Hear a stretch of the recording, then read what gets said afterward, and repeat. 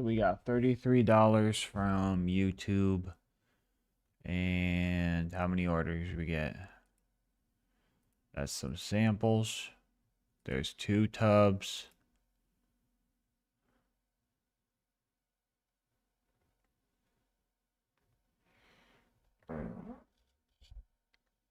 God damn. 34, so 4 tubs, so we need to add 73 minutes.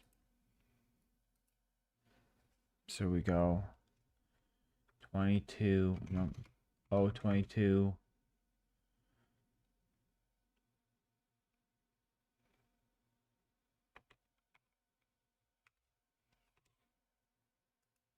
There we go.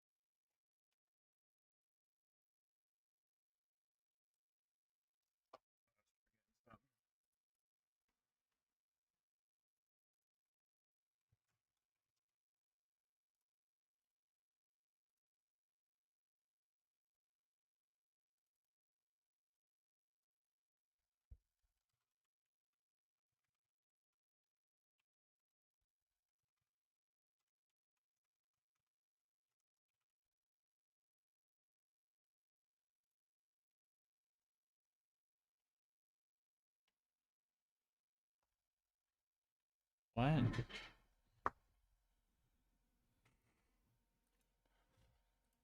And their help with distracting him was invaluable. I probably would have had to cheese him pretty hard with Thorak's whole bloodline. I got some gear to sell for ammo, since I wasted mine on the last 4 attempts. I got a little spooked when I noticed it was a pistol chest. If I got a gub here, it wouldn't have been too bad of a restart, but pistol chests have 4 chances to roll one, so that's pretty spooky nonetheless. After we got geared up, I positioned myself so the psychos couldn't hit me and finally started Boom's dental checkup. It took pretty much all my ammo to get him out of his booster seat, but the hard part was done and finishing the job after that was relatively simple. After a little bit of mobbing, we jumped into the Flint fight. Then we jumped out because yeah, sorry guys, but there's no way to do this fight normally. Flint being one of the few bosses that have health regen meant that we would have to play inhumanly well because our DPS just wouldn't be able to handle it otherwise. Encircling around him isn't an option since his melee attack is a launching ground slam, so we need to do a little bit of cheesing. Some of y'all remember the Flint locking strat from a previous challenge, but for the new homies I'll demonstrate. First you need to get Flint to walk on this railing. After that, use some sort of knockback to launch him off. In our case, we used Fistful of Hurt to send him flying.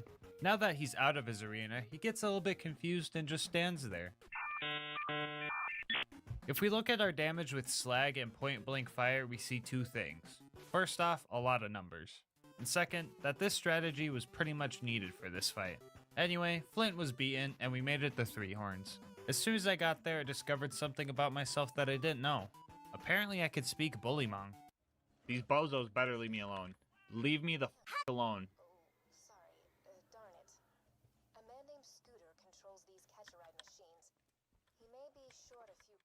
Well, that's what I thought at first, but it turns out I just have mind control powers.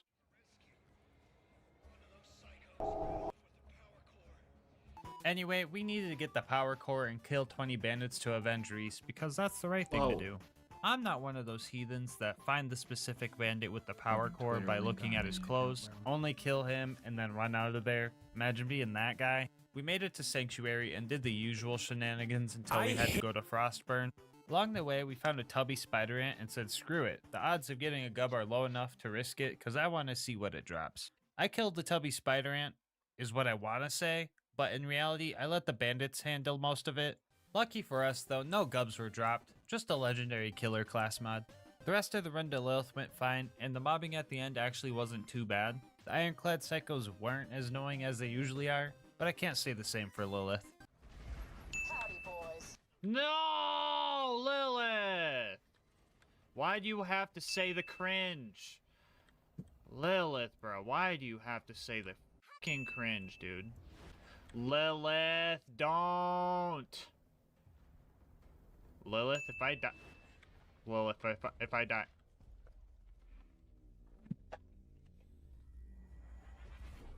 The big guys were a bit tougher, but they're definitely killable. I think I was getting a little cocky and a little loopy though, because I started acting up. Ooh. Ooh.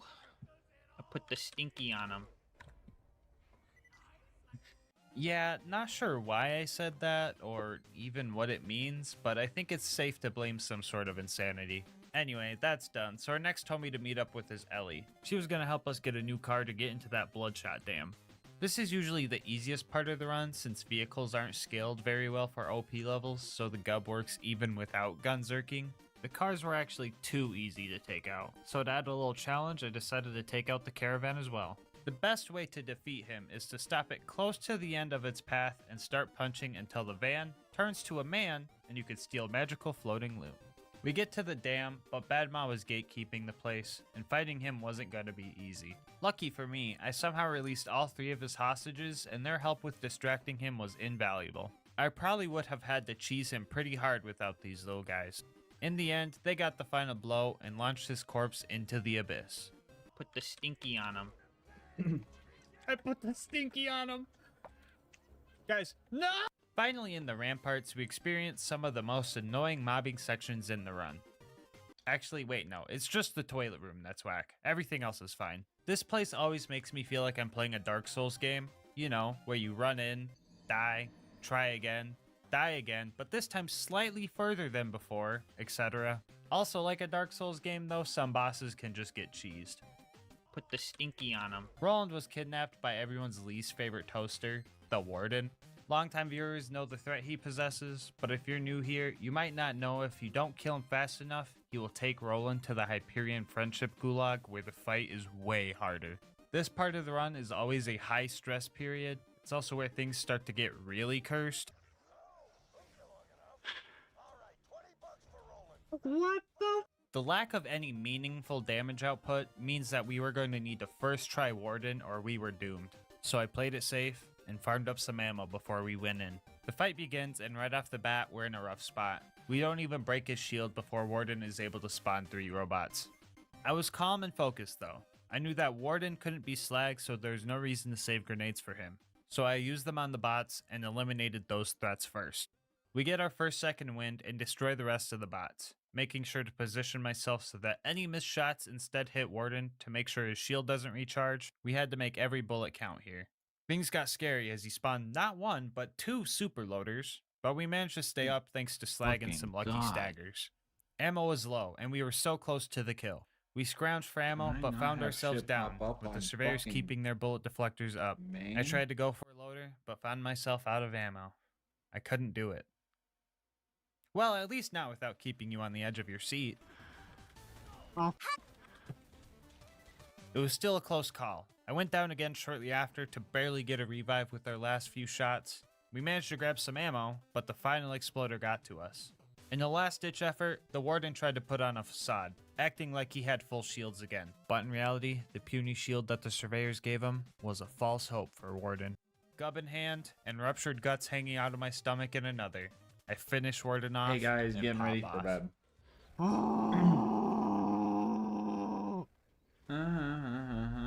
I don't even fucking care. A psychotic euphoria came over me. I felt invincible. Why was I so crazy, And bro? these 2 world drop I class used a mods reminded corrosive me that if weapon I get on a a world drop corrosive gub, I enemy, bro. have I to need do this chill. all over again, and I'll probably die and just go to the gulag anyway. Still didn't stop me from opening chests or sacrificing myself, because let's face it, if I got a gub like that, that would be hilariously depressing.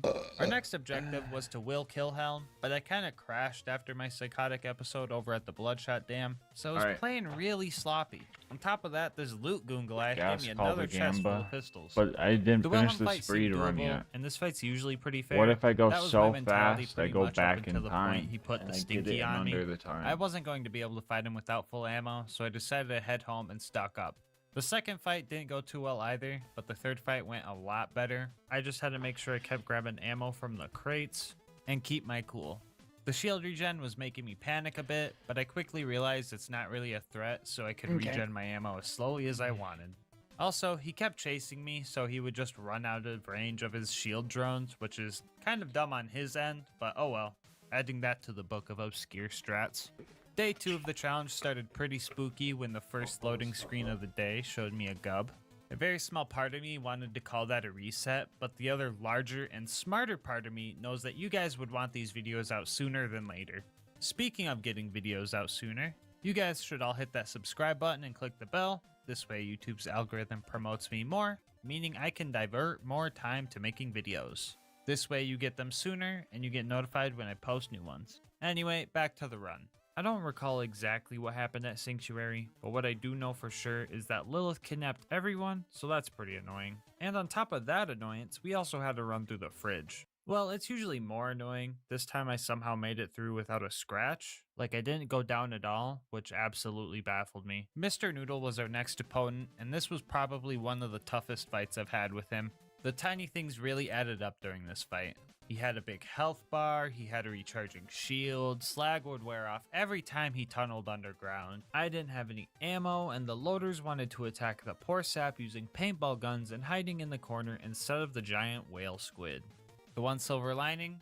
One of those loaders had a slag weapon, so when it finally realized the real threat, it helped me keep Mr. Noodle perped up. I eventually had to retreat a bit because I was getting cornered. With no slag or ammo still, I ran even further back and found one grenade, which was enough to finally take him down. Finally at Overlook, we set up and started protecting the I was annihilated.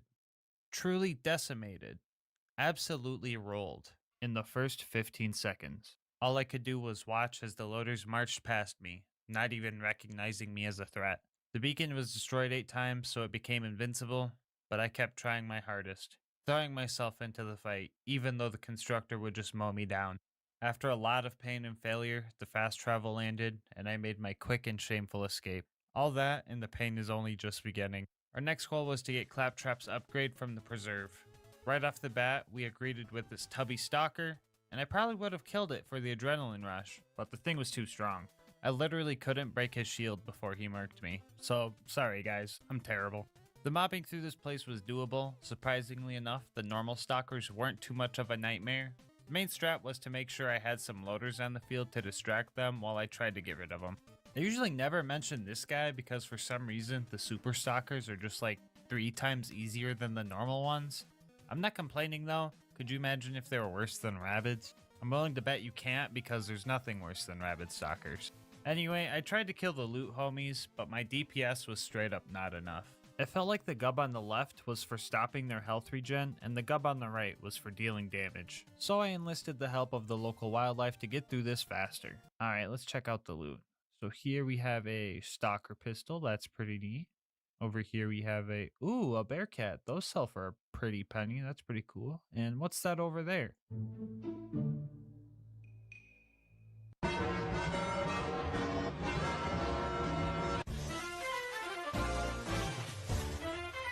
Honestly, if there's a cutoff point where I would be okay with getting a gub or utterly heartbroken, it would be the Bloodwing fight.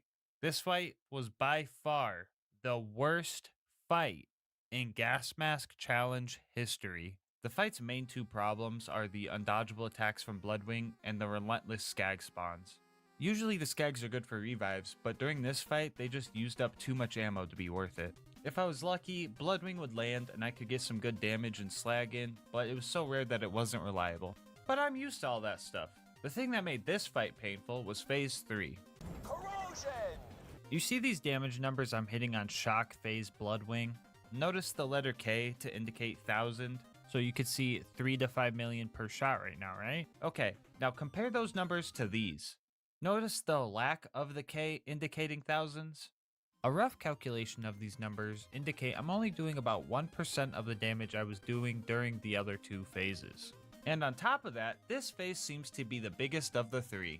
Since loading our gubs up with Mountain Dew Flaming Hot rounds isn't an option, this fight was going to be absolute torture. But I'm a large craniumed masochist who likes a little challenge, so I devised a plan. Step 1, puppy daycare.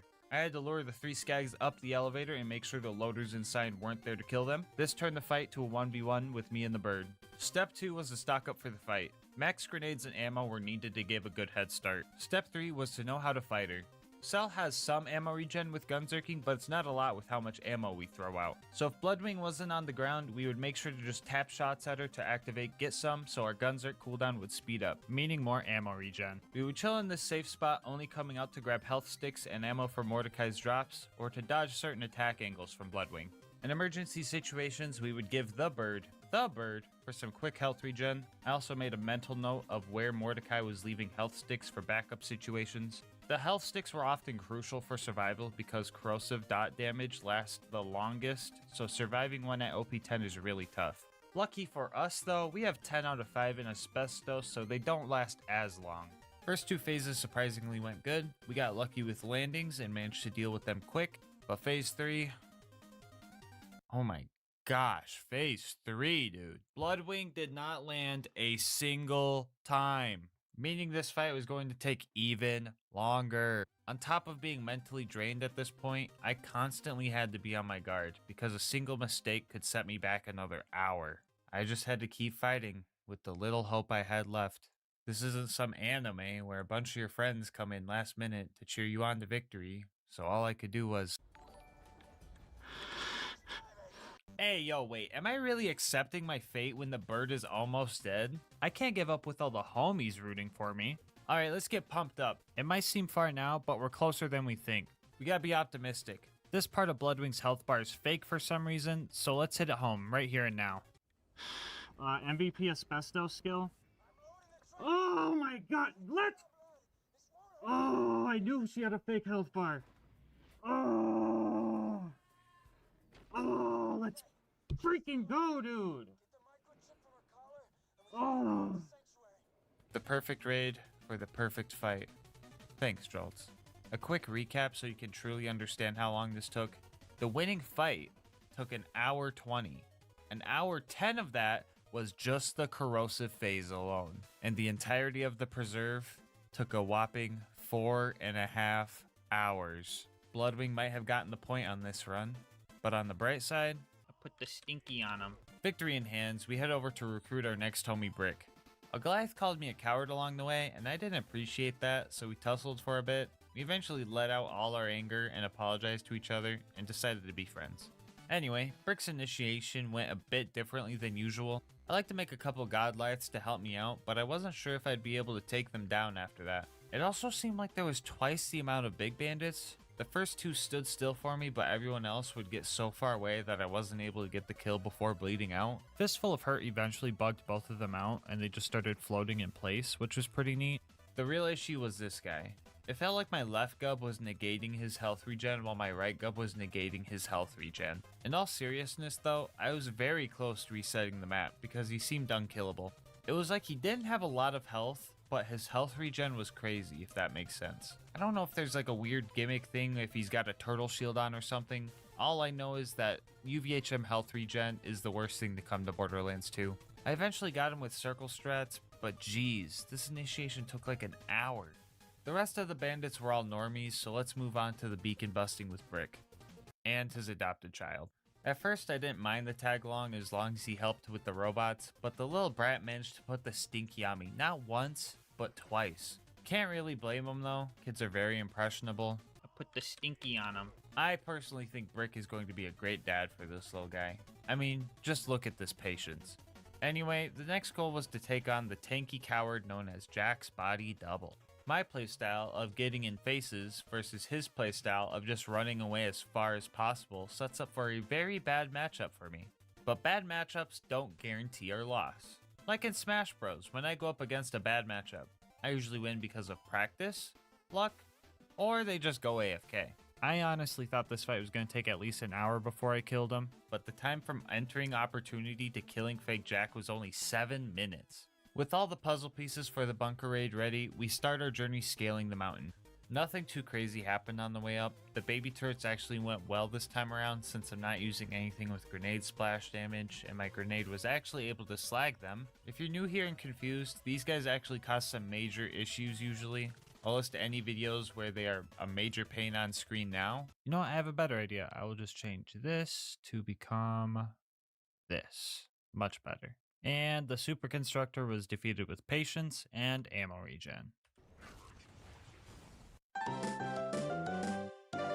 Anyway, yeah, pretty quick mountain run. This loot dude made me forget about Face McShooty, so I didn't do it till later, but we'll go over it now. I was expecting to do this for an hour, but lucky me, I landed a headshot within the first 5 minutes, so that was a big time save. Finally at bunker, we took out the turrets pretty quickly and prepared ourselves for a long bunker fight. Fighting with the bunker isn't too tough, honestly. The turrets he has on him aren't balanced properly or something, because they just kind of tickle my shield. It only really gets dodgy at half health, because he gets his slag laser at that point, and that most definitely does damage. But I was able to buy ammo and keep cover, so bunker only took about 15 minutes. And yes, I waited to make sure his nozzle didn't spit out a gub, and lucky me, I can keep going. So it's been easy for the last few minutes, but let me remind you, I'm fighting loaders, and since the gub is corrosive, this is where it excels. And Angel Core was pretty much the same. I played smart, Roland and Angel provided ammo, and I got through it without dying once. And then when I was doing a light pop-off because I didn't die, I got Nickelodeon slimed by the last injector, and then slimed again by Roland's blood, so that was depressing. Anyway, I looted Marcus's stash and found 2 more pistol chests, which put me back on edge. After that, we were off to the boneyard to uncover the location of... Oh yeah, I forgot about this roadblock. Well, in that case, let me introduce you to the Death Cubby. For some reason, they thought this little corner with only one way out was the best place for a new use station. This is literally Spawn Camp Central, and it made it so hard to kill the ambush commanders. My best hope for taking them out was to slag them and just spam gubs into their shins until it eventually worked. After what seemed like 100 attempts, we finally killed the last one and proceeded on. Mortar's prized buzzard Boombringer took like 2 bullets to destroy, so maybe I did Mortar a favor by getting rid of it, because it probably would have exploded upon starting anyway. Buzzards up top were a bit of a hassle, but I managed to get some slag on them with grenades, so nothing too painful. Okay, now we can go to the boneyard. Actually, nothing too interesting happened here, just your average run-of-the-mill gameplay stuff, so let's move on to the Badlands. Here we found another chest full of pistols and another loot homie, but still no gub luckily. After that, I decided to fight Saturn. I had the ammo regen, so I figured I could do it.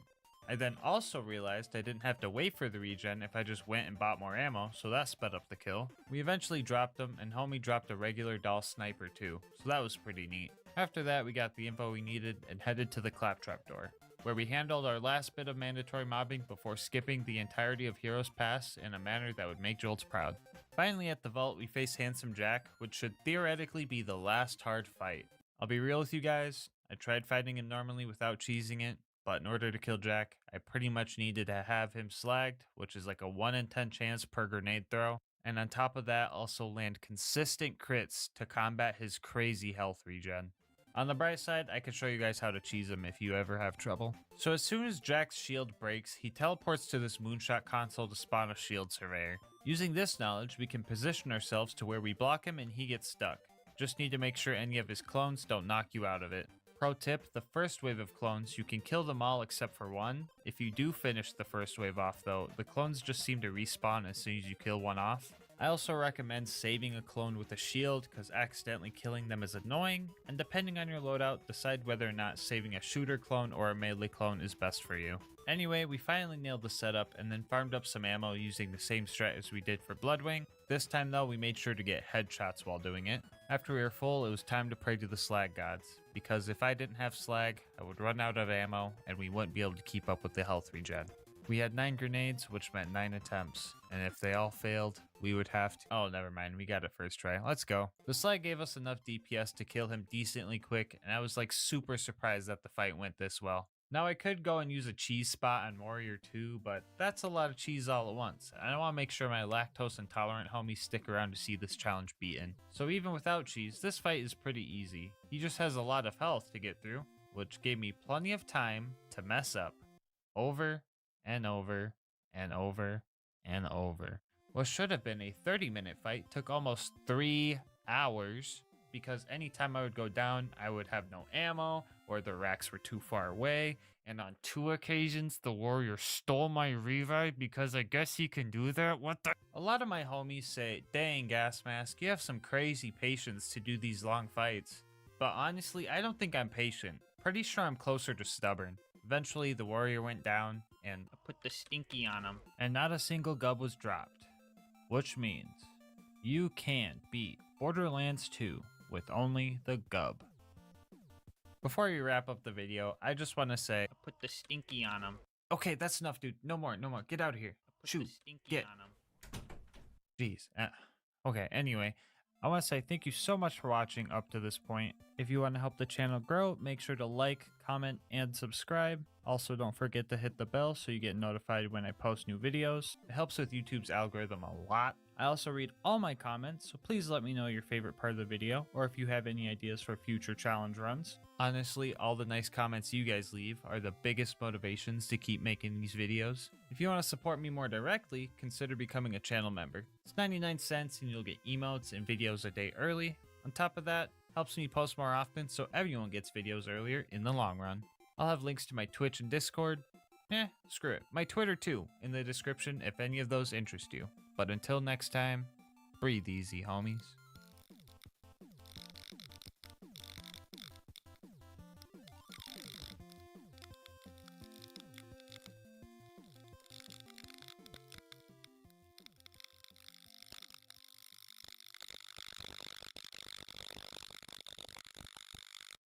Alright, so if you clicked on this video, you might be hoping I'm going to be running around the Borderlands as some crazy tentacle monster, like something you'd see in a COD Zombies map maybe. But sadly, Borderlands modding just isn't that good yet. So today, we will be trying our best to cosplay as everyone's favorite giant space whale squid, and ask ourselves, can you beat Borderlands 2 as Terramorphous?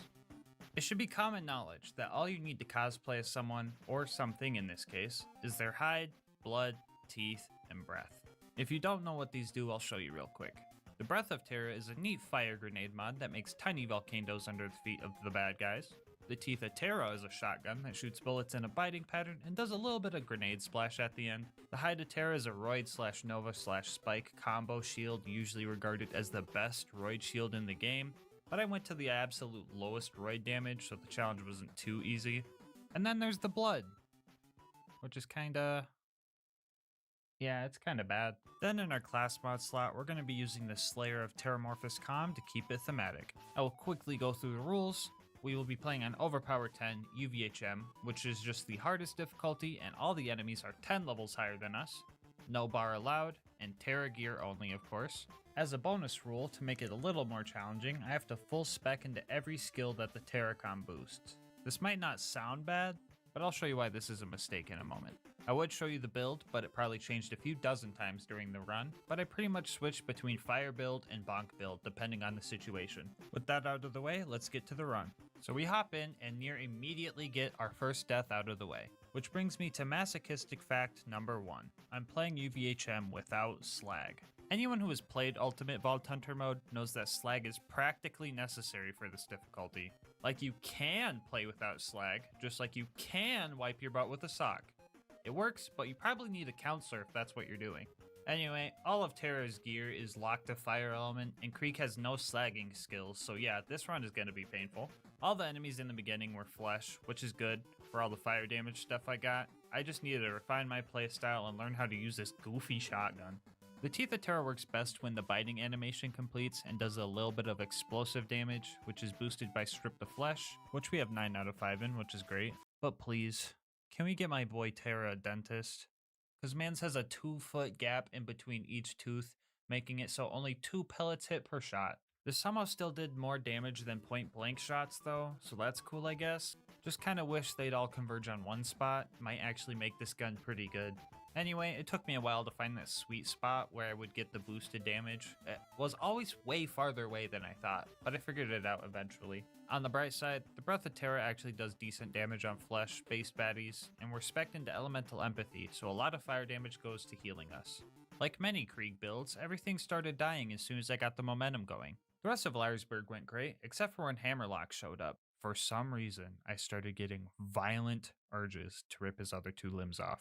It's probably the Thresher hormones from Terramorphous' blood. I think that's how biology works, I don't know. I was going to take the relic off, but decided that wasn't allowed. I had to face my demons the right way, by severing the limbs of some guy that I won't feel morally bad about. It's time for masochistic fact number 2.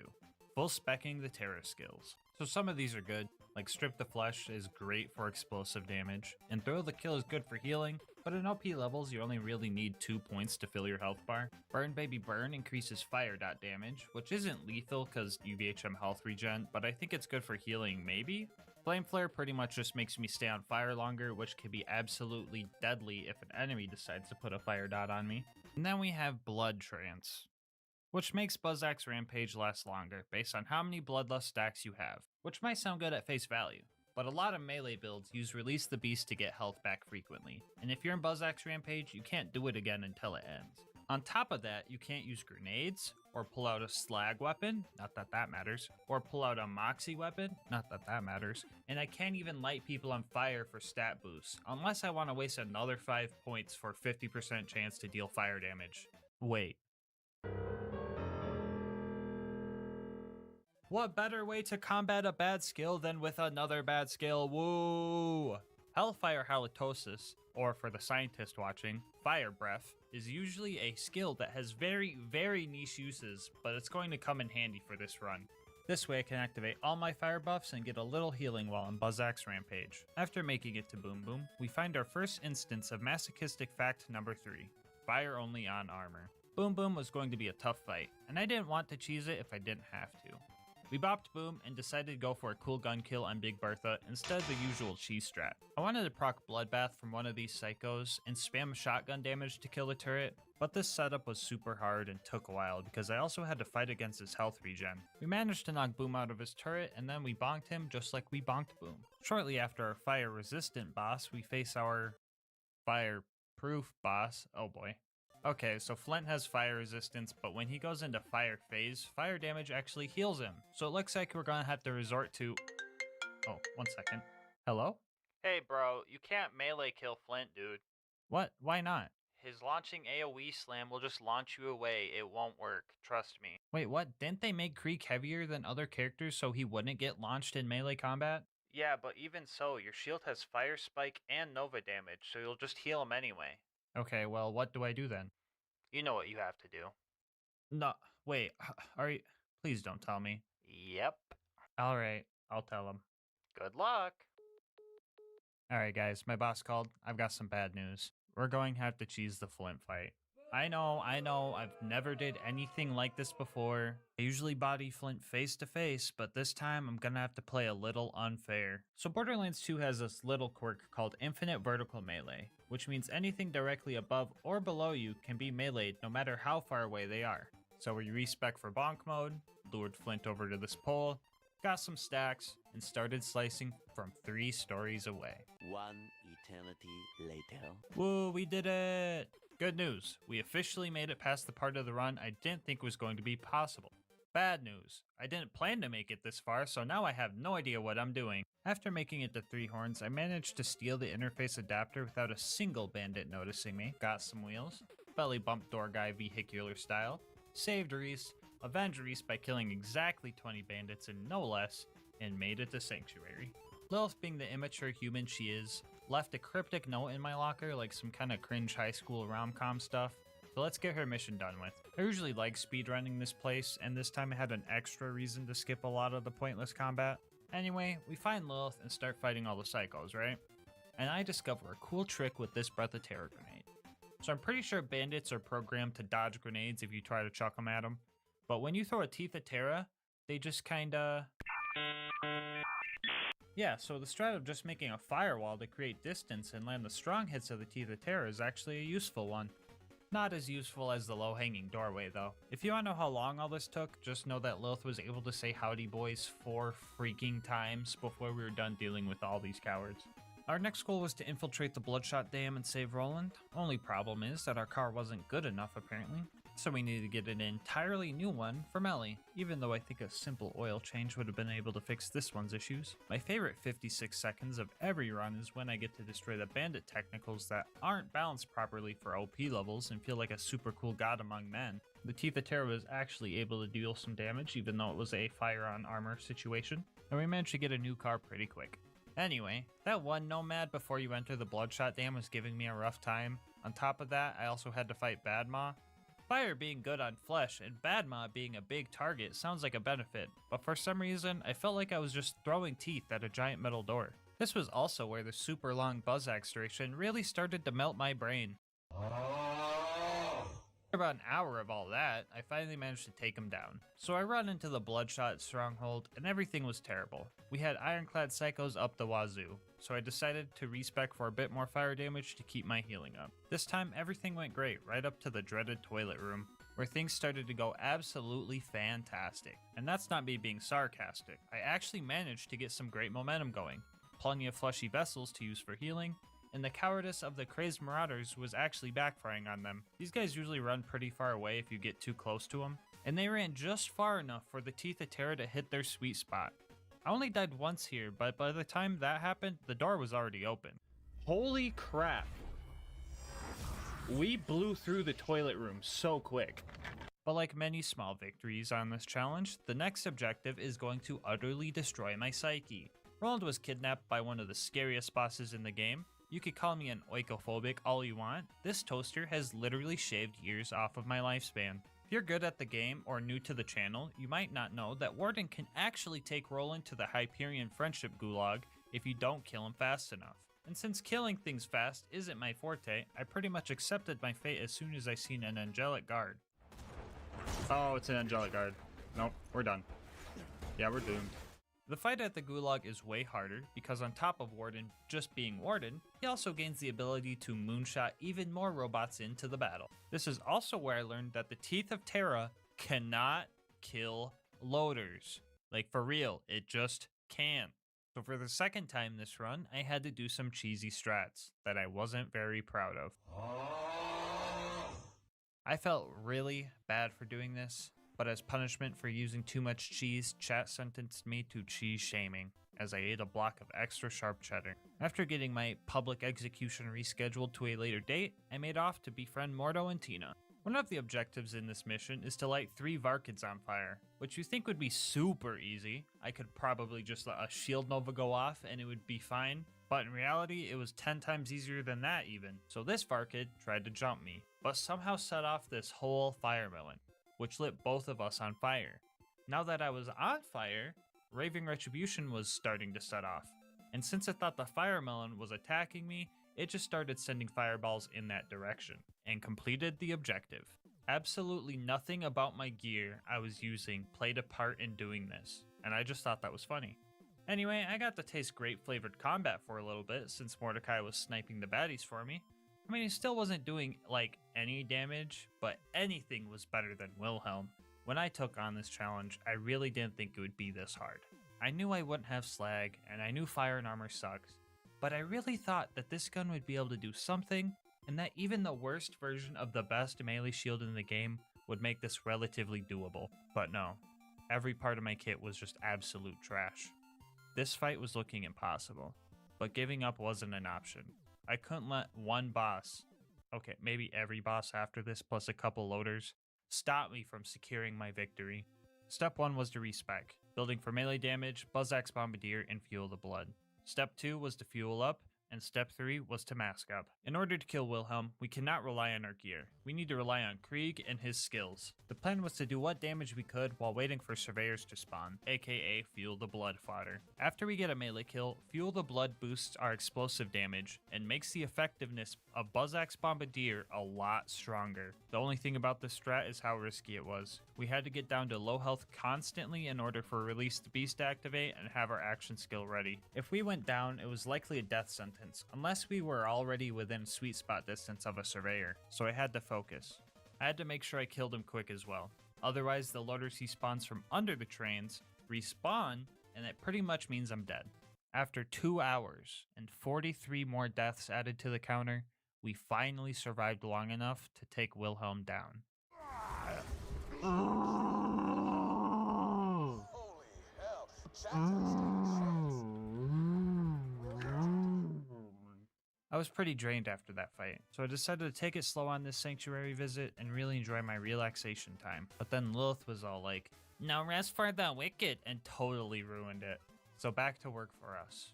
Our next goal was to fight the Gluttonous Thresher, and since I'm Terramorphous, the strongest Thresher known to man, I obviously won the fight. And by I mean the loaders that spawned in while I found a corner to hide in.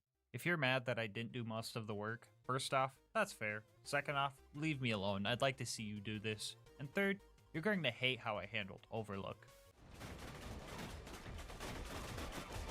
Yeah, so I tried using the Saw Blade technical since the damage is boosted by Krieg's melee skills, but that didn't work at all. So instead, I shot at the loaders even though I knew I wouldn't kill anything, and just hid by the beacon as it was destroyed less than a second after each repair. The Constructor showed up, and I'm pretty sure this is where my KD went negative for the run.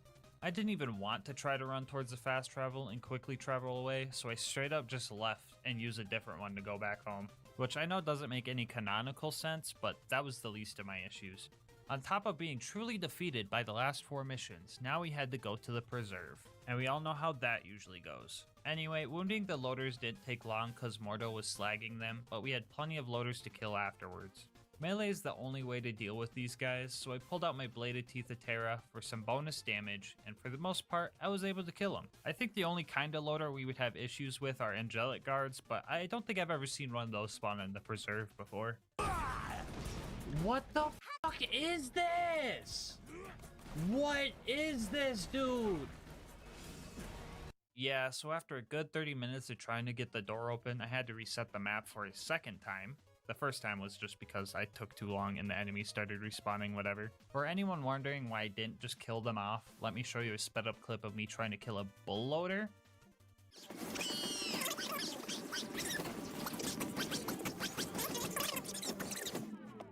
This leads me to masochistic fact number 4. This is now just a glorified melee run.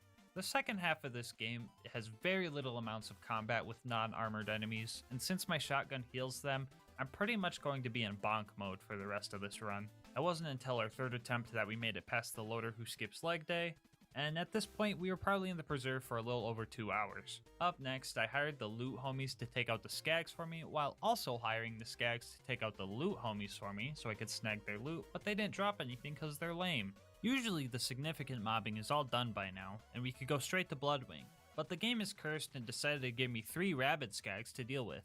I tried some bullfighting strats, but those didn't work well. Jump at me? I tried this for way too long before I just decided to commit to going for a melee kill. The funniest part is after I killed the first one, a bunch of pup skags spawned, and I just had to kill several of those to get the door open. Anyway, you know what time it is.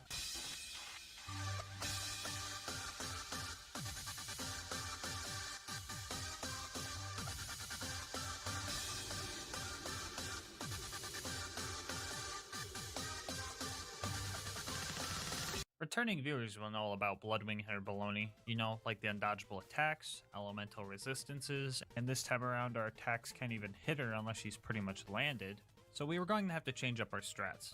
And by change up our strat, I mean do the same thing we did for Wilhelm. Skags periodically spawn during this fight, and Mordecai knows how UVHM works, so he was being a homie and slagging them to set up for melee kills. Again, with Fuel the Blood, my explosive damage was boosted. I don't know if I just don't hear people talking about this skill combo often, but it's stupid good, even without class mods that boost this skill. It's stupid good enough that using this strat, I took down Bloodwing first freaking try.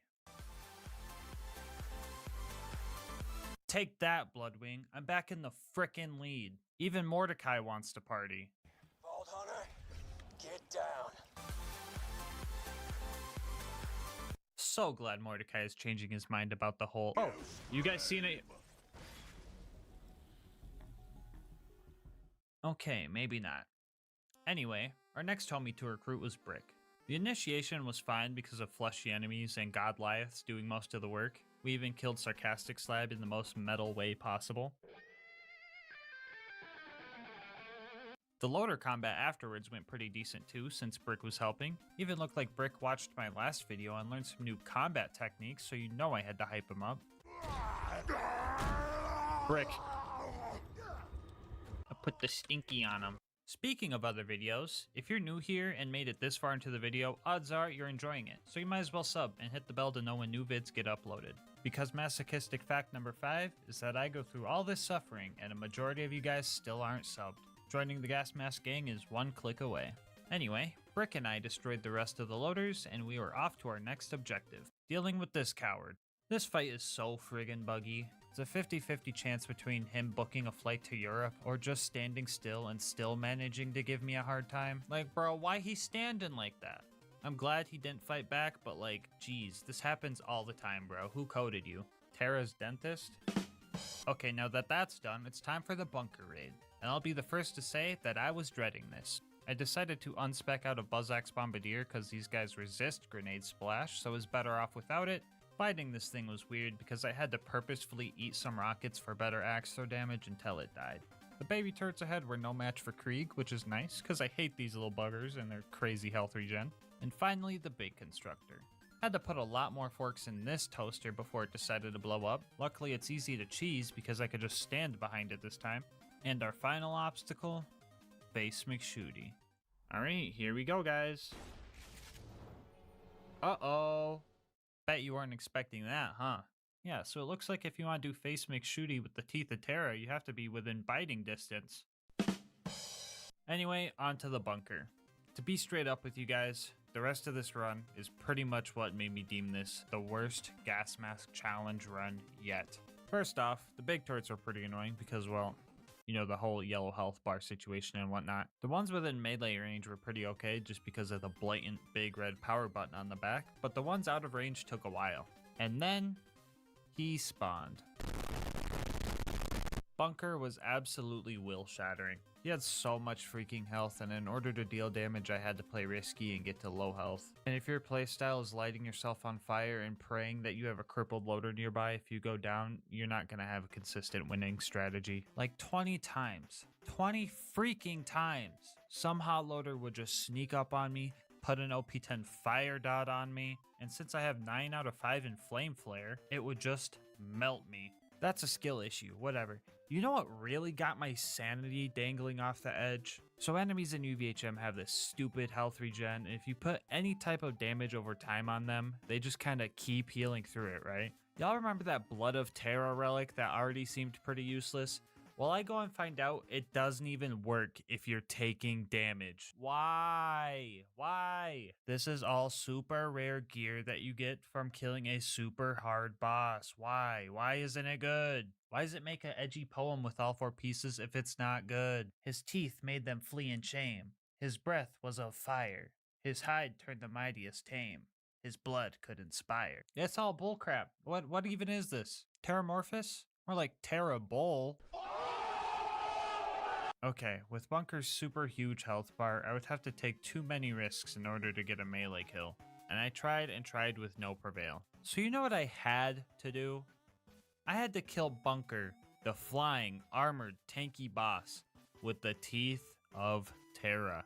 I had to be patient and only use my action skill in emergency situations, otherwise I'd just die. I was trying to kill this glorified frisbee for over 3 friggin' hours. The winning fight alone took an hour and 20, and I only used Buzz X Rampage to damage him twice. The rest of Bunker's health bar was drained all thanks to this guy. No, not you. This guy.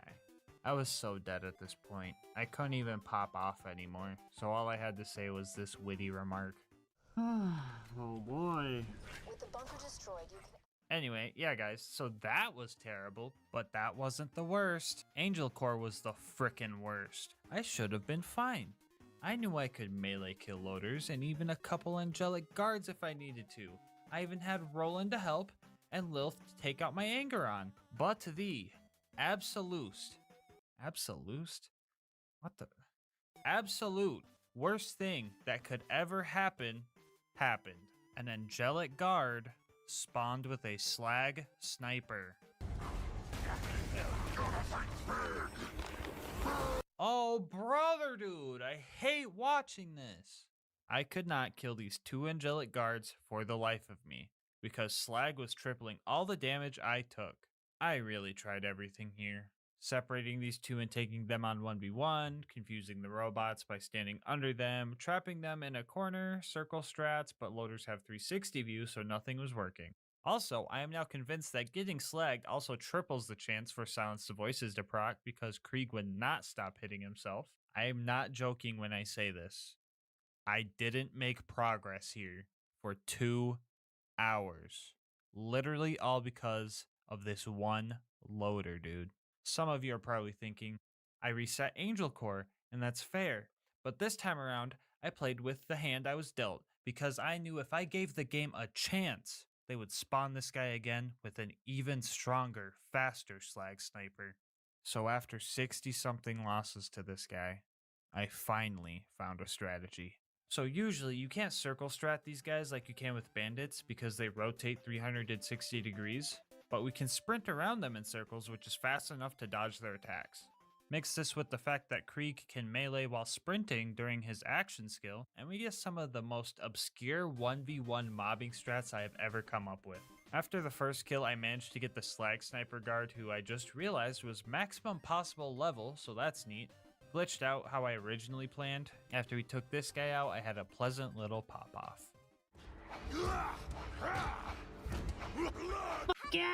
Okay, we're good.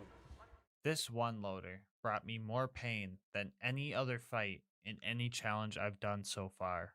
Even you, Bloodwing. This was by far the worst fight I've had to deal with, but it's over now.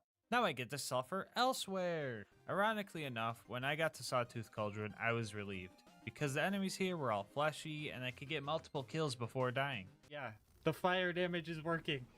It's working. The gear's working as intended. Everything's great. I can use my grenades and just burn everything and melt everything. And it's so good and fun. Look at my health bar. It's staying pretty much full.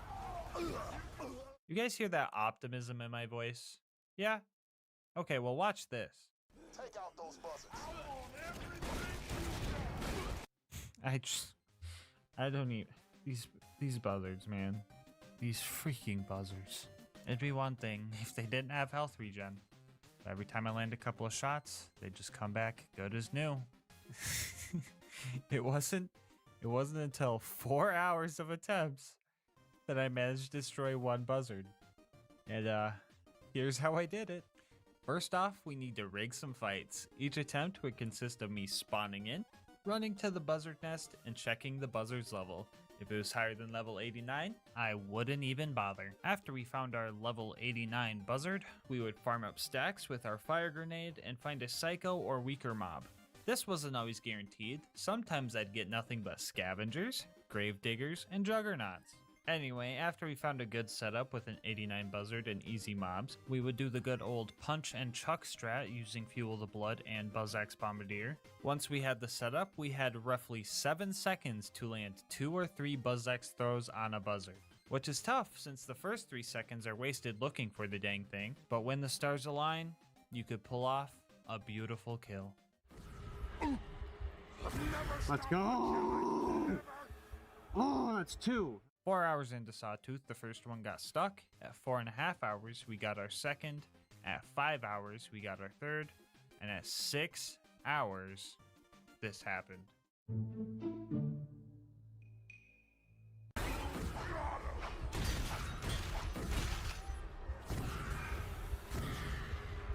Come on.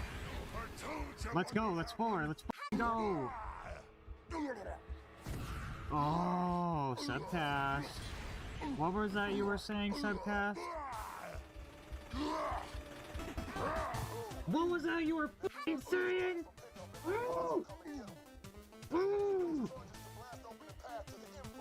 This was by far the worst fight I've had to deal with, but it's over now. And for anyone wondering, yes, I did just copy and paste that last voice clip from the Angelic Guard fight like 30 seconds ago.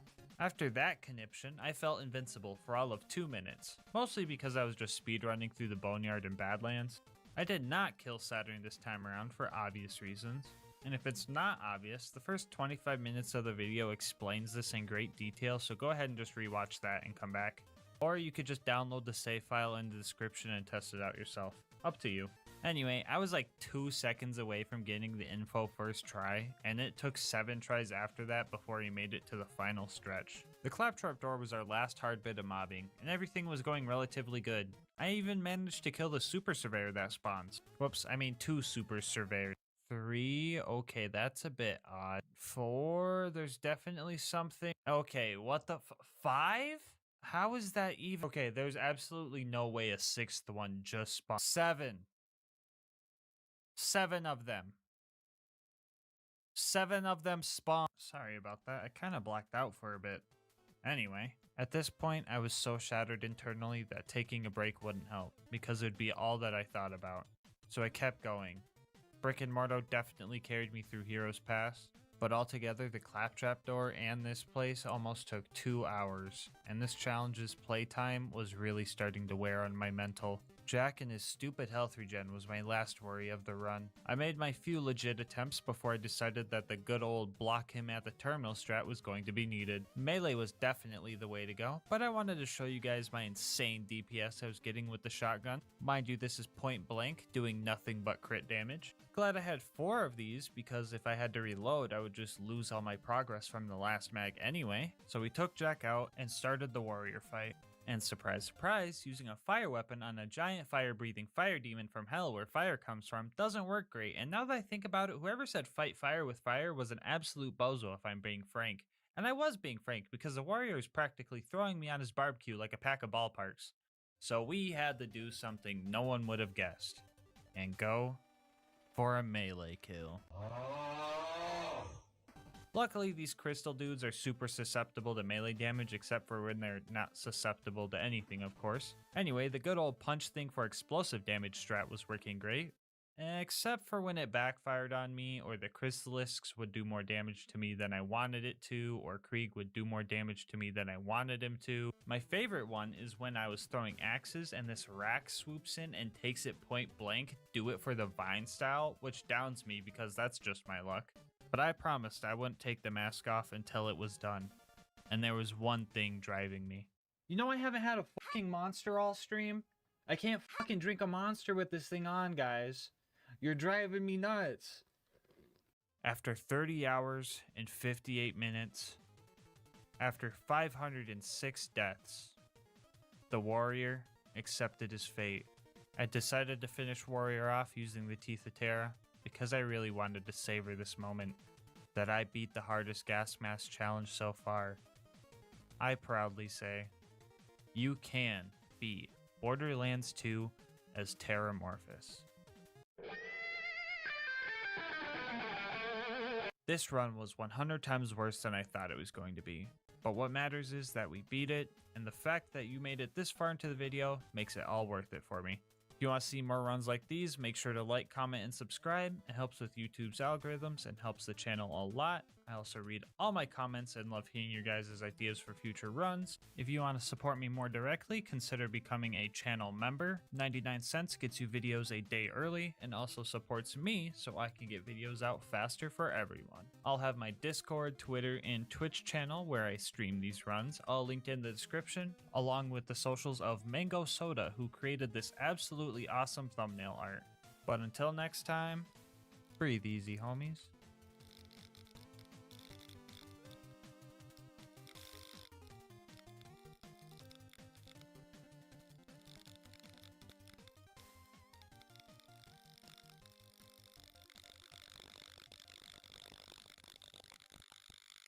So a while back I made a video where I tried to beat Borderlands 2 with only the fastball, and that was actually pretty fun. And since my last challenge video's ad revenue barely paid for the resulting therapy sessions, I thought it might be a good idea to have a nice, fun, and wholesome run. So today we're going to try and answer, can you beat Borderlands the pre-sequel with only the snowball? Now before you guys ask, yes, I just said I was playing the pre-sequel for fun. I know I dunk on this game a lot, but if I'm being honest, it's my second favorite game of the series, right next to Borderlands 2. The third being Tiny Tina's One Shot Adventure. You know the standalone game that's just the BL2 Tina DLC? Yeah, that one. Anyway, jokes aside, let me tell you the rules. We'll be trying to beat Ultimate Vault Hunter mode at level 70 with no bar and no guns allowed. We are going to be playing as Jack the Doppelganger, and his action skill is kinda allowed, but I'll go over that more in a bit. And most importantly, the snowball is the only grenade we're allowed to use. As for the other gear, we have a pretty normal shield, a level 1 Oz kit so that we can abuse slams, and the best main class mod for grenade damage, and 5 extra points in just compensation, which makes grenade damage higher for every grenade ammo I'm missing. Here's a quick peek at the build. I feel like I had a lot of extra skill points, so if anything seems out of whack here, it's probably because it is. I'll explain the important skills as we go, so let's get into the run. We arrive at Helios and immediately start doing what you would expect. Beaming these doll guys with nice, wholesome, totally not packed with ice and gunpowder, snowballs. Also, as one would expect, we ran out of ammo pretty fast. Compared to Axton and the fastball, we seem to be at a major disadvantage. We only get half the ammo, and we can't throw snowballs while in fight for your life. But I'm here to say, both those problems are only half wrong. Thanks to the skill Jack's Cash, we get a free grenade for every 4 kills we get. And since we're spec'd into leadership as well, every time a Digijack dies, it counts as a kill. So if we activate our action skill and immediately cancel it, we can farm ourselves up a free grenade. Mind you, I cannot get actual ammo like this, I just get a free throw when I have 4 stacks built up.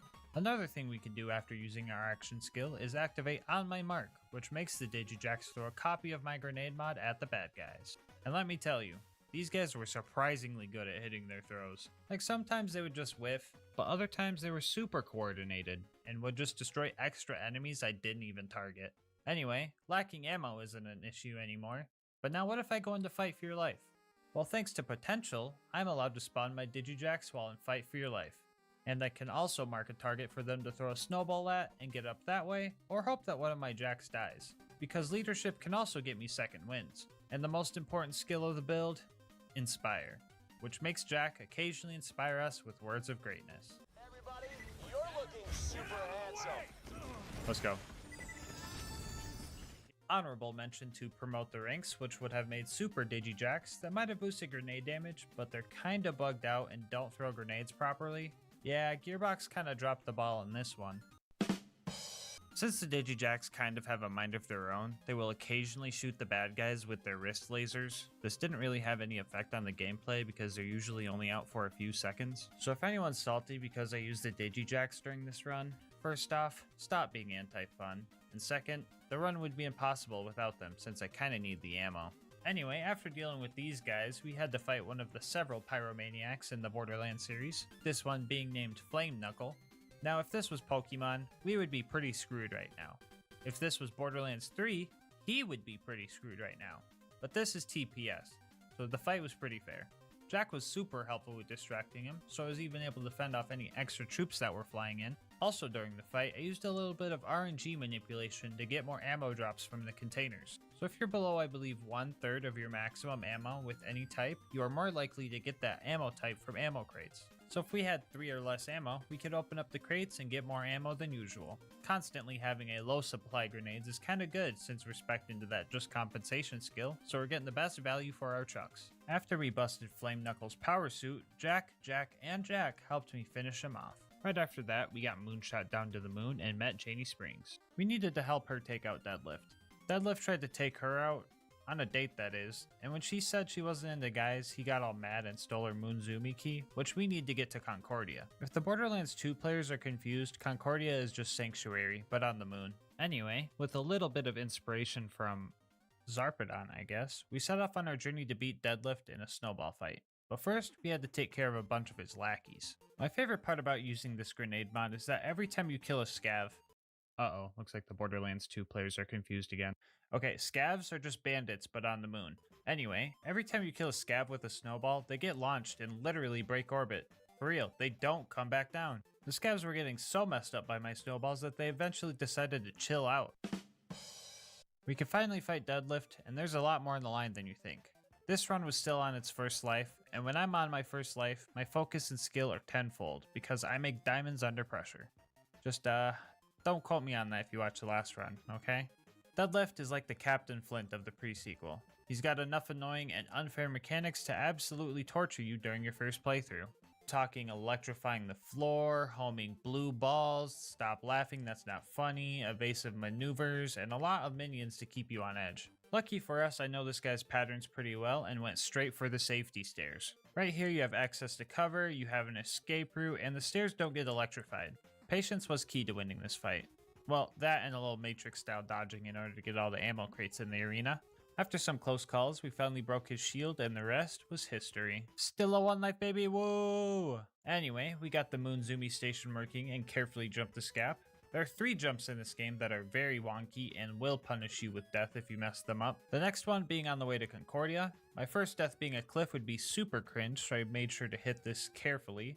Right as we get into town, the cop claptrap was trying to give us a ticket, and I didn't appreciate that too much. Anyway, we got shafted by the Marif, that's an elevator joke, and Roland was busy dealing with the secondhand embarrassment of Lilith doing the hokey pokey on the dance floor, so there was only one thing left that could solve our loneliness. Looking for me, sugar? What? No, not Moxie. I'm talking about a monster inhale style and some inspiring words from Crazy Earl himself.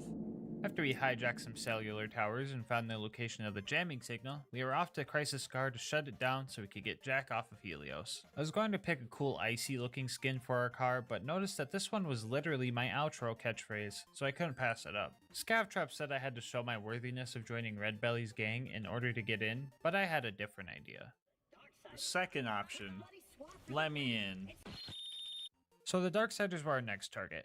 One of the main bosses here ended up dropping a Jacko cannon. Not sure if it was because we were playing as Jack or the fact that it was October at the time, but I'm willing to bet it was both. Anyway, after killing all the edgy guys, we finally were allowed into Crisis Scar. We were blowing right through Redbelly's defenses. That was until this super bad mugger showed up. To my knowledge, the scaling in Ultimate Vault Hunter mode is a lot different in this game than in Borderlands 2. I'm pretty sure every enemy gets their health boosted, but big guys get a bigger boost. So this info's from the wiki, so definitely take it with a grain of salt. But according to them, normal enemies get a 1.5 times health and shield boost from True Vault Hunter mode to Ultimate Vault Hunter mode, and big guys get a 2.5 times boost to their health and a 3.5 times boost to their shields. So these guys are pretty tanky. I had to make sure I played smart and farmed my grenades safely. After killing Mugger number 1, I had to also kill Mugger number 2. Luckily, my mans fell right into my trap and I was able to get an early chunk of his health out of the way before I let the boys put the ice on him. We also ended up bullying the local grade schoolers, and that was pretty fun. And after that, we were off to fight Red Belly. The game made this pretty easy for me. Why farm up nades with Digijacks when I could just walk over to this vendor and trade all the loot I found for some more? We had a couple close calls early on, but Red and Belly split up, which allowed me to gang up on them one-on-one. Belly was a scary powerhouse who dropped us a striker, and Red was just kind of AFK for the most part. After we dealt with them, we shut down the jamming signal, got skimmed out of our moonstones by this chest, and found out the Marif was working for the bad guys. We started interrogating him, and he said Dahl was making him do it. So I was like, don't worry man, just be cool. Anyway, we were gonna let the Marif live, but he tried to kill Jack and started Jack's lifelong murderous trust issues. Now that Jack was rescued, we needed to start building an army to take Helios back. I tried using the snowball to put the door code in and was a little spooked when it didn't work, but I was able to just use the interact button to punch in the door code, so the run doesn't end here. Janie Springs helped us get a new vehicle. This one can fly, kinda, so I wasn't about to trust it with my life. A cool trick you could do with the Stingray is to boost up a little bit, press the slam key, and then boost again as you bounce to get more height for your jump. I was a bit rusty, so I took a couple of minutes to make sure I got this, because holy crap, how am I still alive? I don't know if the snowball is just that good, or the pre-sequel is just too easy, or if Jack is too OP, or what. Actually, you know what? I think it's just definitely Jack being too OP. Anyway, after meeting Pickle, we set off to get a military AI from the bosun. I had to do a bunch of annoying things to get to his ship, but for the most part, I was ballin'. And by ballin', I mean bawling my friggin' eyes out, because I finally died. Back. Beam him. No! No! Soldier, be tall or be dead. Now pick again.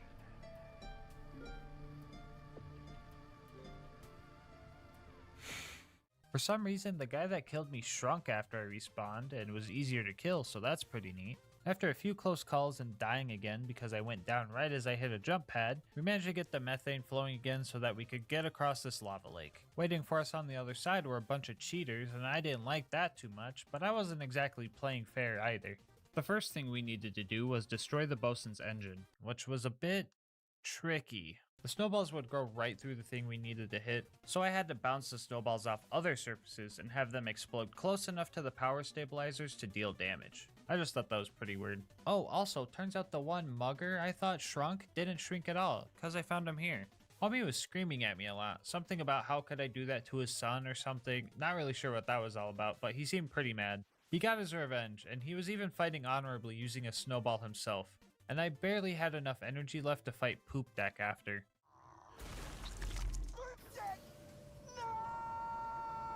Stink. What's wrong with you, my love? Anyway, the bosun fight was up next and I had a game plan. First off, we had to take out his shield regen turrets because there was no way I was going to be able to farm grenades fast enough to outdamage them. And step 2 was to just let him have it. Me and the lads made an absolute hailstorm for him. Shields resist cryo damage, so that slowed us down a bit. But once he lost his shield, I found a plethora of grenades and the lads and I finished him off. Now that we had a military grade AI, we just needed an army to go with it.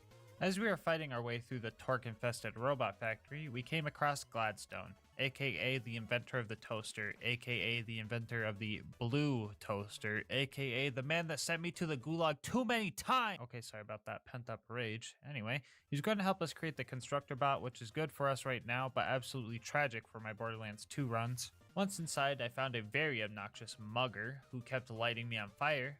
Guess it was super effective after all because man's killed me 4 times before I beat him. Pretty sure these guys are to blame for most of my deaths this run, and this guy alone was responsible for half of them. Because of his fire weapon, not being in a vacuum sucked. Well, being in a vacuum would suck, but in a more literal sense, I guess. Anyway, after I realized getting lit on fire hurts and kills me, I played it safer and finally killed him. After we performed the first ever cryogenic castration, we were finally able to get the power on and start making our constructor bot.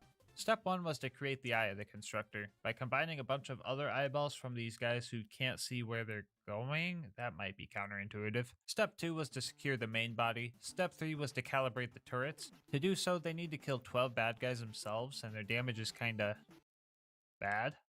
So this part took way too friggin' long. It seems no matter what game I play, turrets always seem to slow me down. Why did they spawn bad? Step 4 was to get the legs. Felicity was going to pilot the robot we were going to steal them from.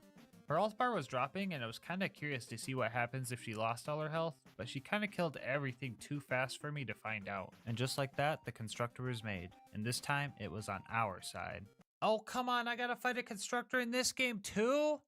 Okay, so this fight can get bad quickly if we don't manage our resources properly. Felicity often spawns 2 surveyors to aid her in battle, one that repairs her and one that makes her invulnerable to damage. The protective bubble can be annoying, but the repair surveyor is where the issue starts to come up. If we can't gain our ammo back fast enough to keep up with the spawning of drones and repairs, we won't be able to take her down. A little bit of multitasking was needed to win this fight. I wanted to make sure my ammo was as low as possible, so that just compensation would make my throws as strong as they could be, and also so that ammo containers would give me more ammo altogether. I was doing this while also farming up ammo with my digijacks and having them throw their snowballs. Did I just describe the strategy I've been using for the whole run, but more dramatic? Yeah, pretty much. For real though, I needed to first try the boss, otherwise I would have to reset the map to fill all my ammo containers again. Luckily, I don't think Felicity has the 95% grenade damage reduction like constructors do in Borderlands 2, so that's good at least. I was running out of ammo crates, but luckily I managed to get her into her final phase right as that happened, so I didn't have to worry about any more surveyors. So my objective was to just survive. I just needed to farm up snowballs and make sure that these guys didn't pick up any guns. After a long fight, we finally got Felicity to short circuit and rejoin our side. As a reward, Jack gave me another Jacko cannon. I guess that's a moment of all time. Now that we had our army, it was time to retake Helios. The first place we wanted to retake is Jack's office, and we needed the help of Claptrap to get in. I was in my element here, quite literally, since Claptrap somehow made a snowstorm on a space station. Hey doll guys, freeze! Fighting the trained military soldiers felt a lot easier than fighting the dumb scavs for some reason, so getting to Jack's office was a breeze. Our next goal was to save Gladstone again along with his other buddies. Nothing too interesting here, just waiting for the scientists to open doors, oh my god! Anyway, after I saved them all, I took a quick pee break and everyone played Among Us without me. Pretty sure all the scientists got ejected, and so did I, because next thing I knew I was flying through the veins of Helios, making sure I didn't fall into the endless depths of space. Zarpedon almost got me with her mischievous tomfoolery. After blowing some stuff up though, we managed to get out of that nightmare fuel area. The last spot before our fight with Zarpedon was the lunar launching station. Here we needed to disable a force field in order to pass. I defused all the power cells without blowing them up because I'm very good at this game and I would never make a mistake like that. After that, all I had to do was survive a few waves of some extremely casual bad guys. Lucky for me, I was able to activate some gun loaders to distract them. At this point, I was ready to fight a tough boss, and I didn't have the patience to wait for the shock field to go down or the patience to wait for Jack to hop on the elevator. Zarpedon was going down. If she was going to set traps for me, I was going to set traps for her. I had 2 things going for me during this fight. Number 1 was Jack distracting Zarpedon, and 2 was that ammo crates would continuously spawn during the fight. I also had 2 things going against me during this fight. First off, cryo damage on Zarpedon's big shield was doing very little damage, and 2, she can get her shield back pretty much instantly. On the bright side, this is the pre-sequel run where I finally figured out how her shield recharge move works. If you pay attention here, you can see that Zarpedon is draining the power cores from the floor, and when she is done, it breaks and she can't use that same power core again, which means she will eventually run out of recharges. During this fight, she used all 6 of her charges before committing to trying to kill Jack. To be specific, the real Jack, not the fake one or the fake ones. Without her shield, it was only a matter of time before I found enough grenades to take her down. It was now time for phase 2 of the fight. 0.8 seconds into this part of the fight, I get distracted by an orange loot beam and snag the ZX-1 drop from her power suit. I know all 12 pre-sequel players are mad right now that I got the designated drop from the one-time kill.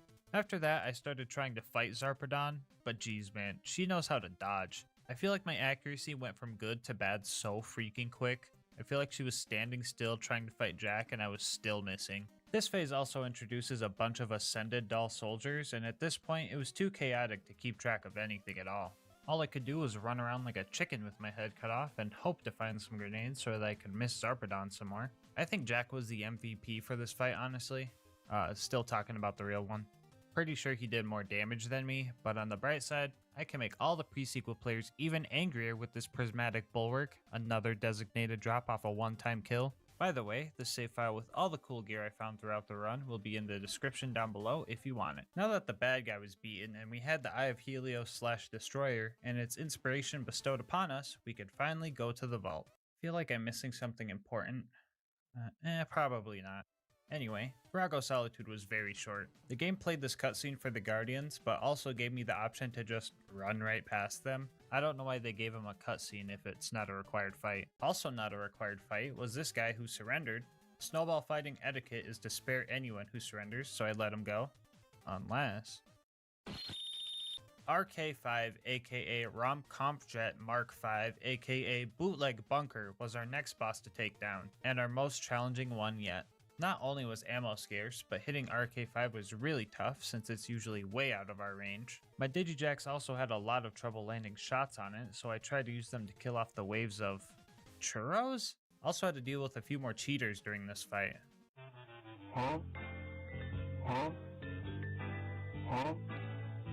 Much like Felicity, if I were to die during this fight, I would have to save quit to reset all the ammo crates, or I'd just be making the fight a lot harder than it needed to be. My best bet with this fight was to fight Flyer with Flyer. There are 2 jump pads on this map that gave me a great deal of mobility. On top of getting me out of sticky situations, they also helped me farm up grenades, because Digijax die if they're too far away from you. Our game plan was to conserve our ammo best we could and only throw snowballs if we were sure we could land the shots. There's one attack where RK5 gets really low to the ground, and I was able to land most of my shots when he did this maneuver. This boss fight ended up killing me 4 times before I managed to get a winning fight, and that winning fight required me to dodge bad guys and bomb strikes for 30 minutes. As a reward, the game gave me a Boomacorn. Was a little scared I was going to get another Jacko Cannon, but that would never happen. Now that RK5 was out of the way, I was allowed to do the pre-sequels version of the whole percent speedrun. After that, we finally made it to the vault and we were ready to reap our reward. Oh, come on, dude! Anyway, after some inspiration from Tina, yeah, I'm not sure how that one worked either, and fighting off whatever the heck this thing is, it was finally time to fight the Sentinel. Just kidding, I went to Moxie's bar and got one of those drinks for 30 minutes of damage reduction because I knew this fight was going to take a while. The Sentinel is a 7-phase fight, but it has always been fair. This time around, I was really able to take advantage of his bullet deflecting move by simply not using bullets. However, the 3rd phase was an ice phase, so my damage really dropped off and it took a while. But the game plan was pretty much the same. The big Sentinel was a bit more tricky to deal with. Instead of just running around in circles, I had to play an elaborate game of the floor is lava. I also had to make sure I was nailing this guy in the head, because my grenades weren't doing damage otherwise. We had a lot of close calls during this fight, and towards the end we were running low on damage reduction. This is also where the Sentinel started doing some really cursed strats. I don't know exactly what was happening. All I knew is that I was taking knockback constantly. I think he knew the end was near, so he was trying to get me as far away from him as possible. It wasn't gonna work though. In the end, he set himself up for the perfect trick shot, which means you can beat Borderlands the pre-sequel with only the snowball. Before we go, I just wanted to say thank you so much for watching up to this point. I know this wasn't the hardest run in the world, but I had a lot of fun this time around. If you want to support the channel, make sure to like, comment, subscribe, hit the bell, and all that good stuff. I do read all my comments and love hearing your guys' kind words and ideas for future runs. If you want to support me more directly, consider becoming a channel member. 99 cents gets you videos a day early, and the support also helps me get videos out faster for everyone. I'll have links to my Discord, Twitter, and Twitch channel where I stream these runs in the description. But until next time, breathe easy, homies.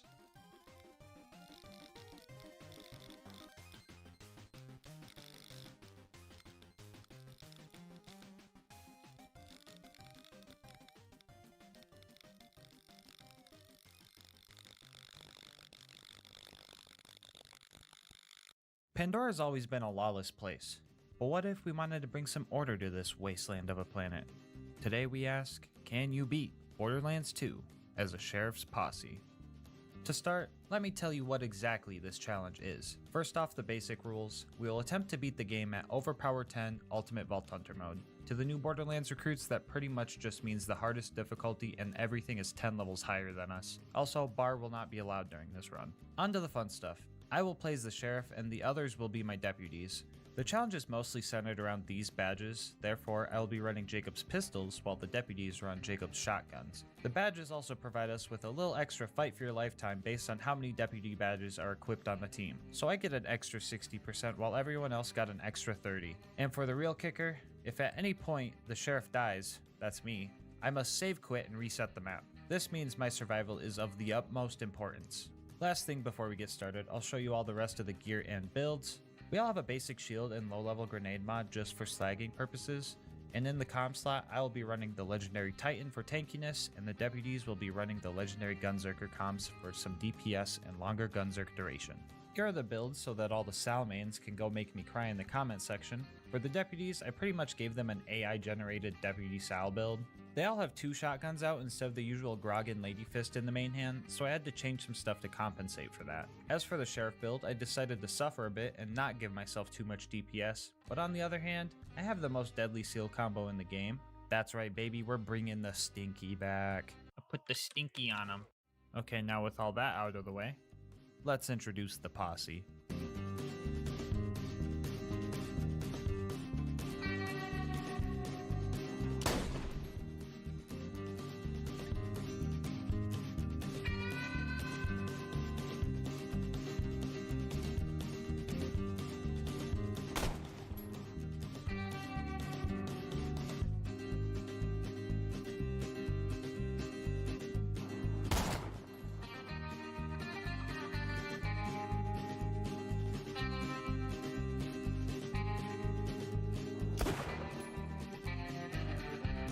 With my trained deputies, wait, you guys are trained, right?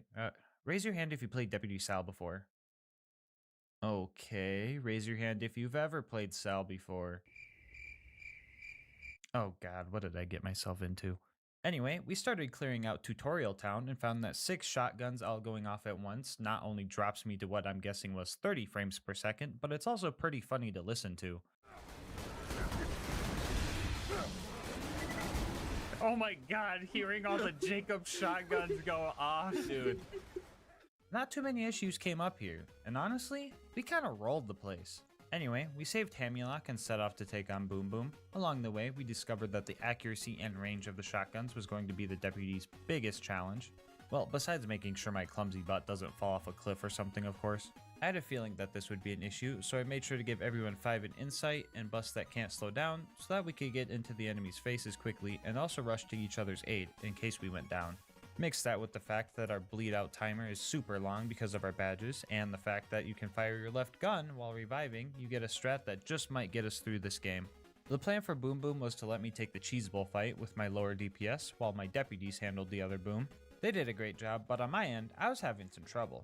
Luckily, Deputy Lucas came in and helped kick Boom Boom out of his turret. I didn't have much ammo to help with this fight, so I decided to promote myself to Medic Sheriff GASMASK and just help that way. I started to run back so I could top off my pistols, and the lads accidentally let all of the outlaws out by blowing up the gate, so I made the call to go in and risk it for my homies like they would for me. This time around, I knew I couldn't revive everyone in time, so I made sure to psych everything I could so that they had a chance to get themselves up, earning me another promotion to Support Medic Sheriff GASMASK. Anyway, we dealt with the very thrusty bad guys, and we all made it out of this fandango alive. And then Queen Knight did the bleed out any % speedrun on accident while trying to save me, so that was hella depressing. Oh, this is a perfect time to point out that the death counter will only count my deaths. If you need an explanation on why, just go check out our other co-op challenge. I'm sure that will clear everything up for you. Anyway, after many armpit moistening battles and stinky plays, we made it to Flint. Initial results showed that this fight was going to be super tough. After a lot of really scary close calls, we retreated and went to make a game plan. We decided that we should just go in and milk the fight for your life timer and just spam shotguns at ankle biting range, while I would try and stay back and deal damage from a distance. I really didn't want to cheese Flint by punching him off his arena again. Flint, however, never forgot that day, and he came for his revenge.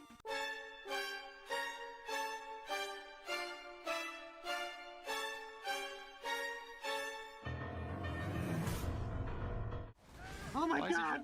Oh my god! No! No! That was pretty scary, honestly. Anyway, you probably want to see Flint die, so here's the clip of that. Lock of me. When I get gas locked. Oh my god, who's resing him? Yo. Oh, he was getting real close though. Oh, Yeah. Oh my god, we you did guys it! did it. Okay. Pretty wacky, right? Nah, for real though. As soon as I fell off, the deputies all grouped up and did some kind of triangle attack and milked their fight for your life timers like we had planned. This fight provided me with another promotion to Useless Support Medic GASMASK. Whoa, wait, what? Wait, that doesn't sound... Anyway, we hopped on a boat and found ourselves in Three Horns, where I got my real promotion of Support Medic Sheriff GASMASK, the Bullymong Whisperer. Oh, sorry. You Standard make a Scooter run for it? controls I know. these measurements. Ow. He may be short a few chromosomes, but he's a savant Hey. when it comes to vehicles. He's locked the Don't say station that to about prevent the Scooter. bandits from Lucas confiscated the keys to a car, and I decided to doll it up with some Jacobs logos. In order to get into Sanctuary, we had to help Corporal Reese and get a new power core for the shield generator.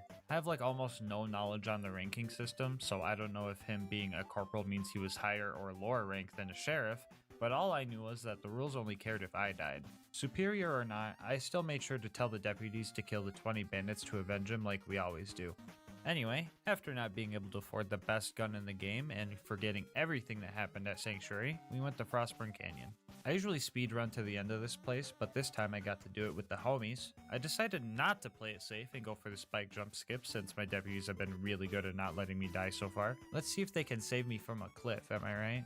Anyway, fun fact, still never missed this jump, and I'm going to keep attempting it until I do.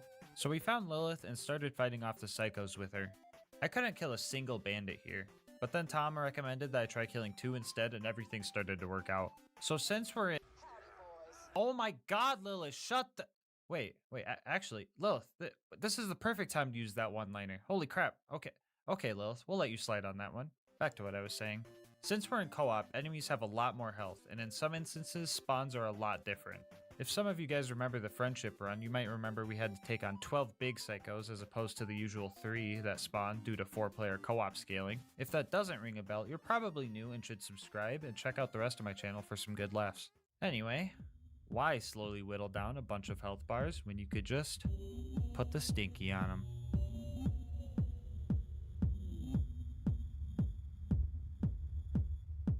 Big guys were a bit tougher, but they're definitely killable.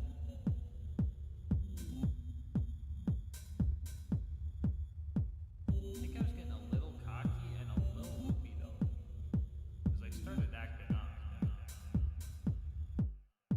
The sneaky on them. The sneaky on them. The sneaky on them. The sneaky on them. The sneaky on them.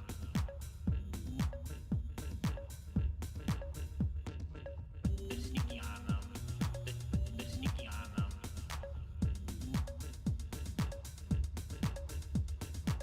The sneaky on them. The sneaky on them.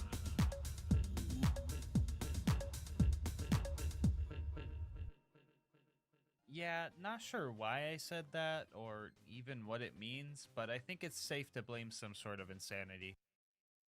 Yeah, so I ended up dying and restarting this whole fight twice because I got counter stinkied.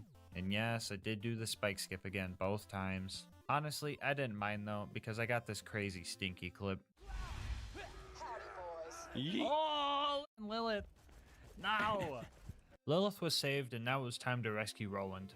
We needed to get a new car to fool the Bloodshots, but then I realized that cowboys don't use cars, they use horses, and since we didn't have any of those, we had to fight the bandit technicals on foot.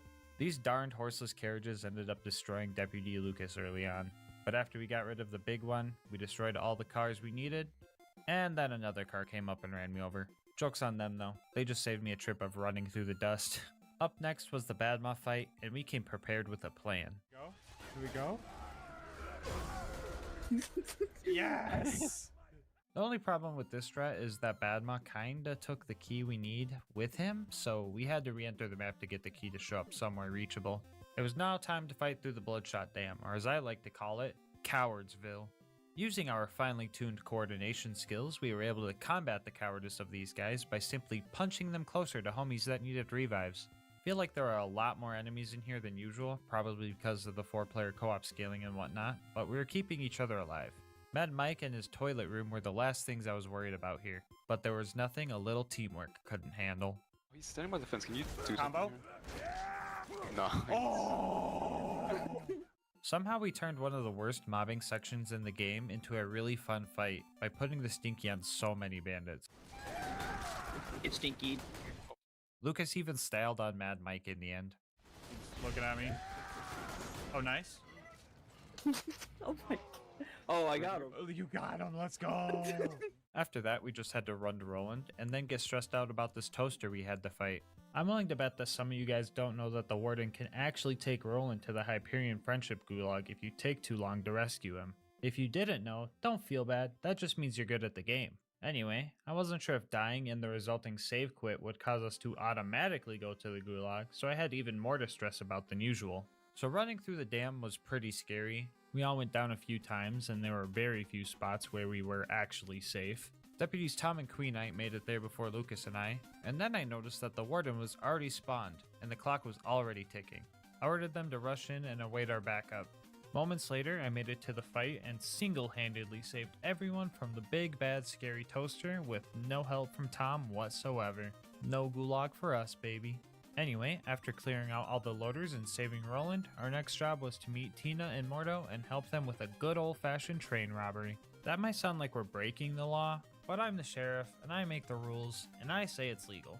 Anyway, after roasting up some critters, we confiscated some TNT from the local bandits, and we blew up the train in a safe and controlled manner. It was the end of the line, and Wilhelm wasn't going down without a fight. A long, cursed fight. The plan was simple. Loaders were going to be our priority 1 enemies until Wilhelm ran out of troops. Priority 2 for the deputies was going after Wilhelm himself, since they had all of our DPS. While priority 2 for me was dealing with the surveyors, since I had the accuracy to deal with them better. We were able to put the stinky on some of the loaders, but a couple of stinky-proof big loaders really drained all our ammo and grenades. And then, something extremely cursed happened. Something I could only imagine would come from my worst nightmares. Something so unheard of and absurd that I still don't believe it happened, even though I see it with my own 2 eyes. This was the incident. Well, yellow. What? There's a badass constructor. Constructor? Why is it so small? There's 2 of them. What is going on? Hi. Yeah, bro, every time I think back to this fight, I genuinely feel like it's a fabricated memory. Like, even watching the footage right now, while editing, I feel like Ashton Kutcher's just gonna walk around the corner and tell me I got punked or something. Like, I still don't believe this happened. The fight was hard, and I had to really focus so that I didn't die. But, like, it only took 8 minutes to kill Wilhelm. I've had runs where I'm getting bodied by him for hours, and I have never seen these cursed baby turret toaster crossbred abominations in my life. The game really seen this and was like, oh, okay, let me help you out with that. I don't know if this is another co-op spawn thing going on or whatever, but what really has me baffled is that even with no ammo, and my mental state so shattered by what my eyes were perceiving, we actually survived the whole fight. What the fuck is even going on right now? Who am I? How am I? Baby constructors aren't real, they can't hurt you.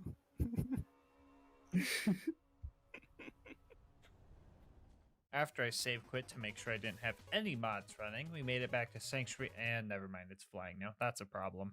So we had to go through the fridge and try not to get ambushed by all the lowlifes dwelling there. Big emphasis on try here because I ended up dying. Deputy Tom was at the end of the map ready to travel, but we all went down, and hitting rats in general is just not easy. So here was where I had my first bleed out death. And honestly, I'm pretty proud of my deputies for lasting this long. Well, except for Lucas, because this rat picked my pockets twice and Lucas tried to snatch up all the money when he died, and I didn't appreciate that. On the way to the beacon, Alyssa challenged the bridge to a duel, and she was all like, draw! And then the bridge drew, but not in the fun cowboy way, so we all had to take the elevator thing. Well, this one goes sideways, so maybe we call it a horizontal? Editor, don't take that joke out of the script. Also, don't record yourself reading this. This isn't part of the script. Oh, come on, not again. Anyway, there were some close calls fighting the loaders before the gluttonous Thresher fight, and that fight didn't go too well either. The deputies barely killed it before I bled out, so resetting the map did not mean we had to do the fight over, so that was nice at least. Also, I'm a bozo and missed this death, so add 1 to whatever you see from here on out. Jumping over to Overlook, we set up the beacon and stood ready for the waves of loaders coming our way. And by ready, I mean I was buying ammo right as they were dropping in.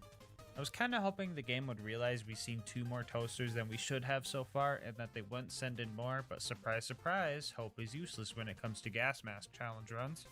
This was a tough fight. Other than Lucas redeeming himself after the whole fridge fiasco, we were getting real close to losing. We tried our best to keep the beacon alive, but it got destroyed 8 times and just became invincible, which is good for our progress, but harsh on our pride. Also harsh on our pride was the escape we had to pull off. Usually you can teleport away as soon as you choose a location, but in co-op there's this 5-second timer, and if one of you guys go down, it's just like, no, and makes you stay there in pain. After the 6th attempt at escaping, we made it to the dust. Yep, I was like, literally anywhere but here, please. Up next was the dreaded preserve. This is a big map, which means a death would make us lose a lot of progress and make us do a lot of the mobbing over again. I also made it a rule that we had to take out the loot homies in a 4v4 in order to progress, just to make it a little bit more challenging. Our first obstacle of wounding loaders was pretty easy since we could all focus on different baddies. We all probably went down like a dozen times at this little dock area, but we managed to set each other up with revives really well actually. Pomone and Toomba showed up after that to torture us, and attempts to kill them proved to be useless, so we decided that those guys were not our problem. Instead, we bullied this loot homie we found on the way to the other loot homies. The primary mobbing section here was chaotic. Fighting the stalkers here felt like fighting a Minecraft Enderman with a bow. Shooting won't help you, you're gonna have to whack them with it. Anyway, after dealing with those guys, the ultimate loader was surprisingly easy to take down, and now it was time for the 4v4 with the... Hey, yo, Queen, wait, we're not ready yet, oh my god. Oh, brother, dude. Okay, so I was afraid that this would happen, so I made sure to grab the feather so that we could respawn near the creature slaughter dome instead of at the very beginning of the map, so that lessened the blow. So after that, we did all the mobbing again, re-killed the loot dudes, got a stalker, participated in a stinky conga line, killed all the mobs again, killed the loot dudes again, got a storm again. Wait, no, that was the first time that happened, right? Anyway, died again. Yeah, so this map really friggin' sucks, dude. Even with all these deaths, I'm pretty sure we're still on record pace for a preserve run. 4th time was the charm, and we finally had a run that got to Bloodwing, and we needed to make it count. So I fueled up to maximize our chances for survival. The last time the 4 of us tackled Bloodwing together, she brought a homie of her own in the form of a jet loader loot homie. This time though, she had nobody to back her. Okay, now hold up, wait a minute, let's talk about this. Besides that scary factor, Bloodwing was in for a fight. She thought the sky would be safe, but from my point of view, all the pellets in the air made it look like someone snuck in a conference call to the fight. And it didn't take long before Bloodwing made the mistake of landing, and we took her down. The Tubby dropped a legendary Gunzerker if anyone was wondering. Also, I have the save files with all the cool gear I found along the run in the description if anyone wants to try this for themselves. Everybody say cheese! After our 2.5 hours in the preserve, it was time to recruit Brick to the squad. I wanted to hire a temp deputy to help us out, but homie's helmet did not want to come off for the longest time. It eventually worked and we gave him the orders of punch the purple guys, and that plan was working for the most part. I mean, he was punching us and we weren't purple, but he was punching the purple guys too, so technically following orders. The big guy didn't take being fired too well, but he's the one who was forced into a temp job, so his fault. Anyway, after our initiation, we worked together to take the sarcastic slab over to a cliff to do exactly what you would expect us to do with the bad guy in a cliff. Everybody on 3. 1, 2, 3.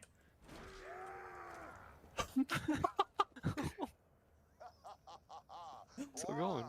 Damn. Oh my god, that... Yeah, homie got launched. I'm pretty sure multiple of us hit him, so that knockback was just amplified, and I thought that was pretty cool. I won't go over to the combat here, I'll just show you guys the good parts.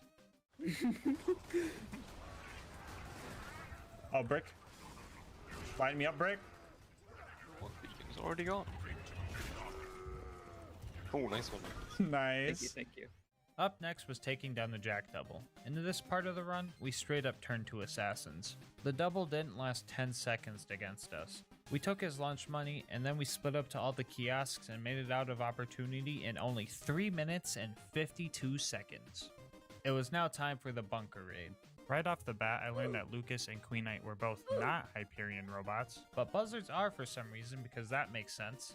Anyway, Tom used the strat he learned from a very cool and handsome YouTuber to get the constructor to look at the wall, which makes us safe from his rockets. This made it super easy to abuse his crit spot as a squad. The dreaded baby turrets were up next. Luckily, bouncing Betty grenades shoot bullets which do hit these guys.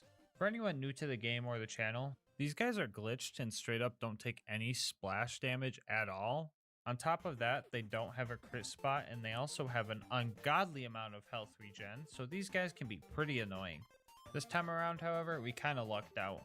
The third obstacle in our way was the big toaster. The useful strat of just standing behind the thing wasn't working as good as it usually did. The deputies were dying and having trouble making it back up the mountain. I also had to scale the mountain again due to personal reasons. He's looking at the stick. He almost he full did die though. I gotta finish the job. Sorry, guys.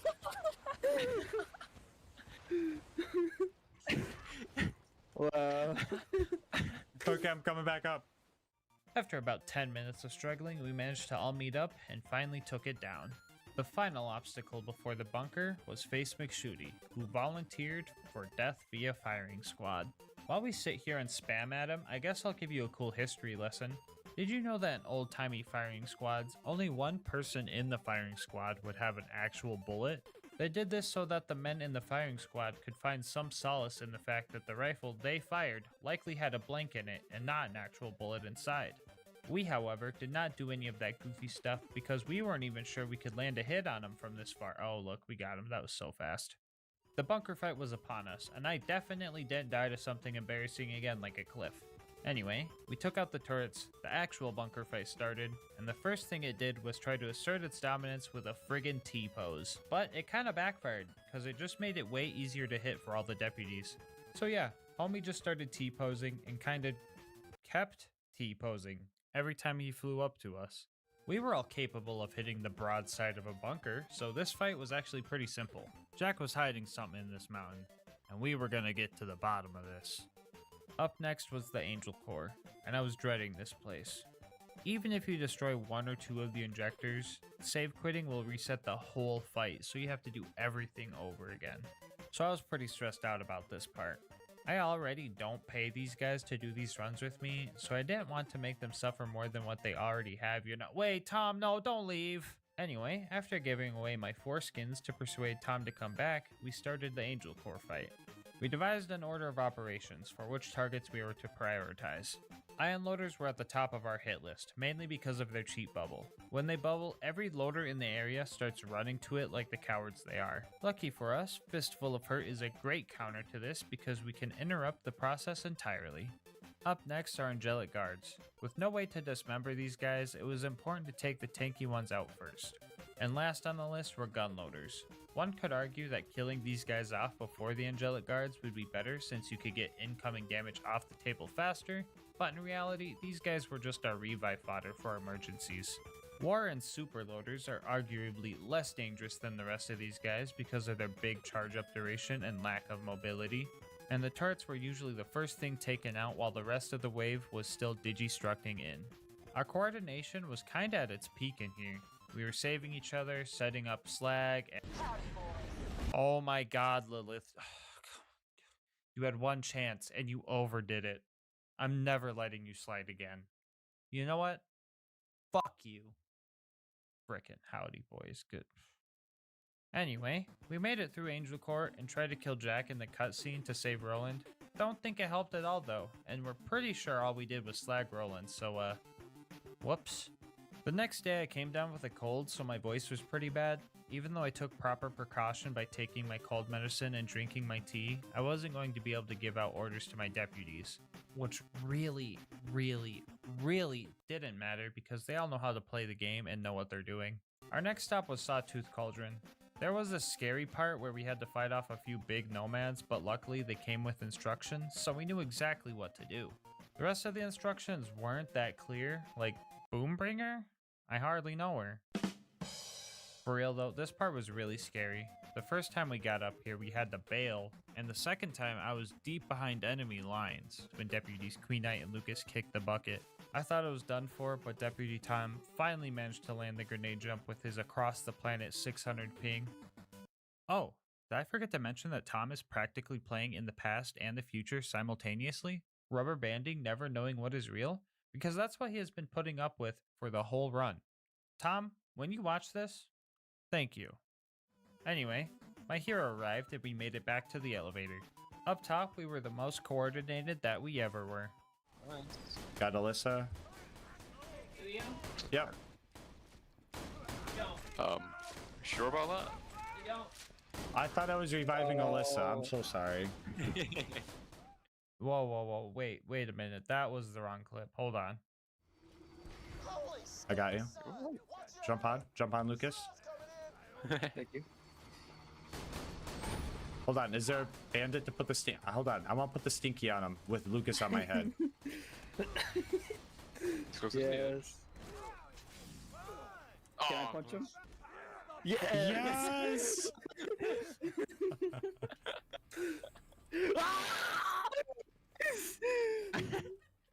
Buzzards were actually pretty easy to take down because our nades stuck to them, so let's talk about the boneyard. I wanted to split up and hit all the pumping stations quick, but this one station has nothing but sergeant and ion loaders, so I wasn't about to go in alone. Glad I wasn't stubborn here because I definitely would have died instantly without my deputies. After barely escaping that with our lives, the rest of the boneyard went smoothly. We made it to the Badlands and decided that we weren't even gonna bother with Saturn. Deputies Lucas and Queenite went with me to grenade jump into the info stockade, while Tom hit the elevator checkpoint near Saturn for us. With our coordination, we were quickly in and out and finally on our way to the vault. After some quick mobbing at the claptrap door, I decided that I was just going to speedrun Heroes Pass.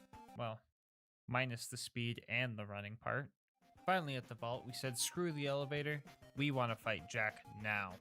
We dropped his shield pretty quickly, but that was but a small fraction of this fight. Not only was his health tanky because of 4-player difficulty, but this time around he kept teleporting away and spawning a bunch of these shield surveyors. Now this doesn't sound like that big of an issue, but Jack's health regen is kinda busted, so if he is suddenly invincible and on the other side of the map, it gives him plenty of time to get his health back. Even though we were doing significant damage, the fight still took about 15 minutes just because the absurd amount of coward strats Jack was pulling off. For reference, here's a clip of us dealing about half of his health in roughly 10 seconds, just to show how bad his health regen is, along with the coward strats. Anyway, we eventually took him down, and the warrior fight was up next. Let me tell you our detailed plan to make sure we got through this fight. Step 1, shoot the warrior. Step 2, until it dies. The warrior can be a pretty tough fight with its massive flame attack range and massive tail slams. Luckily, with all the defense stats I've built up though, I was handling the attacks pretty well. During the fight, we also managed to screw up so badly that one of the crystalisks became invincible. Crystalisk? More like crystal-less, am I right? Anyway, it wasn't too long before the warrior couldn't fight any longer. And with it defeated, we now know. You can beat Borderlands 2 as a sheriff's posse. Hey, hold up, don't go yet. It's bonus content time, guys. Jack and the warrior might be dead, but there's still one threat to our lawful land that needs to be handled. I'm talking about the imposter who calls herself the Sheriff of Lynchwood. That's right, this town isn't big enough for the 5 of us, so she had to go. We can make room for Deputy Winger though, he's cool. In order to get her attention, we were going to need to rob a bank and blow up a train. We managed to blow the train up pretty quickly, probably because we already had practice blowing one up earlier, and I still say blowing them up is legal. This was our first time robbing a bank though, so we were dropping the ball on this mission.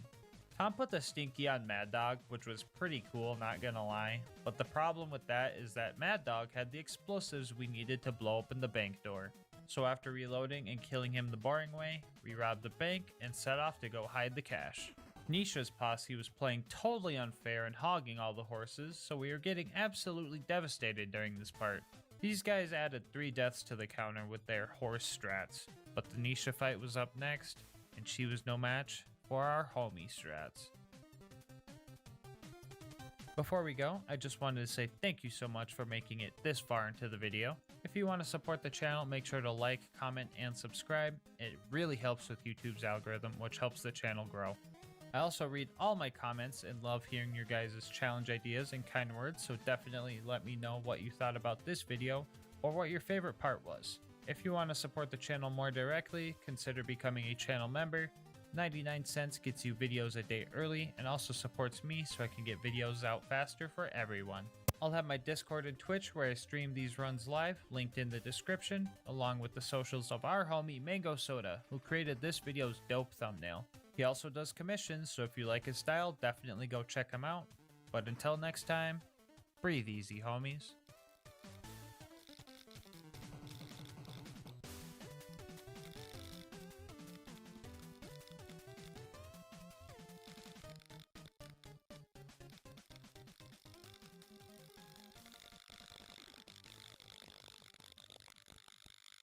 With millions of guns, Borderlands 2 gives you so many options for your loadout. But today, we look at the nuclear option and ask, can you beat Borderlands 2 with only the nukem? I will briefly go over the rules. First off, we will be playing on UVHM OP10. If you're new to the game, that just means we're playing on the hardest difficulty and everything is 10 levels higher than us. Bar will not be allowed for the run, and the nukem is the only gun I'm allowed to use, which means using a Logan's gun and a sham to absorb ammo is strictly off the table. In that case, you might be thinking I'm going to be using the big boom blaster to get ammo, but wrong. If I want ammo, I'm going to have to find some or buy some. The only other unique pieces of gear I'm allowed to use are the legendary point in class mod for survivability and the Vault Hunter relic, which doesn't help me combat wise at all and is mostly there as a placeholder. For our other two gear slots, we have a basic T-Yor shield and a low-level grenade mod for slagging enemies. Anything non-unique is fair game, but I only use these for the challenge.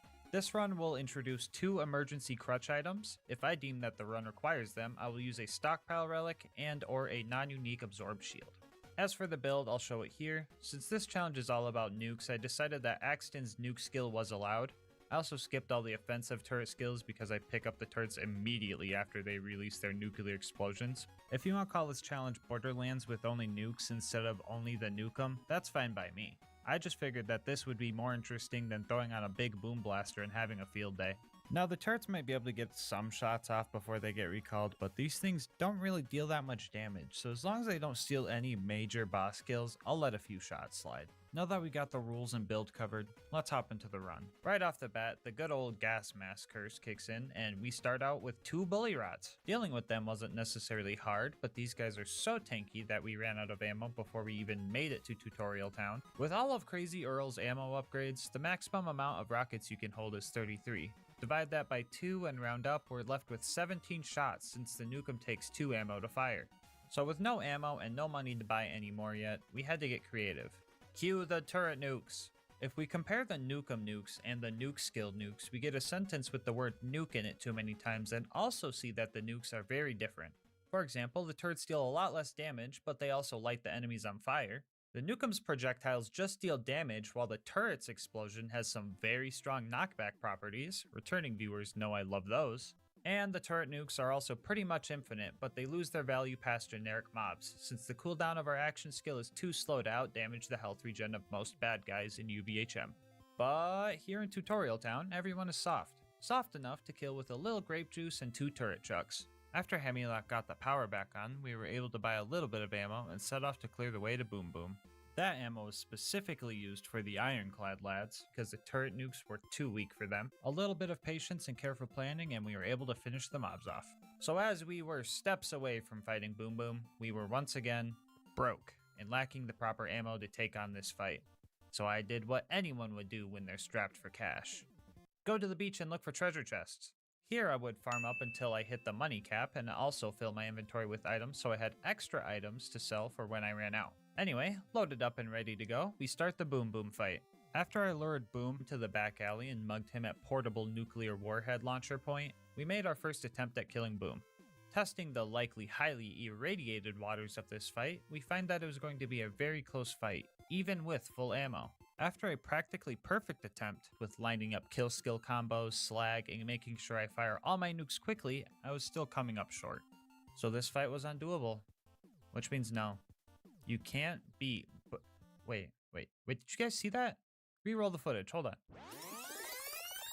You see it now?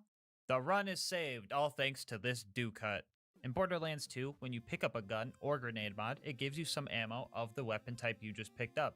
So when I opened up this porta potty and seen this long brown log looking thing, I was filled with joy. So on our next attempt, we made sure to set up everything perfectly, grab the launcher for the ammo, and managed to just barely kick him out of his turret. The moment of truth was when I ran back to fill my ammo, not knowing if he would just hop back into his booster seat. But lucky for us, he doesn't get back in unless you die, so we managed to finish him off for good.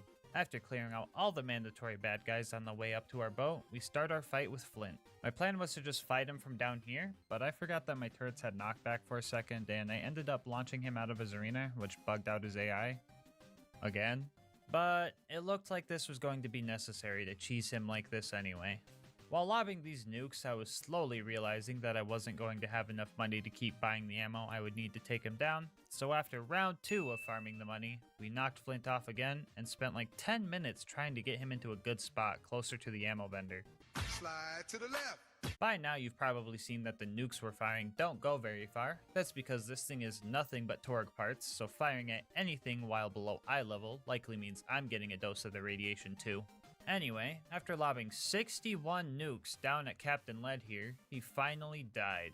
Arriving at 3 Horns, I used my Bullymong whispering skills to convince the Bullymongs into fighting the local bandits while I decked out my new ride. I didn't know the blue steel skin was a Torg skin, so I was pretty hyped to show up to Sanctuary with style. Dorguy thought it was cringe though, so I decided to give him the good old 1-2, or as I like to call it, the Deuce Nukem. Anyway, Corporal Reese needed our help. Excuse me. Should I leave that in the video? Screw it. Long story short, I learned a little something about collateral damage. To make up for my friendly fire shenanigans, I made sure to kill the 20 bandits in his honor. I shot a nuke into their camp, and realistically, there's no surviving that, so I'm pretty sure I killed more than 20. After making it to Sanctuary to realize that all the important people that we were supposed to meet there weren't even there, we set off to Frostburn Canyon to meet the least important person there is. Blowing up the psychos here was pretty easy with my noob tube launcher, right up until they class swapped into Black Ops 1 flak jacket builds. Joke's on them though, because they can't have flak jacket and lightweight pro, so using gravity against these guys made it child's play. We also dropped the nuclear stinky on the big psychos because I didn't feel like taking another loan out to pay for the ammo costs. Here we took our first death after running out of grape-flavored grenades, but I didn't let that stop my gamer momentum and I was still bodying these bandits. Oh! This momentum carried on to our next task of upgrading our car to get into the Bloodshot Dam. Vehicles in this game aren't balanced properly for OP10, so they actually get easier to kill as you increase your OP level. So for a brief period in time, I got to feel like Duke Nukem himself by sending body parts and car chunks across the horizon. This was honestly therapeutic, and in my masochistic profession, you learn to milk the good times. So I destroyed a few more cars, bodied this tubby spider ant, and even took on the caravan just for the heck of it. I was going to ride the caravan back to Ellie's before this spider ant ruined everything, and I discovered some goofy stuff with the nuke turrets. I managed to hitch a ride on the back and experience the first ever Borderlands 2 cliche car chase mission, and honestly felt pretty cool doing so. After pulling a prank on myself, I decided that I wanted to destroy the caravan, so I set up a roadblock and blew the thing straight off the cliff, finding one more reason why nuke turret wasn't as bad as I thought it was. Anyway, Badma was our next target, and I wanted to get rid of him as quickly as possible. Want to meet my girlfriend? Watch out, they got a badass.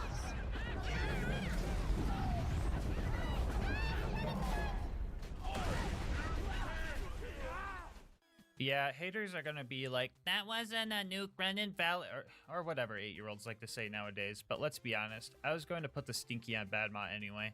After reloading the map to grab the key, we decided that we were going to need some more money in order to get through the Bloodshot Dam.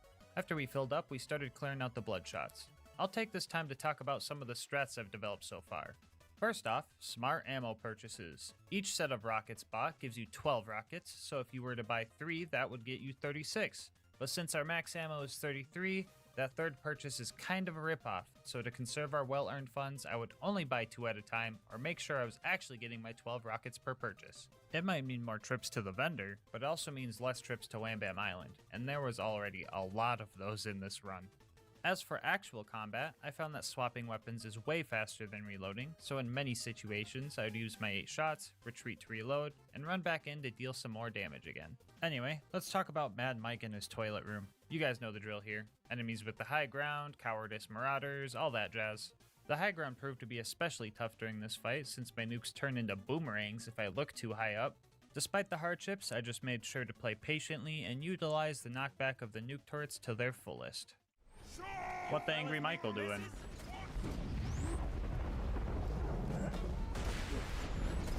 Oh! The next fight, however, will be the hardest one yet. The Warden posed an actual threat here. With no ammo vendor nearby, I wasn't sure if we were going to have enough firepower to destroy the Warden before he flew off and took Roland to the Friendship Gulag. So I had to make sure not to use any of our ammo on the mobs along the way, which resulted in a few of our untimely demises. We made our one and only attempt at Warden, with high hopes, and on God, bro, is that 3 angelic guards? Okay man, whatever. Everything was going well, right up until the point it ran out of ammo. Grit, also known as the only thing keeping us alive, had an absolute field day with my health bar here to try and save the day, but I just couldn't find any more rockets lying around. And add insult to injury, these angelic guards were spawn camping the hell out of me, so all I could do was wait there and suffer until the Warden took off with Roland. Before we went to that dreaded place, we had to go farm up some more money to make this fight work. Here at the Gulag, the fight is usually a bit harder because now the Warden gets the ability to moonshot even more reinforcements in, as if 3 angelic guards wasn't enough. In order to nuke this toaster, we were going to have to use the good old vendor milking strat to get this fight done. It was hard to tell exactly how many nukes it took to kill Warden because I had to get like 4 second wins during the fight, but I counted at least 37 shots to destroy the Warden. After dealing with the rest of the loaders with Roland, it was time to meet up with Marto and Tina and blow up a train. I used the nuke turret's fire dot to light the Varkids on fire and felt way smarter than I should have for it. And then I had to help Tina get some bombs, even though there's literally an ammo vendor in her workshop, and also I'm literally holding a nukem. I feel like I could have just shot the train, but oh well. So we start our fight with Wilhelm, and we ran into a very small issue.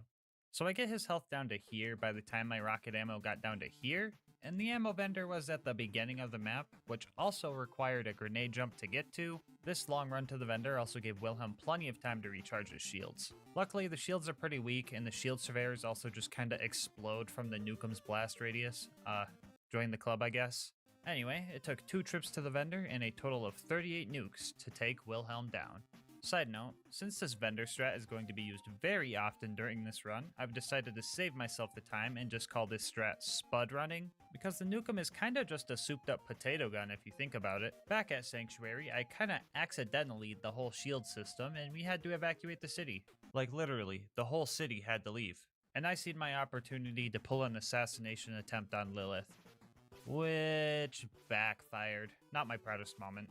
Anyway, it was time to run through Ohio, or wait, I mean the fridge, sorry. This would have probably went terribly if it wasn't for Grit, but then again, you could probably say that for the entire challenge. Our next obstacle was the big old beacon eating spaghetti squid. This guy gave me quite a bit of issues. Here's a list. 1. He has random shield regen, which means more rockets eaten up. 2. The loaders moonshot in to deal with the Thresher, just try and murder me instead. 3. Every time the Thresher tunnels underground, it removes the slag effect from him. 4. The ammo vendor was like a mile away, not to mention the way back. And number 5, the Thresher would wait for me right at this door and snipe me with its instant health gate needle attack. Woohoo. Anyway, it took like an hour to finally get this guy to die since I needed to go farm more money. When I went to grab the beacon, this happened. Thanks. Oh, game, don't fucking crack.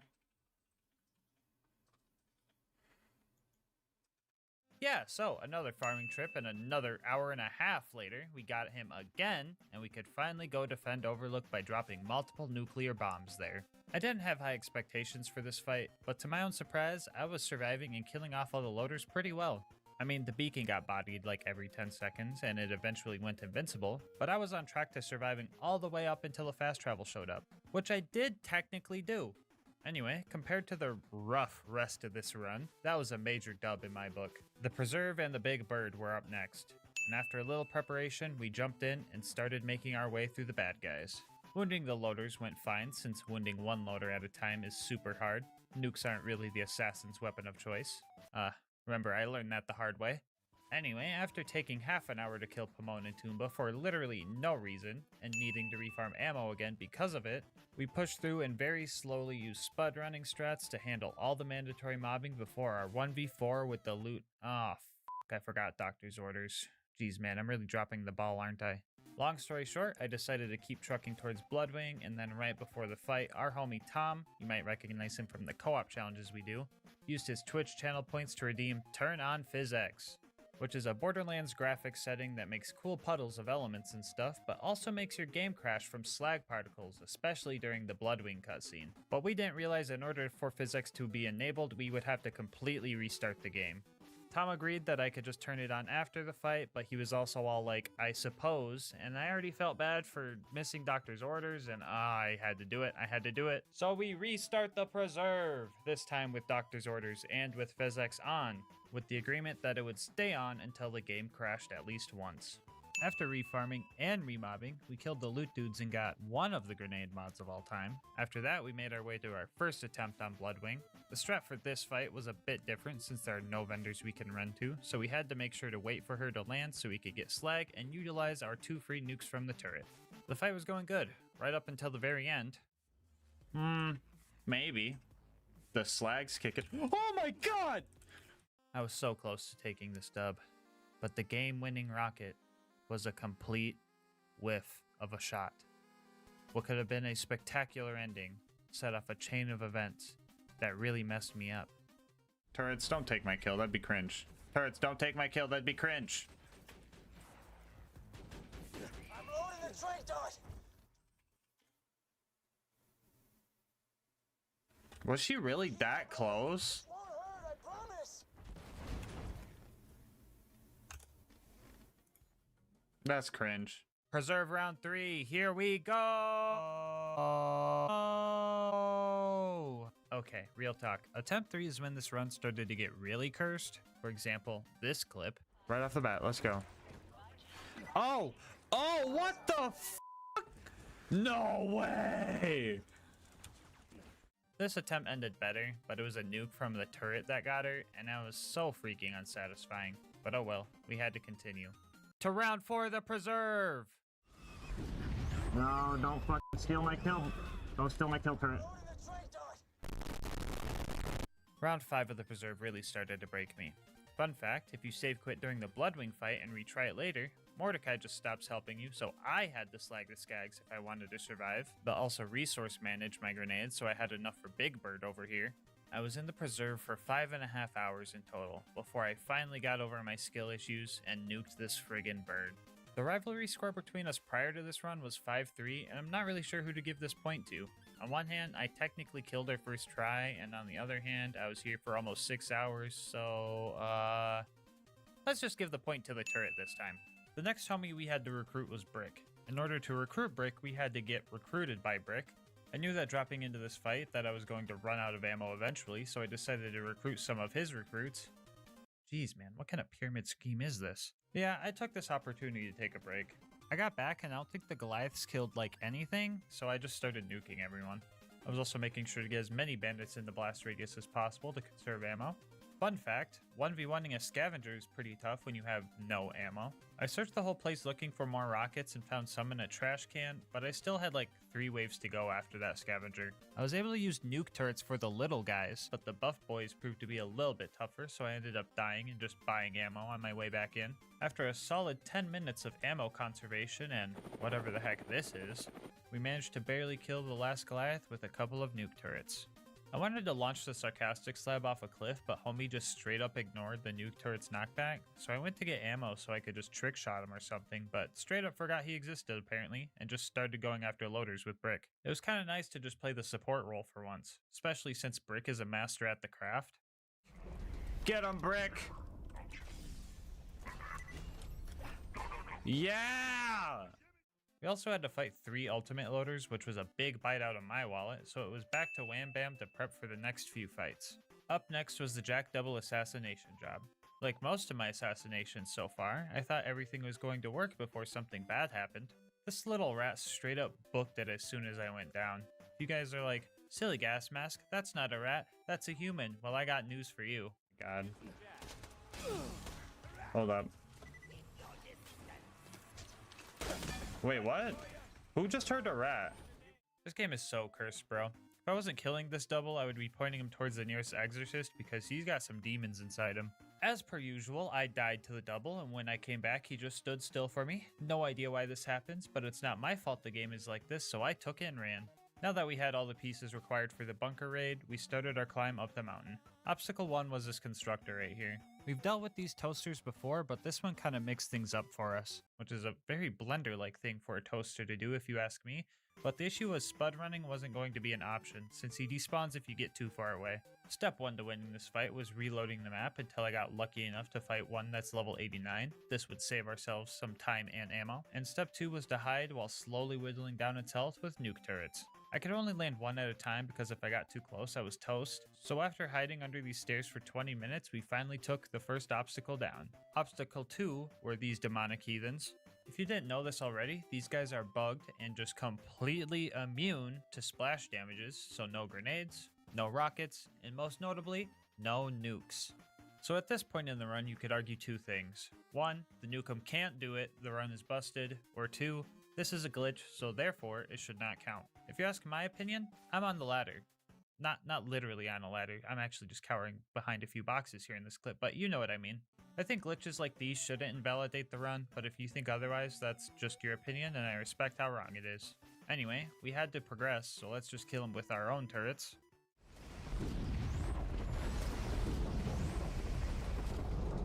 They actually take nuke turret damage?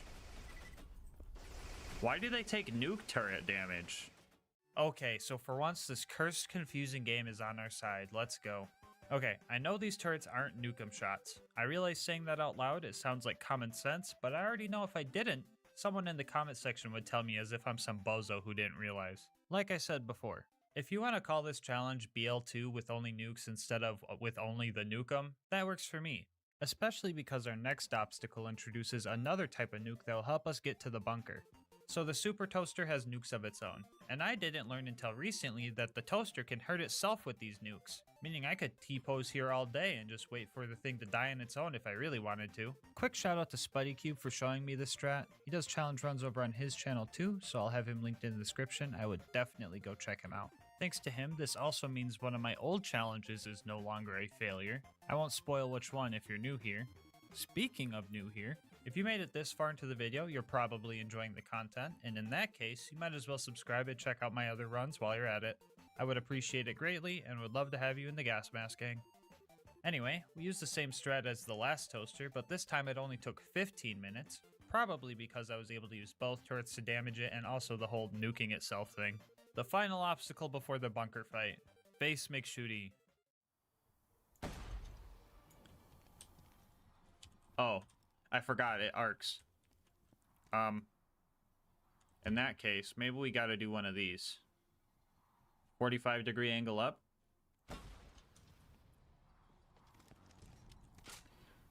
Maybe we need a little bit more arc. Tactical nuke incoming! Yeah, so our nukems didn't have enough rocket speed, so I tried with a full Mollywan parted nukem to see if hitting him from this distance was even possible. And well, it kinda exceeded expectations. Sadly, we cannot shoot Face McShooty in the face, but we can make all of his skin fall off if we have the right parts on our launcher. It was finally time for the big bunker fight. I could describe fighting the big turrets as straightforward, uncomplicated, self-explanatory, etc. But when it comes to the bunker fight, the only words that come to mind are nothing but net. Yeah, the bunker's hurt boxes are friggin' weird, man. To help you guys better understand his hurt boxes, I ripped this diagram out of the game files to show you exactly what's going on. Here you can see that in order to hit the bunker, we kinda have to aim for its butt. I mean, I think that's its butt, I don't know. Ever since I heard Oboe Shoes call this guy a Crunchwrap Supreme, I just get hungry every time I see him, so I might not be the best person to ask about robotic anatomy. Anyway, so began the 2-hour fight with the bunker. After our first heartbreaking death, I developed a strategy. Step 1 was to chill until he did his flexing pose, I like to call it. He doesn't move at all in this position, which helps when trying to hit his invisible hurt boxes. Step 2 was getting the proper setup in the form of slag and kill skills. The slagging part was simple, I just threw a grenade at him, and the kill skills were gotten using a cool Axton tech. If you throw your second turret and recall the first one before it lands, the game gets confused and triggers your kill skills, which in our case gave us some more fire rate and gun damage. And step 3 was to repeat and just make sure I was being smart about my ammo purchases. At first, the only thing I had to worry about was some loaders sneaking down and putting the stinky on me or something. But after half the bunker's health is gone, he starts using his giant slag laser, which made it harder to actually get to him. Instead of having 2 safe spots where I could deal damage during his flex pose, I only had 1 now because I needed this weird set of party glasses to protect me. While we waited, chat started bringing up cursed Borderlands enemy crossbreed ideas like angelic jet loaders, so I at least had something to talk about while we waited 2 hours in order to progress. We eventually got through the whole fight and destroyed the bunker for good. All it took was 2 hours and 109 nukes. While sorting all the loot to sell for more rocket ammo, I noticed something a bit odd.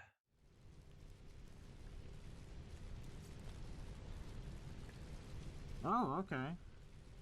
Dude, I seen the Lil Mollywon tip. I was like, if I get a motherfucking 94 sham in the run where I'm not allowed to use it, but it would be the best fucking thing ever, I was gonna fucking... The game was really tempting me, and I mean like really tempting me, because it knew what we were going to have to do next. That being Angel Core. Let's do some math real quick. Multiple waves of loaders including angelic guards, plus there's no vendor to buy ammo, plus if you leave or save quit you reset the whole Angel Core fight, equals quite the predicament. I tried the fight and ran out of ammo pretty quick, and I waited around for like an hour hoping Angel Core would drop some rocket ammo, and at first I wasn't sure if it was possible to get more ammo. So with most of our hope lost, we started looking for answers. On a separate save, we tried testing absorbing super loader rockets for ammo. Yes, this would require the absorb shield crutch item, but I wasn't sure what to do otherwise. It didn't work anyway, but the crutch items would get us through Angel Core faster. Also while testing, we found that one enemy crossbreed chat was talking about. Actually, let's test your volley. Oh, somebody clip that. I know that angelic guard didn't just fucking fly. I know that angelic guard didn't just fucking fly. Can somebody clip that? Was that not just a jet loader?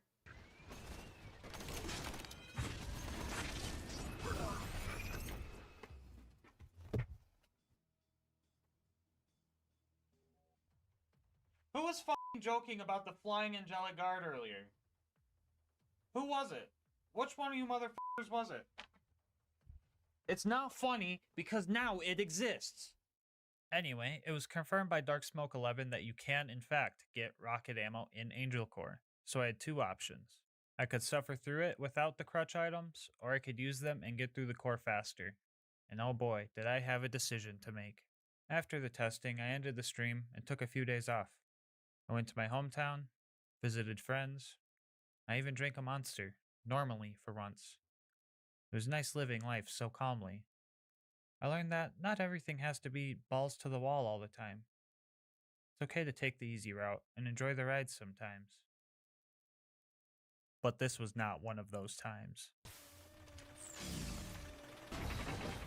Do you know what this is? It's an original Monster Assault. They don't make these anymore, and it's my favorite flavor of anything ever to exist. I've only got 21 left before I'm out for good. For life. To make sure I spread these out and don't burn through them, I said I get one for every challenge run I beat. Now, do you think I want to sit there after the run, sipping my assault, thinking to myself, did I really earn this? Hell no. Do you think that monster would taste its absolute best with that question swimming around in my head? Hell no. Do you think I'm going to take the easy way out? Say it with me this time. Hell no. I returned from my trip, and I rode the elevator down to Angel Core. Not with dread, not with anguish, but with pure determination to get through this Angel Core without any unneeded aid. During the fight, I made sure to group up all the enemies to get the most out of each shot. Ion loaders were especially useful for once because they call all the loaders into one spot. But even with maximizing our damage per rocket, we ran out a few rounds in. And the waiting game began. I was able to slowly kill some enemies with slag and nuke turrets, but with the long cooldown, 95% of the damage I dealt was healed by the time I could throw more. On average, I was getting rocket ammo every 15 minutes, and each drop gives you 4 shots, which would allow me to kill about 1 angelic guards, assuming I didn't waste the ammo on failed kills. At some points in this, I was super helpless because I had 3 loaders and 3 laser turrets focused on me while I was trying to rush the ammo drops. So the death counter got a huge increase here. There was some hope along the way in the form of Roland and his turret. He was actually killing some of the loaders, but this help was short-lived when Lilith showed up. Don't get me wrong, with how dumb this situation is, I would take all the help I could get. But Lilith was literally doing no damage, woohoo. I got so excited every time I found a rocket ammo. It meant I was one step closer to getting away from Lilith and her aggressive cowboyism. Howdy boys, howdy boys, howdy boys, howdy boys, howdy boys, howdy boys. I was down in this place for 3 straight hours, not to mention the hour of testing I did days prior. And would you guys believe me if I told you this wasn't even the worst part of the run yet? Up next was Sawtooth Cauldron. The ambush commanders here ate up a lot of ammo per kill, so I decided to launch them into the lava. Every time I have tried this strat in the past, they end up just slowly floating up and out of bounds because this game is cursed. But flying didn't save them this time. Flying away definitely helped the next set of bad guys we had to deal with though. The lack of range with the rockets really came into play here. On top of them being hard to hit, it would take at least 2 shots with slag, and that's if I can hit them consecutively. Otherwise, they just fly away and get all their health back. With one exception of the level 89 buzzard, who would only require 1 nuke while slagged.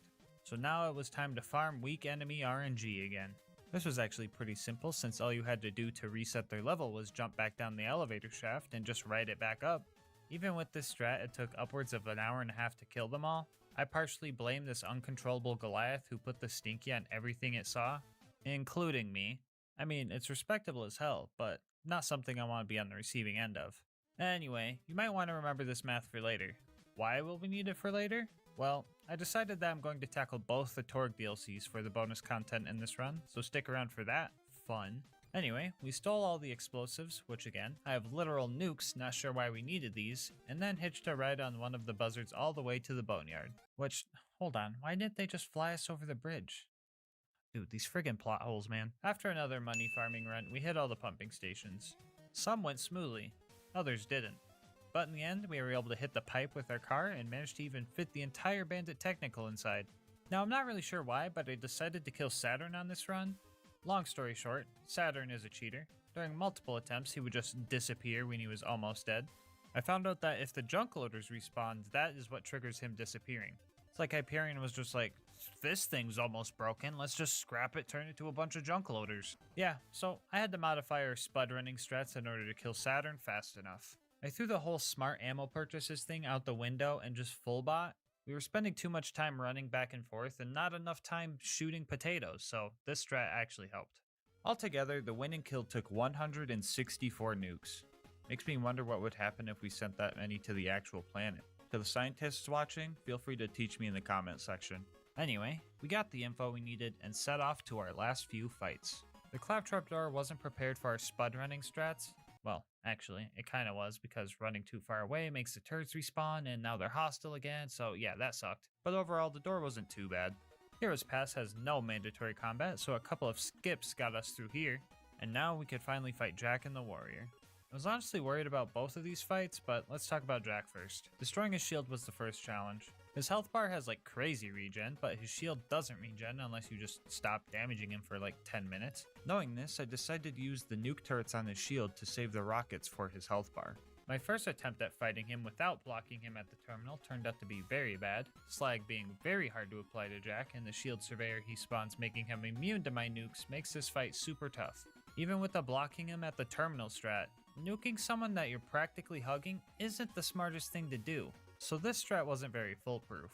During a failed attempt at blocking him, I found out that he is very easy to slag while he has this bubble up for some reason, and I just kinda took the chance. Okay, everyone's slag.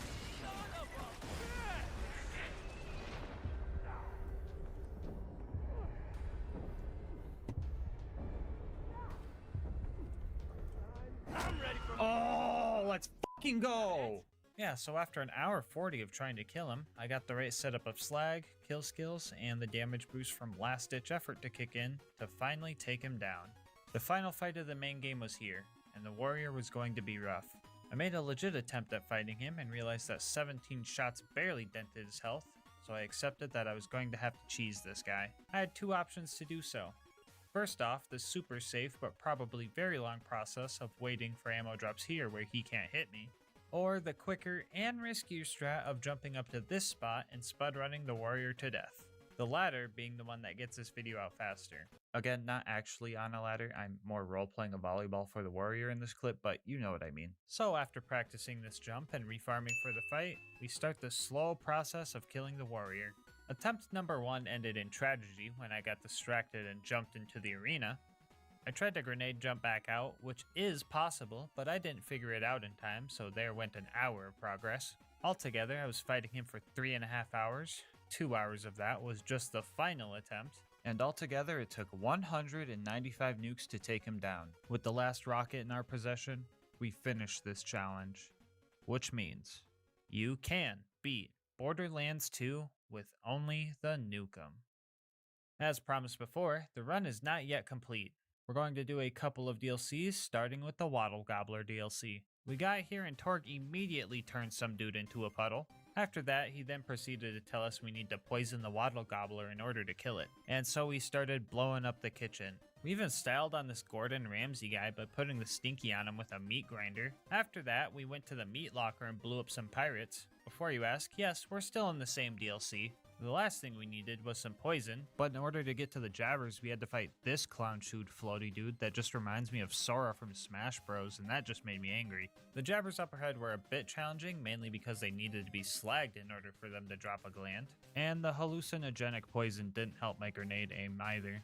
After a bit, I realized I have blast radius. I don't need to hit these guys directly, so I just martyr-styled the last one and started cooking. These kitchen crusaders did not want to let me cook, but my Nukem had something to say about that. Anyway, after stuffing myself full of money, I started my first attempt, and my ammo got me about this far, and since we don't have any access to vendors here, we were going to have to use some turret nukes to take the Waddle Gobbler down. I was kind of worried that all these tribute dudes would target me, but the baby gobblers took their full attention while the big one targeted nothing but me. Attempt number 2 ended in turret gun kill cringe, but attempt number 3 ended with a bang. So yes, you can beat the horrible hunger of the ravenous Waddle Gobbler with only the Nukem. After relaxing with Grandma Torg a bit, we headed towards the Campaign of Carnage. Well, actually, I wanted to see if the Nukem could farm a Nukem really quick, and lucky me, she spawned first try, and she also dropped it on run number 1, so that was cool. Anyway, the Campaign of Carnage. Right after this this DLC jumps right into the action, as we have a small mobbing section before the game introduces the Coward. Yeah, screw this guy. At this point, he was our sponsor, I guess, and set us up with our first fight in the arena. At first, I thought this fight was going to have a timer on it, but we lucked out and there wasn't, so as long as we didn't die, which we did, we would be fine. Our second try, I decided to get as many nuke turret kills as I could so I could save ammo for the arena Goliath. Spud running wasn't an option here, so I was hoping to maybe find some launcher drops on the ground, but that's not exactly what happened. Oh no, there's another wave!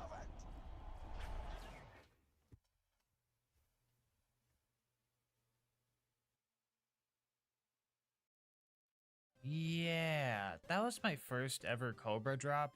It feels kinda wild that I found one during a goofy challenge run like this. I wanted to do a Cobra run eventually and call it an excuse to farm a Cobra at the end of it, but now it's not really an excuse anymore, so now I gotta get another Cobra eventually.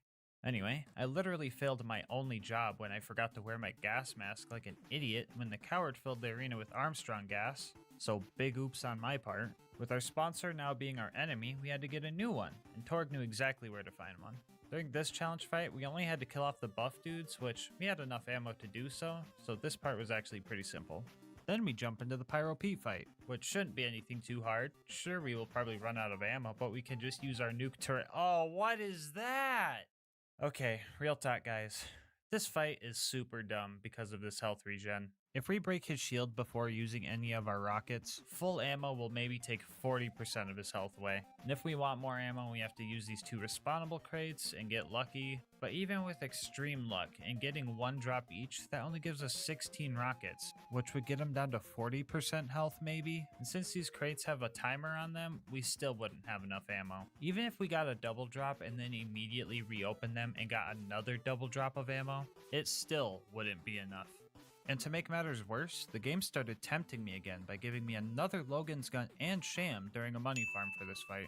A homie by the name of Stormin said they would give me $200 if I managed to kill Pete that day, but I didn't want the allure of money to stop me from testing every possible strategy before I used a crutch item. So I had to get creative. If we grenade jump out of this arena, we could trigger the Moxie cutscene before we even kill Pete. This, however, doesn't help us since the Pyro Pete objective remains. Moxie wasn't the reason we came up here though. We came up here for these 2 red chests. If we get a rocket launcher in one of these, and or this porta potty I found out here, we might have enough ammo to kill Pete. But for the life of me, I could not find a launcher chest with launcher ammo in it. I did the math, and even with 4 ammo drops from the respawnable crates and 3 launchers, assuming we got 1 out of each red chest and the porta potty, we would have enough ammo to kill him. But we need to grenade jump up there, run to the back room, etc., which gives him plenty enough time to out-heal our DPS. I was straight up out of ideas, so I had to use the stockpile relic. With 64 rockets, we were sitting at practically double our old ammo capacity. A couple attempts with this strat, and we managed to kill Pyro Pete with our last rocket. The worst part about this is that Stormin was a frickin' liar. They didn't give me $200. They gave me 300. Okay, jokes aside, the real worst part about this is when I found this after the fight.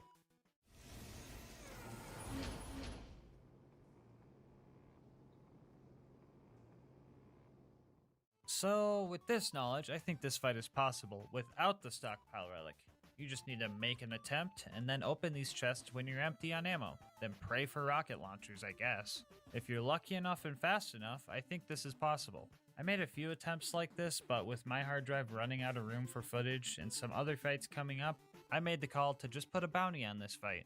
The first person to show me that they can do this will get $20 on Steam. I'll have specific rules and the save file in the description for you, but I just want to see if someone with this build, this gear, and no stockpile relic can do this fight. If anyone beats it, I'll have a pinned comment letting everybody know, so make sure to check that first.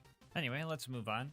We met Tina and blew up some heathenistic cookies as a training segment, and after that we did Death Race to get the attention of Motor Mama.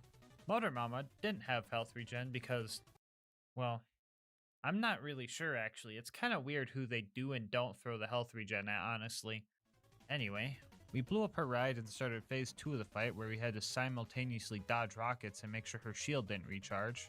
Ammo wasn't too much of an issue since we were practically hugging a vendor the entire time, and after a while she eventually kicked the bucket. We now had the number 3 ranking and needed to go after Flyboy for the 2nd place spot. So we headed towards the Forge. We all think dunking on Sawtooth Cauldron is fun and funny, whatever. But after this run, I don't think I'm going to be able to come back to this map and not relive trauma. Let's talk about these buzzards I gotta kill first. Now, I usually wouldn't have to kill the cargo ones, but the Nukem can't break these wooden boxes for some reason, so the only way to get them is to just destroy the whole buzzard. And these guys are also way tankier than the normal buzzards, so that's neat. I've blown up buzzards before, so this should be doable, right? No. Yeah, remember that math I was talking about earlier? Yeah, you guys can see why this isn't gonna work. So after many tries, we had to mix things up. So I figured it was time to switch up the Nukem. I wasn't going to use the full Molly 1 Nukem from Face McShooty because all I needed was to switch from damage prefix to rocket speed prefix, and I was able to do this fight. And after only 3 hours, we were able to progress. And there goes Stormin again. Okay, well in that case, just like Pete, I'll have a bounty on this fight if you can do it without the rocket speed Nukums. $20 on Steam to the first person that can show me they did it. Save file and rules in the description.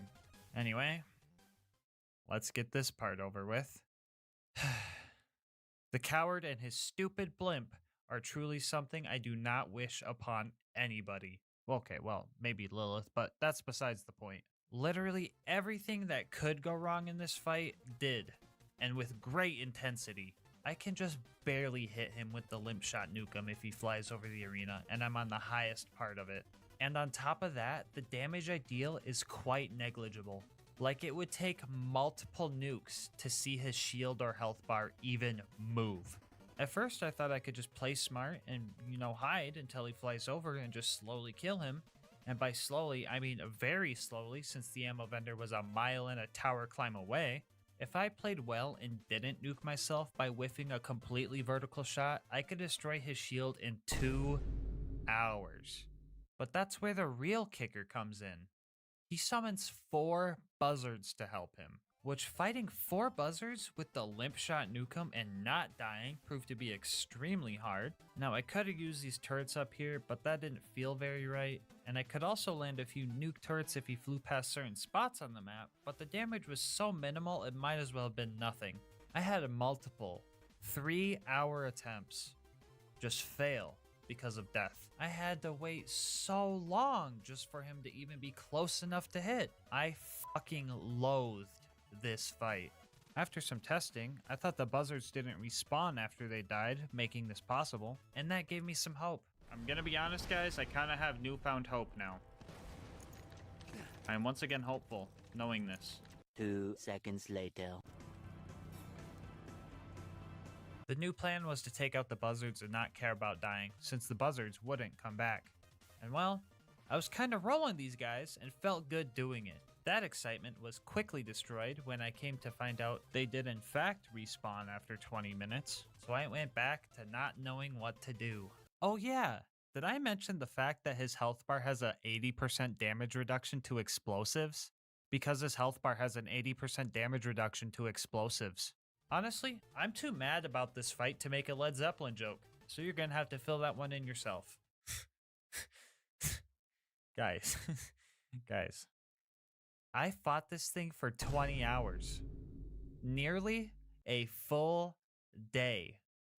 3 days of testing and attempts with no progress whatsoever. I really wanted to find a way to kill this thing with the derp nukem, but it just wasn't happening. From here, I had 2 options. Camp here and wait 5 minutes in between laps just to kill him with nuke turrets after another 20 hours. Or use the rocket speed nukem and kill it from the safety of this cave spot right here, completely avoiding the buzzards. The latter, or this time I'm actually on one, was the way to go. Day 4 of Zeppelin was upon us, and I came ready. I brought a monster to get me through this fight. And then a Twitch viewer named Stinky on him redeemed Mask Up, making me wear the mask until my current objective is done, so no monster for me. I grabbed all the high-priced legendary items we found throughout our 31 farms so far, and started what I hoped was my final attempt. 4.5 hours. 4.5 hours of stress upon my shoulders, of shooting the coward blimp and dodging its rockets before I decided that this was now personal. I sold almost all the legendaries I had left, so failure would mean further attempts likely would require more legendaries to be sold. Legendaries that I would have to farm. But I didn't let that stop me from finishing the blimp off the right way, with the derp nukem. I filled my pockets with rockets and started climbing up the tower. Or, I guess, the stairway to heaven. There's that joke. I went down twice on the way up, likely making my next bleed out very short. I made it to the top and rushed to the highest building and took cover, waiting for Piston to fly by. I can still hear the buzzards flying around me, circling, waiting for their chance to destroy what sanity I have left. They haunt me to this very day. I wasn't even gonna bother with slag or turret kill skills, just in the off chance that they stole my satisfaction of a nukem kill from me. My heart was racing, and you guys can't blame the monster, because remember, I didn't even get to drink one. The pressure was at its max, and I had to finish this fight.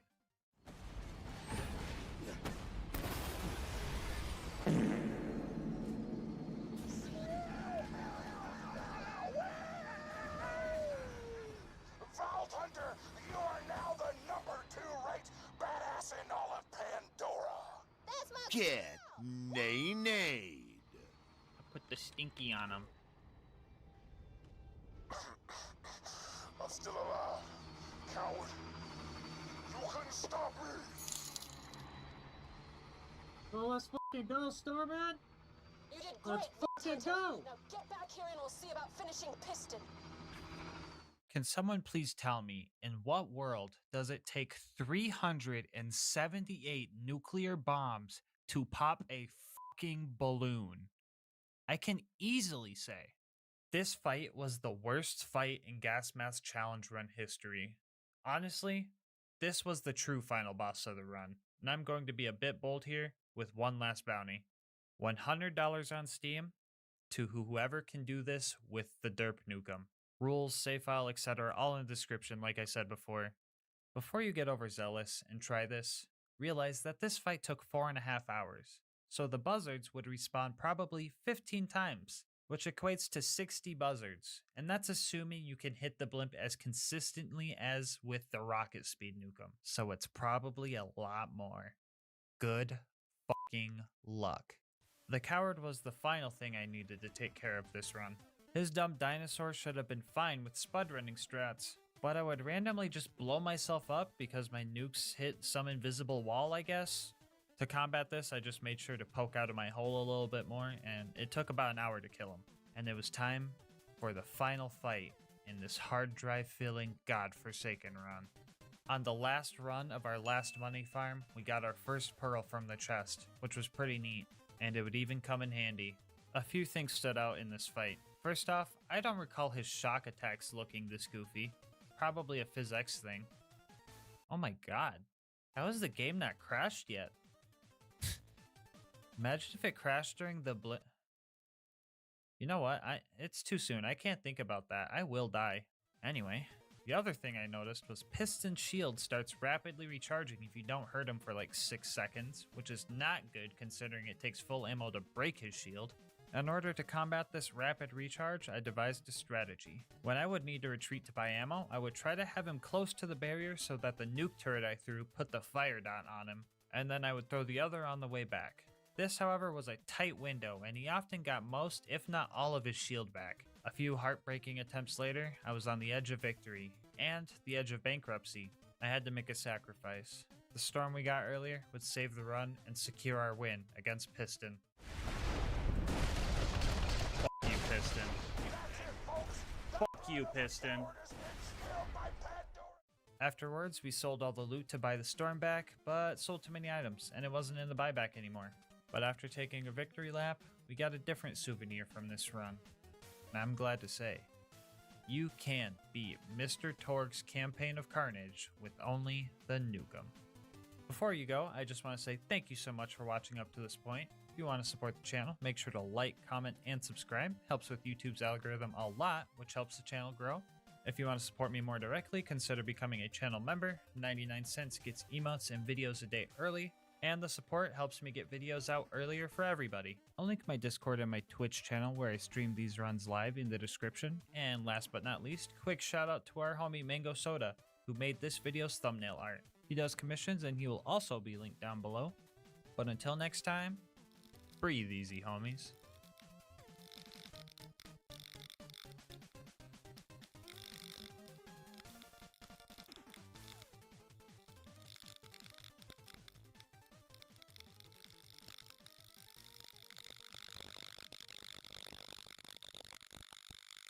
Today's video is sponsored by Instant Gaming. More on how you can save money on the games you love later in the video. The date was March 15th, 2021. I had just posted my first video on this channel titled, Can You Beat Borderlands 2 with Only the Bane? Fast forward 2 years to today, and the channel has grown way more than I could have ever guessed or hoped for. And so for the 50k special, I've decided to make this challenge a throwback. Today we ask, can you beat Tiny Tina's Assault on Dragon Keep with only the Bane? I'm going to lay down the rules for you real quick. Bane only, Bane always. I can't equip guns that aren't the Bane, and I always have to have at least one Bane equipped. This way there is no way to escape its movement penalty. I will also not be using bar during this run. Any non-unique shields are fair game, and stock grenades are allowed so I can hit some sick grenade jumps. And for the relic, I'll just throw this thing in there as a placeholder because it does literally nothing in single player. Now, I usually do these runs on UVHM OP10, but to make this run truly cursed, I've made some decisions. First off, we aren't actually playing Borderlands 2 this time around. We're playing the standalone release of this DLC. This game only has normal mode and TVHM, so I'll be trying to beat TVHM. This might sound easier than what I usually do, but worry not. The bank can only legitimately be obtained at level 7, 8, 9, 10, and 25. So for a majority of this run, we will be using severely underleveled gear. For example, we will start at level 17, matching the level on the first mission, and our Banes are already 7 levels under us. Curse decision number 2 was picking Salvador this time around instead of Maya. That's right, baby. Double the Bane, double the pain. To make sure we can stay gunzerking more often and really minimize our speed, I'll be using the legendary Berserker for the cooldown rate. As for the skills, I'll go over them as we go, but Insight and Bust That Can't Slow Down are both banned for this run since they make me move faster and I'm not trying to get any motion sickness. And for the third and final curse decision, I'm going to play this whole run with all the volume settings set to 0. Some of you guys might be thinking I'm just trying to dodge the annoying screaming that the Bane makes, but you couldn't be farther from the truth. Returning viewers know my video format. I put muted gameplay in the background while I talk about challenges throughout the run and make jokes, kinda like I'm doing right now. But the only difference here is that this clip in the background isn't muted at all. For real though, it's not muted. This is just the gameplay when everything is set to 0. Well, that is until. The entirety of this challenge was an audible roller coaster, going from pure silence to raw, ear-shattering pain in an instant. We start our journey at the unassuming docks, and honestly, the lack of audio felt pretty weird. I mean, Lilith was talking, so I was kind of popping off at the fact that I couldn't hear her, but still. Anyway, if you want a reference for how slow we're actually going, the time it took me to get from here to here was about 3.5 minutes. I did the math, and if my calculations are right, we're moving at a solid speed of turtle. With this speed, it was super hard to dodge the arrows from the skeletons up ahead. On top of that, I'm pretty sure the arrows they shoot slow you down even more. Yeah, I didn't think I was ever gonna get stun locked in a Borderlands game, but here we are. Anyway, Mr. Bony Pants guy showed up and our first boss fight started. I would say this fight went decently, I guess? I mean, my Banes are dealing decent damage even though they were 9 levels under. But this being a cursed run and all, Mr. BPG just started going after his own homies. Guess he just had a bone to pick with them, I don't know. Okay, that's a little uncalled for, the joke wasn't that bad. Alright game, we've been through this before. You throw some major wins my way early on to build up my hope, and then later on you just make new rules to smack me down with some other cursed shenanigans. But joke's on you game. I already planned on torturing myself extra for this run. On the way to Flame Rock Refuge, I kept one of the skeletons alive, or unalive I should say. Anyway, I kept him around and had him just smack me forward to save some time. I'm going to be calling this strat baddie boosting. Wait, scratch that. Boner boosting. Anyway, we made it to Flame Rock and started doing all the town tasks, but I messed up big time when I was trying to block the bar patron so he didn't run away. I felt really smart right up until the point I realized I was blocking the wrong one. I'm not really in any shape to chase someone and honestly thought I soft blocked the run. Lucky for us though, he just does laps around town and we just had to wait for him to come back around. The next area we had to traverse was the forest. Combat here was still reasonable. The tree ants and stumpies were relatively easy to fight. I thought it was kinda funny that the subtitles from the Bane were blocking my Gunzerk duration meter. It was such a minor inconvenience compared to everything else going on, and I just thought that was funny. I also managed to catch a fairy, and she even gave me the speed boost effect. After getting a speeding ticket and fighting through some spiders, we made it to our first orc camp. This is where things really started to go bad. Like, what if you wanted some blood fruit, but God said... Yeah, I don't think I have to show you the equation for a super tanky boss that's 6 levels above us and 13 levels above our gear to show that this wasn't gonna work. It was time for a new plan. That plan being stealth. All I really needed to do was get the blood fruit and head out, so if I could just get there without being seen, I would have a chance at progressing. A few tries in, we just barely got out of his reach, and he ended up getting stuck on something, so I took this chance to get some free XP. Also, you guys can't get mad at me for cheesing him like this, because he's technically hitting me, so it's really just a skill issue on his end. Yeah, this is gonna take a while. In that case, now is the perfect time to talk about today's sponsor, Instant Gaming. If you're sick of waiting for games to go on sale, Instant Gaming is the site for you. They've got all your bases covered. I'm talking Nintendo, Xbox, PlayStation, and PC. It's also super quick and easy to get access to that game that's been on your wish list for way too long. Don't make the same mistake I did when I bought this game for full price when I could have had it half off and saved $5. In GASMASK currency, that's like 2 whole monsters. Maybe you're looking for a deal on a co-op game to play with your friends. Or maybe you just got a new PC and want to fill up your game library without dropping a fortune. Instant Gaming has you covered. How about this? Think of a game that you've been wanting to play right now. Then check out the link in the description and see what kind of deal Instant Gaming is offering on it. And if you like the deal and decide to make a purchase, just know that on top of saving yourself some money, you're also supporting the channel. Anyway, let's see how much progress we've made. Okay, yeah, I think I'm just gonna jump cut this one. We got our fruit and made it to the Immortal Woods. We didn't make it too far into the woods before I realized that, oh yeah, we need to farm XP for this run, so we went back to Flame Rock to grab a few side quests. We got some easy XP by watching Reginald, die. And then we got Ellie some armor. These 2 missions combined got us a total of 1 level, which doesn't sound like much, but it made the scary skulls next to the bad guys' names go away, so I felt a little bit more comfortable in the woods. Here we did 2 more side quests. We suffered through the Dark Souls quest that took like an hour and a half because I kept dying. Very reminiscent of when I tried to play Dark Souls for the first time. And we also completed the critical fail mission to unlock a very useful experience farm. Instead of trying to find more missions, I decided to farm Arguk the Butcher and all the tree ants along the way. We were kind of getting rolled most of the time, but it was all worth it when we got the style on Arguk at the end of each run. I put the stinky on him. We farmed up to level 21 here before we went back to the woods and met up with our homie Roland. Wait, Roland, no, I just got here, dude, wait. Anyway, another 10 minutes later, I caught up to Roland and started the scariest fight yet. The Ghost Kings are usually tough even if you're not doing a challenge run, so I was prepared to suffer here. There is no running away from these guys. Well, actually, there's no running away from anything, actually. Even the Stumpies could chase me down, but you get the point. Something kind of unexpected happened, though. They would bully me to the edge of the arena, but then their attacks would just start whiffing because I was way lower than them. This kinda felt like a cheese, but it also kinda wasn't. Okay, let's say I didn't want to kill them from this safety spot.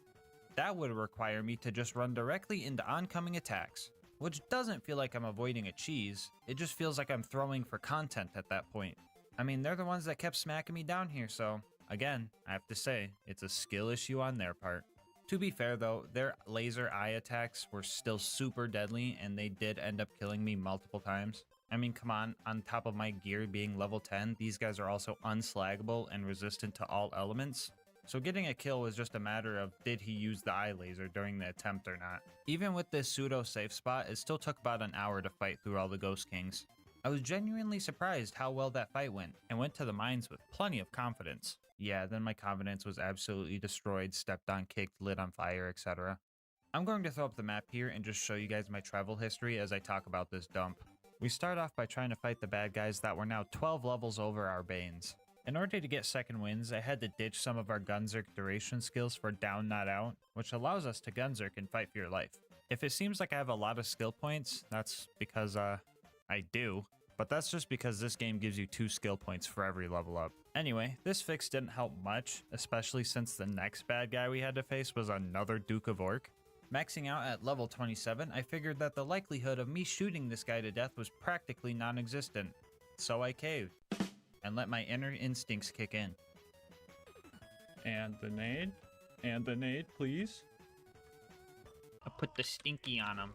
After that, we slowly made our way to Ragnar and then proceeded to uppercut him and make many of my cloned brethren hate me. After that, we found Claptrap and started making our way to the runes to unlock the exit before realizing I didn't hit the objective for looking at the door and having to turn around. A tiny mistake I usually wouldn't bring up, but since it took up a percentage of my lifespan that could probably fit on a small calculator, I thought I would bring it up. We got our first rune by bullying Claptrap into submission and started fighting some big rocks. Here I realized I was living in a reality where rocks were more animate than me. A lot more deadly too.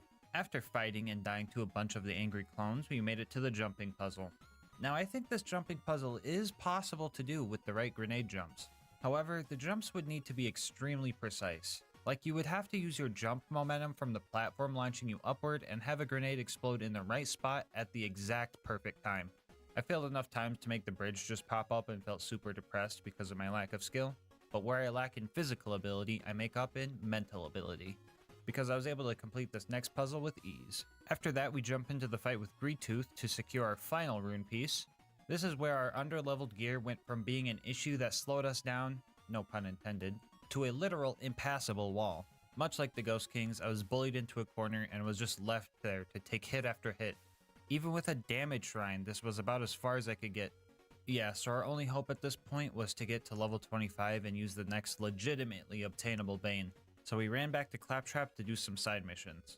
On the way, I found a melee shrine. Some of you guys may not know this, but on top of giving you melee damage, these shrines turn every melee hit into a strong knockback punch, meaning literally anyone could put the stinky on these doors if they wanted to. But when you combine the power of a melee shrine and the power of the best skill in the game, you unlock a move I like to call the stanky. Wait, here we go. Can you survive a punch from me? Oh my god, that does launch him. Anyway, we made it to Claptrap and took his first mission where we need to crush some dwarves in a crusher. After that, we need to run through pretty much the entire map again, just to beat this beard with a sledgehammer, I guess.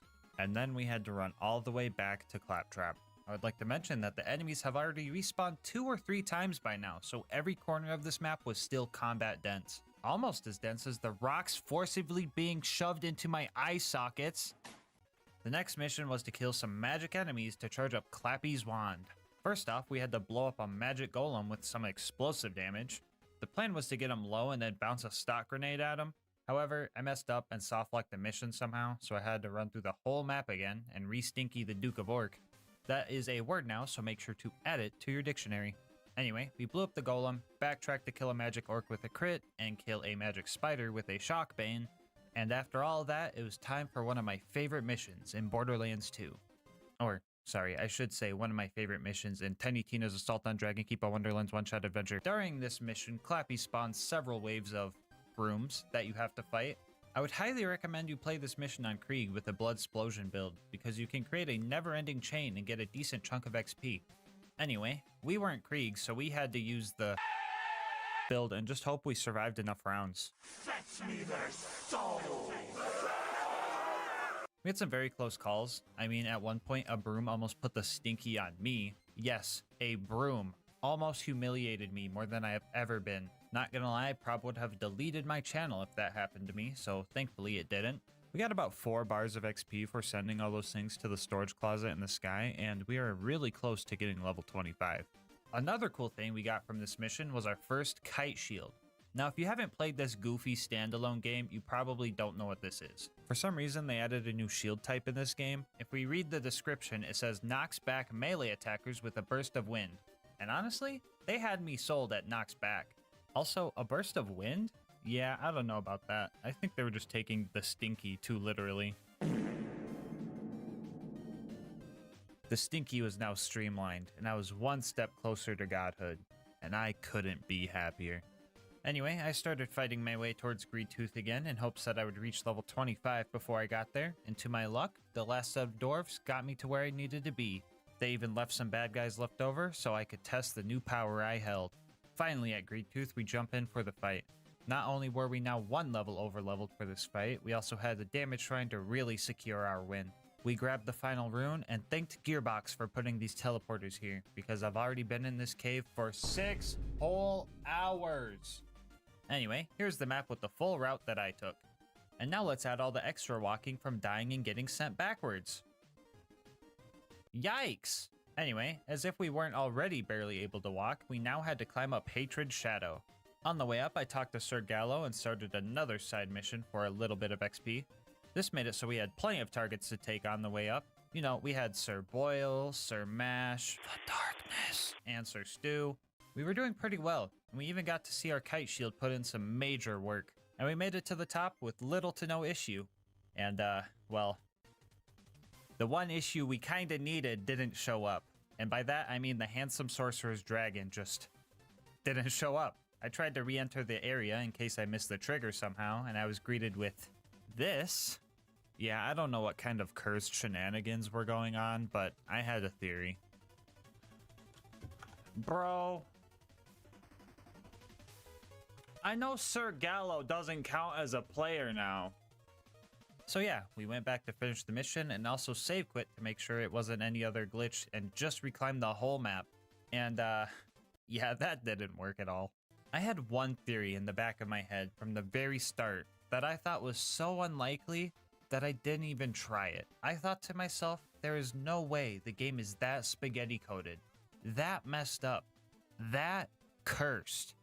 You would think after all my past encounters with cursed occurrences, I would have learned my lesson and never doubted how scuffed this game is. Welp, here's how I fixed it.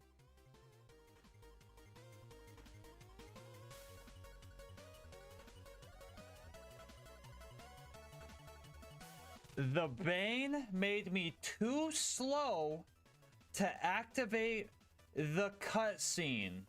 Bro, this game is so cursed. I cannot make this stuff up. Why does this always happen? Yeah, I was literally too slow to trigger the fight. And if I had just tested my theory, I would have saved a whole trip back up here. Anyway, the dragon fight was pretty simple. Pretty sure the dragon was focused on Roland most of the time, and the game even gave me baby dragons if I ever needed a second wind, so this was pretty easy. After the dragon was killed off, we made our way to the Lair of Infinite Agony. I know this map is right down there next to Sawtooth Cauldron on the map tier list, but if you account for the name of this place and the challenge I'm doing, you would find that I fit in pretty well.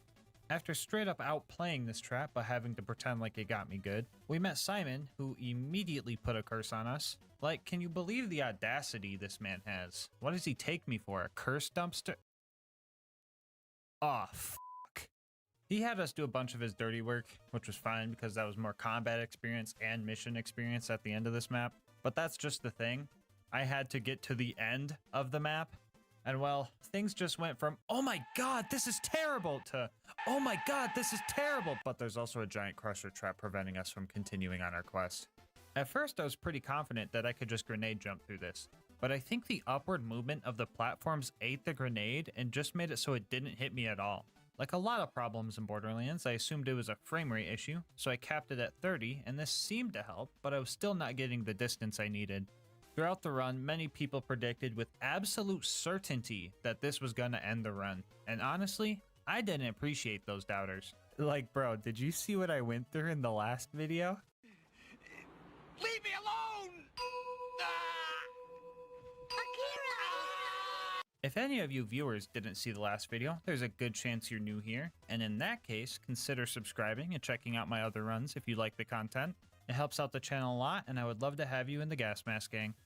Anyway, yeah, screw these doubters, man. I still had plan B. So we head back to Flamerock Refuge and respec our skill points, this time going for double your fun so that we could throw 2 grenades while gunzerking. After that, we fought back to the Crusher Trap and did some testing, which looked very promising. Even with my confidence now at 100%, our homie Happy Turtle was still doubting me. He was so confident that he even wagered a week-long ban if I succeeded. And let's just say, we didn't hear from him for a while. Grenade jump now. Grenade jump. Grenade scoot, I should say. Grenade scoot.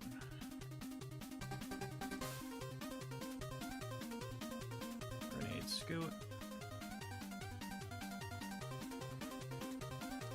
Happy Turtle, say goodbye to everybody. Your seconds are numbered. Any last words, Happy Turtle? Bye-bye, friendos. Doubters and shambles, baby, let's go! After we got through that scary part of the map, we fought our way back to Simon and was presented with a choice. Kill Simon or kill Simon's brother. And since we still needed Simon to remove the curse he put on us or else we'd die in a week, I think the choice was obvious. After killing Simon, we only had one more obstacle in the Lair of Infinite Agony. There goes the masochism talking again, my bad. Anyway, Giant Spider Lady of Anger and Scariness was our next boss we had to tackle. This fight wouldn't be bad if it weren't for one move. No, it's not the floor spiders that I can't dodge. No, it's not the invincibility shield. It's the frickin' life drain move that really biffs up this whole run. Usually, you just have to run away from her, and she can't steal any health from you. And I swear to God, if I have to explain why that isn't an option... Oh, for the love of... What is it, Mick? Why can't you run away from the... Because I have the movement options of Flappy Bird! Anyway, our first attempt ended in big tragedy because we were actually really close to getting the kill. Worry not though, I had an absolutely masterful plan. I think Past Me explains it pretty well, so I'll just let him do the talking. Alright, I'm gonna make a tactical decision, guys. I'm supposed to be wrapping up stream right about now and starting dinner. I'm gonna go make some dinner. I'll be right back. I'm just gonna start it.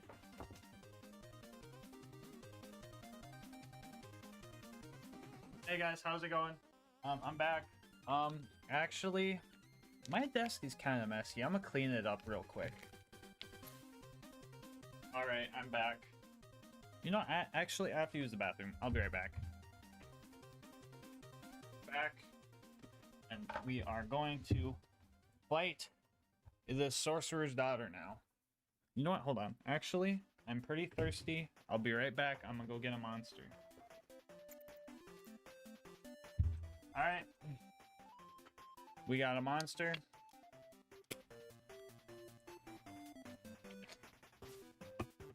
Let's kill this thing. We fucking did it. Let's go. That was fucking easy. The final thing in our way was the fight with the handsome sorcerer. Climbing up the tower proved to be pretty difficult. The sheer amount of wizards and dynamite skeletons and oh my gosh, don't even get me started with these things either. Skeleton seer? No I fucking don't, seer. Finally at the top of the tower, we start phase 1 of the fight. We quickly use a slag and shock combo to destroy the sorcerer's shield, and then a slag and fire combo to finish off the first phase. Phase 2 got a little bit tougher. On top of trying to keep the skeletons at bay, I had to make sure to shoot the skull spells out of the air in order to not get downed, which with the Bane's starting accuracy was relatively hard to do. Even if one of your Banes is at max accuracy, the recoil from a freshly reloaded one just throws everything off. This was all manageable, but phase 3 is where things started to really drag on. Get it? Because he summons drag. The sorcerer was now resistant to fire, and on top of that, this phase also has the biggest health bar out of them all. Our next best option was going back to the slag and shot combo. By this time I was running out of ammo, so I tried to inch my way to the ammo shrines when I could. We were so close, and this challenge was almost over. But you know how these things go. Oh, he limping.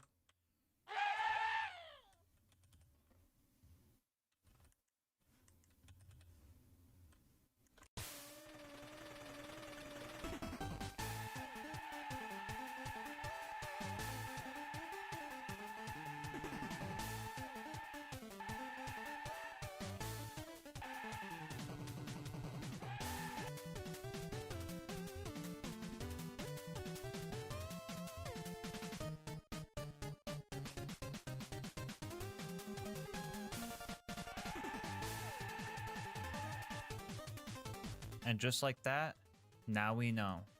You can beat Tiny Tina's Assault on Dragon Keep with only the Bane. Bonus content time, woo! In my other Bane video, I did the Bane side quest as a way of saying goodbye to the run, and I'll do the same here. In this game, you can find the Bane quest in the Mines of Avarice, and oh my god, it turns out you could get a legit level 22 Bane. Anyway, we talked out to the dripped out version of Marcus, found Horus out by the docks, marked McNally in the forest, did a sick grenade jump to get Gar's map in Flame Rock Refuge. I promised this was first try and did not take a full hour to get right, and finally met my demons face to face. And with this, our true final victory has come. Before you go, I just want to say thank you so much for making it this far into the video. If you want to support the channel, make sure to like, comment, and subscribe.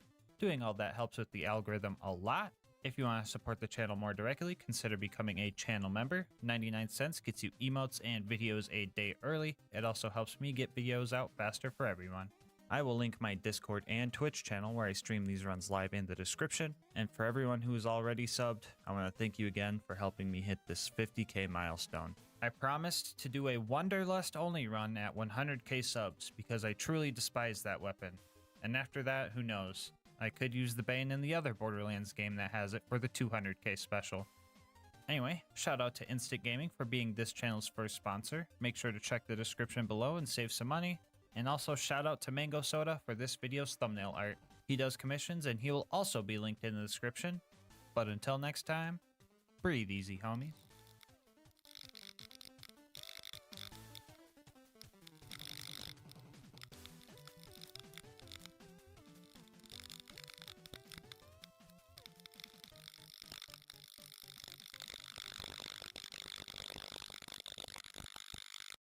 Hey guys, just wanted to let you know that I'm partnered with Instant Gaming. More on how you could save money on games later in the video. So a few videos ago, I posted the Sheriff Posse Challenge run, and I got a lot of comments asking why I didn't use the Law and Order combo to make the run even more on theme. Which honestly was a fair question. I literally opened the video like, Pandora's always been a lawless place. But what if we wanted to bring some order to this wasteland of a planet? While that little tease wasn't on purpose, excluding the Law and Order was, because I wanted to make a challenge out of the combo on its own. So here we are. Today we ask, can you beat Borderlands 2 with only the Law and Order? Before we start, let's go over the rules. Or should I say laws.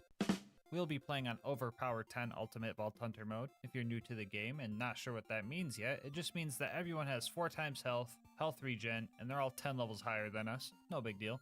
Bar will not be allowed for this run, and of course, the Law and Order are the only gun and shield I can use. Shooting the Law is allowed, but we're going to mainly focus on the melee aspect of the combo, cause how do I put this? This thing sucks.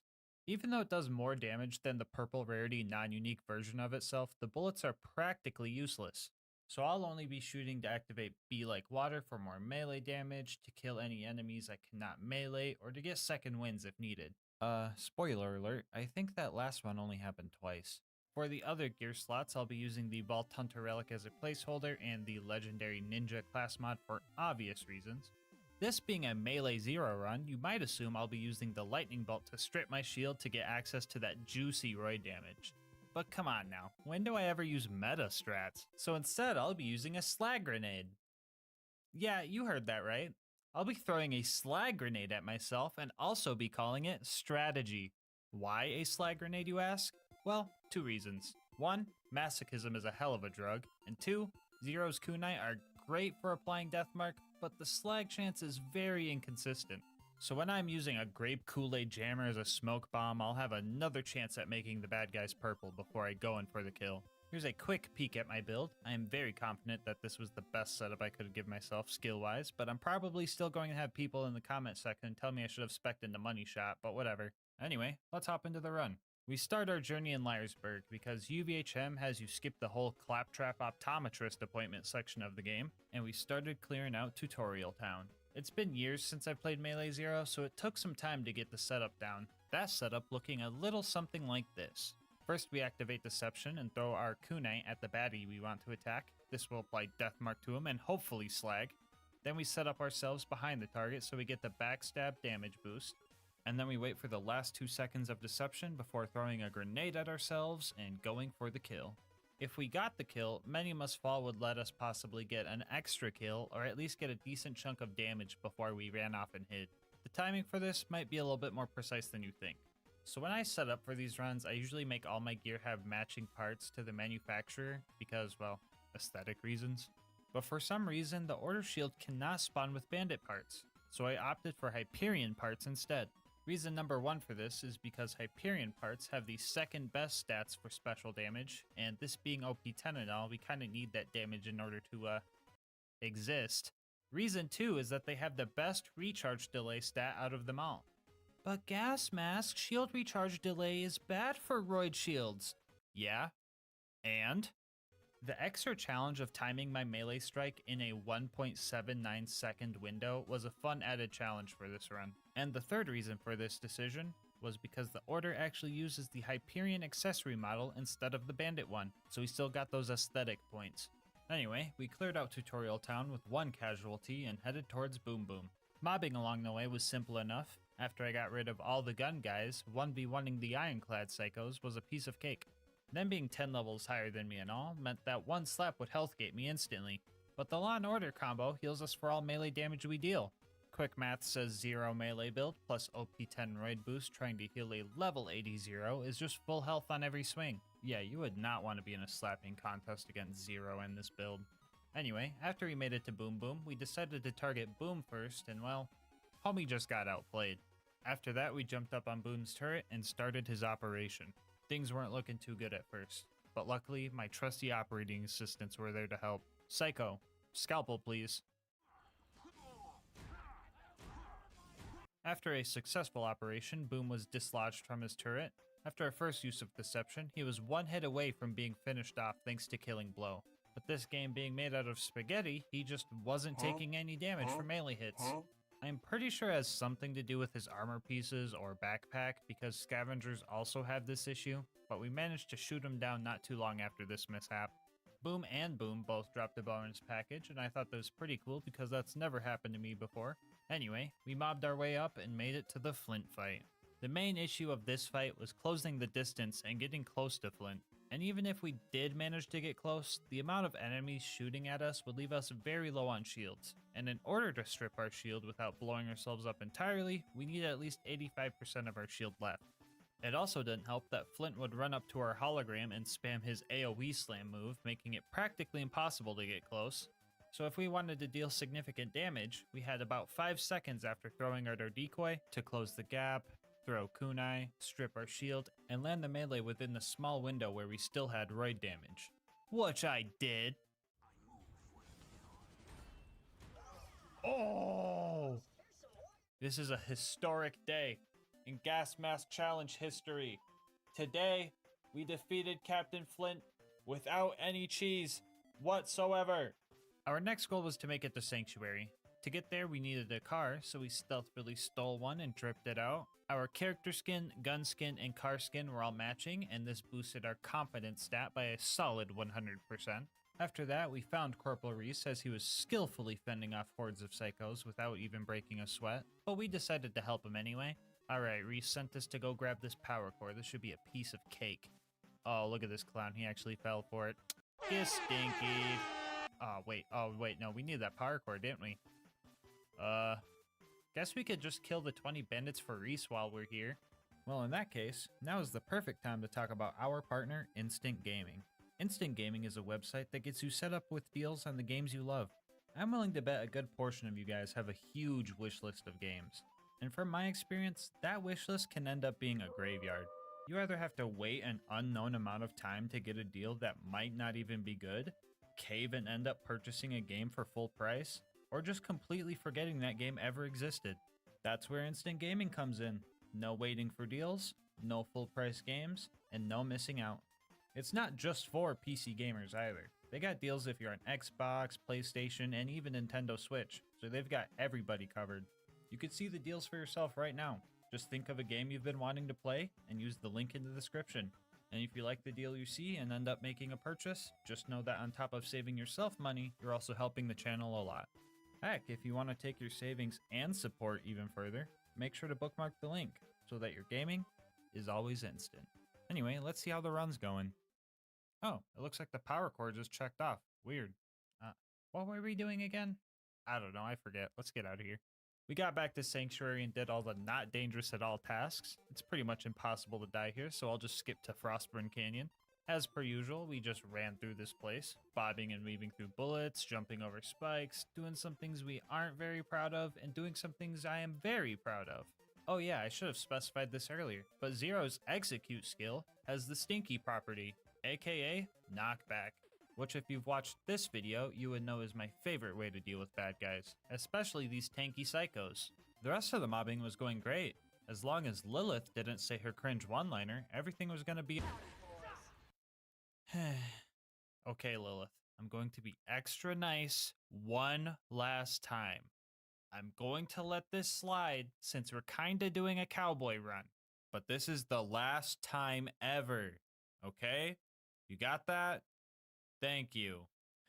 Anyway, after all that, we had to go rescue one of the cool vault hunters. In order to get into the Bloodshot stronghold where Roland was being held, we needed to go to Ellie's and get a new bandit car to sneak in. While fighting the cars with cars is allowed for the run, I usually like fighting them without them, because these guys aren't balanced properly for Ultimate Vault Hunter mode, and I just like the power trip. I mean, just throwing my kunai at them would likely handle the situation on its own. We decked out our new whip and headed towards the Bloodshot Dam, where Bad Ma was already waiting for us. And well, we made pretty quick work of him, honestly. While I was kinda sad that we didn't get to put the stinky on Bad Ma this time around, it was nice seeing the little homies rejoice in their freedom. The stronghold was up next, and the main problem we ran into here was the non-stop onslaught of bullets coming from every angle. Usually the Law and Order's healing can keep us alive in one-on-one fights, but against a horde of crazed marauders, you know, the bandits that run really far away after they down you for some reason, we run into some issues. Here we got our first second wind from an actual bullet. To be fair though, I'm pretty sure they forgot to balance these turrets past normal mode, so literally anything can one-shot it, so it wasn't really that impressive. After struggling through the first part of the map, we made it to the toilet room. And this place is usually the hardest part since the bad guys all have the high ground. But Zero's deception kinda turns the tables in our favor, since we could get some great strategic positioning. Oh! Angry Michael showed up, and well, he just straight up started flying. What the hell? It didn't take more than 2 seconds before my brain's prime directive kicked in and I seen my opportunity. Dub.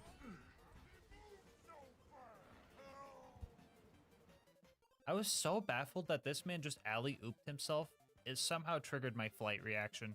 After that, Roland managed to escape his jail cell, but in probably the worst way possible. The blue toaster known as the Warden took Roland, and that was a big problem for us. If we don't kill Warden fast enough, he can actually take Roland to the Hyperion Friendship Gulag, where the fight can be even harder. So we needed to make sure we were focused and got this fight done here and now. We fought our way through the chaos and started our fight against Warden with a good amount of confidence, but then things started to take a turn for the worst.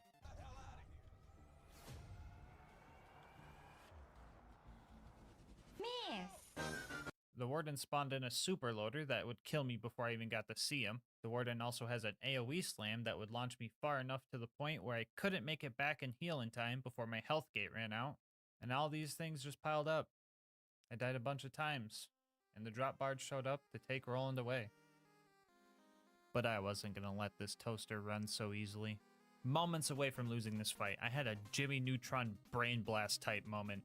If I couldn't heal because I couldn't stay close to the Warden, I would just have to make it so I couldn't get knocked back. And thus, a new strat was born. I'm talking about wedging. Using the ramp that is so conveniently placed behind Warden, we can absorb his slam attack and take little to no knockback. This way we could stay close enough to keep our healing up. We even went down close to the end, but killing blow came in clutch.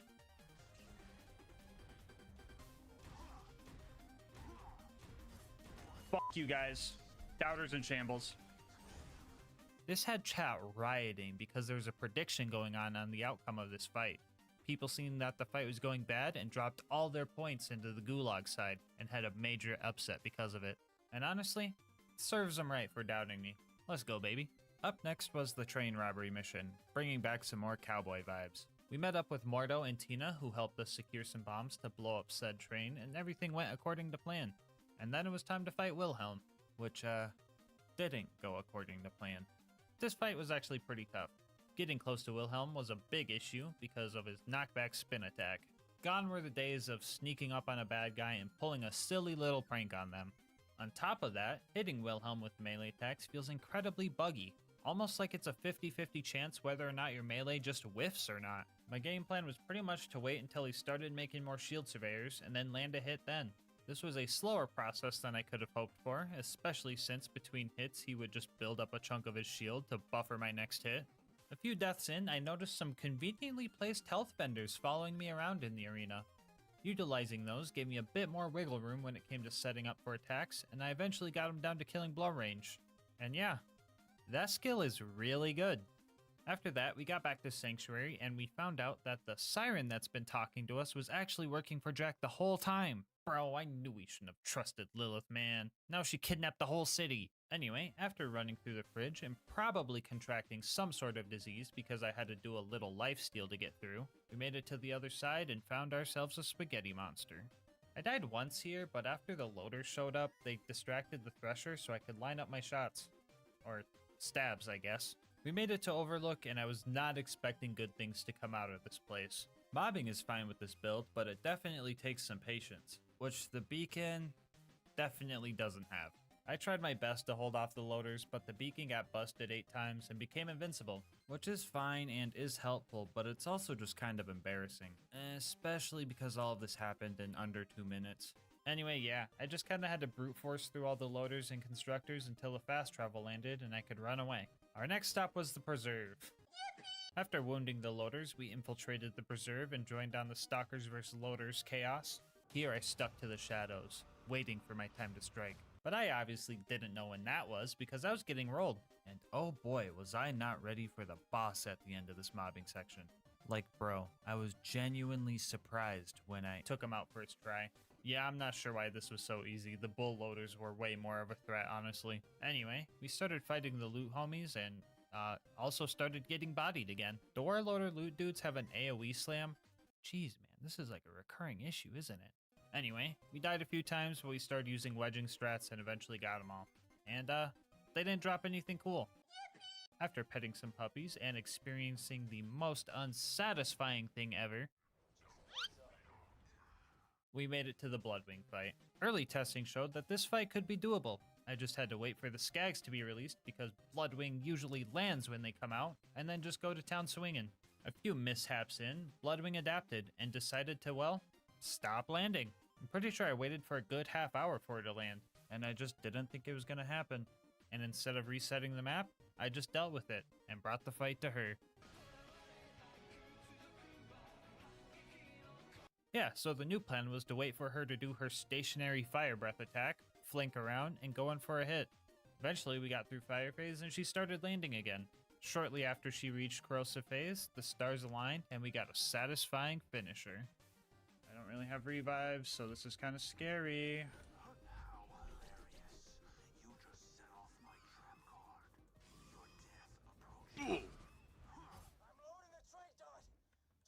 Scary? What was I even saying? This brought our rivalry score to 6-4. Let's go, we got a few buffer points, let's try and keep them. After bodying the bird, we had to go recruit our next homie, Brick. On the way there, we found Face McShooty, and sadly, we can't slice his face off and have it count for the mission, so we were gonna have to snipe him later. Anyway, we started Brick's initiation and died immediately. But that didn't stop this ninja cowboy from summoning a Godliath for some extra challenge. And that's all of them. Wait, why isn't the cutscene triggering? Oh, wait, silly me, I really forgot about this guy. I really can't believe I almost forgot about Back McStabby, bro. What the heck is wrong with me? Anyway, we started clearing out loaders with our homie Brick, and after the first wave, we came back to deal with the sarcastic slab. Using the knockback property of Execute, we slowly but surely pushed him over to this cliff for hopefully obvious reasons. Since we're playing as Zero, I wrote a little haiku in honor of this moment. He was near a cliff. I put the stinky on him. R.I.P. bozo. Anyway, yeah, Brick and I were styling on these loaders. We even got the good luck Brick Stinky. We secured our final homie in the roster by finishing off the super loader, and there was one more task before the big bunker raid. That would be the Jack Doppelganger assassination job. A quick hit job here would be pretty cool, and since we're kinda built for this exact type of job, I thought it would be fun to see how fast we could get in and out of here. So I threw up the speedrun clock and started some attempts. After a few tries of dying before I even got to Jack, I managed to line up a clean stealthy kill and started rushing to the info kiosks. We made ourselves a pocket watch and made it out of there in just under 3 minutes. You know, I really needed some stealth combat gameplay in my life, and this run is hitting the spot. Never mind, I just realized the bunker was up next. The climb up to the bunker proved to have a few challenges. Problem number 1 was this death wall that I couldn't get past. Mainly because I'm a bozo and forgot to tell Claptrap to pull up to the function. After I got that situated, the real first challenge was this toaster. In order to get past this guy, I first ran up and threw my decoy to the left of it so it would face the door. And after that, I could use my runaway prankster strats to whittle down the health bar. After a few attempts, we got lucky and had a low level one, so we were able to finish it off even though we went down. Up next were the baby turrets. Now, I want to say Execute helped us destroy these guys by letting us dash up towards them, but in reality, I think infinite vertical melee was the real culprit. On the way up to the super toaster, we found another bonus package, making that our third one for the run. Is this a sign that we should do a bonus package only run? No, of course not. It's just pure coincidence. Don't be silly. Anyway, the big toaster got me a few times before I realized I have Boar, which allowed me to destroy a good chunk of the constructor's health by shooting the side turrets off.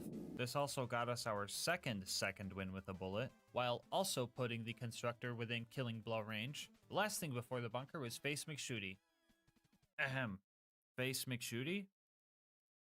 I said Face McShoot. Oh, here we go. Anyway, Zero, being the skilled assassin he is, also imbued with the true spirit of the West, took aim and easily got the headshot first try after 40 warm-up shots. At the bunker, we start taking out the turrets. Most of these guys were pretty simple to fight, but 5 of them were a bit tricky. First off, 2 of them required the infinite vertical melee that this game has in order to take them out, and another 2 just couldn't be meleeed. There's an invisible wall right here that prevents me from getting close enough to destroy these things. I even tried to grenade jump over it, and that didn't work either. So for the first time in this run, we actually had to shoot something for the kill, which is, yeah, kinda lame. But if we're being fair, it's a whole lot harder since this thing sucks for bullet damage. I'm pretty sure they would out-heal my DPS if I didn't have them slagged, so yeah, this was definitely harder than just smacking them a few times. The final turret could be meleeed though, but at a cost. Since this thing is straight up hanging over the void, I just had to make sure I could kill it before I hit the death barrier, which happened a few times. Execute is great, but sometimes you just slip right past your target and fly in some random unfortunate direction. Anyway, I think I was messing up because I kept missing the roid damage window, but ended up one-shotting it in the end. It was now time for the bunker fight. The bunker, being airborne and constantly hovering over a death pit, meant that melee combat was a pretty bad idea. So the best thing we could do was just use bore. But that's boring. You're watching this video, and that means you've seen the thumbnail, so you could probably guess where this is going. If you can't tell, this strat was incredibly risky. If I didn't miss the bunker and managed to actually land on top of him, I would be in a constant state of bouncing and would have to focus on micro movements in order to not fall off. We also rarely had roid damage up here, so the process was also very slow. After the bunker had enough, he would just kind of shake us off, and that was honestly the scariest part. I'm pretty sure this would stress anyone out, knowing that at any moment, this could happen.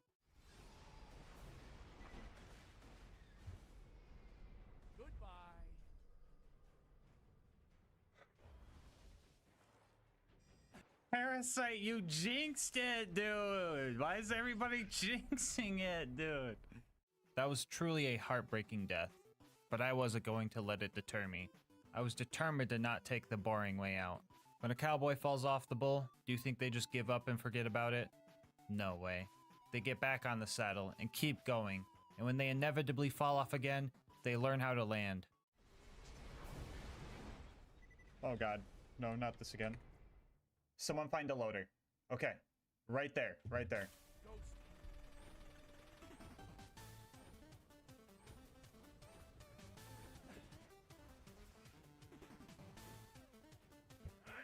Yeah, that's right. The cowboy keeps going until the job is done. After over an hour of this cycle, the bunker reached killing blow range, and victory was in our sight. We set ourselves up under the bunker, and we castrated this raging mechanical bull. After partaking in some cowboy caviar, we started the fight down in Angel Core. Things were going relatively well down here. Loaders aren't exactly the best at running away from you. As long as I went down close enough to them, I could get a second win. To help ensure this, I started jumping at them. This way, if I did go down before I got to them, I would keep getting closer instead of just stopping in my tracks. After that adaptation, the rest of Angel Core went smooth. Howdy, boys. Lilith, you fucking piece of shit. I swear to God, I hope... Hey guys, sorry about that. My lawyer said I should not include that in the video, so I just had to take that out real quick. Anyway, Roland ended up dying. I tried to give him a new shield, but homie just didn't listen. After that, Jack kidnapped the giraffe, and Mordecai suspected he was taking her to the vault. I would have guessed the wildlife exploitation preserve, but we'll just go with Mordecai's plan, I guess. I'm just following orders. So we headed to Sawtooth Cauldron. The ambush commanders here reminded me a lot of Badma, which also reminded me of my regret, so I took it out on them appropriately. After that, we hit the conveyor skip using one of the Gravedigger's grenades, and that felt pretty cool. We blew up Boombringer and also murdered its pilot, and then made our way up to a tough part of the run. You see, we had to destroy some buzzards up here. If at this point you're still not sure why this is an issue, let me ask you this. Have you ever tried to box a helicopter? If the answer is yes, are you okay? And if the answer is no, yeah, me neither, because it just wouldn't work. Zero is also way cooler than your average person, and he still had trouble fighting these things. So how did we deal with these things, you might ask? Well, each kill went a little something like this.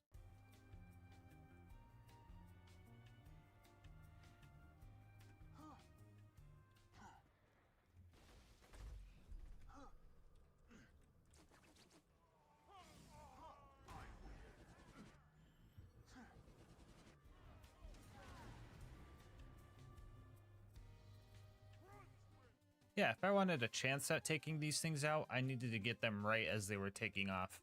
And descending the tower to get them to despawn and respawn was the best way of doing so. It took about an hour, but we managed to get all 5 buzzards and steal the bombs we needed to get to the boneyard. Everything here went as usual. We got away from the bad guys at the first pumping station, died to the sergeant loaders in the second one, almost had our car blown up at the third, and then rammed that same car into a pipe and end up in the Arid Nexus Badlands.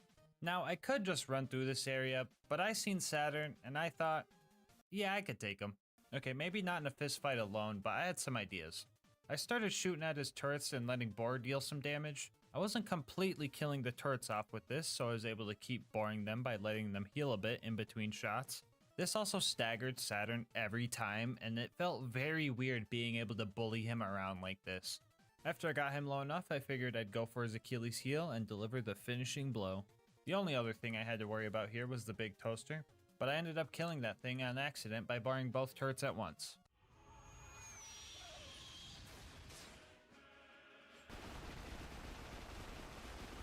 Anyway, we got our info and made our way to the claptrap door. The culmination of all the mobbing practice I've had throughout the run was going to be shown in this fight. Oh, never mind. I died to my own grenade on the first loader. Neat.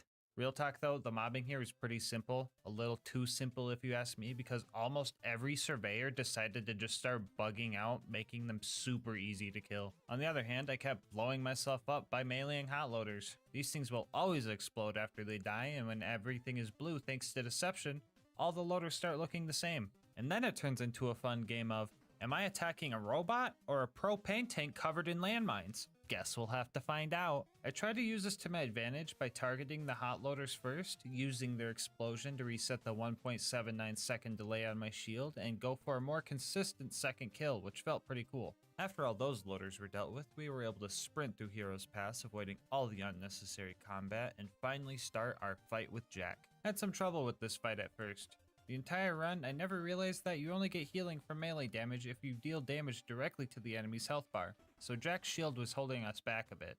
That issue is easily fixed compared to our next problem. You see, Jack has a number of advantages in this fight. First off, he has some very strong health regen, meaning our kill was going to need to be quick.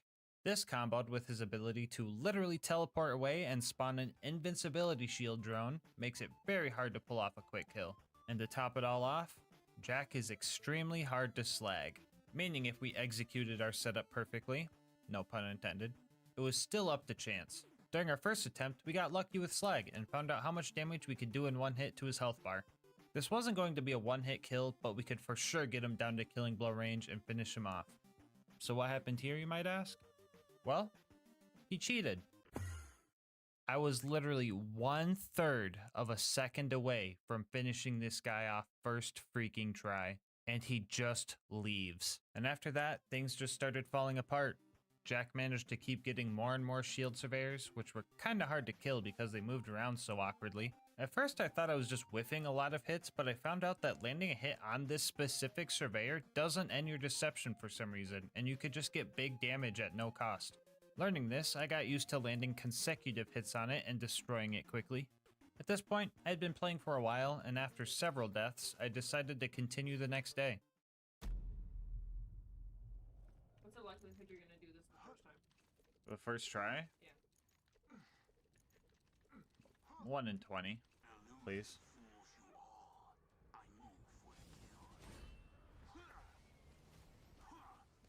I'm gonna be surprised if this works, honestly. Alyssa, I did it first try! Well, I guess that just leaves the warrior now. This final boss was definitely a worthy one. The fight was nothing but back-to-back constant risk-taking. Getting close enough to the warrior to melee him also meant I was in the worst possible spot if the warrior decided to do a slam attack. On top of this, if a Crystallisk, Rack, or the warrior somehow landed a hit on me right before I tried to strip my shield, the whole attempt would just be lost. I had some strategies to combat these issues. First off, I made sure to always know where the nearest Crystallisk was in case I needed some quick health and or a second win. I would utilize the wedging strat we learned earlier to maximize damage when the warrior was in this spot, and use this bridge to stop us from flying when he was in the other two spots. Our first attempt made it pretty far before we lost to our own mistake. Usually breaking all the crystals on a Crystallisk would be enough to kill it, but since I let this one live for so long, it managed to regen enough health to survive having all its crystals broken. If this happens, the only way to kill is if you have enough explosive damage, which we didn't. Attempt number 2 also ended pretty far into the fight, but just like before, we kept hopping on that bull, learning every time. After 20 minutes of fighting in our third attempt, we managed to get him down to killing blow range, and victory was in our sight. We landed one last power move and finished him off with one final blow to the heart. Which means, you can beat Borderlands 2 with only the law and order. Bonus content time, woo! So Jack might be dead, but there's still a lot of crime on this planet, so our work isn't done yet. We're going to investigate the 2 sanctuary crimes and also go take down the outlaw Nisha. First off, let's talk about the gutter quadruplets. If you're impatient like me, you probably figured out who did the crime by accusing someone, and if you were wrong, just saying, oh well, guess I'll try again in the next playthrough. But today, I actually wanted to crack this case. Talking to Marshall Friedman, Moxie, and Zed, we found out the murder was from a single bullet. He has a shield and took some damage, but then Zed patched him up good as new. So the one who has a sniper, shield, and full health is the only person who could have done this crime. Case closed. Let's move over to the other case in Sanctuary, where we gotta find out who stole the cash from their homies. Marshall Friedman told us that only one of these guys will tell the truth and the other 3 are liars, and using that info, we can easily find out who took the money. Jim pretty much said it wasn't me, Lindy says Sam took the cash, Sam said it was O'Cantler, and O'Cantler just says Sam's full of crap. That last one was actually verbatim too. So if we factor in our 3 liars and 1, truther rule, we can quickly find our answer. Sam and O'Cantler's responses both contradict each other, so we can deduce that one of them have to be telling the truth. And in either case, that would make Jim a liar, meaning his response of, I didn't do it, is proof of his thievery. So yeah, you could solve the case in this convoluted way, or you could just look at Jim's back and see that the money is literally right there. Anyway, let's move on to Lynchwood and Nisha. The first mission here was pretty easy. We pressed a few buttons and then a train blew up, so that was pretty cool. And after that, we put the Stinky on Mad Dog while also managing to keep the dynamite from falling off this time. And then we robbed Nisha's bank and set off to hide all the money. Oh boy, I sure hope Nisha doesn't sick her posse on me. Oh my god! After all that, Nisha was mad, and now she wanted to challenge us to a pistol showdown to see who came out on top. But honestly, screw all that noise.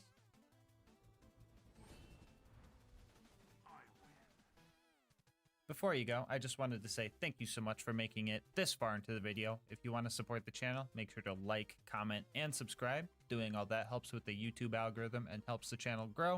If you want to support the channel more directly, consider becoming a channel member. 99 cents gets you emotes and videos a day early, and also helps me get videos out earlier for everybody. You could also check out my link in the description to Instant Gaming. I am partnered with them, and they have some great video game deals over there, so definitely go check them out and save some money. I'll leave my Discord and Twitch channel where I stream these runs live in the description as well. And last but not least, I wanted to give a shout out to our thumbnail artist, Mango Soda. They do commissions and will also be linked below. But until next time, breathe easy, homies.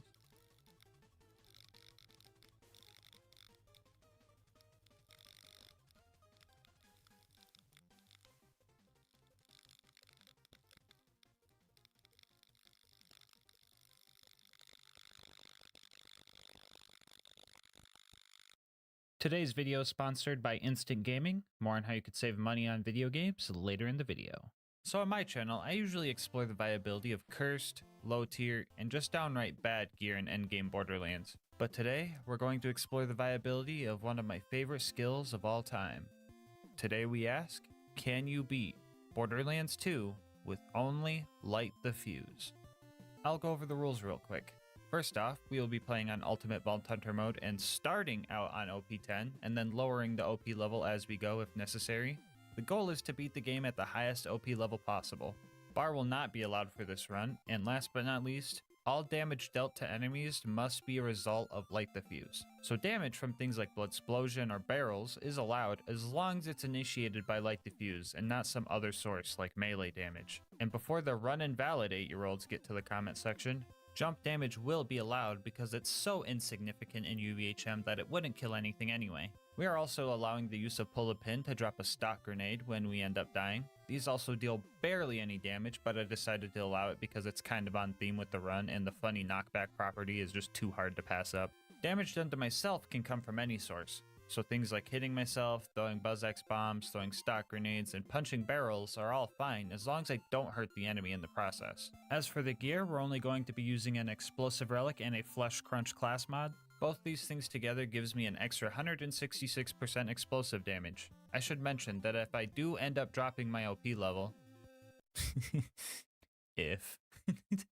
I will also drop my gears level accordingly, which doesn't matter much. The difference in damage boost is like 8% from OP0 to OP10, but I decided to keep the playing field level anyway. Here's a quick peek at the build.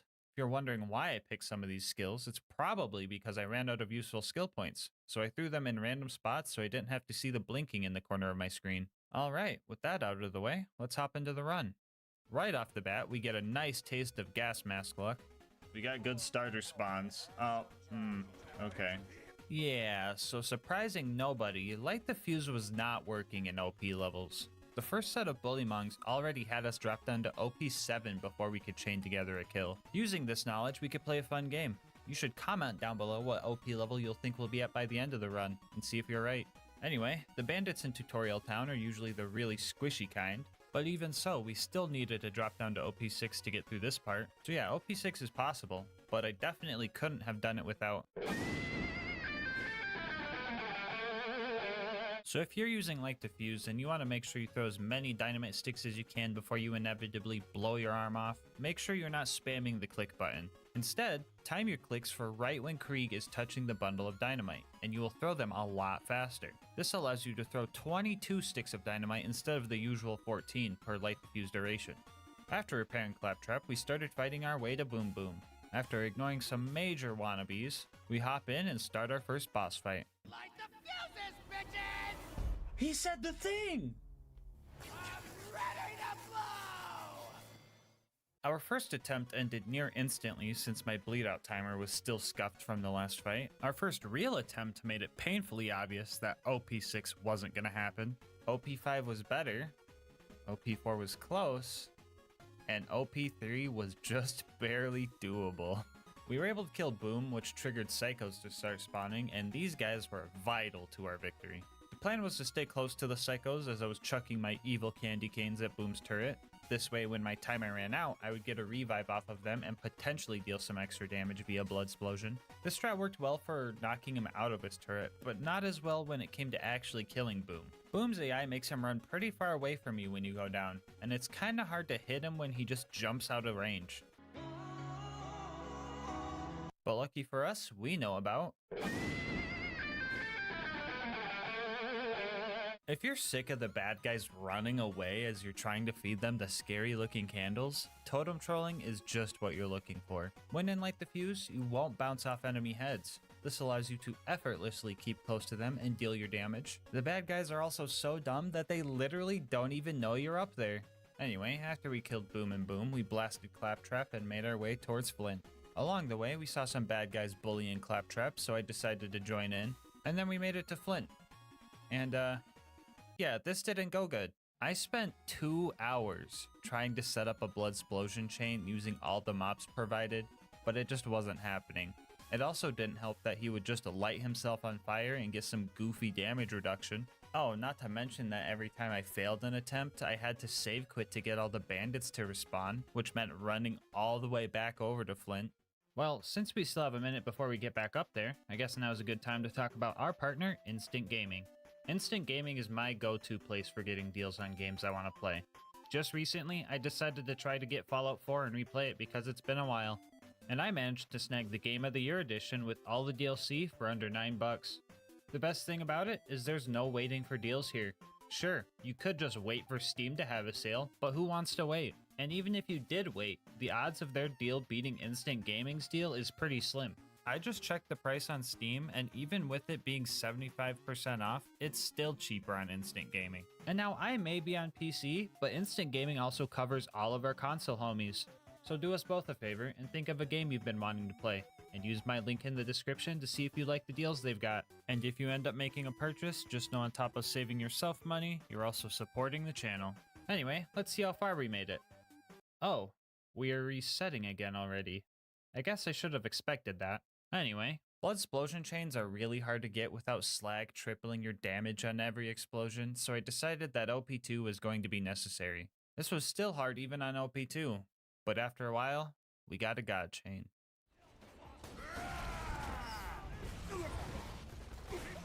Let's go, dude! After that, we made it to 3 Horns and stole ourselves a car, visited Door Guy, hit a sick quad feed, stole some guy's batteries, and let the blood explosion chain handle killing the 20 bandits for Reese, before finally making it to Sanctuary. Ah yes, home sweet home. We can kick back and relax. Come to Frostburn Canyon or people will die. Okay, we're off to Frostburn Canyon then. You know the drill. We usually speedrun through this map because all the mandatory fighting is at the end. Running through this time was especially fast because of a largely forgotten part of Light Diffuse is the speed boost awarded to the player after detonating the bundle early. If you get a kill like this, you get a speed boost for the remainder of time that you had left in Light Diffuse. And the best part about it is that speed boost can stack. That's what we call some high risk, high reward gameplay. Anyway, after making it through the bandits and spike pits, we found Lilith and happily revived her. Psych! Real talk though, it didn't take Lilith long to utter her cringe one-liner. It was literally her second phase blast, and I just wasn't having it. At this point, some of you guys might be thinking, I thought Light Diffuse was bad. How the heck is this man AFK eating chips and French onion dip and still winning? And yeah, fair enough. I've heard a lot of people say that this skill is terrible, and while I could agree that this skill is definitely not optimal, terrible is kind of a harsh take. Ironically enough, I think that Light Diffuse excels in the 3rd playthrough. Did you know that this skill receives a 600% damage boost in UVHM?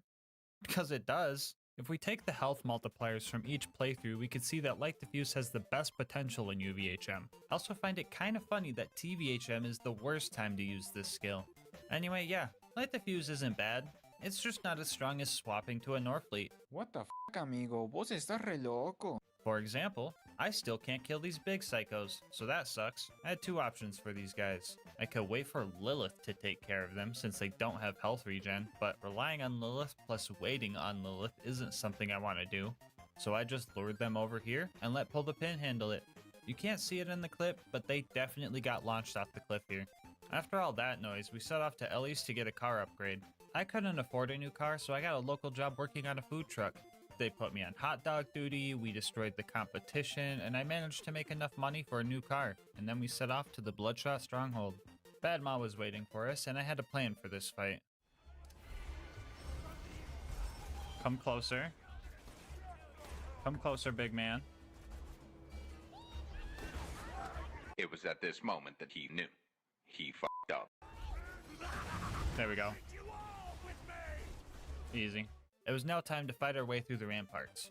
They thought they were going to be able to stop me with their numbers and manpower, but they didn't know about my main goal. My main goal is to blow up. The close quarters combat here made it easy to set up blood explosion chains and corner enemies. After we made it to the toilet room, I managed to survive 7 back-to-back instant bleedouts. We even ended it on this cool stylish one. Hold that, wait. Hold on. Come down here. Truck it.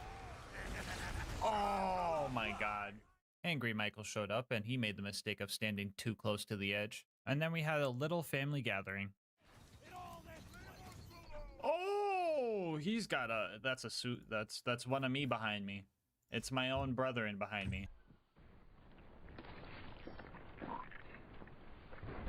We caught up to Roland and watched him get kidnapped by our next big problem, the Warden. Fun fact, Constructors have a 90% damage reduction to Grenade Splash. Also fun fact, Light Diffuse and Blood Explosion are both considered Grenade Splash. Another fun fact, the Warden can take Roland to the Hyperion Friendship Gulag if you don't kill it fast enough. Fun fact, we're going to the Gulag. Yeah, I tried my best here, but we just did not have enough damage to take him out. Especially because our potential revives were all super loaders or angelic guards, so bye, Roland.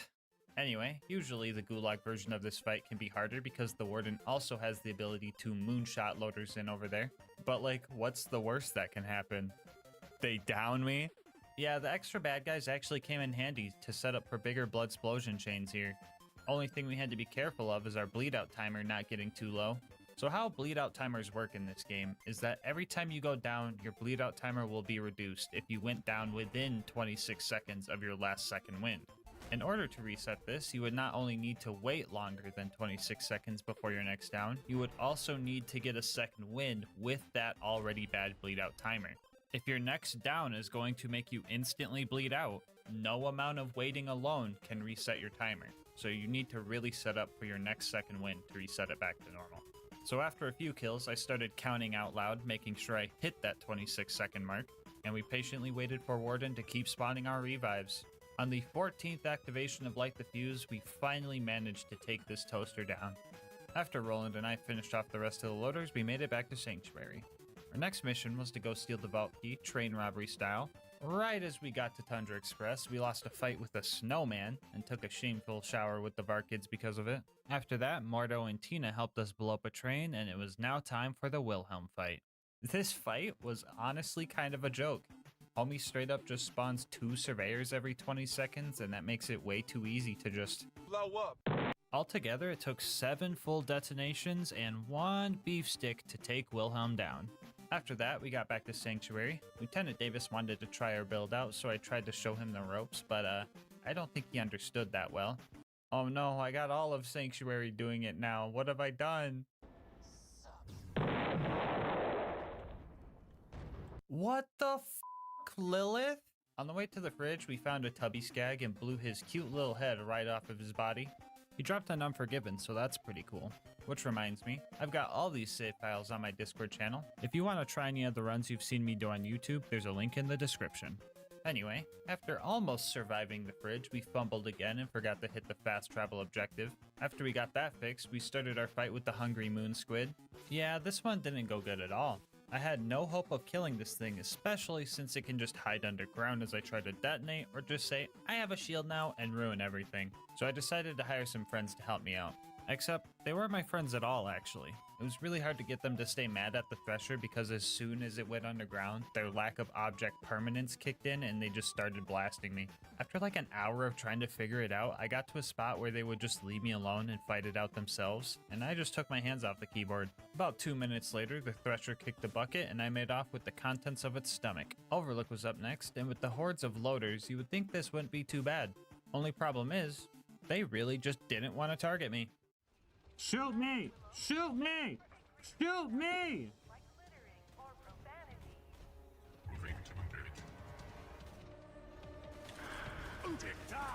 What the fuck? Yeah, they were just dead set on destroying that beacon, so it eventually became invincible and these guys were still shooting at it. I had to adapt, and this is probably the first time in human history that adapting was running up and trying to eat the bad guys' guns. But we gotta do what we gotta do. After what felt like the longest Overlook fight of my life, the fast travel landed and we made our shameful escape. We weren't at Sanctuary long before we were given another job to do while everybody else sat around. What is our job anyway? Oh, come on! Anyway, after wounding all the loaders by simply not getting a second wind, we ran through the preserve and started taking out all the required bad guys. I had to be a bit careful here because I knew an UBA was coming up. That's an acronym for this, by the way. And in order to take this thing out, I was going to need to really utilize the 2 loaders it spawns with. I was really scared that I was going to have to farm map RNG for this barrel to be slag for the kill, but I was lucky enough to kill him without needing to do that. And I was even lucky enough to do it a second time because I forgot to grab Doctor's orders. We started fighting the loot dudes, and this time around I figured bunching them all up would increase my odds of surviving. I died anyway, but on the bright side, the corrosive skag killed all the jet loaders for us, so that was cool. We ended up getting a legendary Psycho class mod and an Infinity, so that's pretty neat. And after playing fetch with the local puppies, we made it to the Bloodwing fight. At face value, you might think this fight is just not possible. She has 3 phases to fight and resets if I end up dying, and that math just doesn't add up to me winning. But lucky for us, right about the same time she lands and gets into our range, she also spawns a bunch of skags. Those skags are also getting slagged by Mordecai. I think you guys know where this is going.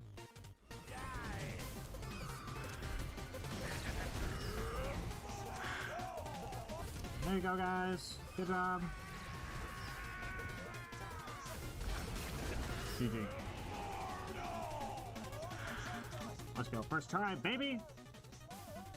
The new rivalry score is now 7-4. I think we need to give Bloodwing a chance, so maybe comment the challenge that Bloodwing can score a point on. Anyway, we got the Claptrap upgrade and finally had a chance to high-five our homie. Our next goal was to recruit Brick and his buzzard support.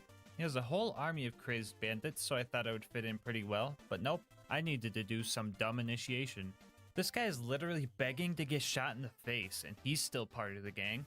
I'm running around with lit TNT and blowing my arm off every 4 seconds, and I can't join? What the heck is that logic? So I started the initiation and immediately went AFK to just go eat more snacks because I could. Anyway, after I killed all those guys, Brick agreed to help us out. We also got to tell Sarcastic Slab about our main goal. Blow up. After getting a loader to take out Face McShooty for us, we fought off all the loaders with Brick. I was having trouble doing our usual strats, but luckily Brick knows what he's doing. Brick! He did it! We seen it! The last thing we needed for the bunker raid was Jack's voice. We tried our totem trolling strat on the Jack double, but one light diffuse duration wasn't going to be enough. After that attempt, he started running away, as he does, but I bet he didn't know about. When you're in Fight for Your Life, enemies change up a little bit and try to move a bit further away from you than they usually would. Normally you can't use this to your advantage, but with Light Diffuse, we can run, jump, and hurt all the bad guys right to where we want them. After using the fear of the engineers to our advantage, we were able to kill the Jack double and steal his voice, and now we were finally ready for the climb up to the bunker. Obstacle number 1 was another toaster. Believe it or not, this guy was way more of a hassle than Warden. You see, all the Warden does is just keep spawning bad guys. He can't shoot missiles or nukes or anything like that. On the other hand, these guys have a limit to how many loaders they can spawn. So if I didn't get enough damage done with the provided bad guys, I would have to reset the map.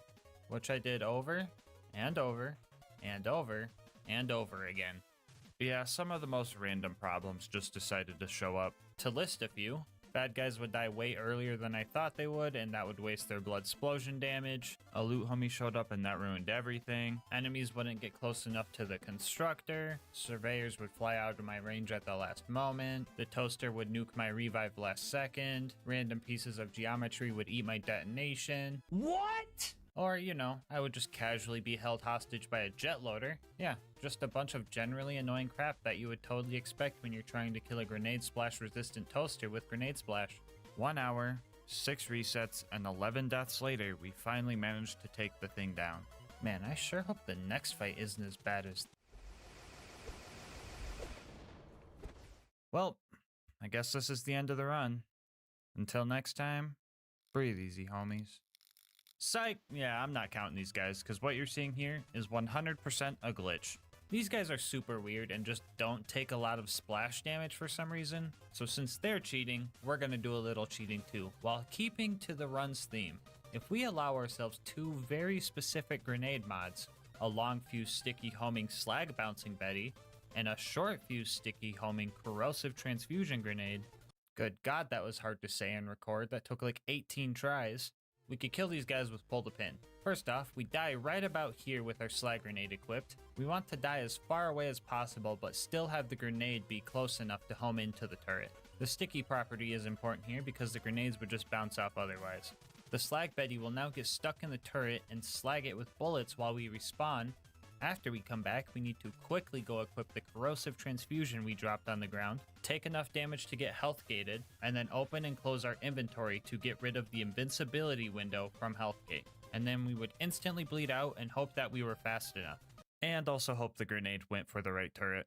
This was a pretty tight window. It probably took about 15 tries before we nailed this kill. For the further turret, we had to get a little creative. Instead of bleeding out normally, we would have to jump into the death barrier in a level spot where our grenade would drop, bounce directly upward, notice the turret, and start homing in before we equipped our corrosive transfusion and tried to bleed out with that one. Surprisingly enough, we somehow got this one first try. Well, glad that fight is out of the way. Can't possibly get any worse than... Yeah, I'll be honest guys, this was probably the worst super toaster fight I've ever had. I literally couldn't do anything to this thing, so I just had to wait for it to slowly nuke itself. This was unbearably slow, so I tried to manipulate it by baiting out slams every time it chose to shoot missiles instead of nukes. And honestly, I thought it was working, but I was actually just slowing him down. The optimal strat here was literally to wait pretty much AFK and just eat some hot fries. 2 fucking hours I waited there before I couldn't see his health bar anymore. He was practically dead, so I decided to finish him off the proper way. This is probably stupid, but oh well.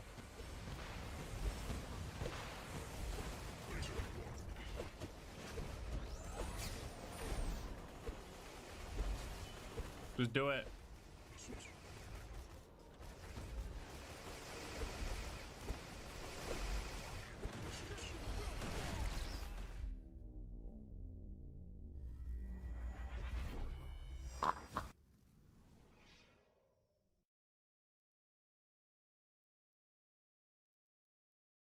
Would like to remind you that there is only one thing worse than respawning, and that is not respawning.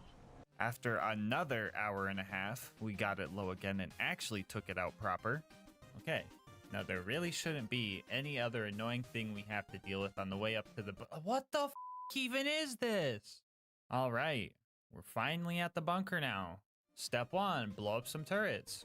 Step 2, blow up some more turrets. So in order to destroy the bunker, we were going to have to be patient and wait for him to stand still on the edge of the arena and blow up his turrets to get second wins. Now this is some tricky stuff to land consistently, but we had a trick up our sleeve. Alright guys, it's time to teach you about my favorite light the fuse tech, short fusing. How many of you guys have tried to jump last second in order to reach a surveyor or rack, but in the end just landing before the dynamite has a chance to blow up anyway?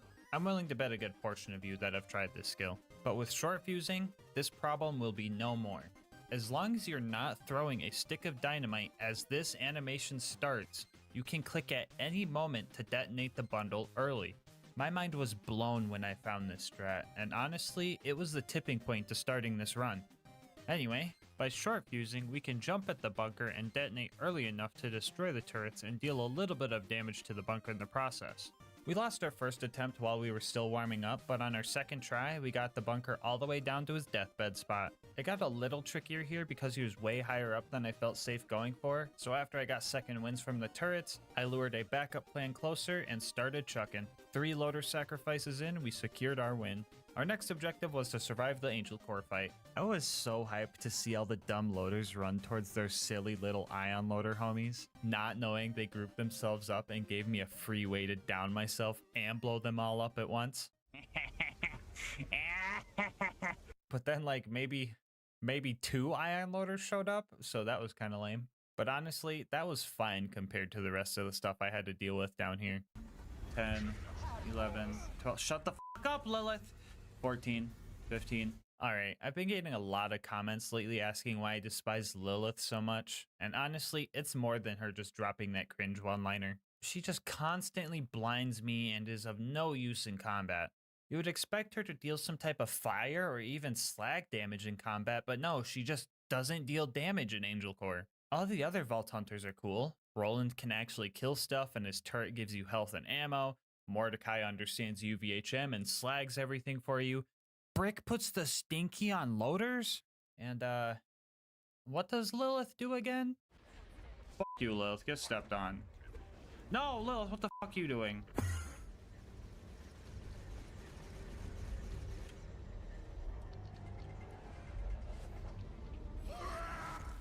She takes me to the fucking back rooms?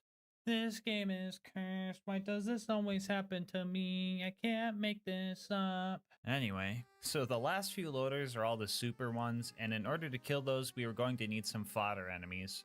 If we somehow messed this up and we're stuck in a 1v1 versus one of these things, we were going to have to restart Angel Core entirely.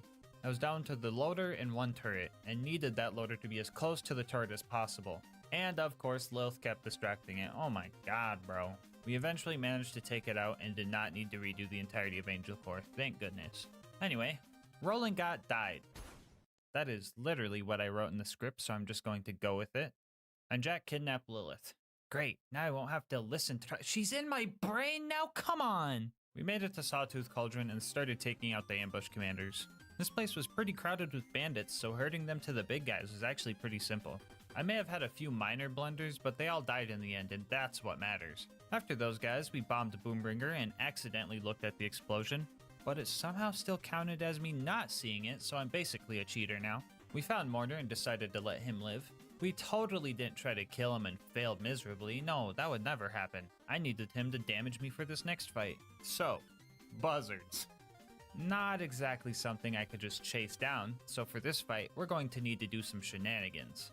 Man, do I just make the same funny edit as I did in the last video? Screw it, why not? Time's up.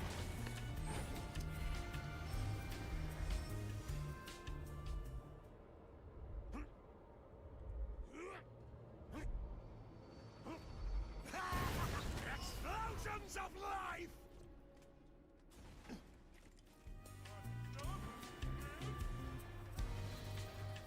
Anyway, yeah, we had to pretty much just get the buzzard as they spawned in order to get all these guys taken down. It took a while, but we got all 5 and stole a bunch of explosives. Wait, why are we even here? I've got tons of dynamite. Anyway, after the usual run through the boneyard, we made it to the Badlands and found Saturn. I humored the idea that killing Saturn was possible, so I made one attempt. Guess how much damage I did?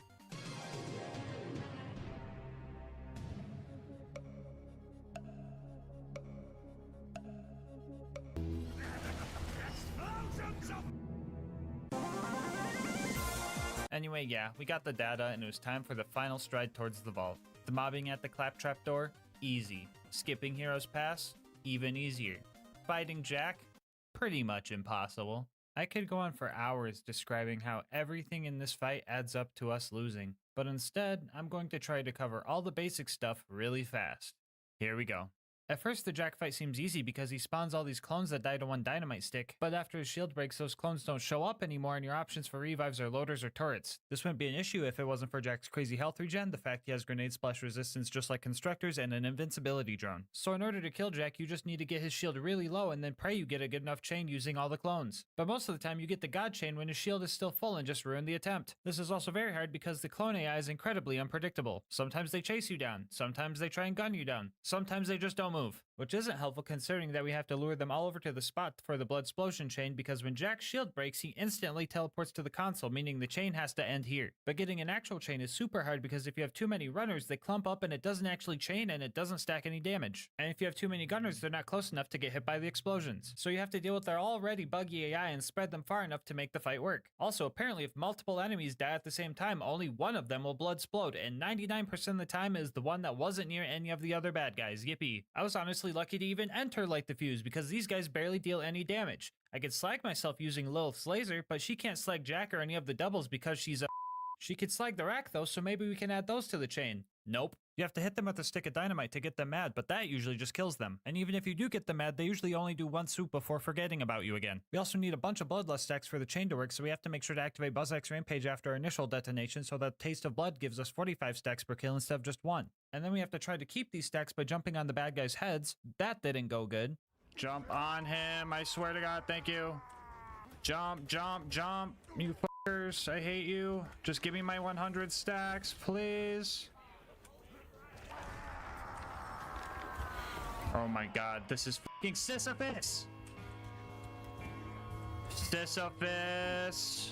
Other than the actual fight, there were some other things that slowed me down. Like when the mailman sent me this picture saying my 24-pack of monsters was delivered, that's not my front door. So I ran around my apartment complex and discovered that's nobody's front door. This was actually just a picture of a package that wasn't even my monsters delivered to the back door of the main office. Why? Back to Borderlands, I also had Shift telling me I couldn't connect to my account even though I was in offline mode, which wouldn't be an issue, but they decided to tell me every time I paused to save quit and again in the home menu. It was messing up my fast save quits and I was getting really tilted. Insert dramatic sigh and pretend that I did all that in one take. Wait, hold on. Anyway, after 6 hours, I decided that OP2 Jack just straight up wasn't possible. So this fight is going to have two endings. The normal ending and the stinky ending. If we allow ourselves to use pull the pin with a singularity grenade, we can win the fight like this.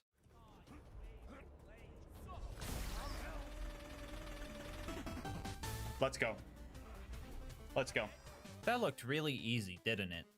Well, it actually took 3 hours to figure out. Stock grenades don't launch Jack, otherwise I would have just used one of those, so the singularity was needed here.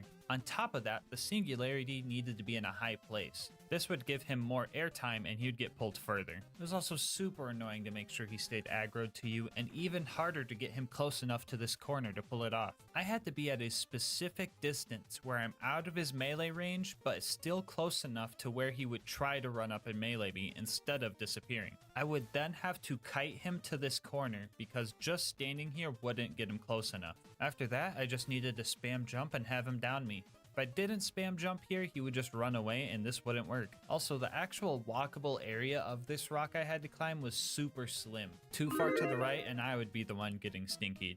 Usually I would just be kinda mad that this fight was so convoluted and obscure, but like, we fucking put the stinky on Jack. This is fucking awesome. Anyway, for the normal ending, we were going to have to drop the OP level all the way down to 0. Hey guys, Future GASMASK here. So yeah, we managed to kill Jack at OP 0 after about 2 hours of attempts, but I was really mad that we had to drop out of OP levels after making it this far on OP 2. So we popped it back to OP 1 and did some testing, and within the first 10 minutes we had some promising attempts, and I instantly knew that this was possible. So I put my nose to the grindstone, letting my stubbornness completely overtake any urge to settle for the win at OP 0. I knew it was only a matter of time, but what I didn't know was that matter of time was 10 hours. Anyway, I just wanted to explain everything that happened. I'm pretty sure 50% of this challenge was this fight alone, so that's something. Also, this bit is 100% an excuse to show off the new merch. Queen Knight designed all of it, and I think she did an awesome job. If you want to cop some of this for yourself, find the link in the description or just go straight to GASMASK'S.com. Anyway, here's me killing Jack after I fought him for almost 20 hours.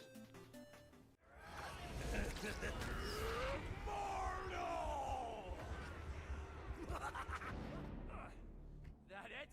Huh? We're staying OP levels! We're gonna fucking do it! And that just leaves the warrior. The plan here was to lure the crystalisks over to where the warrior stands and use them for revives while damaging the warrior with our thrown sticks. This fight was honestly so much easier compared to the Jack fight, but we still ran into some issues. 19, 20, 21, 22. Mori! With all respect, shut the fuck up. You're gonna jinx it. I love you, but don't say that, okay? What's the rule? We know the rule. We don't celebrate till it's over. Okay? Okay? 2 seconds later. Quicker than I'd hoped.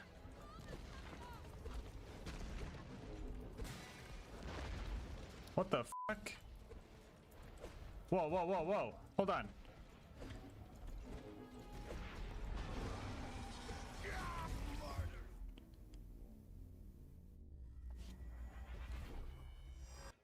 Alright, I'm not gonna get mad. But Mori. This is a direct example. Anyway, our other issue was that the crystalisks just straight up disappear when he enters his deathbed spot, leaving our only options for revives being rack or blowing off his chest pieces. So after a few failed attempts, we devised a strategy. When the warrior was close to entering his deathbed, we would make sure not to put him under that health threshold while he was already sitting in that spot. That way, when his health did get low enough, instead of standing there with no chest pieces for revives, he would dive under the lava one last time and regain his chest armor so we could guarantee at least one revive in deathbed phase. Using those chest pieces and this rack that luckily glitched out, we were able to take down the warrior and finish this run. Which means, yeah, you can beat Borderlands 2 with only Light the Fuse, even at OP1. Bonus content time, woo! We faced many hardships in this run, and we prevailed over every fight we were faced with. All except for one. And I think revenge is a dish best served cold. So we started blowing up snowmen. All these bandits and frosty dudes were no match for me. I was in a constant state of instant bleedouts, but they just couldn't escape me. Oh, the delightful sounds they made when their existence came to an end.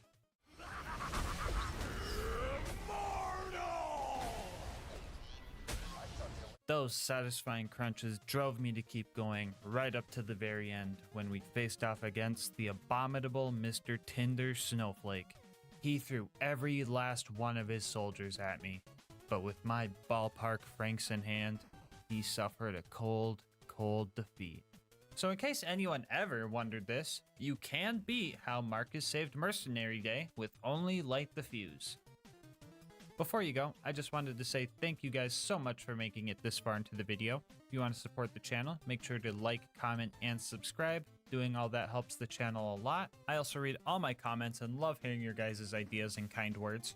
If you want to support the channel more directly, consider becoming a channel member. 99 cents gets you emotes and videos a day early. You could also save yourself some money over at Instant Gaming using my link, or you could check out the new merch store.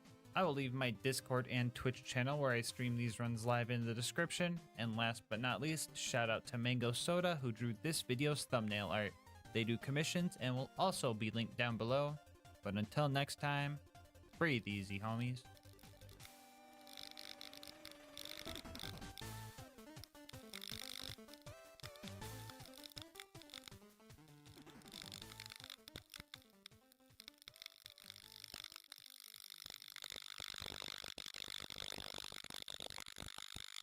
This video is sponsored by Instant Gaming. More on how you could save money on games later in the video.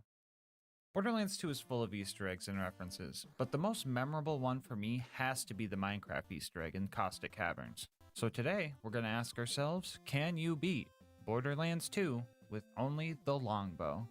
Here are the rules for this run. First off, this will be an Ultimate Vault Hunter mode Overpower 10 playthrough. For the Minecraft players that have never played this game, this just means enemies have 4 times health, health regen, and are all 10 levels higher than us. Bar will not be allowed for this run, and the longbow is the only gun I can use. The longbow being a sniper type weapon means that Zero is the character to pick for this run. To complement his skills, we will be using the legendary sniper class mod for a bunch of sniper buffs. This class mod also has us trade off 2/3 of our shield for some pretty intense crit damage bonuses, so we will be super squishy for the whole run. Melee attacks in Zero's kunai will be allowed for applying Deathmark and Slag to the bad guys, but I can't kill enemies with the melee damage. If any of the run invalid babies want to complain about this, I literally put it in the rules, so don't make a fool of yourself. As for the other gear, we have a basic shield and the Vault Hunter relic as a placeholder. Here's a quick peek at the build. Pretty basic sniper build stuff, so let's hop into the run. We start our journey in Tutorial Town, a village recently overrun by pillagers and their fearsome ravagers.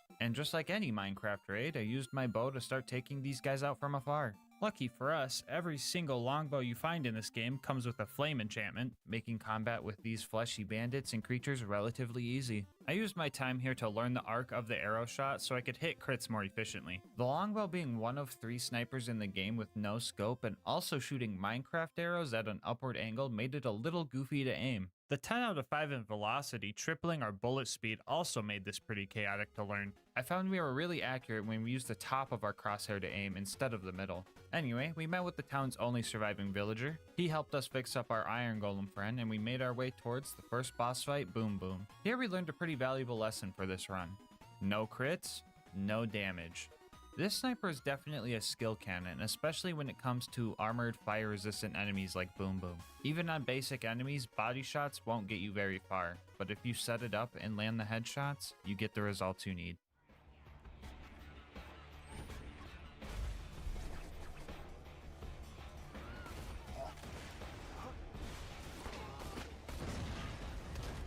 Oh god, that hurts, that hurts, that hurts, that hurts.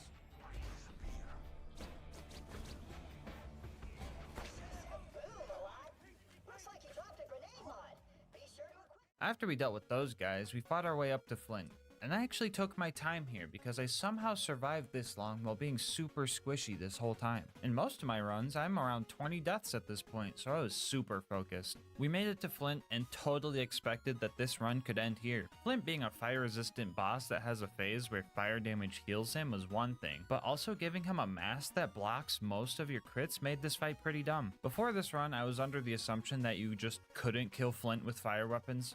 Like, look at this clip of me spamming him with a fire Norfleet. That's not a great sign, eh? I knew this fight could be a roadblock before I even started the run. So I came up with a strat so cheesy, so goofy, and so impractical that I really didn't want to use it if I didn't have to. I'll be calling this strat Plan B. Plan A was to knock Flint out of his arena and bug out his AI, and then we would just feed him crits and hope that we could fight against his health regeneration. And at first it looked like my arrows weren't doing anything, but Zero had a trick up his sleeve. I'm talking about Critical Ascension. This skill gives Zero more crit and sniper damage for every crit he hits. These stacks of Critical Ascension will start decaying if you stop getting crits after a short period of time or swap to a non-sniper weapon. So now the question was, could I stack enough Critical Ascension to actually move his health bar? Slag, please. Please slag.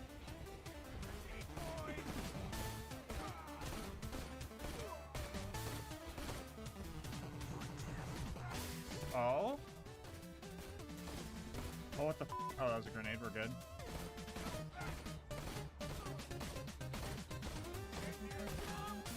No way.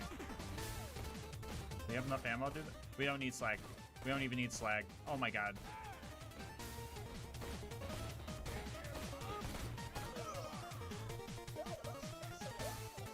Well, I could be wrong, but I think I might be the first person ever to kill Flint with a fire weapon at OP10. I was honestly really glad that that worked out. Looks like we're gonna have to save Plan B for another run. Anyway, we got Claptrap's boat back, made it to Three Horns, used my Bullymong whispering skills, stole a car, made it villager color, hit door guy, changed my mind about the vehicle color, met Corporal Reese, sniped the crap out of a guy that stole his battery, made a snow golem to avenge the 20 bandits for Reese, and finally made it to Sanctuary. Alright, so we're going to be waiting for Private Jessup to open this door for a while, so now is a great time to tell you about how instant gaming can save you money on your next video game purchase. Picture this. All your homies get a new game and you see them over there having a blast, so you decide to get the game for yourself, but uh-oh, it's going to set you back $70? Yikes! Yeah, video games are getting expensive nowadays, but that's where instant gaming comes in. They have deals on tons of games, and I'm willing to bet they've got deals on some of the games that have been rotting away in your wish lists. And the best part for me personally is that there's no waiting for deals here. That's why they call it instant gaming. And to the console homies watching, instant gaming has you guys covered too. So if you're on PlayStation, Xbox, or even Switch, they've got deals with your name on them. So how about this? You think of a game you've been wanting to play and use my link in the description to at least see what kind of deal they're offering on it. And just know if you do end up making a purchase, not only are you saving yourself money, but you're also supporting the channel. Anyway, let's get back to the run.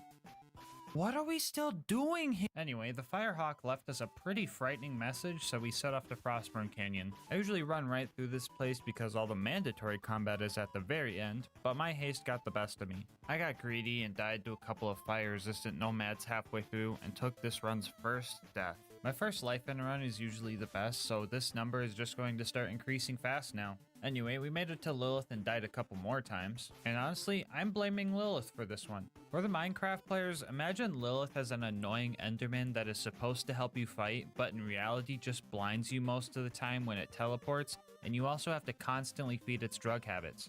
Oh yeah, and it also has a really dumb catchphrase. Anyway, some big boy Vindicators showed up, and I proved that they are killable with the longbow before dealing with the others in my signature style.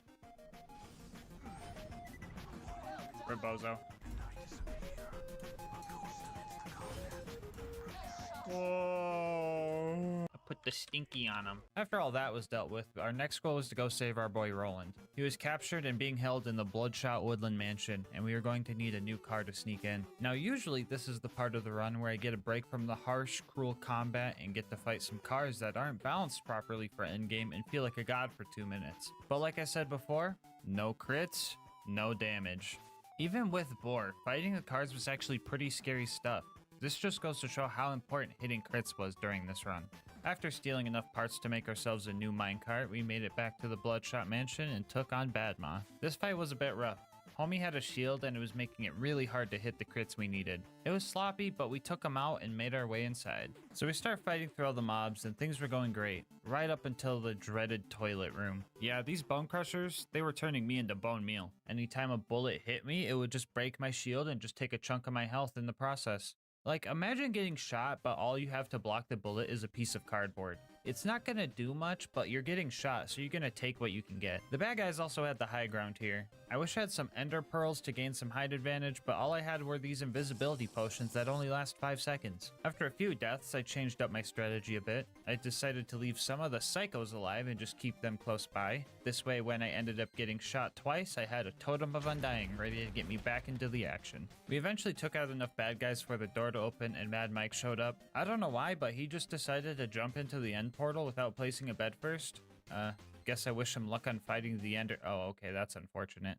Oh well. We found Roland and he was in big trouble. Homie set off a skulk sensor and the warden came and nabbed him up. We had to be quick here because if we didn't kill the warden in time, he would take Roland to the friendship gulag where the fight is a lot harder. On the run up to him, we fought our first loaders and honestly, that didn't go too well. These yellow health bar armored enemies are fire resistant and we end up doing about a quarter of the damage that we should be doing. So if fighting these basic armored enemies is rough, how is a giant armored enemy that spawns more armored enemies going to go? Well, extremely well considering that he has a giant crit spot and doesn't move at all. Yeah, I was able to get a good amount of critical ascension stacks using this Rainbow Six Siege type angle, and I managed to take out the warden before it could even spawn any bad guys. Anyway, we fought off the rest of the loaders with Roland and made it back to Sanctuary. Our next mission was to blow up a train and steal the vault key.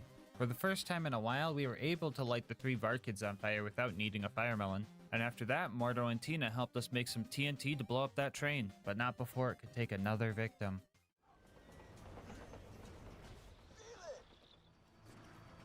Okay, maybe a couple victims.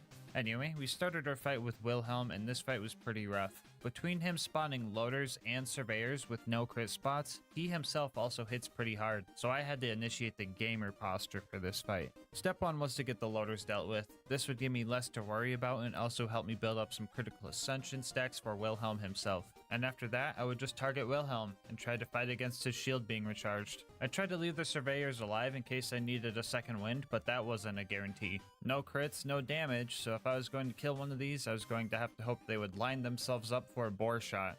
For the Minecraft players, think of boar as the piercing enchantment, but the bullet doubles its damage every time it hits something. This skill can one-shot some enemies if their hurt boxes are overlapping because the damage just keeps stacking, so that was something we prayed for during the fight. This was actually a pretty close fight. I was running out of ammo towards the end of it. Gosh darn it, dude, I knew mending wasn't worth it. But we had plenty of critical ascension stacks, so we had just enough ammo to finish this fight. Anyway, we stole another battery for the city's shield system, but turns out it had a virus planted in it, and now Herobrine is hidden somewhere in Borderlands 2. I guess please leave a comment if you end up seeing him in the video. I'm kind of scared right now. Yeah, so Sanctuary turned into a giant end island and then disappeared. I forgot to place a bed up there, so now we need a new way to get home. I found a route through the fridge where all my other skeleton brethren live. Us bone boys need to stick together, so they didn't do me any harm as I passed through. We made it to the Outwash and found the beacon we needed to get back to Sanctuary. Only issue was an angry glow squid ate it, so we were gonna have to kill that thing. Our first attempt went pretty bad, and I thought this fight was gonna be tough. But then I came back, beamed it in the eyeballs, and killed it in like 5 seconds. Now that we had our beacon, all we needed to do was set it up and defend it. I didn't have 164 iron blocks to get any stat boosts, so when Jack moonshot 50 loaders at me, I was pretty much beat right there. After struggling my way through another 15 deaths, we were finally able to make it back home. Our next mission was to prep for the big bunker raid, and step 1 of that was getting Claptrap's upgrade from the preserve. We started trying to wound the loaders to get the front door open. Emphasis on trying. Like, we could wound the loaders, but by the time we wounded the next one, they would just heal and not be classified as wounded anymore. Lucky for us, this game is spaghetti coded, and if you end up dying while one of the loaders is still wounded, the game doesn't realize that they heal back to full health, and they still count towards the 3 wounded loader requirement. So after a few tactical respawns, we made it deeper into the preserve and started fighting Pomone and Toomba. I didn't really need to fight these guys, but I just kind of felt like it. That was until I actually started trying to hit Pomone's crit spot and instantly regretted it. Those guys died eventually and I continued on. The first mandatory mobbing section here was, well, it was fine until the stalkers started throwing the loaders around, making it really hard to hit crits. Oh my god, dude, this goofy off fight, dude! We started prioritizing the stalkers to avoid this issue, and the Uba eventually showed up. This thing is big and slow, so hitting crits on it was pretty easy. right up until both of his arms fell off and no longer had any crit spots. Honestly not sure why his eyeball is in a crit spot just like literally every other loader ever, but at least these guys are one of the few enemies that don't have health regen. So we just had to be patient. But this still took a long time. Long enough that the loaders we previously killed hit their 25-minute respawn timer right as we were running out of ammo, so that was a bit scary. We managed to clutch up though and made our way to the loot dudes. Much like the baby zombies in Minecraft, you want to fight these guys one at a time because having 4 of them on you would be pretty bad. I think our gear had looting on it because this time around we got 3 legendaries. A Logan's gun, a Shred-a-Fire, and a Maggie. Pretty good haul. Which reminds me, if you want any of this cool loot or to try this challenge for yourself, I have the save file on my Discord server. Link in the description if you want to join. After that, it was pretty much a straight shot to Bloodwing. Uh-oh. Wolves, my sworn enemy.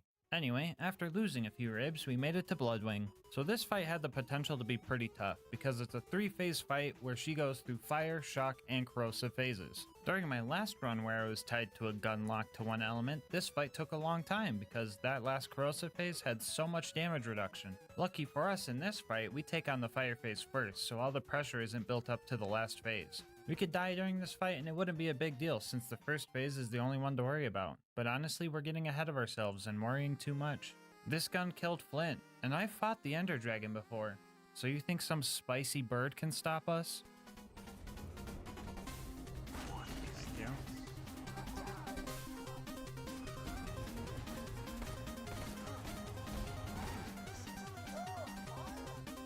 No, stop. Please kill it. Thank you.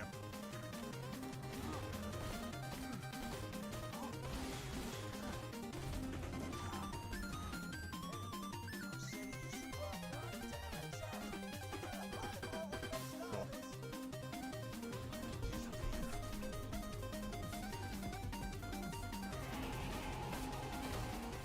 Let's go. Let's fucking go, dude.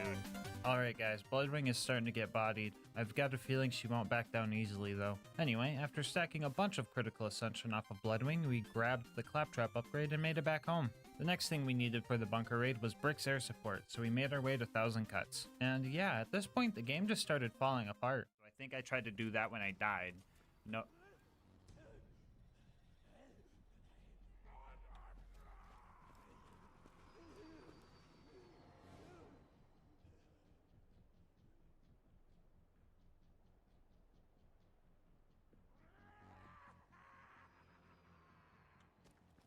Anyway, we made it to Brick's initiation and decided to make all the Goliaths mad. We eventually got one to go full Godliath and we had to take him on. But for some reason, I just couldn't hit any crits on this guy. Sure, his head flails around a lot and that makes it harder to hit, but with the amount of rounds I shot in that general vicinity, I should have at least hit a few. I ended up dying and just summed it up as an anomaly, because as soon as I got back, I just bodied him, so I guess that's kind of funny. After that, we put the Stinky on Sarcastic Slab, put the Stinky on a loader, Brick put the Stinky on a loader, and then Brick and I used the power of friendship to put the Stinky on a loader together. Oh, set me up! Set me up!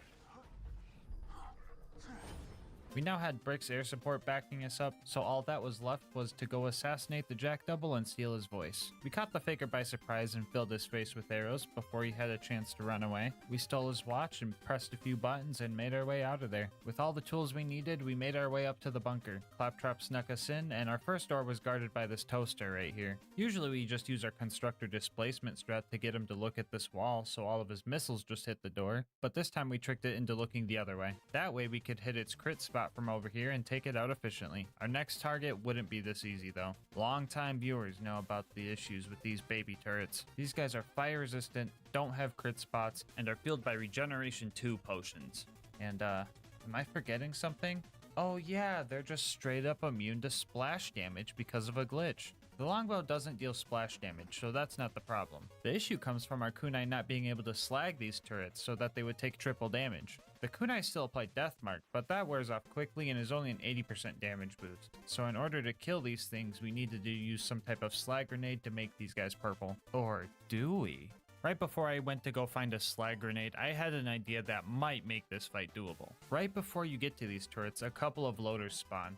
My plan was to disarm one and slowly fire shots at them to stack critical ascension, giving us some more sniper damage to use on the turrets. And this process was pretty tedious. I had to make sure I waited in between each shot to let him regen as much health as possible, but also not wait too long so that I started losing my stacks. Two Fang, aka our multi-shot enchantment, would proc as well. This is not good for stacking because it deals extra damage to the loader but doesn't give us an extra stack of critical ascension. I also couldn't unspec into it because I needed Two Fang for that extra DPS on the turrets. Ammo was also an issue. In order to have enough ammo to continue stacking, I would have to jump off this cliff to get the free ammo from respawning. I would lose about 10 stacks in this process, and the whole thing was just a constant tug of war. Eventually I got 35 stacks and went after the first turret and just barely got away with the kill.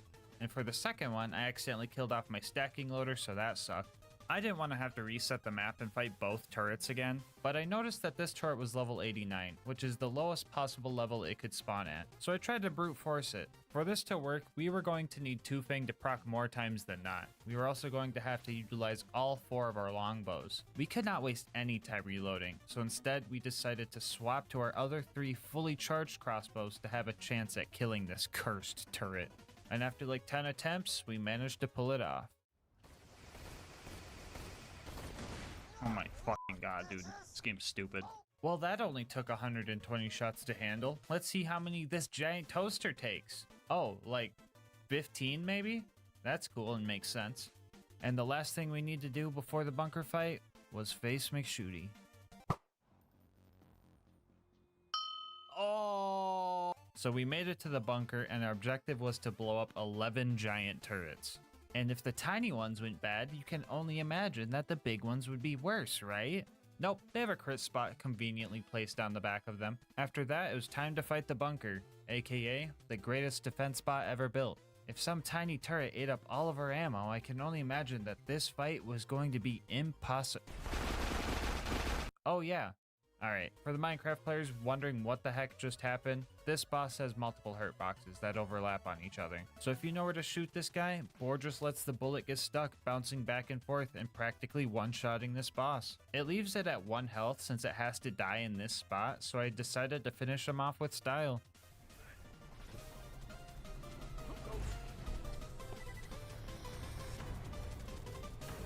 Let's go. It was now time to jump down into Angel Core and deal with multiple waves of loaders. This should be fine though, right guys? Sure, the laser turrets have aimbot and no crit spot, but there will be plenty of loaders to stack critical ascension on. Everything's gonna be fine. Howdy, boys. Ah, fuck, the Enderman is back, hold on. Anyway, a fight that should take 5 minutes maybe took about half an hour, and then the last injector we had to destroy glitched out and just became invincible. Still not sure what caused this, but it has to be something to do with the other injectors respawning after 25 minutes or just taking too long in general. We got lucky and our kunai managed to take it out for some reason. I don't know, spaghetti code or something. I'm just glad we didn't have to redo this whole fight. Anyway, Roland died, the Enderman got kidnapped, and now we had to go to Sawtooth Cauldron. Here we had to take out 4 more shielded nomad dudes, and honestly, I was just kind of getting farmed by these guys. I was just constantly surrounded, and if you mix that with how squishy I was, you get an experience similar to falling into a mob grinder. We eventually got enough sneaky headshots and destroyed Boombringer so that Mortar would come down and fight us. The last thing we needed to do was fight a few ghasts, but this Blaster Goliath was causing chaos up here. I decided to knock his helmet off so he would enter rage mode, but then my guy just started trying to punch the buzzards and just fell off the tower. That didn't matter though, because homie just set his game mode to creative and flew his way back up here.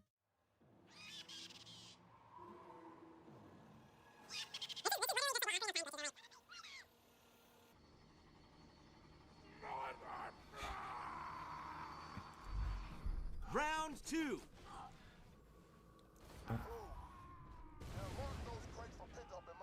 Honestly, I don't even want to talk about killing the buzzards anymore. Just know that I did. I was way too invested in this guy's journey. He was launching other bad guys around and I wanted to see what happened. But tragically, he ran off too far before I had a chance to put a name tag on him, so he despawned. We'll miss you, Blaster Goliath. Anyway, we used the bombs we stole to get to the boneyard and spun a bunch of valves before crashing our car into a pipe and Tony Hawking the thing. We made it to the Badlands after that with the goal of sneaking in, getting the data we needed, and getting out. And if you thought I was gonna fight Saturn, the giant, tanky, fire-resistant, no crit spot having scary robot of death, yeah, right. This guy is optional. Maybe when Skags fly. What the? Oh, come on, dude. So the plan to kill Saturn was to use his little turret attachments to rack up bore damage. These turrets have separate health bars and have health regen, while Saturn doesn't. So after hitting one of these turrets, I would let them regen a little bit before continuing to use them against Saturn. After one heartbreaking fail, we managed to get the kill, sneak in, steal the data, and make it out. Were you expecting me to stay alive? Well, that's your own fault. We were finally ready for the final stride towards the vault. Combat at the claptrap door was going to be pretty scary because super surveyors spawn. Normal surveyors are an issue because they don't have crit spots, and now imagine one that's 5 times tankier. The plan for these guys was to lure them into a trap by wounding other loaders and hoping we could slag them with kunai and just brute force it. Or, you know, it could just fly too close to another surveyor and just get bored. We managed to stack a good amount of critical ascension during this big fight, and that helped us finish it relatively well. After that, we did the parkour map known as Heroes Pass and made it to our fight with Jack. The first phase of this fight isn't anything too special, but when Jack's shield breaks, 2 things happen that could cause some issues. First off, he's got some crazy health regen. And second, he spawns another one of those darn surveyors that gives him an invincibility shield. After 5 attempts, I managed to accidentally bore kill the drone, and then Jack just glitched out, letting me finish him off pretty much for free. And just like that, it was now time for our final fight with the warrior. So this fight would be pretty tough if we did it the intended way. The warrior has multiple slam attacks that are pretty much undodgeable, and our only realistic revives were phantoms, and healing was out of the question because the slams were just way too frequent.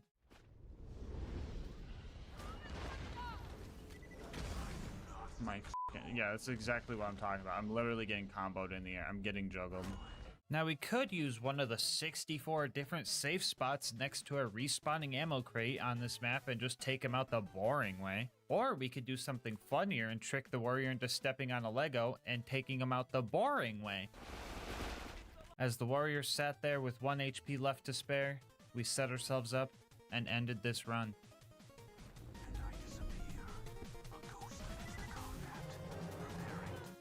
And just like that, now we know. You can beat Borderlands 2 with only the longbow.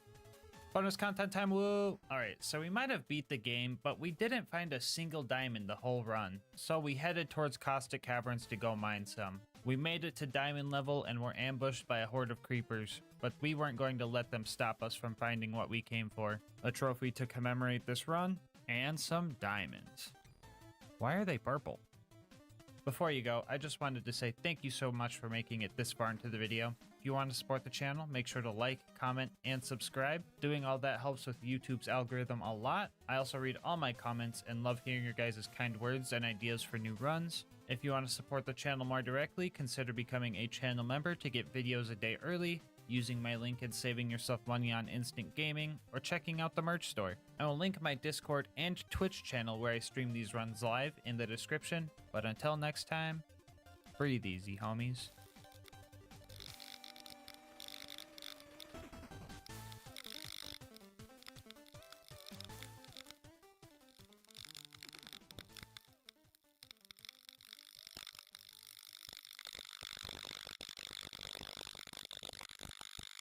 The Alien Blaster is arguably one of the best weapons in Fallout New Vegas, but when you factor in its limited ammo, you realize it won't last forever. Which makes you wonder, can you beat Fallout New Vegas with only the Alien Blaster? The rules for this run are simple. The Alien Blaster is the only weapon we are allowed to use. Any type of environmental damage from other NPCs or traps is fair game, with the exception of companions. It would be too easy to let them do all the work, so we're just banning them outright. And to add some challenge, we are going to be playing on hardcore, very hard difficulty. For the Fallout newbies that are usually here for my Borderlands challenges, hardcore mode adds hunger, thirst, and sleep meters and makes healing broken limbs a bit harder, and the very hard setting makes it so I take double damage and only deal out half damage. Since a big part of this challenge is trying to conserve the finite ammo we get with the alien blaster, I figured letting the game aim my shots for me using bats would be kinda weird, so I disallowed that too. Alright, with the rules out of the way, let's get into the run. Our journey starts as a handsome man leaves us for dead in a desolate wasteland, which felt oddly familiar. But to our luck, Doc Mitchell managed to save us. As we wake up, we can't help but feel anger and hatred towards the human race. I came in peace, and they brought violence, so they needed to be punished. The Doc will have my mercy, since he went out of his way to save my life, and made me the most handsome alien in the universe on top of it. A new me means a new name, so I chose the most appropriate one for the alien who will destroy the human race. I set up my stats like this. I don't need strength for anything. I made up a rule that I couldn't use speech to cheese my way through this challenge, and the alien blaster has a 100% critical hit chance, so luck wasn't that useful. For my tag skills, I chose medicine for the damage I'll be taking on very hard, energy weapons for obvious reasons, and science because I'm an alien. And for my starter traits, I chose trigger discipline to help with landing shots and conserving ammo, and wild wasteland because the alien blaster does not spawn without it. On our way out, we grabbed everything of use from the dock and sold everything not of use to Chet. We also stopped by the schoolhouse to grab some extra food and a stealth boy before plugging in the coordinates to the nearest alien ship, which was pretty much on the opposite side of the map. So while we try to sneak past these death claws, I'll tell you guys about our partner, Instant Gaming. Instant Gaming has been my go-to place for video game deals. Thanks to them, I got Fallout New Vegas for under $3. That's $7 I saved to buy myself a monster and get me through this challenge. And Instant Gaming has deals on all sorts of games, and their deals are hard to beat. No more full price games, no more waiting for deals, and no more games dying in your wish list. Are you a console player? Not a problem, because they've got you covered no matter if you're on PC, Xbox, PlayStation, or even Nintendo Switch. My favorite part about Instant Gaming is the whole instant part. Once your account is verified, getting a new game can literally take less than a minute. You get your code, plug it in, and I bet downloading it will be the longest part of the whole process. So stop waiting, make your gaming instant. How about this? Think of a game you've been wanting to play and use my link to just see what kind of deal they're offering on it. And if you end up liking that deal and making a purchase, just know that on top of saving yourself money, you're also supporting the channel. Anyway, let's get back to the run. Uh-oh, looks like we cut too soon. Skip ahead? Skip ahead! After a few scary creatures and a few close calls, we finally made it to the alien ship. It turns out that the ship belonged to a rival alien faction and they were immediately hostile towards me. I needed the captain dead in order to steal his blaster, and I was determined to not use any of the humans' disgusting combat contraptions, so I had to lure the captain into a trap. Some of the locals nearby were of the extremely violent variety, so they shot at anything they saw, including me. Oh! That's a fucking grenade launcher. I just had to make sure they fought each other as I dodged their lasers and grenade launcher rounds. Usually NPC versus NPC combat is pretty quick on other difficulties, but on very hard, the alien captain was an absolute tank that could easily annihilate all the Vipers in its vicinity. I even tried to lure the captain into a landmine that was laying on the ground, and he pretty much ignored it. If I wanted a proper blaster, I was going to have to separate the captain from his henchmen and have him focus his fire on me while the bandits focused their fire on him. I was getting annihilated by lasers, so I attempted to eat some of the human food I found at Doc Mitchell's. These so-called stim packs tasted horrible and were extremely painful to eat, but my survival was more important than my comfort, so I choked it down. But don't even get me started on the super stim packs. Ugh. I eventually got the captain surrounded and was able to watch as the humans turned his gray matter into red matter. We stood nearby hoping he had a lot of ammo to get us through this run. He could drop anywhere from 140 to 250 shots for the blaster, and as long as we get around average, we should be Okay, 165, that's actually terrible. Oh, curse this planet. Well, as long as we don't miss, we should be Anyway, now that we had our blaster, we could finally start hunting down the checkered man who tried to kill us. Before we were shot and left for dead, we were masquerading as a postman, and the human that attacked us was after something we were delivering, so we set off to the Mojave Express in Prim for clues. Discovering the location leveled us up, and I dropped all 15 points into energy weapons and chose the intense training perk to increase my luck, which increases all my other skills slightly. Some heathens took the place over, and their deputy was also taken captive. Usually I wouldn't get into human affairs, but this deputy beagle had some answers. Leave it to the humans to leave a dog in charge. I entered the building where the deputy was being held and started looking for his kennel. I also killed some guards and stole their hats to blend in with the other humans a bit better. I look almost undistinguishable. After lurking in the shadows and dealing with all the savages, I found the deputy, who was in fact not a floppy-eared dog. Humans are murderers and now they're liars too? Despicable. Either way, he would not give me answers unless I let him free, so I did so begrudgingly. He told us that the checkered man was heading to Novak through Nipton, so we made our way in the same direction.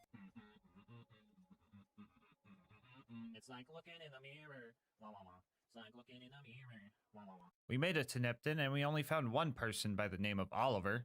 What sort of lottery did you win? What lottery? The lottery. That's what lottery. Are you stupid? There we go. Lottery ticket. It's mine now. I won the lottery. After that useless encounter, I started to head towards Novak. Along the way, I learned what a Deathclaw felt like, put my 9 agility to the test, and experienced what I believe the humans call fear. Oh god. Oh. Oh! The trader at Novak offered to sell me a bunch of rocket ships for a really low price. I would have been excited to get off this planet, but the ships he was selling were much too small to fit my size. This human was absolutely delusional. Much like the one called Manny Vargas. He tried getting me to go to some far-off place and kill a bunch of irradiated humans in exchange for his info on my target. I told him I would not be doing that and decided to just steal the information from him. Don't get me wrong, I would usually just destroy anyone that got in my way, but under these circumstances, I needed to conserve ammo. If my pickpocket attempt failed and I was caught, I would have made him eat my blaster like a stim pack, but lucky for him, his senses are not up to par. We made our way to the next clue and found a couple factions at a standoff. A military group called the NCR had the Khans pinned down, but the Khans also had some NCR prisoners. As much as I would have loved to see both groups just take each other out, I needed info. So I talked to the Khans and paid the NCR to leave them alone. The Khans helped with my assassination attempt, so I badly wanted to end them all here. But I had to think about the long-term goal. So I put their death off for now and got enough experience from this little mission to level up twice. I dropped all 30 points into energy weapons and chose the perk Educated to get more skill points for future level ups. We now knew exactly where this Benny human was, and there was nothing else in our way. Submit to a credit check or present your passport before proceeding to the gate. Trespassers will be shot. Apparently a robot army guards New Vegas, and I was quite jealous. Imagine the work I could do with my own robot army. I'm getting sidetracked. Anyway, we were going to need to find a passport. My instincts told me that I was going to need to find a leader around here, so I went to see the king. He offered me work and I took it in hopes of getting into Vegas. I was ordered to hire a bodyguard and pretend to need his help. It was such a degrading task to act so weak. Even more degrading when I found out that the bodyguard in question was an actor himself, who hired other actors to pretend to be dead to raise his own business up. We were all pretending at that point, and it just made it all the more embarrassing. But the king appreciated my work. After that, I had to investigate some conflict between the locals at Freeside and the NCR. Long story short, the humans didn't communicate well, so they resorted to just murdering each other. Typical. Either way, the king rewarded me for my efforts with a level up and a passport. I used my skill points to max out energy weapons and then threw the rest into science. I also took another rank of the intense training perk to up my luck to 4. We stocked up on supplies before we entered the strip. So far, hunger and thirst haven't been an issue for hardcore, but I'm assuming stim packs are just very nutritious. Speaking of human food, I quite enjoyed this Nuka-Cola stuff. I mean, the shell tastes kinda bad, but this caffeine stuff on the inside made me feel great. Anyway, we finally made it to Benny, and upon entering his base, his henchmen demanded my weapons. You know, I went through a lot to get this gun, and they think I'm just gonna hand it over when I see my target right in front of me? That makes me angry. I could murder everyone in this building right now. I could level this place. Ah, fuck, I think the caffeine is kicking in. Cola for the fun, I guess.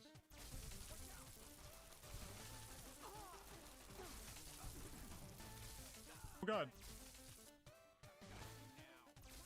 Good. Cool. Oh. Okay. Stop. Good. Oh. Good.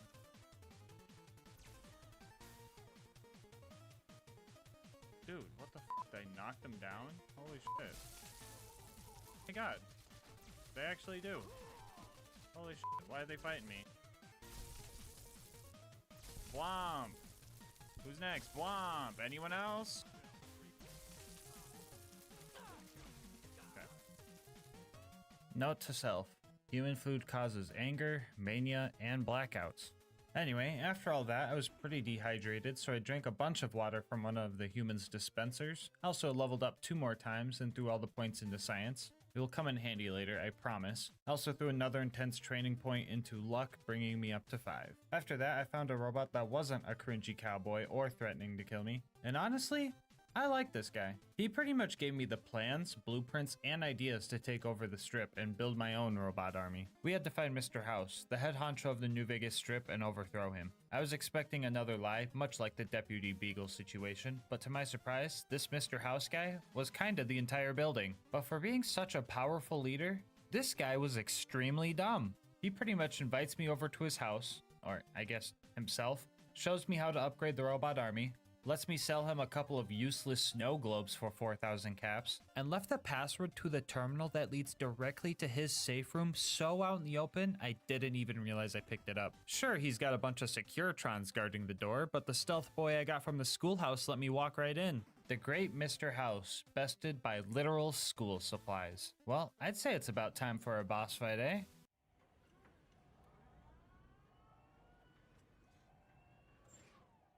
Man, what the fuck is this? I got catfished. Man, well, in that case, let's just end this guy with a headshot.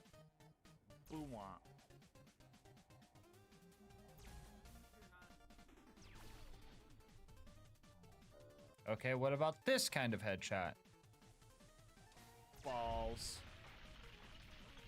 Anyway, after House was dealt with, I maxed out my science skill and plugged Yes Man into House's old system. Yes Man wanted us to go meet all the other factions and decide what we wanted to do with them all. I told him I wanted them all dead, but he really wanted me to go meet them all, so I humored him.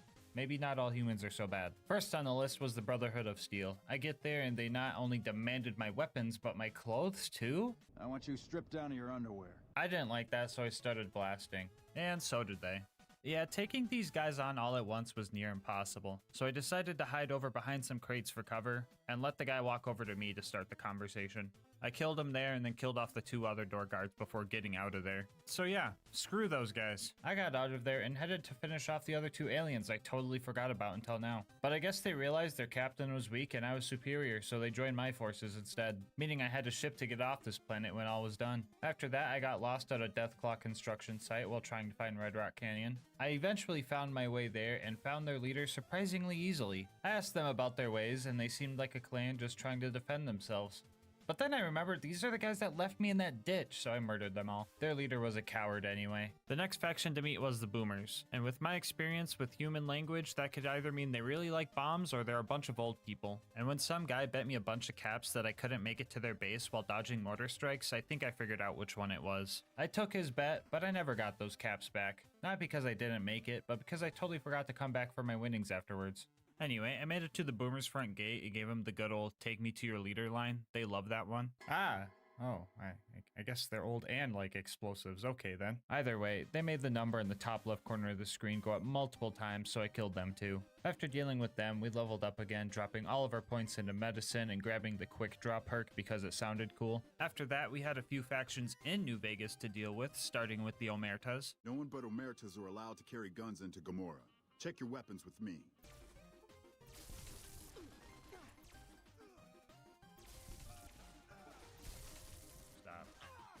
Stop moving. Good.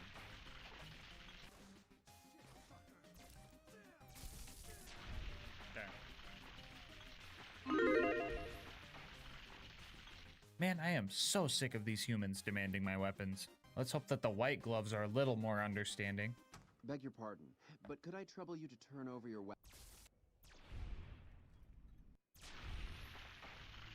Jeez, man, I don't know why people just keep demanding things from me. Is that just how humans work? In that case, subscribe to the channel or I'm gonna confiscate your weapons. Anyway, at this point, I realized that I killed all the factions leaders that I've met so far except for the Brotherhood, so I went back down to their bunker and burned through a lot of ammo dealing with these armored troops. I managed to hack into their turret systems and turn them against them so I could sneak by. I had quite a few deaths and resets at this part trying to assassinate Elder McNamara, but with a little bit of stubbornness, we eventually figured it out.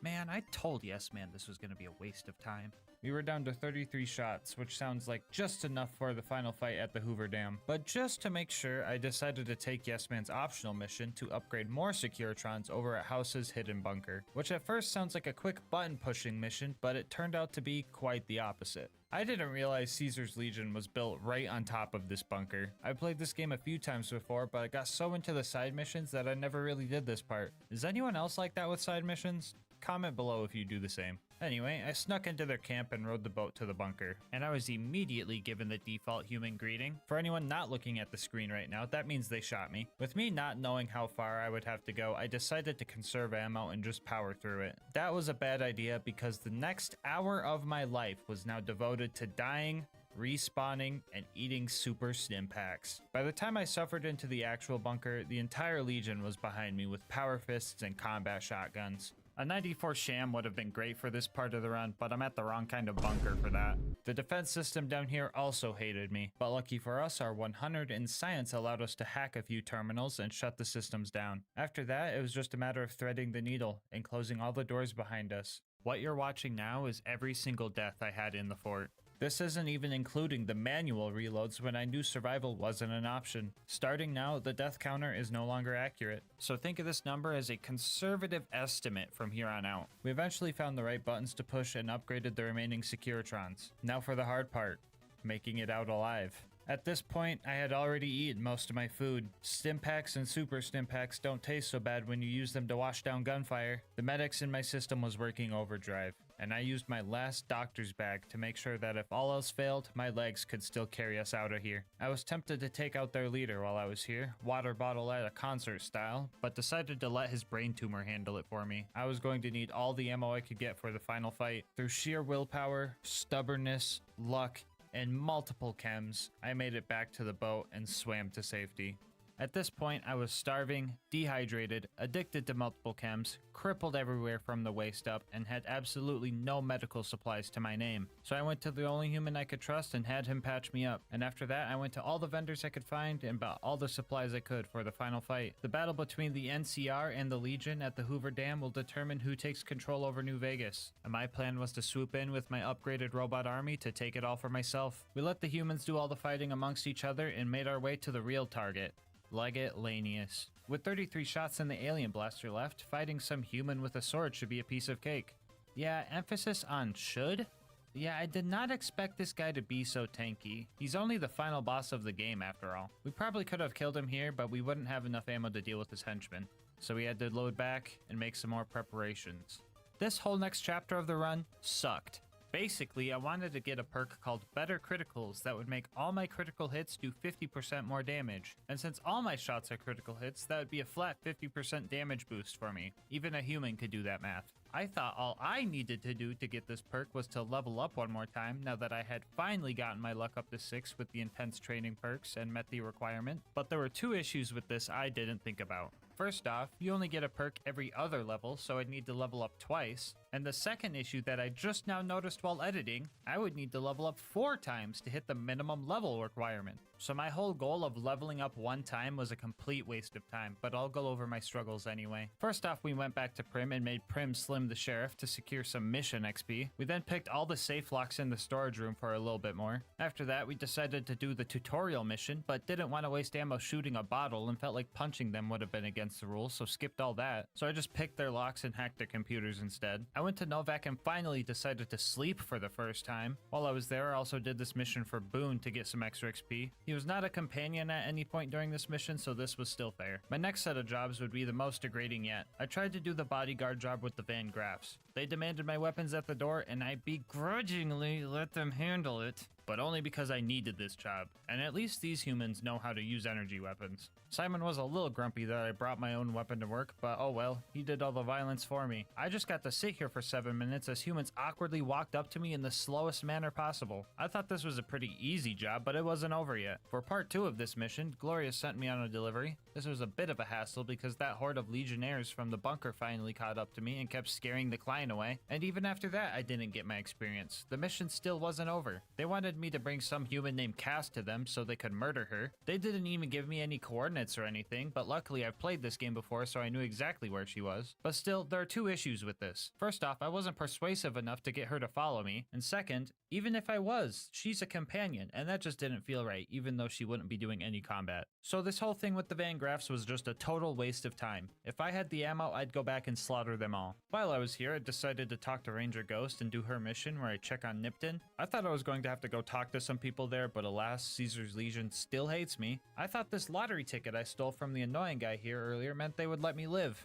I guess that's what I get for trusting humans. Anyway, yet another waste of time. I was running out of ideas and decided to see if the king had any work. His dog was looking halfway upgraded and I offered to finish the job. Long story short, this was another issue where I would have a companion follow me. Yet again, another waste of time. These 3 failures led me to change up my plan. I couldn't trust completing missions, so I decided to hack my way to leveling up. And no, I don't mean cheating, I mean hacking all the computers I could find. Repcon HQ had 8 computers we could hack, and Camp Searchlight had a few too. The radiation levels here were quite high, and the lizards, ghouls, and scorpions all coming for my life didn't help either. The very last terminal here pushed me past the threshold, and we finally leveled up. Make this next part easier.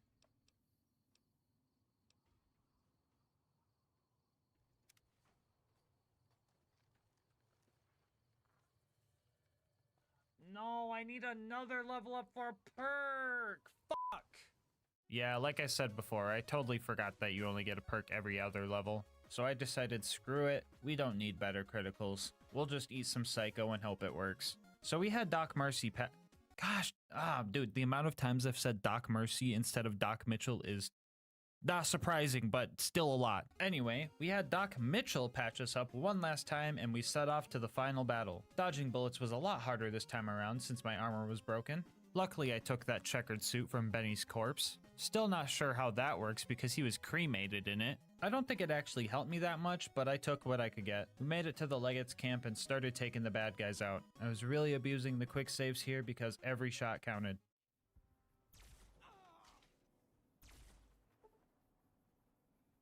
Dude, you can't make this shit up, dog. Somebody clip that, man. When we got to the Legate, I pooped all my chems. I'm pretty sure I meant to write popped all my chems, but that's what the script says, so we're going with it. Hit a sneak attack headshot, and quick saved after every successful headshot because, well, just watch.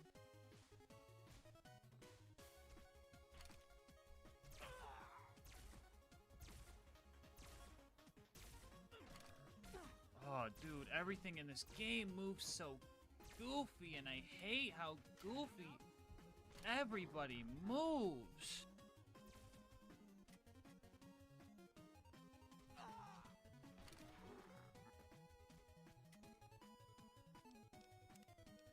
After a bunch of that, I found a rock that bugged him and his henchmen out and used that to my advantage. Halfway through the fight, he goes full coward and leaves to get more backup. When he returned, he decided to throw a bunch of grenades at me. He doesn't really care how close you are to him or his men, so I tried to have him blow himself up a little bit. That plan worked out as well as one would expect.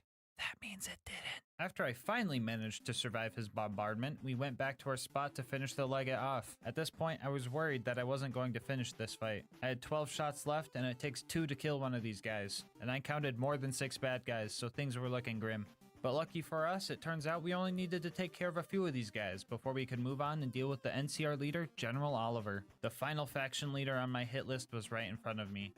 And with my final few rounds, I secured the dam for me and my robot army. So yeah, it looks like you can beat Fallout New Vegas with only the Alien Blaster. Well, that's gonna wrap up this video. I know this is the first non-Borderlands video on the channel, so your support is very much appreciated. And honestly, this was a lot of fun. So if you want more Fallout videos sprinkled in, make sure to let me know by liking the video and dropping a comment. Also, don't forget to subscribe. It helps the channel out a lot. If you want to support the channel more directly, consider becoming a channel member to get videos a day early, checking out Instant Gaming's deals with my link, or check out GASMASK'S.com to get some merch. I'll have my Discord and Twitch channel where I stream these runs live linked down below. And last but not least, shout out to Mango Soda for making this video's thumbnail art. They do commissions and will also be linked down below. But until next time, breathe easy, homies.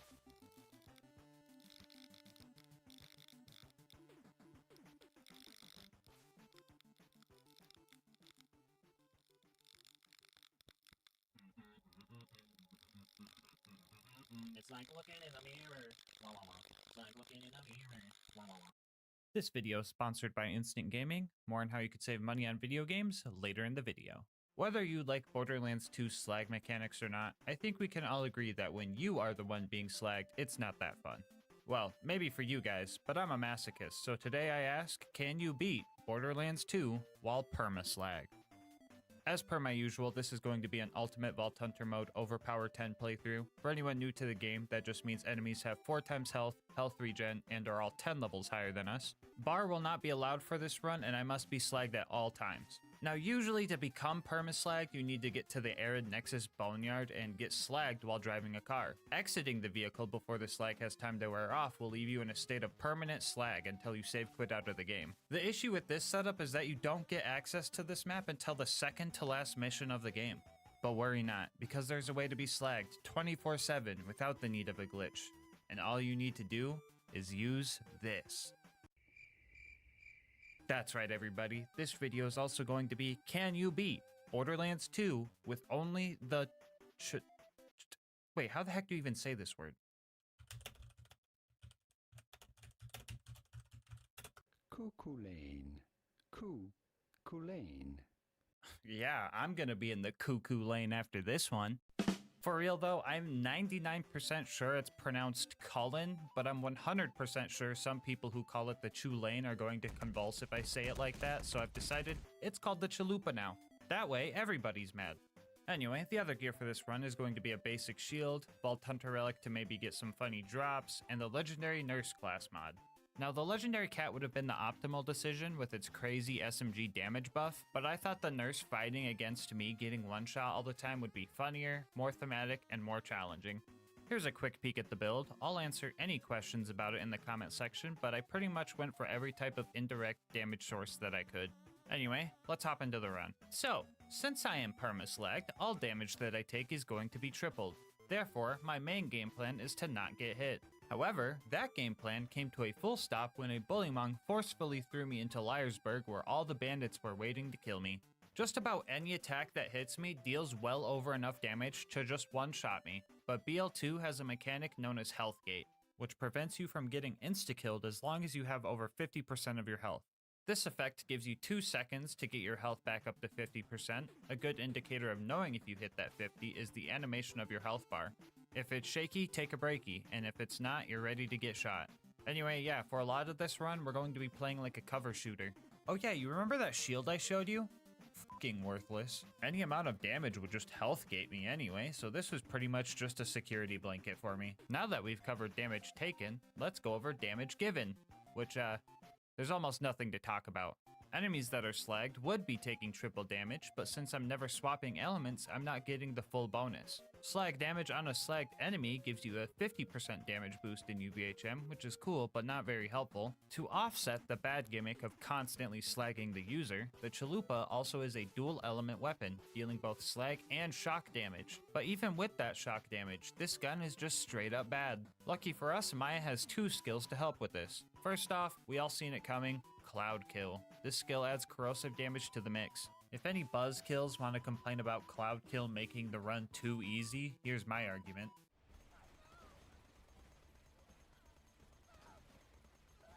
Yeah, so it was Cloud Kill or the legendary cat class mod, and I chose the harder of the two. Anyway, the other helpful skill I was talking about was Immolate, which adds fire damage to our shots while we are in fight for your life. So when we're trying to get a second wind, we actually have all the elements at our disposal.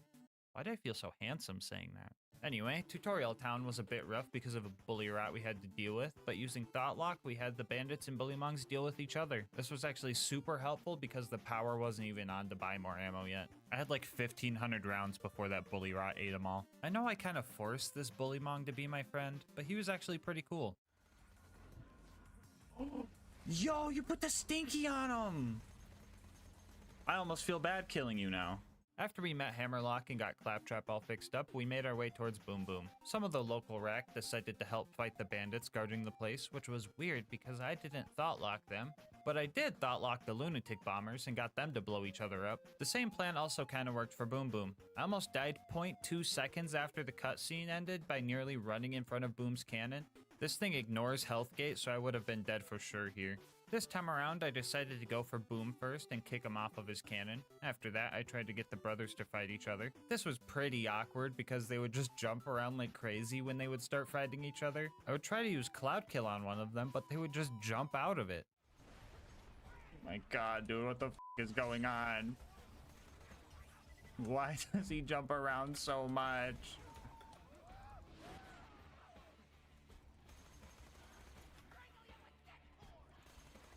Oh my god. What the hell is he doing? What is he doing? Stop! Oh god, I'm so dead. I'm so dead here. After Boom died, I eventually distracted Boom with some psychos and put enough rounds into the back of his head to make me lose some frames. Oh yeah, he died too. I should tell you guys that. After that, we convinced most of the bandits we worked here before saving Claptrap and taking on Captain Flint. This fight was pretty tough. My initial plan was to just thought lock Flint to take his aggro off of me and unload into him the best I could. But I quickly ran into an issue, because I guess you can't activate Cloud Kill on enemies that you have thought locked? And we kinda need Cloud Kill for this kill, so we had to change up our strats. We would use Thought Lock on the other bad guys and hope he focused on them as we laid into him. I wasn't the only one adapting though. Flint's AoE slam seemed a lot bigger than before, and on top of being stronger, Flint also got a lot smarter. I think he's finally sick of getting cheesed.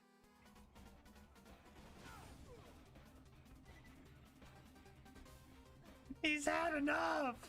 He's had enough!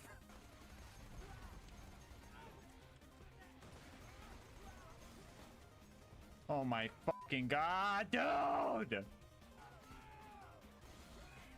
Fucking oh, I'm dead. I'm dead. I'm dead. I shouldn't have ran that way. This is staying on until Flint's dead. Huh? Huh?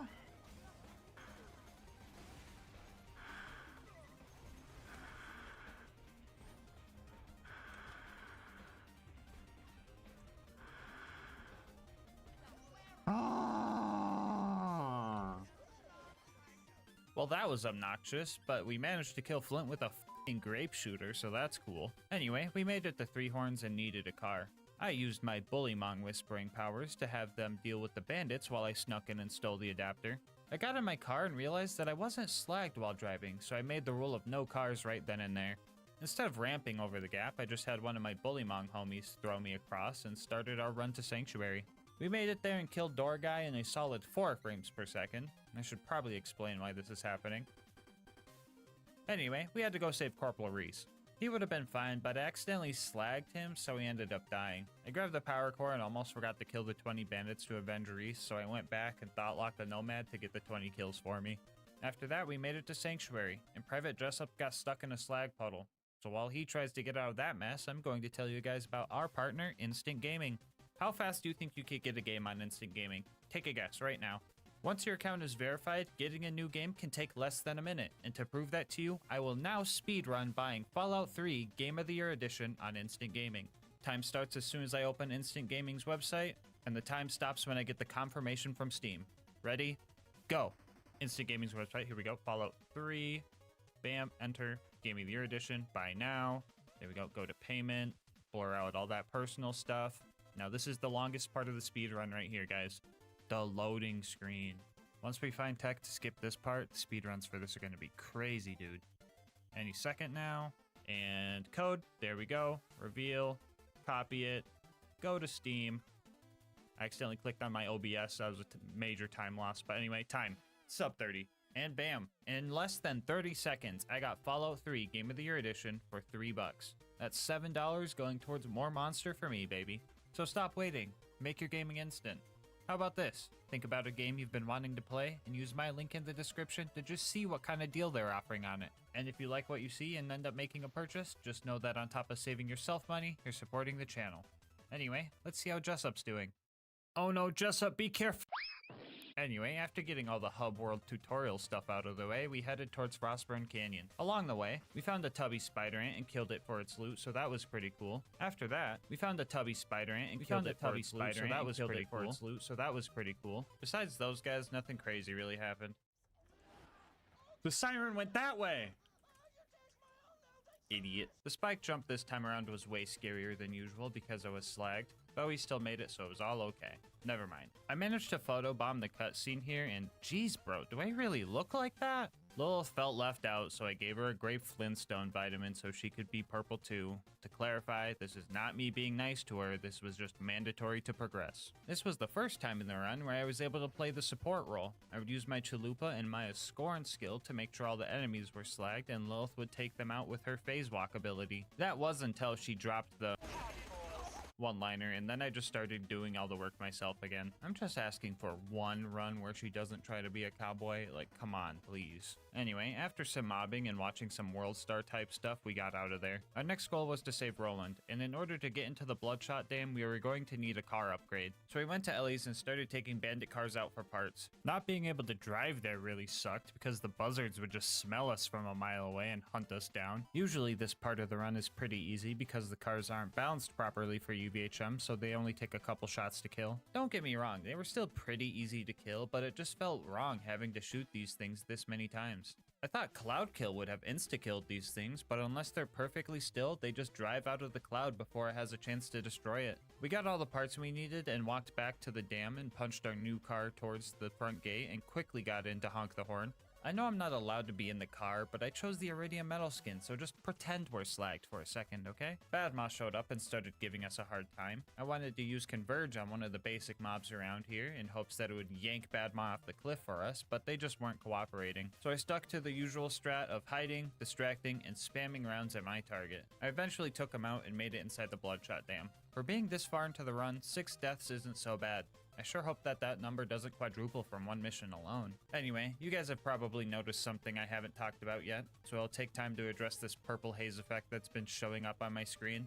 Does it bother me? No, not really. My brain is really good at drowning that type of stuff out. Like during the Bane only run, for example. I stopped hearing the screams by the time I hit Overlook, and life just felt normal. Anyway, something you shouldn't have noticed because the gameplay is muted was the slag whispers.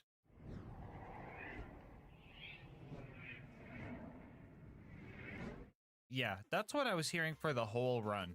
They would tell me the silliest things, you know, like, become one with the purple, drink the Grimace Shake, subscribe to LilGasmask, yeah, and a bunch of other nonsense. Anyway, we pushed our way through the Bloodshots and made our way into the toilet room. The bad guys in here were just absolutely wrecking me. There's not really any good way to push forward in here without getting shot, and Thoughtlock wasn't too useful because everyone was so spread out. I tried desperately to wash the slag off of my body with no luck, and after a few annoying deaths, I decided to step up my game a bit and get back to my roots. Yes! That's right, baby. I started getting some momentum and making some progress. It wouldn't be too long before... Aw, Alright, I got some explaining to do. So my game crashed because I have my physics settings set to high. That's also why you've been seeing slag puddles and low frame rate kills when I'm point blank on enemies. Slag particles is usually what makes the game crash with these settings, and Twitch chat redeemed their channel points to make me turn it on until the game crashed. Immediately after this crash, Lucas spent a bunch of points to re-redeem it, so yeah, don't use this setting unless you want to crash. After refighting our way through the dam, Mad Mike showed up. He almost put the Stinky on a Psycho, and that would have been pretty cool, but he failed pretty horribly, so I had to show him how it was done. Yes! Yes! Alright, bye. We found Roland and decided to keep our distance from him.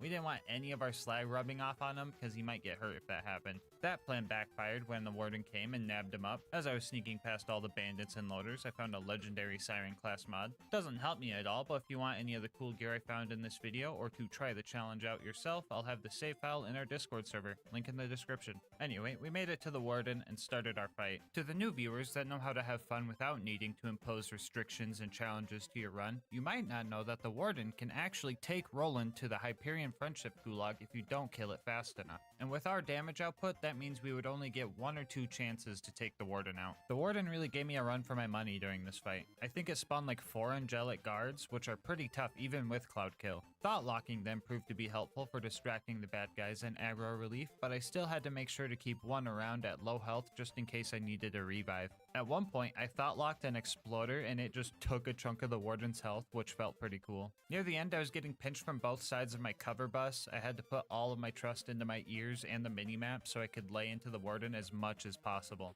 After a good long fight, I managed to take the warden down right as Lilith was telling me that the drop bard showed up. That was definitely a first try or gulag situation. We fought the rest of the loaders off with Roland and made it back to Sanctuary, where he gave us our next mission to go steal the vault key. Nothing crazy happened at Tundra Express, just the usual. Burn the Varkids, meet Mordecai, meet Tina, grab some bombs, use your Dami Mami mind control powers to get some guy to shoot his friend with a rocket launcher. Basic stuff. We made it to the end of the line and managed to die before I even had a chance to see any of the bad guys.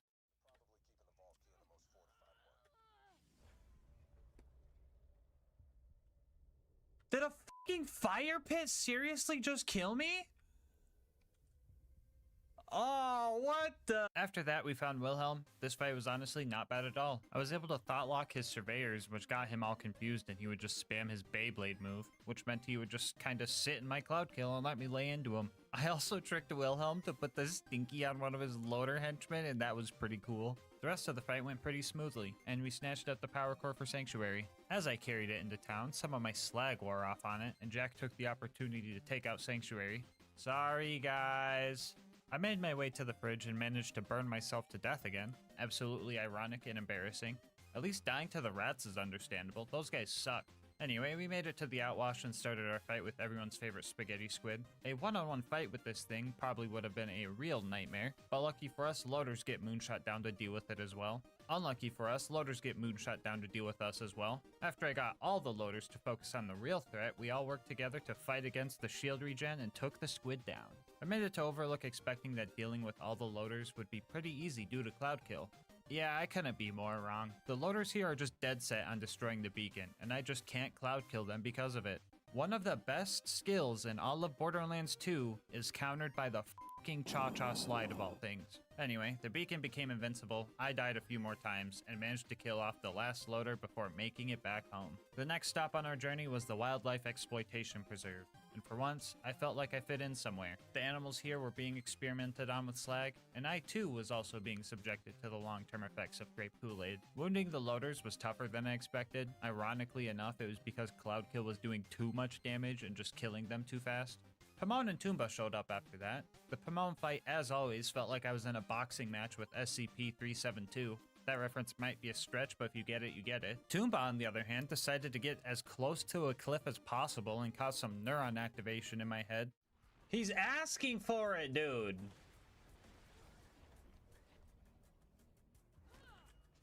The ultimate loader up ahead was pretty easy because you can trick it into just standing in your cloud kill, but the loot dudes ended up being pretty annoying. I tried to fight them 2 at a time so I could get them to fight each other, but I kept getting jet loaders that would just glitch out of bounds, so that was lame. Anyway, we made it to Bloodwing and somehow the game didn't crash from physics and all the slag particles in this cutscene. Looks like hydro cooling your PC with slag is a working solution for that. Anyway, the Bloodwing fight itself actually sucked. Each phase was just harder than the last. Fire phase was alright, shock phase she became resistant to most of my bullet damage, and then corrosive phase she was straight up ignoring cloud kill. Mordecai wasn't really helping as well as he usually does, because my existence just kinda means things are going to be purple already. His ammo and health vials were very helpful though, because surviving Bloodwing's elemental dot damage just wasn't possible.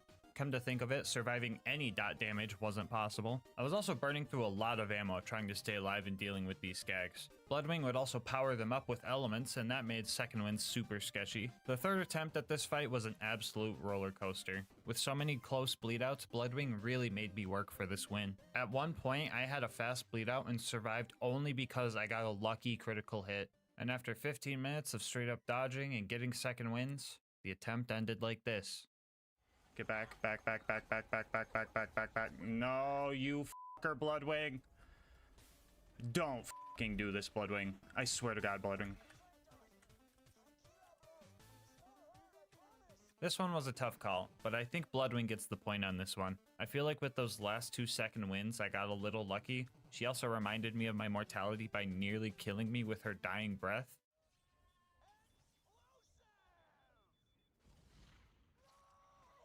That almost fucking killed me!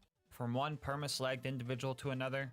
GG, Bloodwing. Anyway, with Claptrap upgraded, we set off to 1000 Cuts to recruit Brick and his air support. Things got off to a rough start as I blew myself up with a barrel because Converge just destroys any barrels in its range. Barrels are also considered environmental damage, so they just bypass health gate, so yeah, I was super dead. We eventually made it to the initiation and went back to playing the support role, helping my Godliath homie the best I could. Our homie started beating up some kids though, and that wasn't part of the deal, so I ended up murking him and finishing the initiation alone. I decided to let Sarcastic Slab live this time around, not before nearly killing him and leaving him slagged so he knew how I felt. Yeah, you're not clapping now, are ya? After that, I played support for Brick. I don't know where he came from, but a little Goliath ended up putting the Stinky on a loader. I thought that was pretty cool, so I ate his soul Dragonborn style to absorb his powers. Brick disappeared after that, and I found him murdering Sarcastic Slab. This game is so incredibly cursed. What are you Brick! Brick, what are you doing, Brick? Brick! Brick!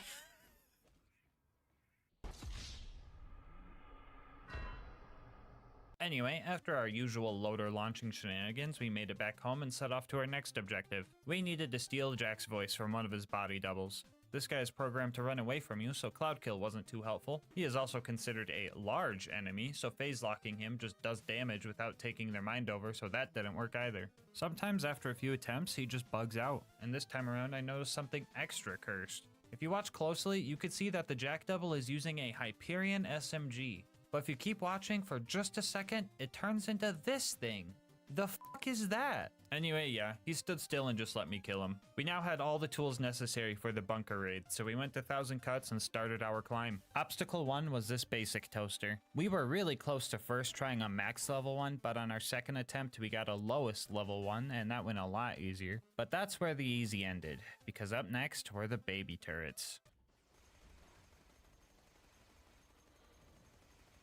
Yeah, so this is obviously bad. For the new players watching, these turrets are glitched and are completely immune to grenade splash damage. And they also have insanely strong health regeneration. But GASMASK, you're not using grenades. While that is true, a lot of guns in this game deal grenade damage on top of their bullet damage, the Chalupa being one of them. The gun's bullets deal shock damage, and then the slag grenade splash is added to them, so when we shoot these turrets, we are only seeing the blue damage numbers. I should also point out that Cloud Kill is proccing, but I do not see the cloud and I do not see the green damage numbers, so we are going to have to pull through with only our shock damage. First thing we did was save quit out of the game. These turrets can range from level 89 to 91, so we wanted to make sure they were both at the minimum level. Lucky for us, we got this on our third try. Now for the hard part. We had to sit in this spot, use Scorn to slag the turret, and just try our absolute hardest to fight against the health regen. The Chalupa is also pretty inaccurate compared to its non-unique counterpart, and with the slag particles, it was hard to tell if I was even hitting it. I kid you not, the first turret took about 900 bullets to take out, which is like over half of my ammo pool. I had an idea for the second one that made it a little bit easier. There was an angelic guard nearby, so I lured it over and thought locked it. It helped shoot the turret with me and also gave me some extra fire rate from Maya's Wreck skill, so this one only took about 700 bullets. Yay! Up next was the Super Toaster. This guy is super easy to cheese by just standing behind it, but even then I ended up dying multiple times. By this time in the run, I just seen all enemies completely differently. An RPG loader was just as dangerous as a gun loader because any amount of damage would just bring me to a sliver. A rabbit skag bites you, you're dead. You get hit by a stray bullet, you're dead. High five claptrap too hard, you're dead. The list goes on. Anyway, I got sick of dying so many times, so I locked in and found this cool spot right here that makes it so the constructor just starts bouncing, and that made the fight way easier. After that, all we had left was sniping Face McShooty, and honestly, this was probably the worst Face McShooty snipe on this channel, except for that one time I died 3 times trying. But that one doesn't count, we're just gonna pretend it never happened. Like I said before, the accuracy on this thing is terrible, and I ended up trying to do this for almost an hour. I gave up trying to tap fire to conserve accuracy because there was no accuracy to conserve in the first place. But after 30 non-headshots and 7,000 misses, we finally got him in the face. Thank God, dude. Oh my goodness.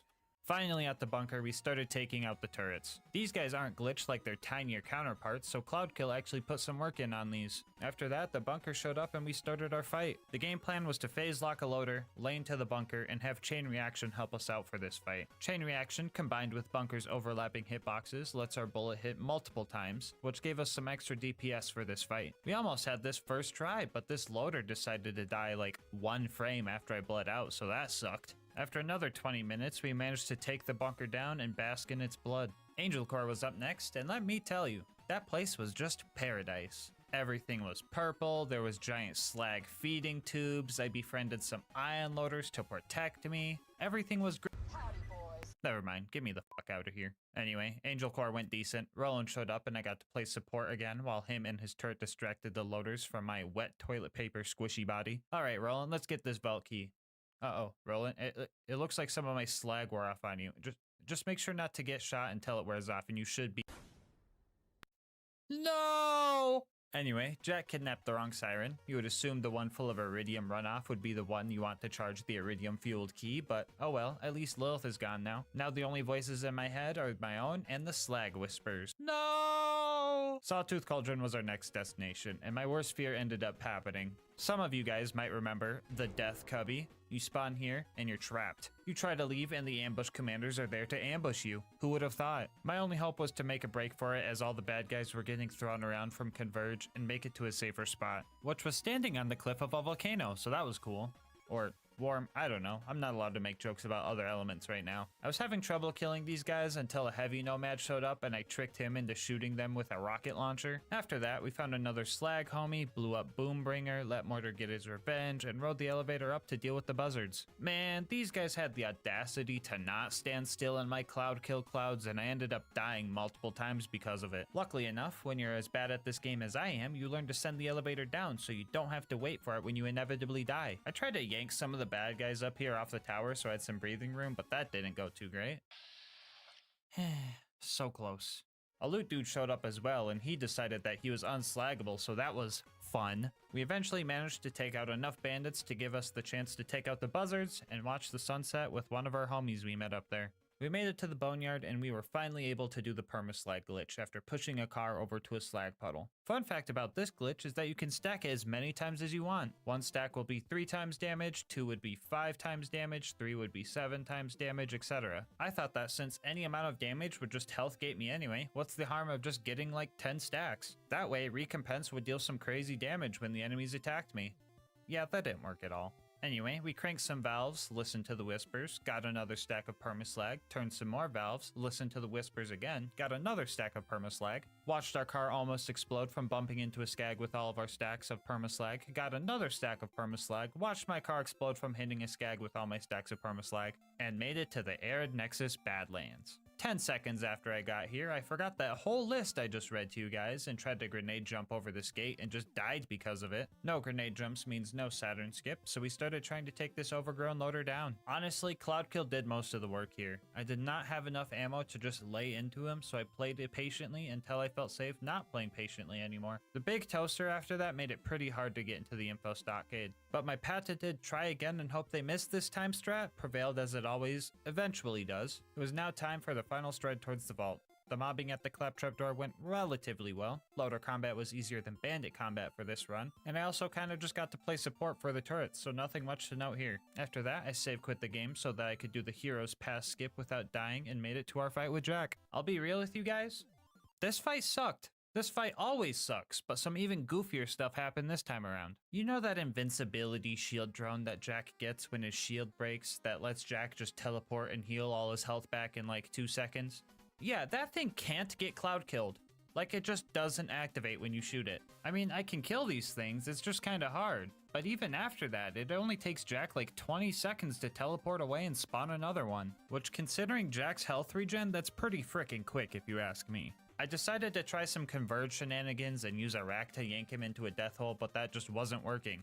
So we had 2 options. Keep trying an impossible fight until Jack glitches out and stands still, or just use the good old block him at the terminal strat and skip all the pointless stuff. They both have the same result, but the latter gets the video out sooner. So here's my PowerPoint presentation on how to kill Jack.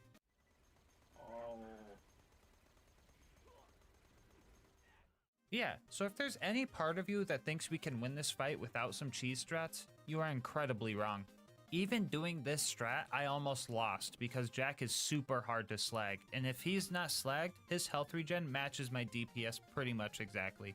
With less than 200 bullets left to my name, the slag kicked back in and we were able to kill Jack just barely. Now all that's left is the warrior. My first attempt here ended real quick because the warrior just used fire breath 4 seconds after the cutscene ended, but the attempt after that, we managed to get to some safer spots and just ran between ammo stations. It took a while, but the rest of this fight played out pretty normally. The warrior usually health gates you in one hit at OP 10, so this fight was pretty basic.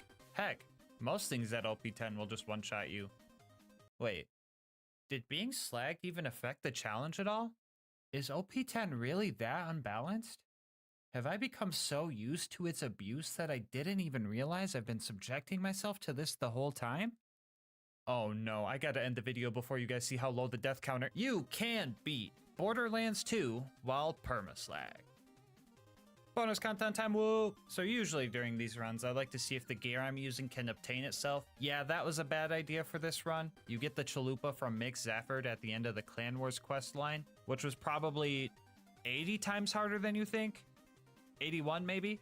We start off by blowing up the Hodunk's big tire because we hate them, and then we blew up the Zafford's distillery because they have an alcohol problem and we want them to get better. After that, Mick hired me to go blow up some of the Hodunk's race cars. The race car fighting was actually pretty easy. Dealing with the slag hallucinations was a bit weirder. After that, we went back to the Zaffords and had to kill their bagman. We're supposed to side with the Zaffords, so I tried befriending the bagman and chilling near the waterfall, but that didn't work, so I launched him off of it. Only problem with that is I can't reach the key if he falls down there. No biggie, I'll just kill him with a gun.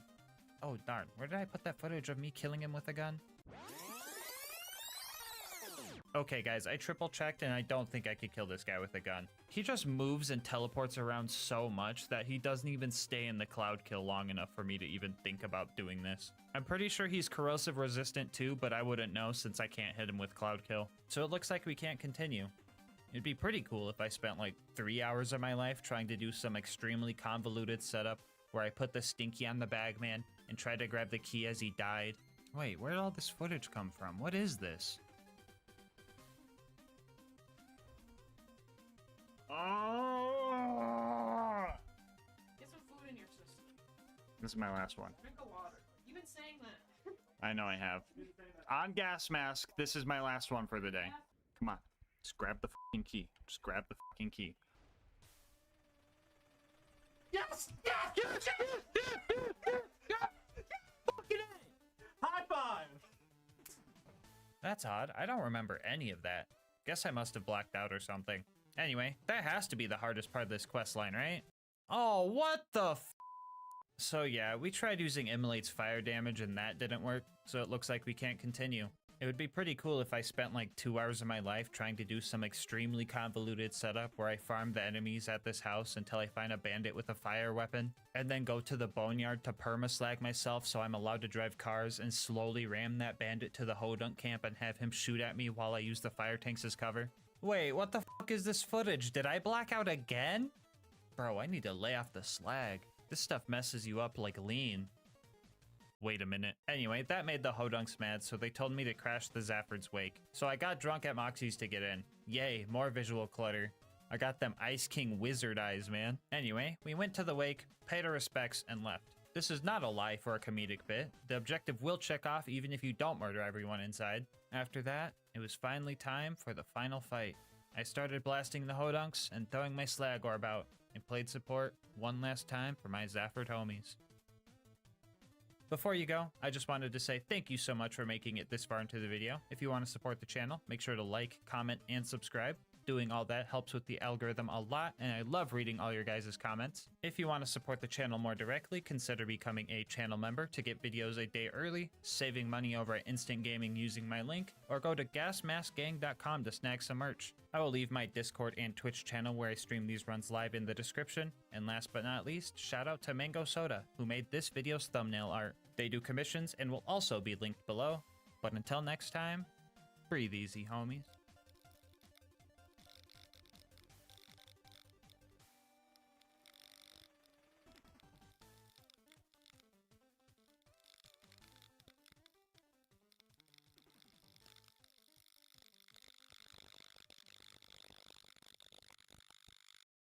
Today's video is sponsored by Instant Gaming.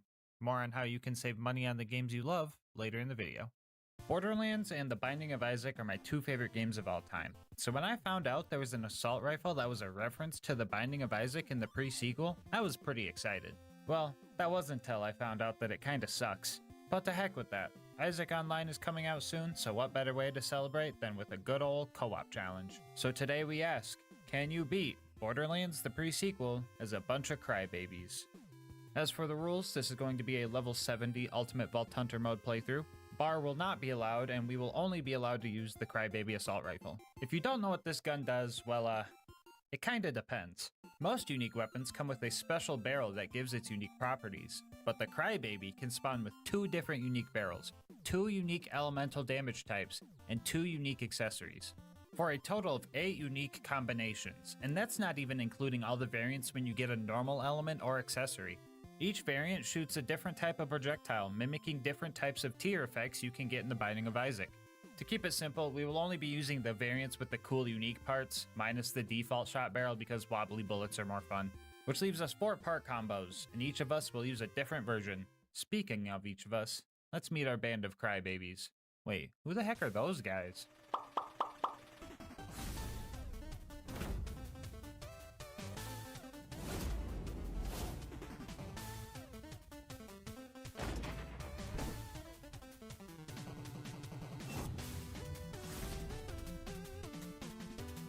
Our journey begins on Helios Space Station, which is currently under attack by some insane doll military forces. Things were a bit rough at the beginning. We had to get used to the low to the ground POV, our unpredictable action skill getting us killed, and some very unclear mission objectives. Follow the claptrap unit. Which one? Oh no. Upon starting our first few fights, the chaotic nature of this run became apparent. Tears flying everywhere on top of the randomness of Claptrap's action skill make it so you can't really plan for anything. Since I'm pretty sure 80% of all Claptrap players are the people you see playing with me right now, I'll tell you guys about Claptrap's action skill, VaultHunter.exe. This ability causes your character to analyze the battlefield and chooses one of 15 unique action packages based on your surroundings, which is just a fancy way of saying it's fucking random.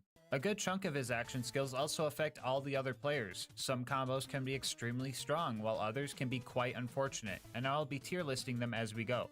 Also, there's your first Isaac joke. First among B tier is Blightbot, which causes Claptrap to throw out a siren-style minion that flies around and burns and corrodes enemies, which sounds and looks pretty cool, but the damage isn't that great. This still could be a blessing compared to some of the other ones we'll get to later. Anyway, after saving Jack, Tom almost cut the challenge short by killing Zarpedon during her intro cutscene using the pirate ship action skill. More on that one later. After that, we pushed through the moon base until we met our first boss, Flame Knuckle. We all activated our action skills and the true chaos began. I rolled Gun Wizard, which doubles the fire rate, reload speed, and mag size of everybody's guns. It also completely refills our ammo reserves, so we never really ran out of ammo because of it. Alone, this skill is an A tier, but when combined with others, it's probably the strongest skill out of the bunch, so it rightfully lands itself an S tier. Anyway, as you can see, this is a joke because you can't actually see anything. Our guns aren't necessarily melting the bad guys, so we had to work together and make sure we were reviving our homies through the fight. 10 minutes later, we busted his power suit and bullied Flame Knuckle into a corner,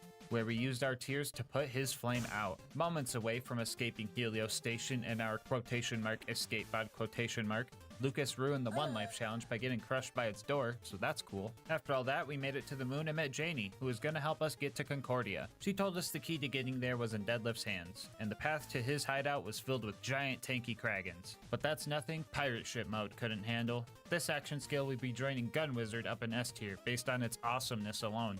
The cannons deal great damage, and the way the shots sync up to the beat of the 1812 Overture playing is truly awesome.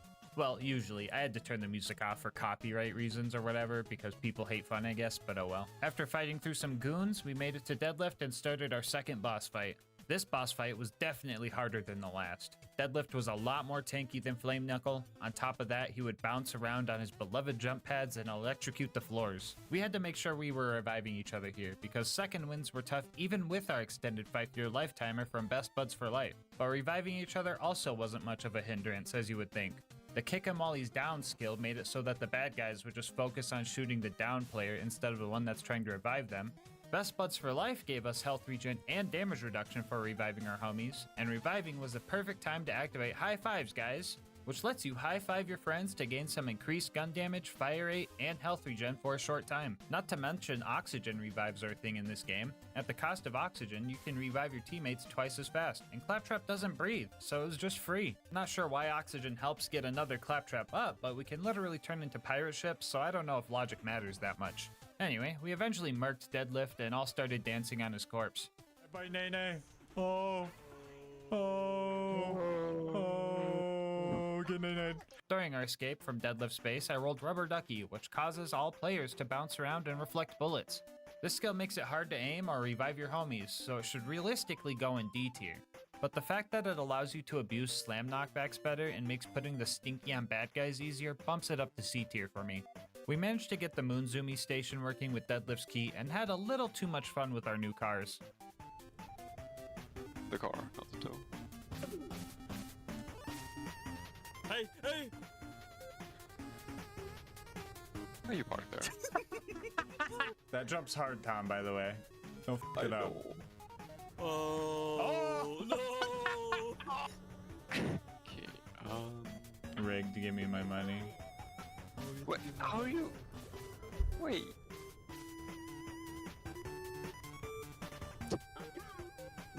Oh no! Oh no! Anyway, we made it to Concordia, got arrested by a cop baby, gave him the crystal ball to bail ourselves out, met Nurse Nina, met Moxie, found another Isaac reference, had a few drinks with the boys, watched Lucas ruin the One Life again, flew around the town, and found out that Crisis Scar was our next destination. Red Belly was controlling the jamming signal blocking us from Helios, so we had to take him out. Scavtrap met us at the gate and told us we had to join Red Belly's gang if we wanted to get past, and our initiation consisted of just wiping out the entirety of their rival gang, the Darksiders. So we high-fived for the big fight, and I immediately rolled Clap in the box, our first F-tier skill. There are so many things wrong with this skill. You can't shoot while it's active, you can't revive your homies while it's active, the explosion can hurt your homies, the damage isn't worth it, and that's comparing it to the Crybaby of all things. You can sometimes melee during it, but it doesn't always work, and finally, if you don't hit an enemy, you get downed. This skill is more hassle than help. Anyway, after that first fumble, we actually got some good combos for some maximum chaos, and Scavtrap was pleased with our work, so we got the password to get into Red Belly's base. Okay, wait guys, let's prank these guys. Prank him. Wait. Let's all throw a stock grenade at them. You ready? Hit at these people right here, okay? Funny prank. All right. Ready? Okay. Set. Go. Dang, why that Oh my god! This is where the difficulty of the challenge kicked up a notch by introducing these big guys. These guys are extremely tanky and required all four of us to focus on them in order to take them down. Tom and I both had triple shot crybabies, meaning we would have to get pretty close for all our shots to hit, and I was struggling pretty hard. But we had each other's backs, and that's what got us through this. After bringing a pirate ship to a playground fight and fighting another 3 of those ultimate mugger guys, we made it to the Red Belly boss fight. This fight pretty much went as expected. And by that, I mean I couldn't see a thing. If this game didn't have health bars overlaid when you're looking at bad guys, they could have just snuck out of the brawl like some kind of old-timey cartoon gag and we wouldn't have known a thing. The amount of action skills we were able to pop out was insane. Our class mods gave us each 49% action skill cooldown rate, and Claptrap's Through Thick and Thin skill gave us another 25 that could be transferred to your teammates when your action skill is active. This pretty much allowed us to have some kind of crazy going on at all times. Red Belly eventually split up and we focused on Belly first. After he died, the smaller flying guy got all angry and started glowing red. I feel like they stole that from somewhere. And we eventually threw enough tears down range to finish this fight. And the dude dropped the perfect fucking Shred-a-Fire.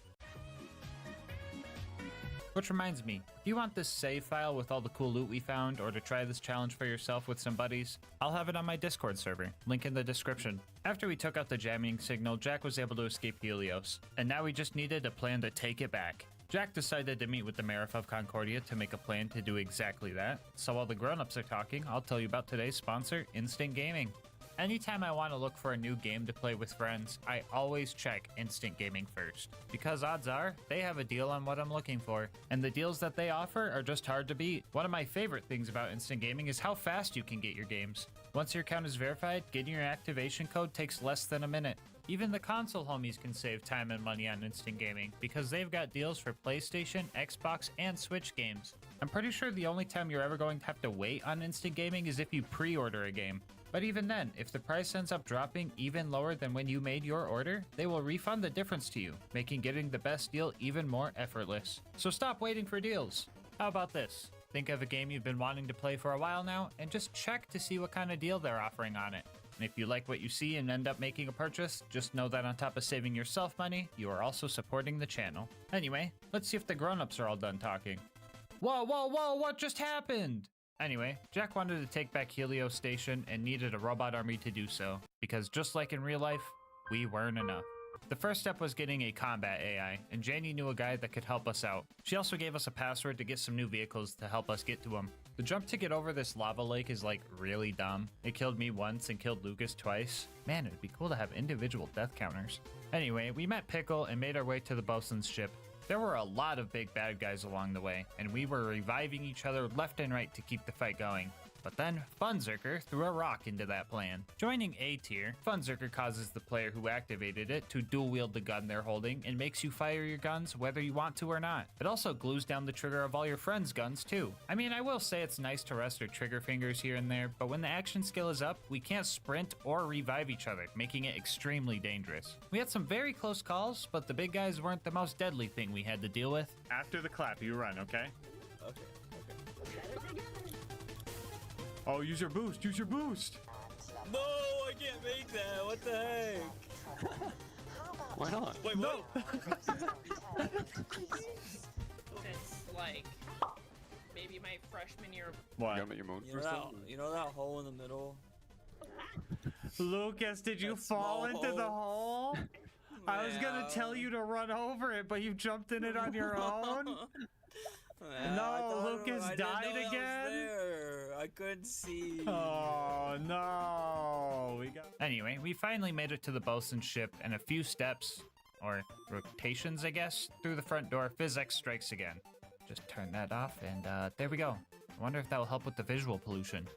Back in the bosun's, we started taking out the bad guys and dealing with a lot more of these big guys. Lucky for us, we were getting some good action skill combos, and it was right about here we found the God combo, which is Gun Wizard and Mecro Magician. Joining S tier, Mecro Magician does a few things. First off, you throw out Mini Trap and he seeks out enemies and damages them. All of the familiars you could throw out as Claptrap are kinda much like another game I like to play. But the real magic, no pun intended, comes from the stat boosts you get. While active, you lose a third of your mag size and accuracy, but you do gain a 263% damage increase to your guns. So you can see why this would pair well with Gun Wizard. The cons aren't really that bad either. Our mag size was already big to begin with, and the accuracy never really existed in the first place. Anyway, yeah, when you get that combo going, it's actually possible to see the big guy's health bar move with the naked eye. Why Alyssa contemplating her sin right now? He's like, what does it mean to take a life? And stop, guys! The bosun was throwing a lot of goons at us, but lucky for us, the skipper, aka the bosun's AI girlfriend, had enough of that nerd and started helping us out instead.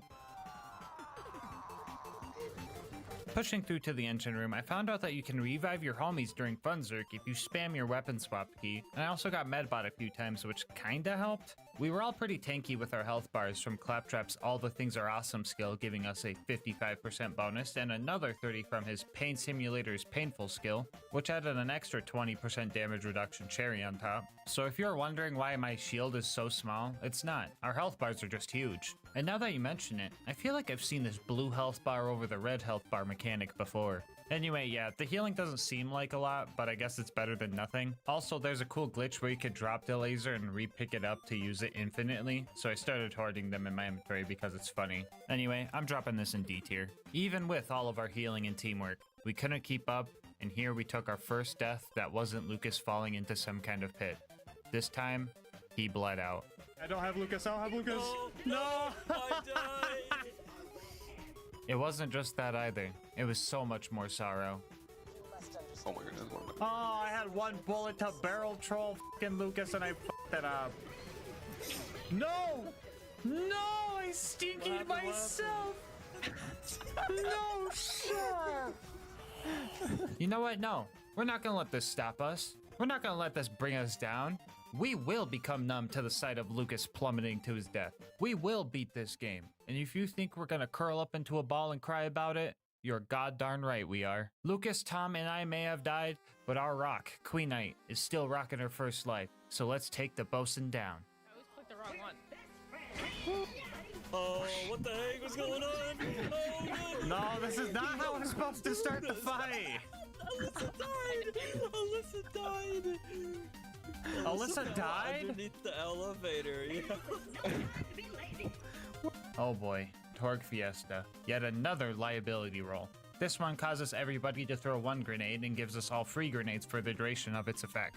The person who rolled it will also start lobbing out contact grenades at random angles in front of them that can also damage teammates. Mix that with a rickety old cramped elevator and you get what you just watched. Anyway, once we actually made it into the fight, everything got chaotic. Big surprise, I know. Tom and I used our triple shot guns on the bosun himself, while Alyssa and Lucas used their more accurate version on the little shield turrets. Halfway through, I started getting really up close and personal to the bosun, and I ended up using the same strat that Master Chief used on Regret and Halo 2 to deal a bunch of damage. Right at the end of the fight, the stars aligned and we got the God combo while I had the high 5 boost and finished this fight strong. I will say though, I am very disappointed that I burned the whole Ice King Wizard Eyes joke on the last video because good god, look at all this visual clutter. After that, we stole his girlfriend, which was the military AI we came for in the first place, and made our way to the nearest robot factory. Speaking of combat robots, we finally rolled Minion Trap while waiting for the train to show up, which causes Mini Trap to turn into a rocket turret, which sounds pretty cool, but this one's going into B tier because it's kinda eh. The damage isn't that good and you just kinda throw it wherever you're looking, and since you had no idea that you were throwing this thing out, it usually ends up somewhere useless. It's not dangerous like some of the other action skill rolls, but it's just kind of a boring dud, just like the character it's based off of. Anyway, we found a friendly scientist trapped behind all the scavs and torques, and by sheer coincidence, he was working on a military robot that could create near infinite amounts of other combat robots, which was exactly what we needed, which warranted a little bit of celebration. Are you hitting the gritty? What the We made it into the factory, and I knew this part was going to be a doozy from past playthroughs, so we decided to spend some of the moonstones we found throughout our journey to get some moxtails for the fight. I got the one that boosted fire rate and reload speed for 30 minutes, which gave me just enough time to kill one of these big mugger guys. Too bad there were 3 of them. Yeah, this trio messed us up bad. One of them had a cryo rocket launcher, and that was making it really hard to revive each other. Cryo? More like made me cry, yo. Oh, brother, this guy stinks! We were all downed and crawling towards a hopeless kill, and one by one, we all fell. First me, then Lucas, then Queen Knight, and then Lucas again. This defeat hurt more than all of them so far, but we couldn't stop here. We had to tough it out and keep going. After we finally managed to take that guy out, we started taking steps toward building our constructor. You know, steal some robot eyes, put them in a toaster, find the main body of the constructor, feed Queen Knight to it. Michael, don't leave me here! Watch as we lose half of our Moxtail duration waiting for the turrets to calibrate themselves. Feel embarrassed that they're still doing more damage than us. Have Felicity steal the legs from another robot. Wipe Felicity's memories against her will. Have her get angry about it and try and kill us. And then start crying about it until she dies. Dang, between this and the Marath, I kind of feel like we're working for the bad guys here. No, just me? Okay. Anyway, this fight was a little scarier than the rest because Felicity can spawn this repair drone that turns the whole thing into a tug of war. Usually repair drones aren't that scary, but our damage output was relatively poo-poo. Like, you know it's bad when Lucas says, "Oh, that's good damage, that's good damage." But her health bar only moved down 1 tick. She also has a shield drone that gives her bullet deflection, causing us to straight up shoot each other at times. The drones themselves are also pretty tanky, so we had to prioritize these things in order to win. You can kinda see why I wanted to do this as a co-op challenge. Imagine trying to get second wins with this gun. In between dealing with the drone waves, Alyssa and I would try to focus on any bots that Felicity spawned so that we could activate the rage element in our gun and deal a little bit more damage. Not really sure how well the rage element was working, but I'd be lying if I said I wasn't high on placebo. But just like real life, all your problems can be solved with a little teamwork, high fives, caffeine, and a whole lot of crying. We eventually took her down and did a little bit more celebrating. Everybody start hitting the gritty around her. Oh. Oh. Oh. Oh. Oh. We now had the robot army we needed to take the moon base back, and there wasn't anything that could stop us. So we all topped off our moxtails and fast traveled up to the moon base to start our assault. Oh, Lucas! Lucas, why'd you die, dude? You killed me too! That would have been fine if you didn't do that. So we got up to Helios, but the weird thing is that I didn't see any of the robots we spent 3 missions trying to make, so that was weird. Oh well, maybe we are enough. Just kidding, no, we can't even open a fucking door. We had to find another baby to do it for us. This one was blue, locked in a box, and had a neglectful mother nearby. Come on, guys, this one has to be an Isaac reference. Anyway, the scanner that would let us into Jack's office was a bit busted, and I'm not sure if this blue baby was fixing it or making it worse. Access denied. Scans reveal subject is a cat wearing a birthday cap. Oh! Yo! Lucas is a cat! Scanned or scammed? Scans reveal subject Whoa! Whoa! We made it to Jack's office and secured our base of operation. The next job was to go to the R&D section to rescue all the scientists there. Nothing out of the usual here, you know, turning into pirate ships, questioning if my shots are actually hitting even though I'm at point blank range dual-wielding assault rifles, watching Lucas lose to gravity and getting rejected by Queenite. Just your basic Borderlands meta. Anyway, we saved all the scientists and they disabled the force field blocking us from Helios's giant eye laser. And then Jack airlocked all of them because they were acting a little sus. Oh, come on, dude. Is that my boss again? Hello? Come on, dude. Are you really squeezing in another Among Us joke into this part just like last time? Yeah, what's wrong with that? It's funny and it's relevant to... What? No, what? Relevant? Among Us is a dead fucking game, and it definitely doesn't help that you're playing the pre-sequel. What do you think you are, some kind of comedic necromancer? Yikes, dude. That's harsh. You know what? Just chill out, okay? I'll change the joke. No need to get hostile. Good. Now get back to work. Jeez, I hate that guy. But he's the boss, so, I guess those guys didn't meet the profit quota. Anyway, we finally made it to the Veins of Helios, aka the jump pad parkour section. I really like this part of the game, but I know a lot of people hate it. And, I think I know what side Lucas is gonna be on. No, there, high five, Lucas, behind you. Wait, I'm already high five. Oh. Oh! No way! Again, Lucas? What are you doing? Lucas, you see those pipes over there? Yeah. Go stand on them. Let's jump it over here, Lucas. Oh, Are you trying to kill Lucas? What? No, not again. We had to fight some of these fighter jet guys, and while it looks super cool to see 200 bullets all flying at the ship at once, they were pretty hard to kill. Hopefully there isn't like a boss version of one of these things later in the game. That would suck. Anyway, we made it to the lunar launching station and started disabling the final force field in our way. I somehow found a Rheogenator in a locker, so that was pretty weird. But anyway, yeah, a little bit of survive until the timer runs out gameplay later. We made it to the Eye of Helios and started our super intense boss fight with Colonel Zarpedon. Honestly, this fight was cursed in so many ways, good and bad. First off, our first roll of action skills gave me pirate ship mode with a double gun wizard boost, which let us melt her shield super quick, and that would have been awesome if she didn't just get the whole thing back right away. All of our rolls after that just kept synergizing poorly. Like one time somebody rolled nonsensical sacrifice, which downs the user but revives everybody else. But none of us were down, so that was just straight up useless. I'm still gonna put it in A tier because it did come in clutch a few times during the run. Also, just watch this clip for me. Not needed. Anyone? Yeah, I got you, Tom. I'm gonna get you. Who the f just threw a pumpkin at Tom? What'd I just watch? So, did you guys see that too? Yeah, when I said pumpkin, I didn't actually think it was legitimately a pumpkin. At first, I thought Queenite or Lucas just accidentally shot a Jackal cannon they found, but from where they were standing and the angle of the pumpkin, that just wasn't possible. But slowing down the footage, we were able to see the real culprit. You see that orange? That is 100% the barrel of a Jackal cannon that is in the hands of that basic enemy. I had no idea that these guys could spawn with the unique blue rarity drops in this game, but there he is, causing more chaos, as if this run needed more. I didn't even notice this until I started editing this video. Numerous pumpkins flew across my face and into the faces of my homies, and we didn't even know. Anyway, we eventually took down her power suit, and that's where the curse shenanigans started being good. Before this whole second phase, we all hid on this ledge to lure Zarpedon over, and I went out to get her attention to bring her closer.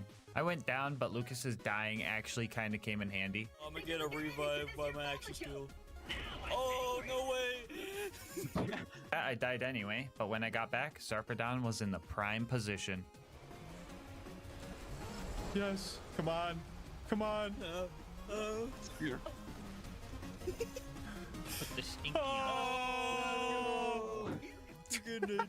So if you're ever having trouble with this fight, just know that all you need is a few stock grenades. We finally had the Eye of Helios under control and found out it was actually powered by the Eye of the Destroyer. Or another Isaac reference, I'm not sure. Anyway, Moxie said we could disable it if we overjuiced the thing to activate the failsafes, but that was a big lie, and she turned it into a giant black hole in an attempt to kill Jack because, plot twist, he's the bad guy. But we still survived somehow, and Jack was so happy that he started throwing it back on us, so that was pretty cool. All that was left to beat the game was to find the vault and secure the alien technology inside. This place was guarded by a bunch of these creepy looking alien dudes, but those guys weren't anything compared to the Eternal Doll Soldier guys. If you don't kill these guys fast enough, they just evolve and get all of their health back, and through conventional methods, there is just no way we would be able to kill these guys fast enough. But lucky for us, this is Borderlands we're talking about. There's always something we can exploit, and in this case, it's the slam attack from our level 1 Oz kit. Using our slam would stagger the Eternal guys and prevent their evolution, and as long as we could stun lock them like this, we could take these guys out relatively easily. One of the doll guys we found ended up surrendering, and we gave Lucas the choice in killing him or letting him go.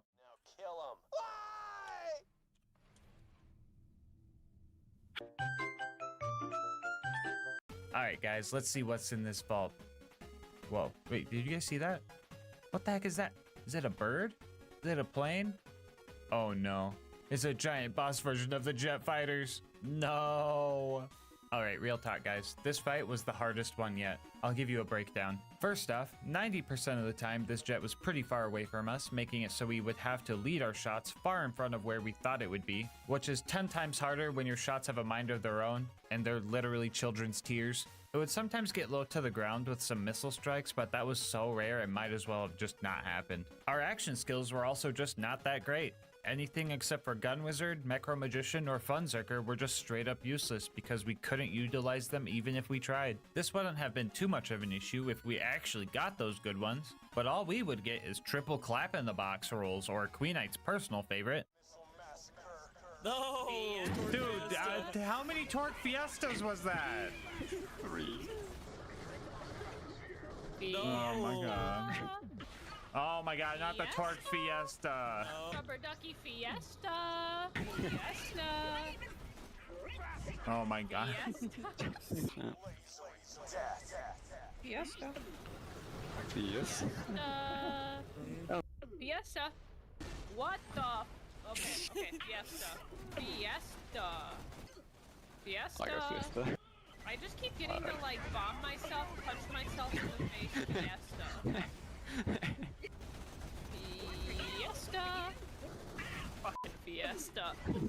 I can finish up the tier list here. First off, shh, trap is in C tier. This was the first time I got it during the whole run, and all it does is make you invisible to enemies. Not super useful when the giant airship decides to just nuke the whole arena, but I guess it's pretty nice if you ever want to revive some of your homies. And finally, for the absolute worst action package yet, Meat Unicycle, which causes you to switch out your gun for a Buzz Axe and start dealing fire nova damage.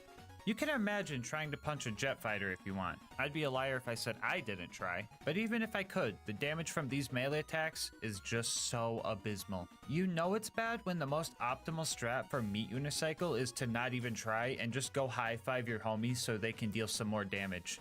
Easy F tier. A couple of honorable mentions. We could not get One Shot Wonder or Disco Inferno because we weren't using the right skills for them, just in case any of the Claptrap mains say we forgot them. I don't want to make all 4 of you guys mad.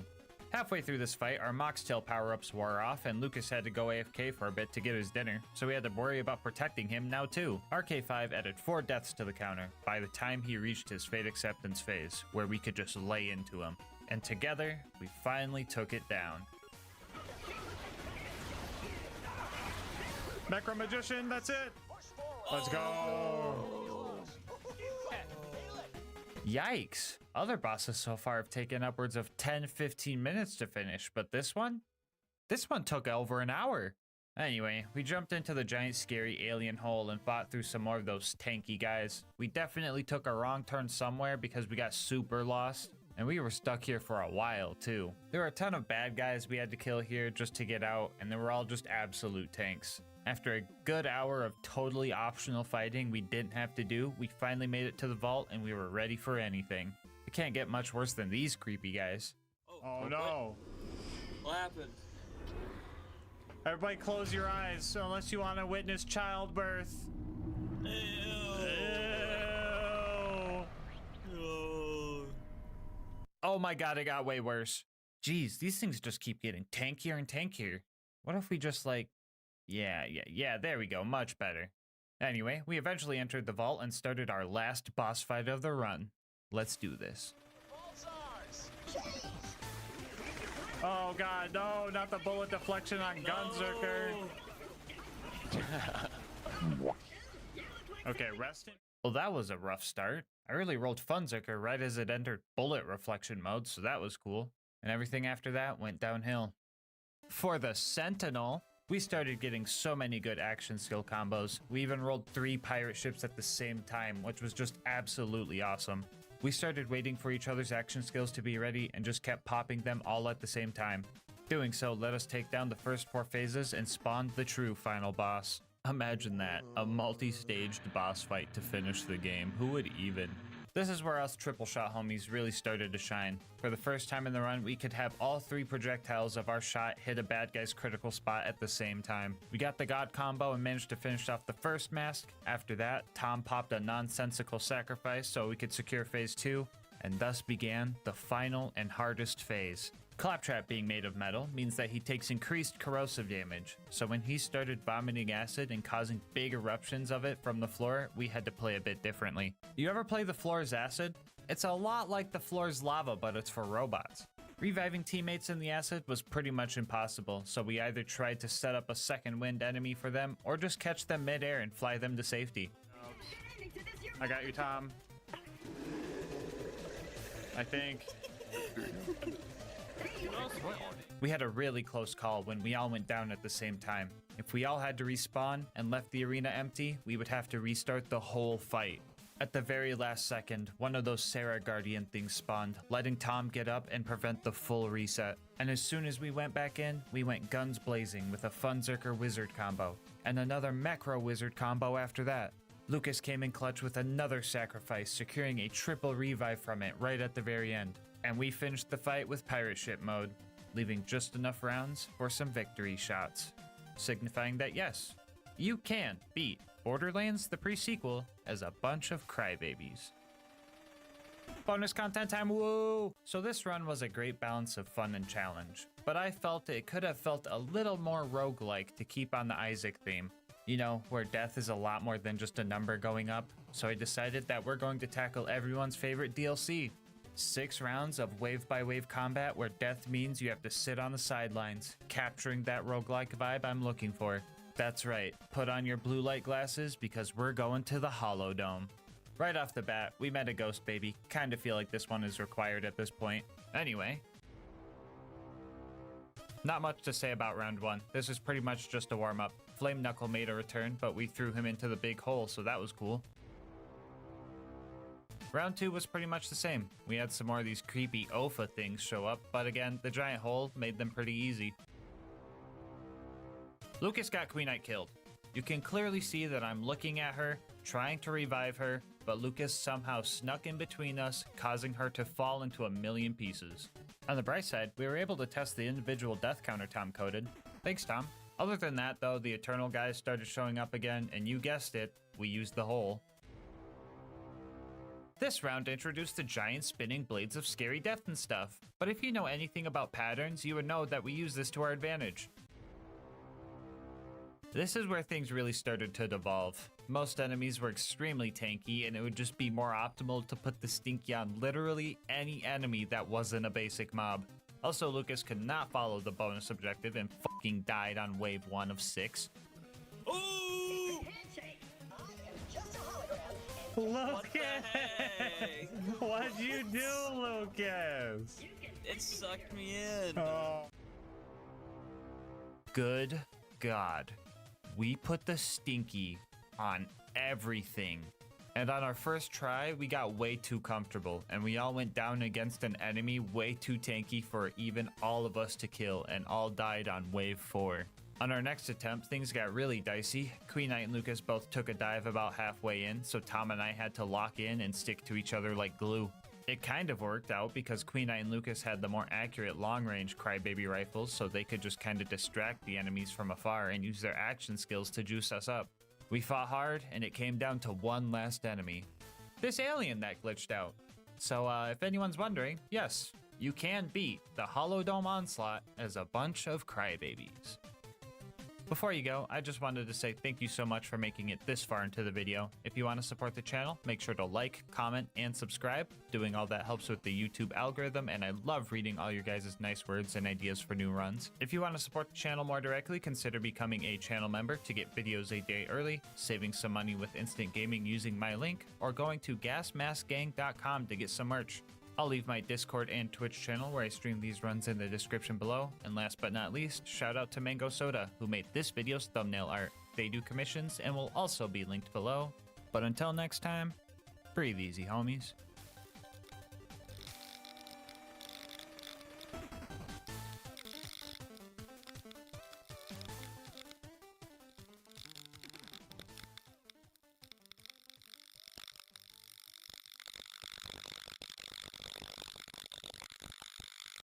When it comes to FPS games, your HUD can provide a ton of important information, like telling you how much health you have or finding your next objective. But how valuable is that information? Do you really need anything else? Can you beat Borderlands 2 with only the minimap? The rules for this run are simple. I can only see the minimap.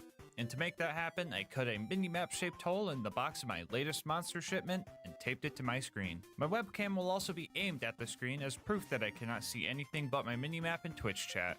Also, you should go follow me over there and hang out with us while we do challenge runs. Anyway, you guys will be able to see everything, don't worry. The video won't look like this. Suffering through that is my job. This run will be a bit different from my other runs because we're actually going to be doing this in normal mode as opposed to OP10. I figured the XP farming and side missions I would need to do to level up might add a little bit more pizzazz to this type of run. As for the character we picked, Gage was an obvious choice with her bouncing bullets and death trap and whatnot, so we started our run by following our seeing eye robot home and watching him get his eye ripped. Oh, great. Now we're both blind! Before we took on Knuckle Dragger, I had to get some experience and catch my bearings. So after finding the fast travel station, I held up on the menu to travel to the Giraffe DLC. If you don't know why we call it that, Mordecai can kill some of the level 30 doll guys here, and that gives us a ton of experience. You could keep repeating this process as long as you save quit before the cutscene starts, so I decided to rack up some early XP here. So while we wait for Mordecai to level us up, I'm gonna tell you about today's sponsor, Instant Gaming. Instant Gaming has been my go-to place when I'm looking for game deals. Game prices nowadays can be pretty crazy, and we all want to save money when we can. Even you might be waiting for a game to go on sale right now. And if that's the case, odds are that game is rotting away in your wishlist, and by the time it goes on sale, you could have already moved on or forgotten about it. And that's where Instant Gaming comes in.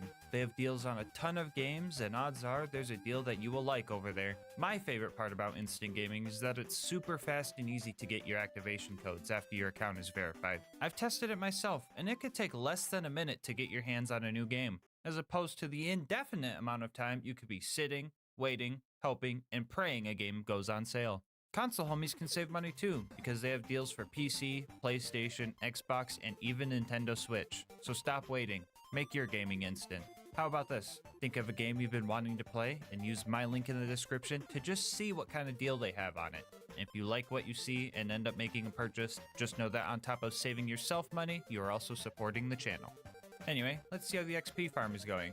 What? No, who let the cutscene play? Anyway, that farm is busted, so plan B. I found the fast travel again and held down this time all the way to the bottom to go to Digistruct Peak and open a door, which went surprisingly well. Since I have to edit this video and rewatch all the footage, I can see that we made it to level 4, but I had no idea what level I was at the time. We made it back to Claptrap and started following the silly sounds of his voice until the scary red dots showed up. After getting angry at a small cliff, my overleveled melee power took out the first batch of Bullymongs. Knuckle Dragger showed up after that, and I absolutely trick-shotted his little brother out of the sky. We killed Knuckle Dragger after that and started looking for Claptrap's eye. Luckily, the minimap gives an objective marker for most things that we need to pick up, so we had an idea of where to look. Items also make a distinct noise when their item card pops up, indicating you're looking at it. Here's an example of that noise. So we calmed our surroundings and listened for that sound until we found Velma's glasses and got a reward. I've played this game enough times to know that this chest always gives us a Jacob's shotgun. So I snagged that because more pellets equals more chances to hit. I did not realize what I was getting myself into, so I shotgun a monster to get me through this run. And honestly, I think that was kind of OP because I was clearing out Liarsburg way too easy. I was hitting more shots than I anticipated and developed a few strategies along the way. For example, I found the best way to line up melee attacks is lining up the inner angle of my yellow marker with the bottom corner of the bad guy's red dot. The minimap can tell me what cardinal direction I'm looking in, but it cannot tell me if I'm looking too far up or too far down. So to combat this issue, I would look all the way down and then estimate where the enemy would be, and I felt pretty cool doing this, but rewatching the footage makes me feel a lot less cool because it was not working as good as I thought. I took the Bullymon clearing mission for a little bit more XP and ended up taking the first death of the run. The second, third, and fourth ones too. We also took the Echo collecting mission here, but that didn't go too well. I'll point out the transparency of the minimap now, since I'll probably get comments about it. Parts of the map where there is no terrain are a bit transparent, and I can sometimes get hints to my surroundings. But with a 120 FOV, even if you see the thing you're trying to interact with, it's not exactly free.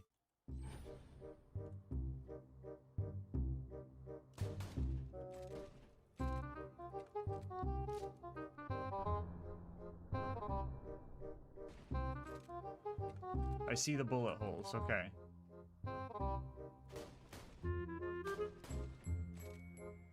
Oh, I think I got it. I didn't. Where the f is this thing? I don't know.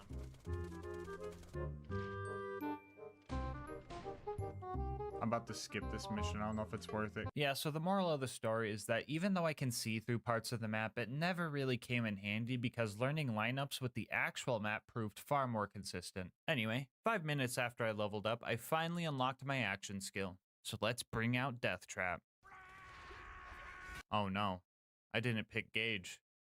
I picked Salvador. Anyway, we made our way towards Boom Boom. I wanted to wipe out the bandits here with a skyrocket, but I only managed to kill one psycho with it, so that was pretty cringe. When I got to Boom Boom, someone put a bounty on killing them in under 3 tries. My guess is they didn't have faith in me because I was trying to fight the clouds the whole time, so I don't really blame them. I jumped in and immediately tried to find my way to the back of the arena to lure Boom to a dark alley and take his loot. I was surprised when I got the kill here because I didn't hear any of the noises that usually play when you land a melee hit in Buzzak's Rampage. But like, Boom is dead, so I'll take it. Boom and Boom both drop a bunch of grenade ammo when killed, so I knew I had plenty of skyrockets I could throw at Boom.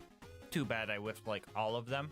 On my second try, I ran back to Boom's body in hopes that there were more nades lying around. I heard the ammo pickup sound as I ran by, so I knew I had at least one and managed to knock Boom out of his cannon. A few blind swings later, I made 15 bucks and leveled up. You might think that picking skills would be hard if I can't see the skill tree. But honestly, it was super easy because I have Krieg's entire skill tree memorized. Do other character mains memorize the entire skill tree? Or are Krieg mains just built different? I don't know. Anyway, if you open your menu and press 4, it will always take you to your skill tree tab. And you'll always start hovering over your action skill. So all I needed to do was press down once and then enter to spec in to pull the pin, which makes it so we drop a copy of our grenade mod when we die. And if it gets a kill, we get double the amount of XP. Using our new skill, we decided to farm Boom Boom until level 10 by running into the arena, dealing a little bit of damage, and then finishing them off martyr style. Oh look, a bonus package!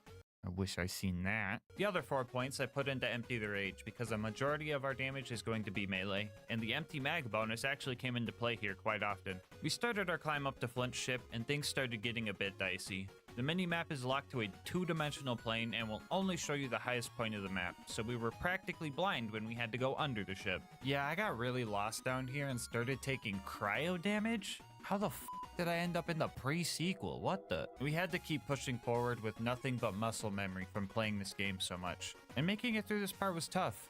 But now we had to climb up the ship, and that was a nightmare.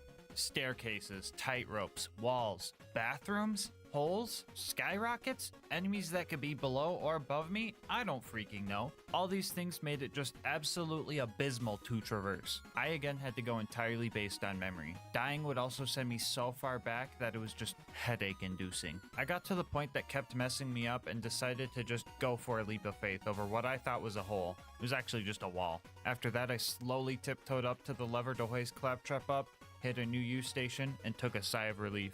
Up next was the Flint fight. Now usually to get him to jump down from his throne, you have to hit him at least once. Insert joke on why that is hard to do. So we died a few times before we had a chance to get close to him. And when we did manage to get close to him, I found out that Flint was easier than the climb up. Never thought that would happen. After that, we made it to Three Horns and ran into a new issue. We needed an interface adapter to get a new car, but the objective marker was a big area circle. I had a general idea of where to go, but this one took a while to find. Wait a moment while I hack the catch-a-ride.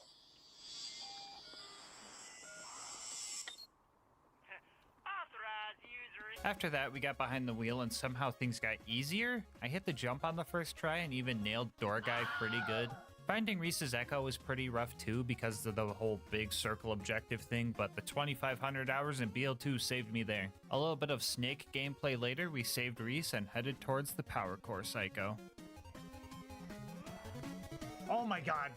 Wombo combo. We managed to nab the power core and absolutely slaughtered the 20 bandits to avenge Reese before making it to Sanctuary. At this point, my guns were very underleveled, and finding new gear would be tough considering I can't see any of it, and my numerous deaths would make buying whatever's in the shop a bit hard. But lucky for us, this mission turn-in always gives us a choice between an assault rifle or a shotgun, so I dropped my SMG and went for the shotgun. Glad I remembered it was the second option because I got a decent bandit shotgun from it. I was hoping for another Jacobs shotgun, but I wasn't disappointed once I heard the bandit gunshot sounds. I had to grab a bunch of stuff here in Sanctuary. I'll try not to go over everything I pick up unless it was tougher than usual, but one thing to note here was I spent my iridium on what I hoped was grenade SDUs. Fun fact, all the upgrades here are alphabetized except for the bank and backpack upgrades, so this was a rare case where extremely obscure Borderlands knowledge actually came in handy. Anyway, Frostburn Canyon was our next destination, and I made my way there after fast traveling back to the Draft DLC in Claptrap's place by accident. Frostburn was honestly kind of rough.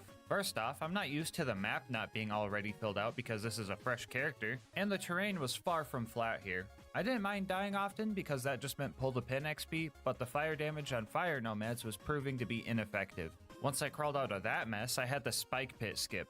Now, I have never failed this jump, but this time around, I wouldn't be able to see my usual lineup. I had a lot in the line, so I just had to go with my gut. Yeah, I can't see shit over here. Alright, hold up. I'm gonna John for a bit, okay? I still think my success rate is 100%. Screw you guys if you think otherwise. My player icon is way too friggin' big to see anything. Not to mention this objective marker screwed up my lineup. I'm not Craig, you're Craig. Anyway, we got the skip eventually, and honestly, I don't think it could get much worse than the— oh, I forgot about Lilith, never mind. The bright side to this challenge is that I don't have to see Lilith, but the downside is that I can still hear the one-liner.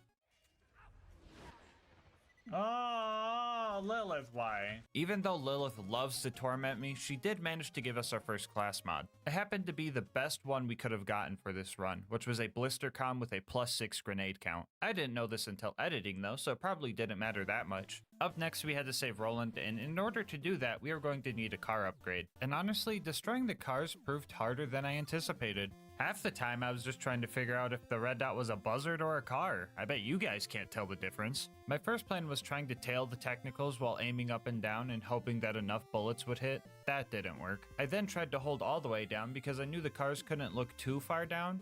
That didn't work. And we also tried the good old pull the pin kill. And that didn't work. What was the game-winning strategy, you might ask? Well, I got one word for you. It's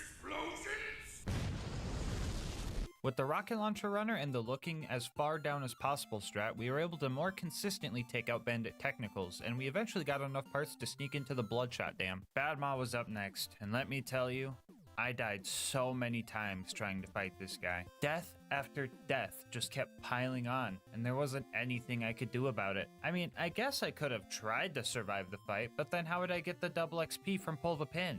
You guys think I'm gonna farm up to level 16 and not take the twice as fast option? Come on now. Alright, real talk. We farmed Badma up to level 16 so we could get the most important skill of the run. Light the fuse. Now if we end up falling into fight for your life, we will have an extremely useful tool for revives. No more lack of movement and no more estimating how high I'm aiming because the splash damage means I could just get close and throw them at the ground. And if I'm feeling extra confident, I could just hold E to go full Minesweeper mode and murder everything around me. Doing this made the Bloodshot Stronghold relatively easy, right up until the toilet room, where my arch enemy, Verticality, found us yet again. It was back to being an absolute guessing game. And boy, am I glad that I took the time to get Light the Fuse here, because even with it, closing the distance between me and these crazed marauders was harder than normal. Anyway, Mad Mike eventually showed up, and I decided to use my out of sight, out of mind card here and just ignore him. I hit the next new U station and planned to run away after I came back, but my Skyrocket murked him without me knowing, so I'll be taking that card back, thank you.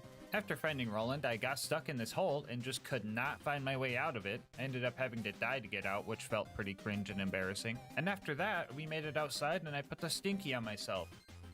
Actually guys, this was 100% on purpose. You could tell because I got a pull the pin kill. Yep, After I paid the toll, I started fighting my way through the bad guys. Nothing too crazy, but I did put the stinky on this loader, so I'm glad we got at least one this run. After fighting through all those loaders, we made it to our next fight. If you're new here, you probably don't know that the Warden can take Roland to the Hyperion Friendship Gulag if you don't kill it fast enough. Yeah, and with our current setup, I estimated that chance was pretty high. I went in for my first attempt and got a few second wins before dying about halfway through his health bar. It honestly felt like a tough fight, and I had no idea how close or not close I was to killing the Warden, so I scrambled to get one more good attempt in before it was Gulag time. Can't tell if I used my BuzzX Rampage or not, and I burned it or not, but...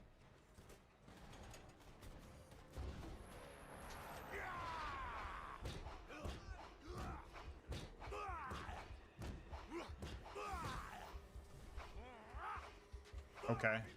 Yeah, the Warden is weird. I feel like its shield gets weaker when the surveyors decide to start juicing it up or something, because that was pretty baffling. After saving Roland, I replaced my first shotgun with a sniper before realizing that didn't make any sense, and then swapping to a TDR SMG I found and heading back home. At this point in the game, my memory of enemy levels is a bit skewed, so I decided to do the Marcus dummy missions for a little XP boost and to secure a slag pistol for future fights. It's not the best option, but it's the only guaranteed slag weapon I could get realistically. Anyway, I also missed Michael Mamaril right here. I never see this guy, and this challenge run made sure to keep it that way, but oh well, off to Tundra Express. Burning the Varkids here was kind of annoying because I messed up and lost my free tinderbox, and my Skyrocket was just way too strong. I could have used this fire shotgun I found, but alas, I didn't know it was fire. I eventually got stuck on the fire melon and managed to wake up Mordecai, meet Tina, dodge a train, and grab the badonkadonks. The first one was pretty easy to grab, but for the second one, I needed to do a little bit of parkour to bypass the confusing staircase system. On the way to blow up the train, I gained the title of only person ever to unintentionally die to these giant cartoony proximity mines, so that was pretty cringe. I also had my first fight with a ladder and my second fight with a train. We made it to Wilhelm, and this was probably the toughest fight yet. Every challenge about this run piled on right here. I had no idea what level he was, so I had no idea how much damage I was dealing, or if I was even beating out his shield regeneration. I couldn't see incoming attacks, so I had to use audio cues to kinda guess where to dodge. And to top it off, Wilhelm is pretty hard to melee because he kinda has this spike shield effect when you get too close. I gave it a few attempts before almost calling it quits for the day. But on my last attempt before that, I heard Wilhelm start doing callouts indicating his health was low. So I gave it one more shot, this time with a newfound strategy I will be calling menu leveling. I found that opening and closing your menu put your crosshair at a consistent eye level, and using that we found our combat loop. We would run around, dodge, and throw pos shots until we heard him or seen him start spawning surveyors. At that point, I would pull out my slag pistol and level my crosshair to hopefully get some slag. I would then run at him with BuzzX Rampage if it was charged, or just my plain self and intentionally get downed. After that, I would instantly detonate my bundle. This would damage Wilhelm, stop his surveyors from giving him too much shield, and give me a second win, all at the same time. Once I started hearing his low health callouts again, I threw any skyrockets that I had and finished Wilhelm off.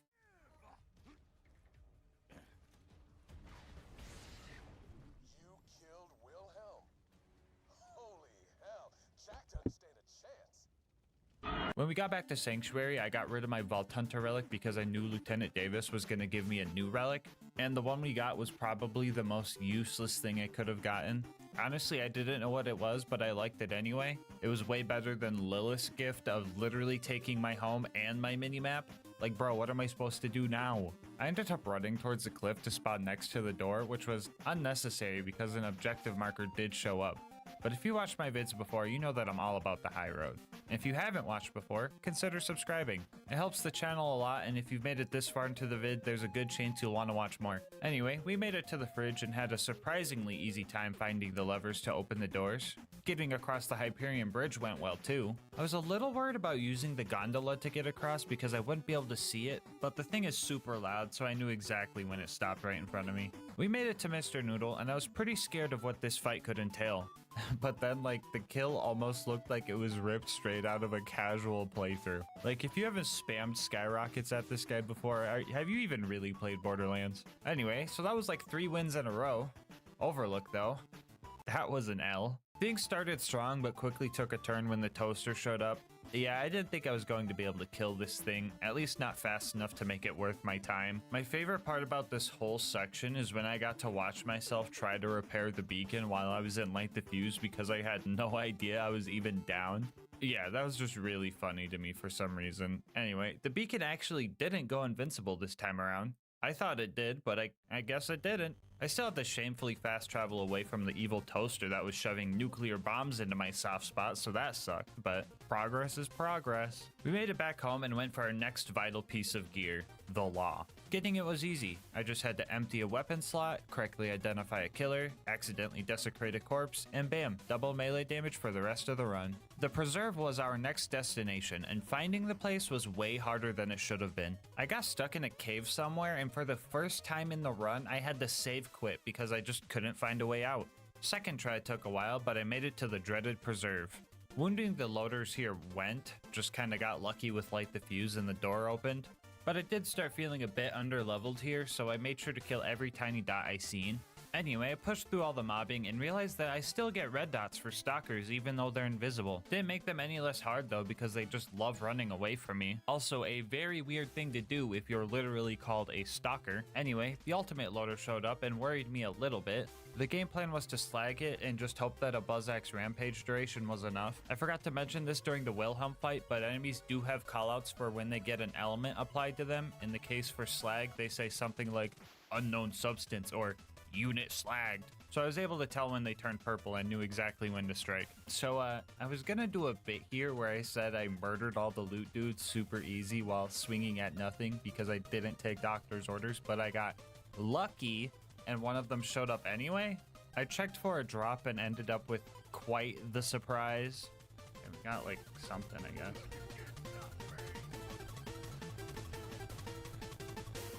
Don't tell me it was a grenade.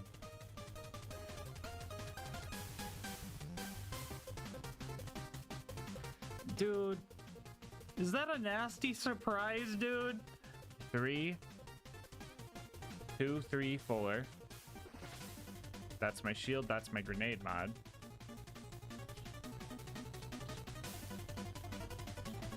Skyrocket's back, okay. After a little bit more mobbing, we made it to Bloodwing. This was going to be our first real fight with a flying enemy, so I wasn't sure how it was going to go. But I've been practicing for this fight the whole run, so let's do this.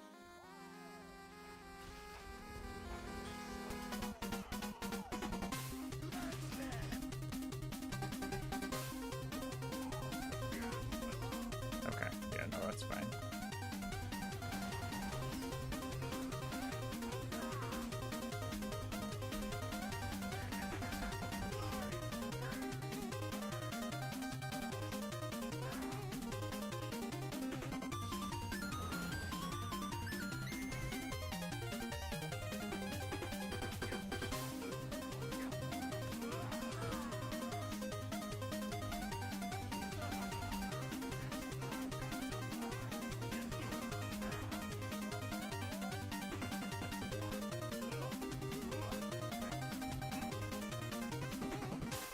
Okay. Tab menu.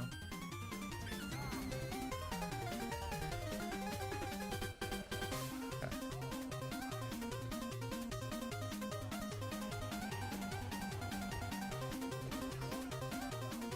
Let's go.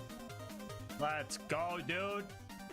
All right, Bloodwing, you had me in the first half, but you gotta step up your game again. I'm about to hit double digits. After the fight, I made the mistake of trying to upgrade my gear and ended up losing my +6 grenade count class mod for something pretty much useless. But on the bright side, at least we got to high-five our homie Claptrap. Up next was recruiting Brick and his air support. The initiation was pretty much just handled by the Skyrocket, if I'm being honest. Apparently, I wasn't supposed to use this thing indoors, but like how the heck was I supposed to read that? I can only see the mini-map. Sarcastic Slab could have survived this time around because he didn't show up as a red dot, but his loud clapping let me find him using echolocation. Get it? Because the minimap comes from the echo. Oh, come on, please laugh. Fighting the loaders with Brick was pretty simple. I was mostly slagging bad guys while he fisted them. I'm pretty sure every single mortar strike killed me here, so that was rough, but hey, Brick is on the squad now and I can finally get rid of my level 1 shield. What the fuck is Michael doing here again? Whatever.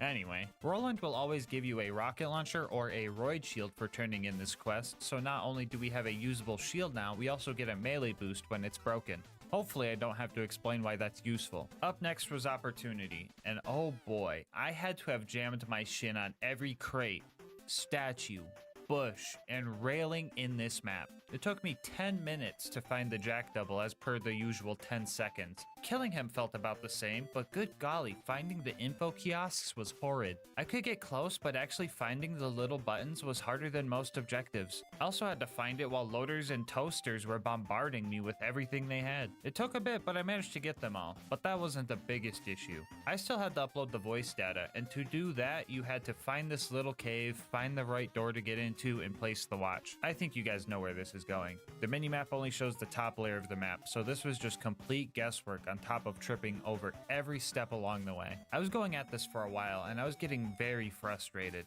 but then my salvation arrived. I've never been so excited to hear about a hot loader in my area, because I knew that this loader always spawns in the room I needed to get to, so I found my way in and took a big sigh of relief. That breather would come in handy because up next was the climb up to bunker.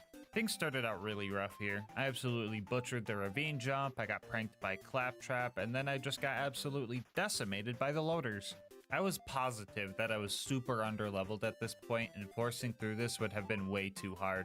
So I had to do what I was regretting, and decided to farm some XP. I was hoping that farming the mutated Varkids would be some quick XP, but that proved very inconsistent and I had to find this door valve every time. So regrettably, we had to do the entire Clan Wars quest line. Instead of just walking you guys through the missions, let's just count how many times we needed to interact with a small object.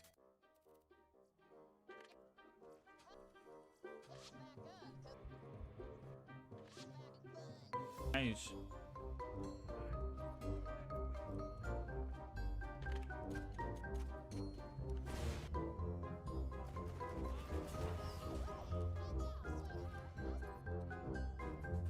Clarifying.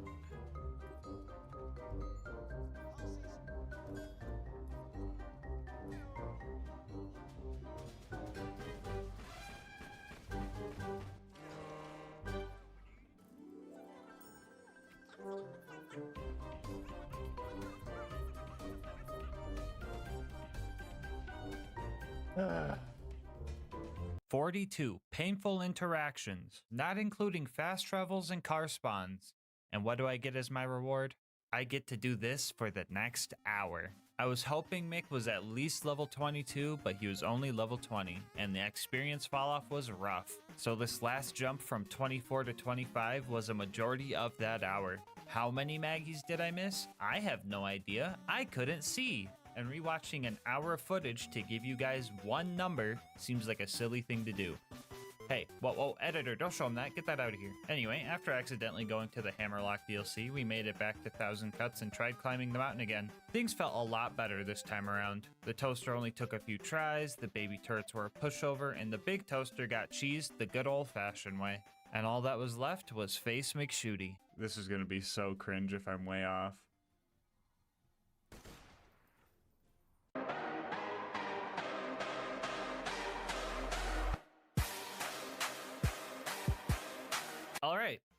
So, the bunker. Screw the turrets, those guys were whatever. The bunker was genuinely scary. It flies out of melee range, and unless I'm throwing buzz axes, I have no indication if my shots are actually hitting it. It is also classified as an armored enemy, so the fire resistance made me think skyrockets were not going to help that much. My game plan was to wait for the bunker to do what I call the flex pose, which is the one where he's just stationary floating in the air. When I noticed the bunker stopped moving, I would try to slag it before entering Buzz Axe Rampage and throwing axes until I hear the axe hit marker and just holding that angle. There were a few spots where I could melee hit it from the bottom, but I didn't know how great that was. This is Can You Beat Borderlands 2 with only the mini-map, not Can You Beat Borderlands 2 with only health bars. I found a spot down here where I heard the melee hit marker sound, but I guess I was just hitting a dead turret hurt box or something. It's super complicated. This game's made of spaghetti. I shouldn't have known this, but someone in chat gave me a hint, which they weren't supposed to do, so I had 3 options. Use the hint and stop doing this strat because it wasn't actually dealing any damage, which felt cringe. Keep using the strat, consciously throwing to replicate what I would have done without the hint, which felt cringe. Or spec into silence the voices and just tell myself that throwing axes was safer because I didn't want to hit myself, which felt less cringe. No hints! I'm about to start strangling people who give me hints. You guys are getting cooked the f up in the video. It's a joke. I know this was not intentional, and I'm just probably being like an asshole over arbitrary challenge, arbitrary rules. Here's the lore, okay? I spec'd into silence the voices, so I did not feel comfortable meleeing the bunker in the way that I was. That way, I can lie to myself, instead of having to lie to myself through throwing. There's the lore. Axodeagle! What are we literally talking about? My fucking god. Oh my god. No hints! No hints! No hints! Someone sacrificed Axodeagle! Oh my fucking god. We love you, Exodeagle. Don't forget that. If anything else, Exodeagle, that's going in the video, and you get to hear me scream your name in the video. Anyway, this fight was tough, but I knew it was possible because the bunker started bringing out its big slag cannon, which meant it was at 50% health, which meant I was doing damage. But this also meant that standing still trying to throw axes wasn't gonna work anymore. So preying on the good old skyrocket was the way to go. Instead of going into Buzz Axe Rampage, I would try to slag the bunker and throw any skyrockets I had. If I was out, I would patrol the outer ring for Brick's air support drops, and then just hide up here until the bunker was in a good spot. It also probably would have helped if I didn't accidentally sell my class mod and lose my burn damage, but oh well, who needs a class mod anyway? My stubbornness was really put to the test here. 1 hour in, I had this heartbreaking death. Another hour later, history repeated itself, and after 3 hours and one extremely close clutch moment, the bunker entered its deathbed spot. Jump, jump. Land right on him. Oh! Oh! Okay, here we go. Let's play this right.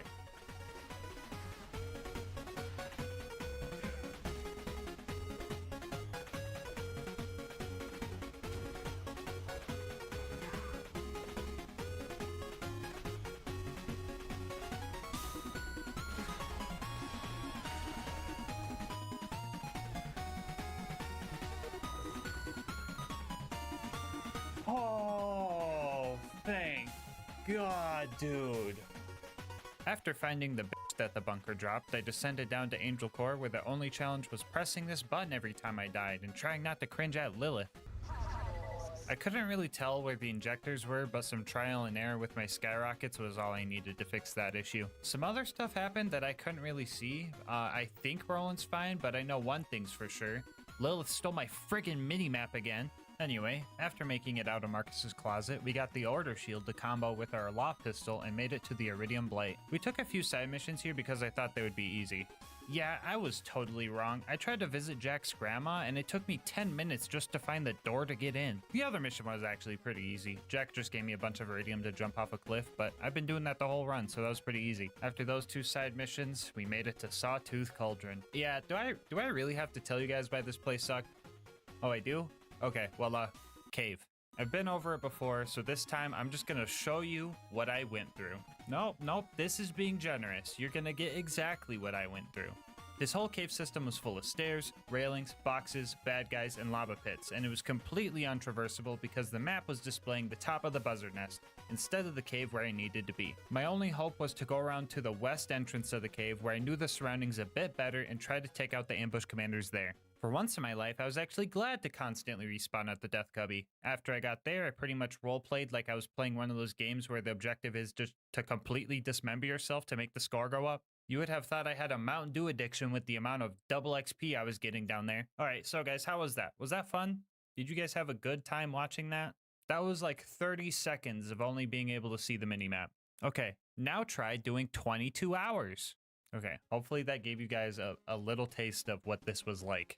Borderlands players hate Sawtooth Cauldron anyway, so I bet this was therapeutic for some of you. After I killed the ambush commanders, I got lazy and save quit to go to Boombringer to blow it up. The game said I looked at the explosion, which was a fucking lie. I'm looking at cardboard, so that got me a little angry. So I took out my anger on Mortar and took the elevator up to the buzzard's nest. It was very important that I sent the elevator down before leaving it, because finding that other button without an objective marker would have been horrendous. I died many times up here trying to kill the buzzards. Throwing skyrockets and getting lucky with light the fuse was pretty much my only hope with these guys because I had no way to tell how elevated they were. I lost track of how many times I had to take the elevator up trying to kill these things, and the last one survived my stormtrooper aim for quite a while before I managed to take it down.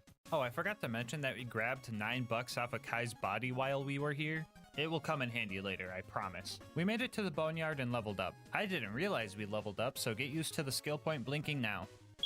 I'm still surprised how much easier driving was compared to walking. Like, this shot through this narrow gap made my jaw drop while I was watching through the footage. I'm also surprised that I didn't perma-slag myself a single time here. I have trouble doing that when I can see. The tunnel pumping station, aka the Sergeant Loader Gang hideout, was another one of those places where the minimap just told me nothing. I was stuck in this little corner I didn't even know existed for such a long time, but we eventually hit all the levers, rammed the pipe, and somehow climbed the ladder sideways to make it to the Badlands. This part was concerning. Killing Saturn was just off the table, but I still had my out of sight, out of mind card that I stole back from Mad Mike. Running past Saturn was still pretty tough. Like, I had to scramble to get on this elevator fast enough, and then I had to deal with loaders, giant evil toasters, frickin' stairs. A few resets in, my muscle memory guided me all the way to the top floor before the exploders got to me again. I wasn't mad at all though. I knew how to get to where I needed to be, and it was just a matter of staying alive.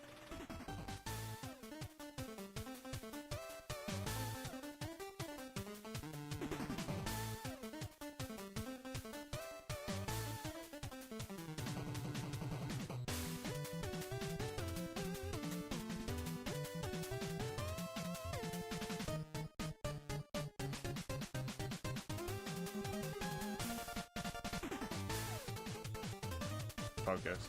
Okay.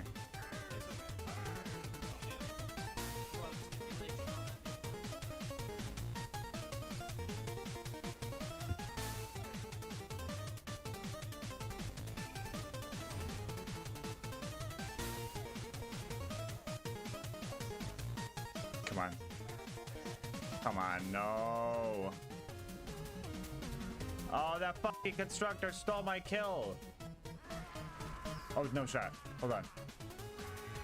Okay. Run, run, run, run. Okay, I'm not in. I don't think I'm in. And then I go to the right.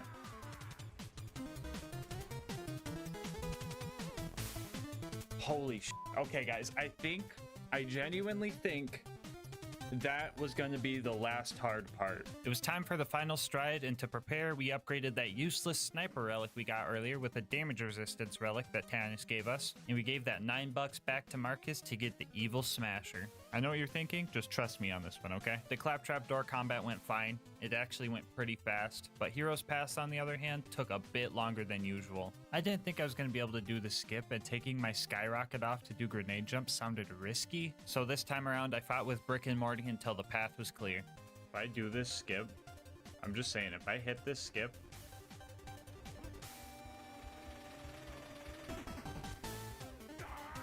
I am pogging so hard right now. The final battle was upon us, and Jack was gonna put up a fight. Never mind, he just got swept. Like, absolutely rolled and smoked. The real final boss was a bit harder. The lava got me a few times because I just couldn't see it when it was rising. But GASMASK just listened to Lilith's warn- Oh, shut the fuck up. No, shut the fuck up. We hate Lilith around here. The Chrysalisks were decent revive fodder here, but I had to trust my ears because their red dots would just disappear often. But as long as I could find one, I could usually get a second win. The warrior took my life 6 times before I found a working strategy, and this is how I did it. I positioned myself where the rising lava, Crystalisk projectiles, and warrior's fire breath couldn't get to me, and I pulled out the evil smasher. Guys, stop laughing at me. I'm being serious, guys. Just listen. Anyway, for the people who haven't used this since 2013, back before the nerf, this gun has a 7% chance to proc a bunch of stat boosts every time you reload. So while I was waiting for the warrior to show up in my line of sight, or route of sight, I don't know, someone tell me a better map joke, please. Anyway, while I was waiting, I would just keep spamming the reload until I heard the activation sound. If it did activate, I would dump my mag into him when he got there, and if it didn't, I would try for slag and throw buzz axes instead. The Evil Smasher is widely regarded as a terrible weapon nowadays, but I think it's actually pretty good. 7% of the time. I still had no idea how much damage I was doing or if I was even shooting the warrior sometimes, but I had faith in my strategy. And eventually, we noticed something. He's not moving. He might be in deathbed. I'm gonna give it a second just to make sure. Oh, you know what? Super obscure Borderlands knowledge coming in handy. That Crystalisk is gone. That Crystalisk is gone because Warrior is in fact in deathbed phase. Come on, let me smash some evil. Let me smash some evil. Let me smash some evil. I want to end this run.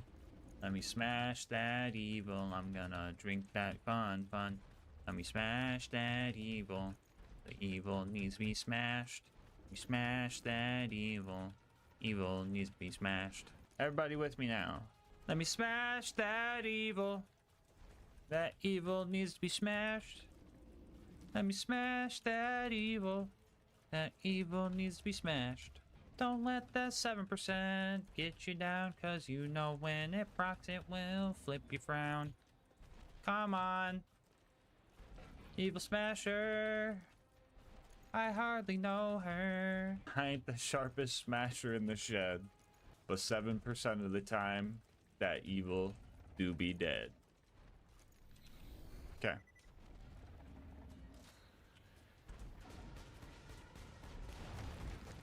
Get nay. Let me smash that evil.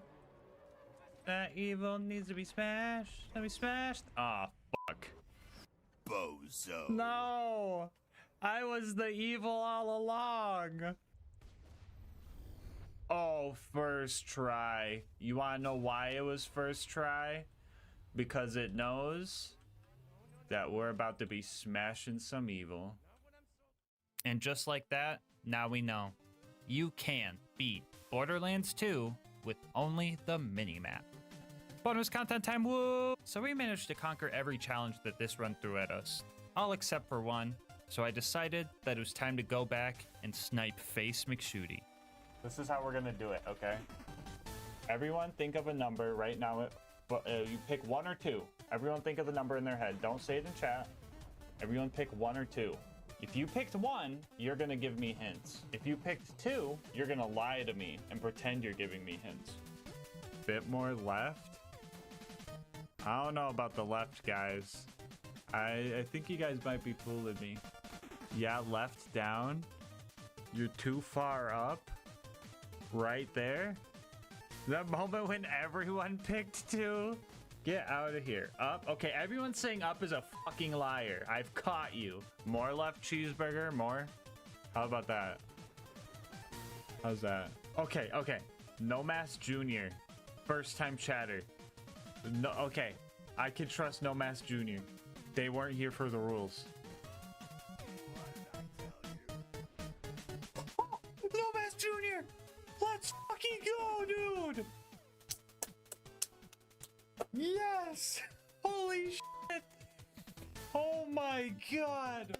Before you go, I just wanted to say thank you so much for making it this far into the video. If you want to support the channel, make sure to like, comment, and subscribe. It really helps with the YouTube algorithm, and I love hearing your guys' kind words and ideas for new runs. If you want to support the channel more directly, consider becoming a channel member to get videos a day early, saving yourself some money over at Instant Gaming using my link, or going to GASMASK'S to get some... Editor, what is that? No, fix it. There we go. Or going to GASMASK'S to get some merch. I'll leave my Discord and Twitch channel where I stream these runs live in the description. And last but not least, shout out to Mango Soda, who made this video's thumbnail art. They do commissions and will also be linked below. But until next time, breathe easy, homies.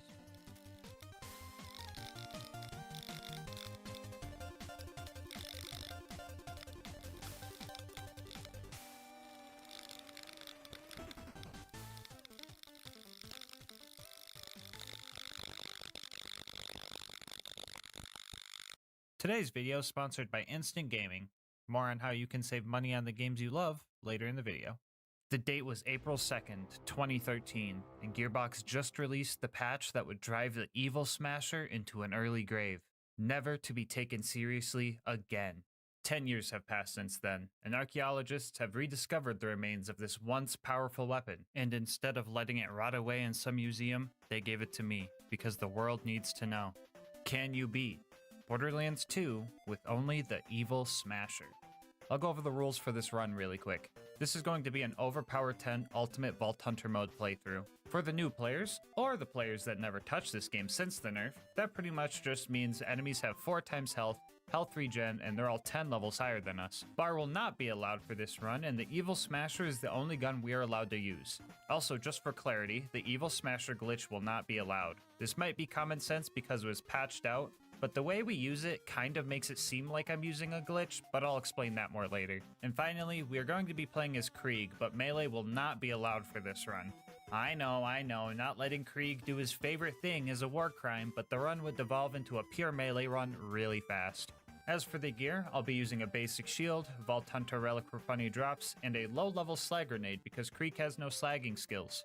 But if you're one of those people and want to see the slagless version of this run, I'll have a link to that down in the description. As for the class mod, we'll be using the Legendary Reaper, mainly for Bloodbath and the extra kill skill duration.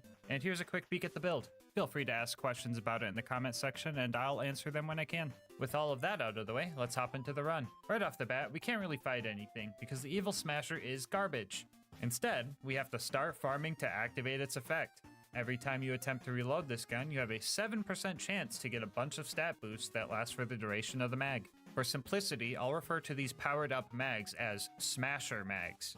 So yeah, you kinda see what I mean when I say this looks like I'm doing a glitch. All I'm doing is canceling a reload animation by swapping weapons and then trying again. Anyway, after we see this explosion in front of us or hearing the activation sound, we have 26 rounds to fight with, which lets us kill about 2 bad guys, assuming they're slagged, before we have to run off and try to get the 7% again. This is where Krieg's skills come into play. If we can keep our Bloodlust stacks high as we get our next activation, blood-filled guns can increase the mag size of our next Smasher mag. And if we get more stacks, the next mag can be even bigger. These are the basics of our momentum-based combat loop that we're going to be using throughout the run. We managed to clear out Tutorial Town with no deaths because of some good Evil Smasher luck and good planning. In between fights, you might expect me to farm Smasher mags on all 4 of my guns, so I had 4 guns to use right off the bat, which would be a good idea if Smasher mags weren't so fragile. You swap weapons, it's gone. You enter BuzzX Rampage, it's gone. You buy ammo, it's gone. You turn in a mission, it's gone. You open your menu, it's gone. Back before the nerf, you could stack this effect infinitely and then just apply it to other weapons, which allowed you to just one-shot anything. It was so busted that speedrunners downpatched their game for the AllQuest speedruns to kill Terramorphous 20 levels under-leveled. It made sense to nerf the ability, but leaving the Evil Smasher in the state that it is was just criminal. Pushing towards Boom Boom, we took our first death after messing up and losing a Smasher mag to reload spamming too fast. Fight for Your Life was extremely hard to survive without a Smasher mag. You would think that I could maybe kill someone without the boost, but the damage, accuracy, fire rate, and literally every other stat listed on the item card makes it just not worth it to go for a kill like that. Even with the 150% assault rifle damage boost from Bloody Revival and the 30% explosive boost from Strip the Flesh, you couldn't hurt the enemy even if you managed to land a shot. We made it to Boom Boom and started shooting at Boom's cannon, which looks like it was just straight up pointless, but damage wasn't our goal here. We wanted bloodless stacks. After I got max stacks, we started looking for our smasher mag, and I got one pretty quick. We had 80 big boy evil smashing rounds, so I decided to slag Boom and take him out. After that, psychos started spawning in, and that was good for us, because now we had some bloodbath fodder. Getting a kill with a grenade would activate bloodbath, which gives us gun damage based on how many bloodlust stacks we have. With 10 out of 5 in this skill and 100 stacks, you get a solid 500% damage boost to all gun damage. Mix that with our extended kill skill duration and the momentum-based combat loop really starts to take off. The only issue with this is getting a kill with a grenade. Lucky for us, we don't have to get a kill with an actual grenade because a lot of guns in Borderlands 2 deal bonus grenade splash damage, the Evil Smasher being one of them. In addition to the damage on the card, the Evil Smasher gets an extra 90% damage as grenade splash, giving us about a 47% chance to activate Bloodbath with each kill. Alternatively, I found that shooting the ground near the bad guys made it so only the grenade damage would hit and give it more consistency.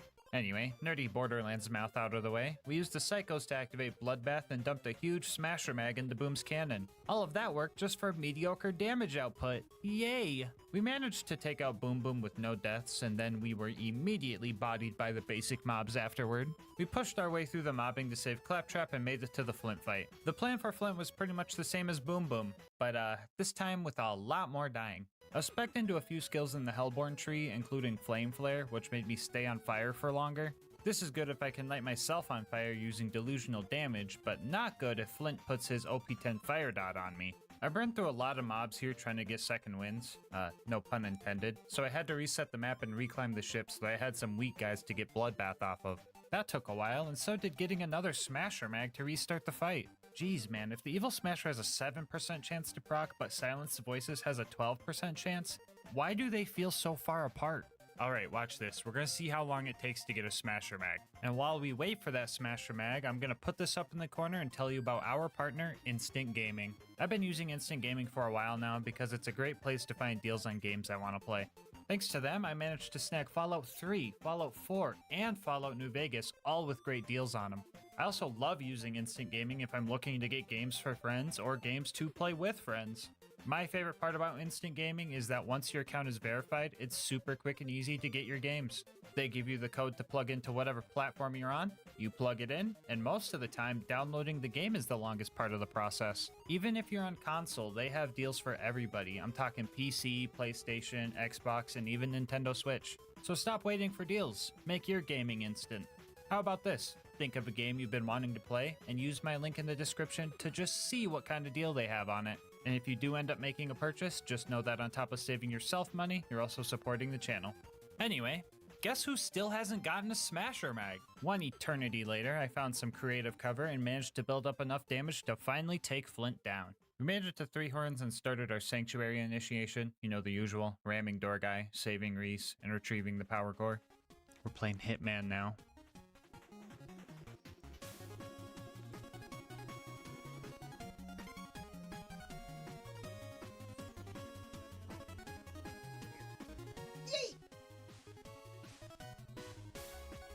Put the stinky on him.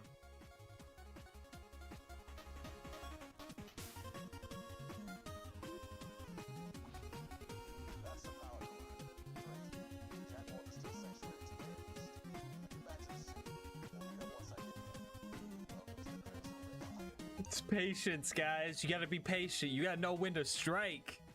Alright, so based off that math, about 1 stock grenade is 2 kills. So, if I have 4 grenades left out of 10, subtract the 6 over the 18. 18 divided by 6 equals 3.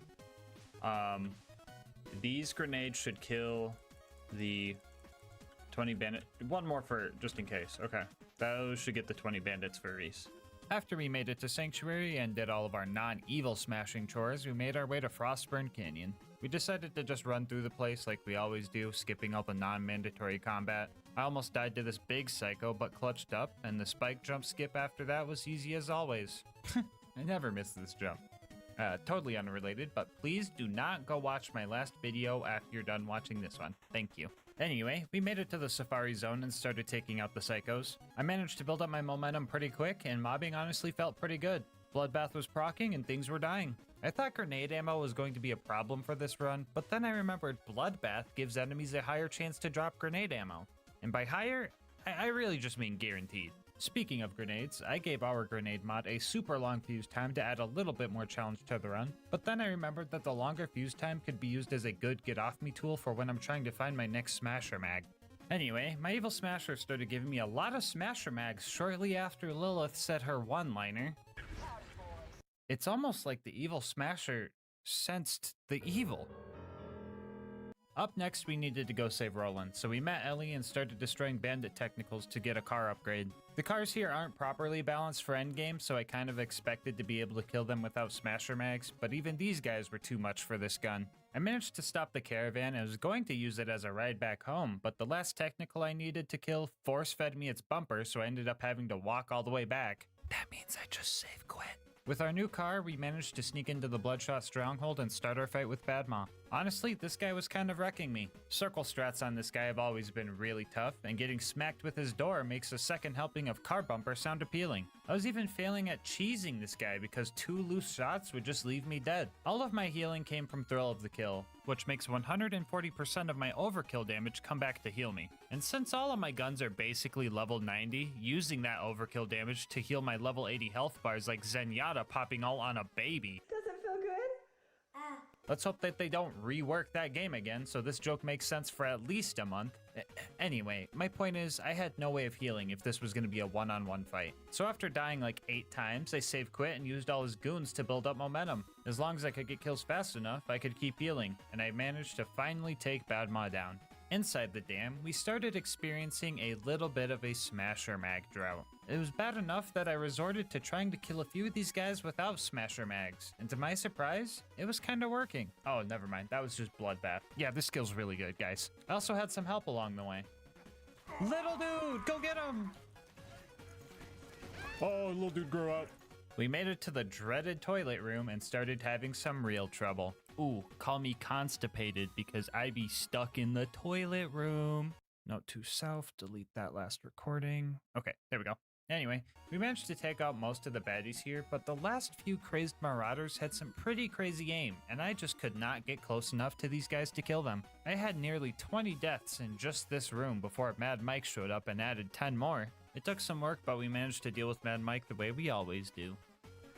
Mad Mike, get over here. Jump over here, dude. Do it. Let's go! Bye, Mike.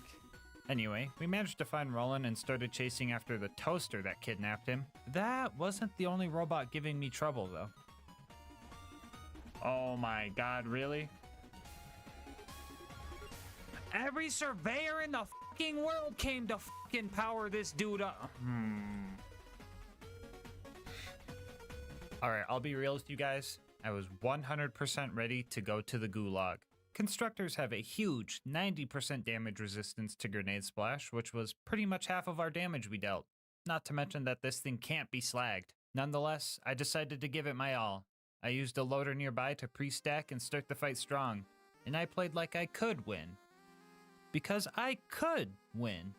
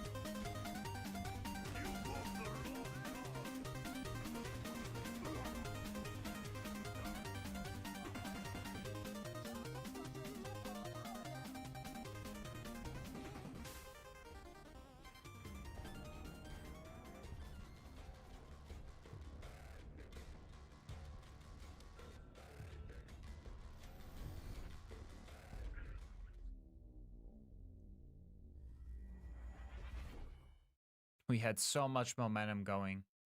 We actually had a chance.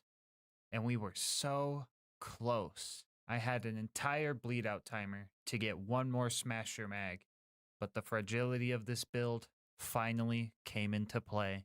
This sliver of health bar led us all the way to the Hyperion Friendship Gulag, where we had to fight the Warden for another hour.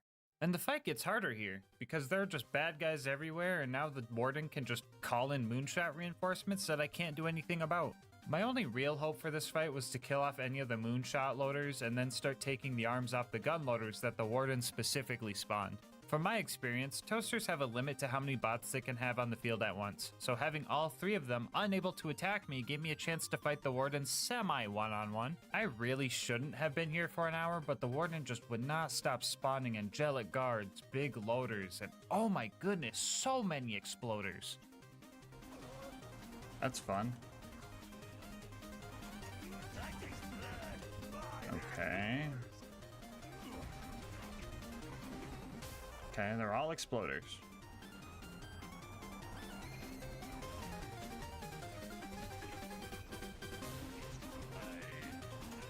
Alright. Fuck the exploders, whatever.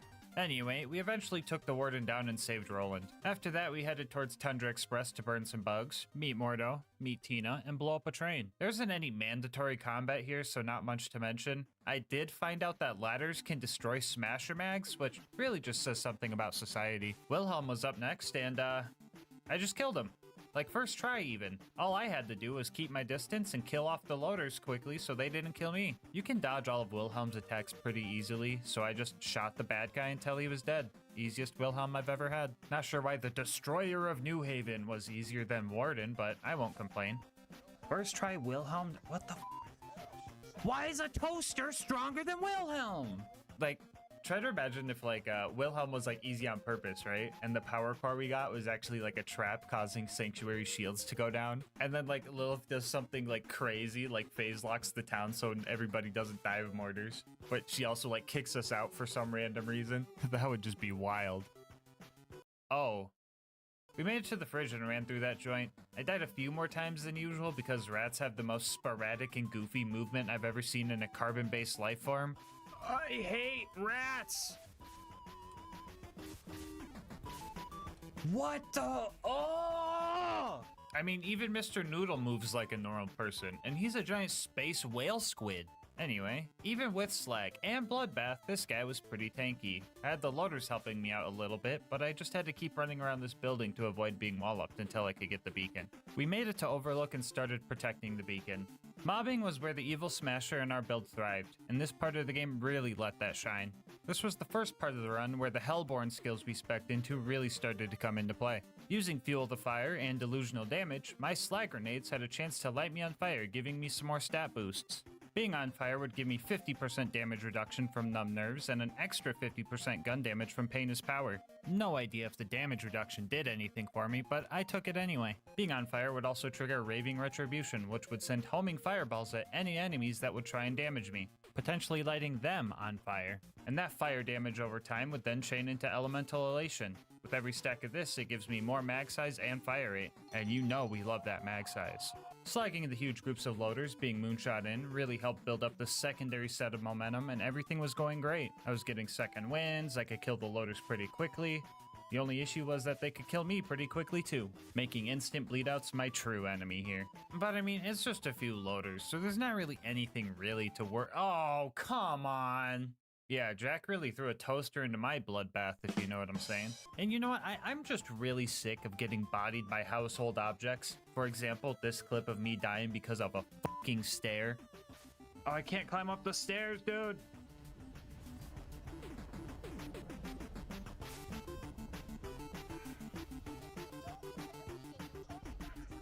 Oh! Yeah, after that, I just let the beacon become invincible, and I just started messing around, honestly.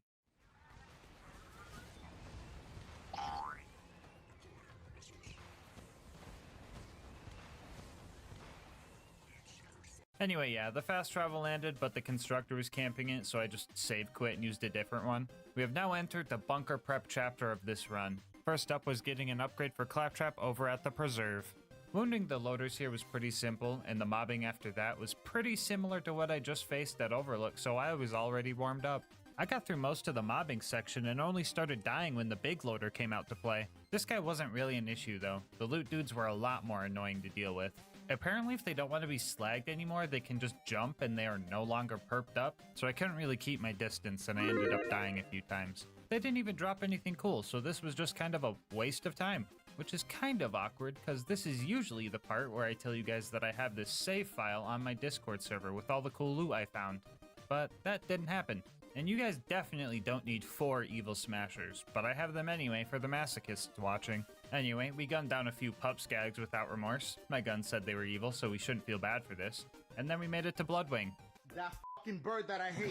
I actually learned a very valuable piece of information during this fight, and that is, Bloodwing is just straight up evil, which is a good thing for us because of the whole evil smasher thing. Yeah, you know what's going on. So yeah, this fight went extremely well. Mordecai was slagging the skags for me, which meant free revives and bloodbath, assuming I had a smasher mag. Bloodwing's AI this time around was also just kind of goofy.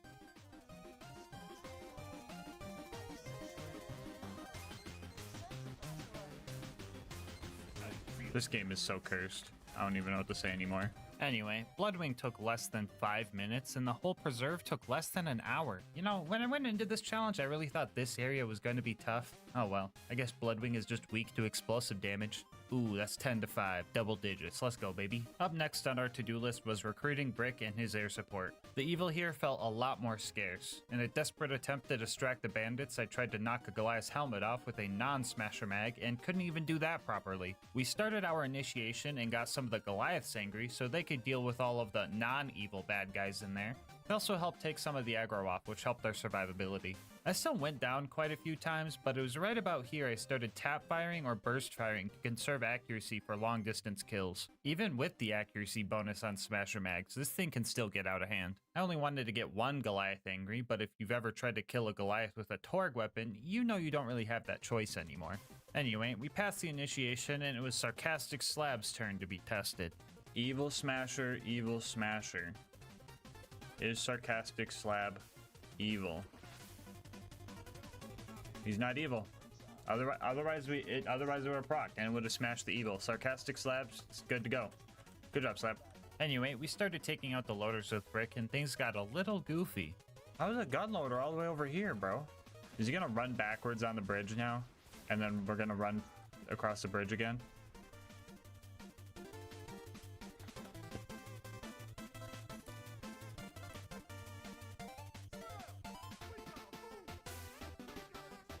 Why do I know this game so well? After all of that, we joined Brick's gang, Brick joined our gang, and the last thing we needed was for you to join the GASMASK gang. If you made it this far into the video, odds are you're enjoying the content, so you might as well sub and stick around for a while. You could always change your mind later. The last thing we needed for the big bunker raid was to go steal Jack's voice, so we went to Opportunity and found one of his doppelgangers. I found a decent strategy where I would try to land on his head as the 19 other enemies I ran past to get here downed me. That way I could just spam crits into his head. One Smasher Mag wasn't going to be enough though. The first try I was super close to getting the kill but accidentally fell off. The second time around, I had no luck and couldn't get a second Smasher Mag. And on the third try, an ion loader shot me in the face with one of its shock lasers, making it look like I had the explosion effect of a Smasher Mag, tricking me into wasting time and reloading into nothing. I have never had my metaphorical ankles broken this hard before. After I tried that a few more times, I created a new strat.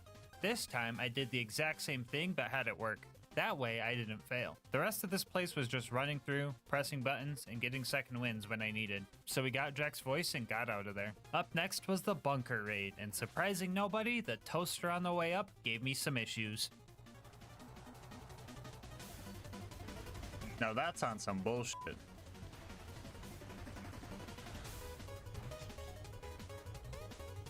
Anyway, the baby turrets went surprisingly well considering they are glitched and are just straight up immune to any type of splash damage. I can still get the actual bullet damage to hit, so we're still keeping around 53% of our damage as long as we hit them directly, but I thought this was going to be a lot more of a hassle. And that's a win I'll just take, because after that, we had to fight the big toaster. This guy is usually cheesable by just standing behind it, but even then I ended up dying a few times due to some major blunders on my end. I managed to figure myself out, and my gun finally finally decided that all toasters were evil, and I moved forward onto sniping Face McShooty. Yeah, this took a while. Full auto fire without smasher mags was just straight up bad, and full auto with a smasher mag wasn't much better. So I started farming up smasher mags and just tap fired for the next 40 minutes. Honestly, the monotony was kinda getting to me, so I played some motivational stuff to give me a dopamine boost. We want to thank you for all your hard work.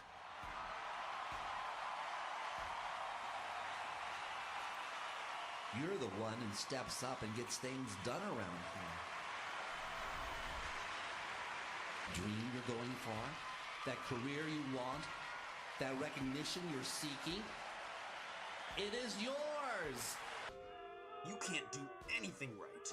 You're a hopeless, miserable waste of space. We all hate you. We think you suck. We believe you'll fail. We guarantee you'll be feeling worse about yourself and your life, or we'll give you a concussion. Call 1-555-478-25682. Is your shoulder strap too tight and annoying? Introducing the Titty Bear, the cute little guy that eliminates all those problems. Move the pressure wherever you need it. My shoulder strap used to pull so tight I could Why hardly the f did I get it to Titty Bear, bro? Passenger seat and fits all makes and models. Just snap it on, slide it where it relieves the pressure, and drive away. We made it to the bunker and dealt with the turrets before taking on the bunker itself. I had a lot of stuff going for me on this fight. Plenty of cover, big large bad guy that's easy to hit and stack on, and weak auto turrets that could activate our whole fire setup to get 20 elemental elation stacks. It was here I found my maximum mag size of 117, and I felt powerful. Sure, the bunker was pretty tanky and I had a long fight ahead of me, but I was feeling good. Maybe a little too good though, because I ended up letting my guard down. Turns out the bunker wasn't the only enemy in the sky I had to worry about. 15 minutes into our first attempt, one of my favorite enemies, the jet loader, unleashed this long shot grenade throw. I had no time to react to it, and blam, the slag bomb set me up for death. After that, one of the bunker's missiles sneaks up on me and gets the finishing blow. I had no second wind in sight, and the bunker flew off, securing my fate. I just couldn't get my momentum back for the next 2 attempts. I would get about halfway before one tiny mistake set me back to square one. And on attempt number 4, the bunker decided to play dirty. Oh my god, he's kidnapping that buzzard. No, my ammo! After one more close call, we managed to take the bunker down and made our descent into Angel Core. Honestly, this place went great. Roland showed up and he came with his own Torg assault rifle representing the Evil Smasher squad. And when Lilith showed up, the Evil Smasher detected a disturbance and I was getting Smasher mags left and right. It wasn't too long before we secured the vault key. Whoa. What's wrong, Evil Smasher? You sensed something? No, don't worry, that's just Lilith. She can't... No! Jack killed Roland, kidnapped Lilith, and the entire bunker raid was in vain. We now had to find Jack in the vault before he had a chance to take the warrior for himself. Our first stop was Sawtooth Cauldron to steal some explosives, and the ambush commanders here were giving me a rough time. It was quickly apparent that we were going to need to have some existing momentum going in order to take these guys down, which is kind of a hard thing to do when you're getting curb stomped as soon as you spawn into the death cubby. My only hope was to abuse the 3.6 fuse time on my grenades to keep the bad guys back and just pray that I could get a smasher mag before they could get to me. Even with momentum, I would get absolutely slaughtered, and every kill was a second wind. Now normally when you're in Fight for Your Life, your kill skills get cancelled out. The cool thing about Krieg though is that he has 3 kill skills in his Bloodlust tree that don't get cancelled out while in Fight for Your Life. I call these the Bloodlust trio, but I hear them more commonly called the fake kill skills. Anyway, Bloodbath is one of these skills. If we stack that with the Bloody Revival bonus and the Strip the Flesh bonus we talked about earlier, you can actually get second wins without a Smasher Mag. Well, assuming they're slagged, you already have high stacks, and you're within spoon feeding distance of them, of course. After a few attempts with some questionable tactics, we managed to take out the ambush commanders, Blast Boombringer, Merc Mortar, and rode the elevator up to the Buzzard's Nest. Fighting the buzzards up here was kind of annoying. Trying to match up timings with smasher mags, high bloodlust stacks, and buzzard flight patterns, all while not dying, was no simple task. It was all pretty RNG dependent, and before you say, oh no shit Sherlock, that's been the whole run, it's the evil smasher, that wasn't the issue. Getting the buzzards slagged was very inconsistent. I pretty much needed to slag them with the initial explosion of a grenade or the first or second bullet the Betty shot out, because after that, they would just fall out of the sky. Now this might not sound that bad, but for reference, I had 12 grenade sticks in a row fail to make the evil metal pigeons purple. I didn't even need momentum to kill these things. A basic smasher mag and slag was enough to take out 2 buzzards, but I was still here for nearly an hour praying for slag. But after a few dozen elevator rides, we took them down and made it to the boneyard. The main scary part of this place is pumping station 2. I managed to crank all the valves in there, but the loaders had me on the edge of death. They absolutely thrashed my bleed out timer, and I had a close call on the way out of there. The rest of the boneyard went as expected, and we made it to the Badlands. Oh great, just a bunch of ugly, rusty old junk loaders to deal with here. That's a piece of cake.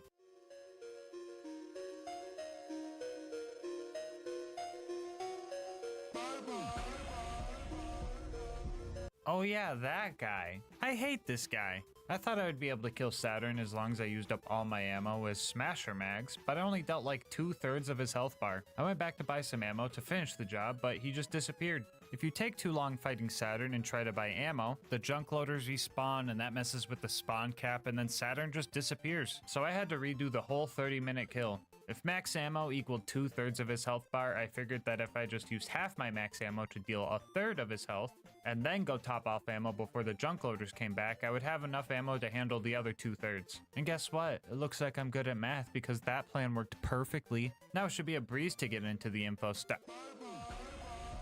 Yeah, nah, f that. I've had enough toaster trouble this run. I ran past that thing. Anyway, we grabbed the data from the info stockade, fought off all the loaders at the claptrap door, speed ran through Heroes Pass, and then found Jack. And let me tell you, this fight was the worst one yet.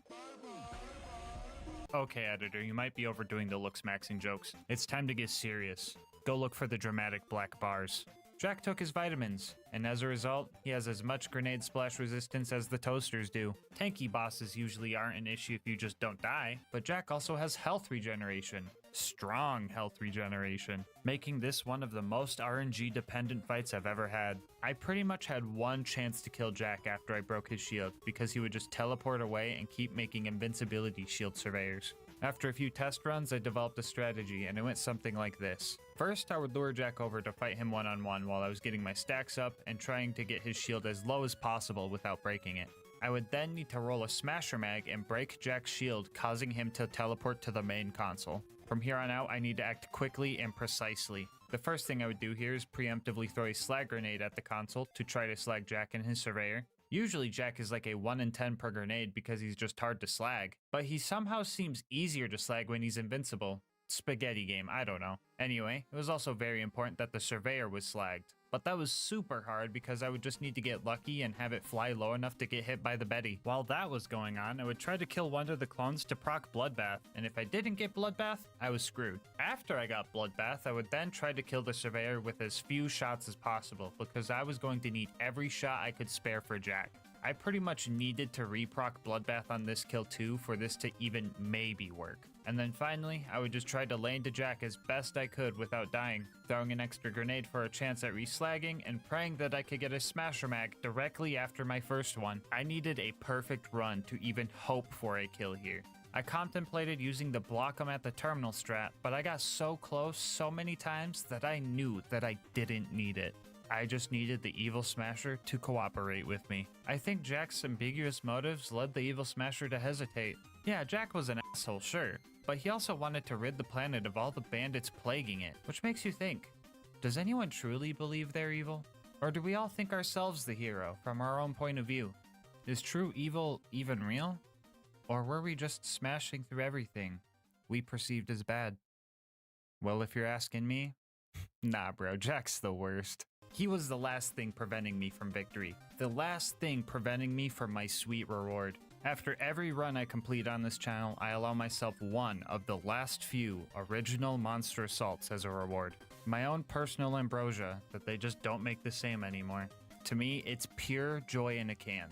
And Jack decided to prevent me from that joy.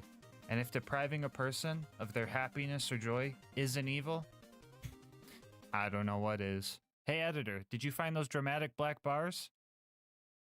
Awesome. Come on, here we go.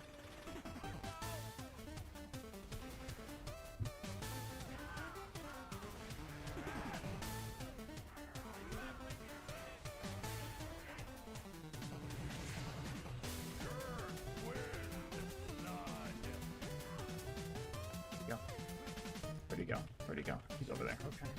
Good. Give me a bloodbath off of this. I don't know where that nade went, but sure. Where's the surveyor, dude?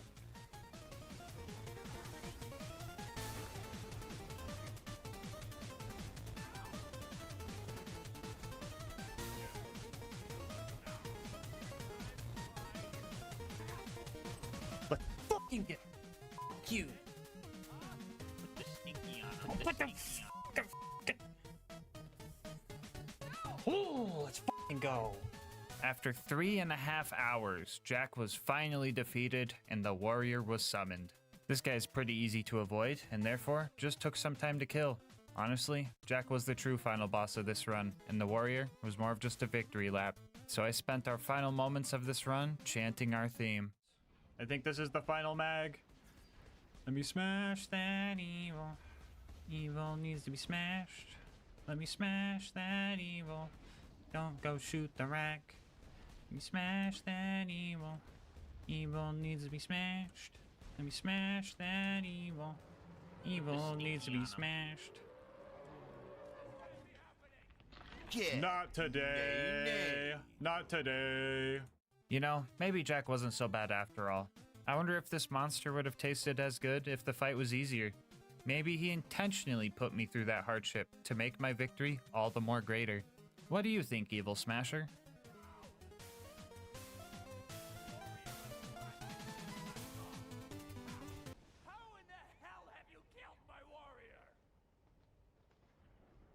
Okay. There we go. Yeah, that's what I'm talking about. I'll do a flip. Before you go, I just wanted to say thank you so much for making it this far into the video. If you want to support the channel, make sure to like, comment, and subscribe. Doing all that helps with the YouTube algorithm, and I love hearing your guys' kind words and ideas for new runs.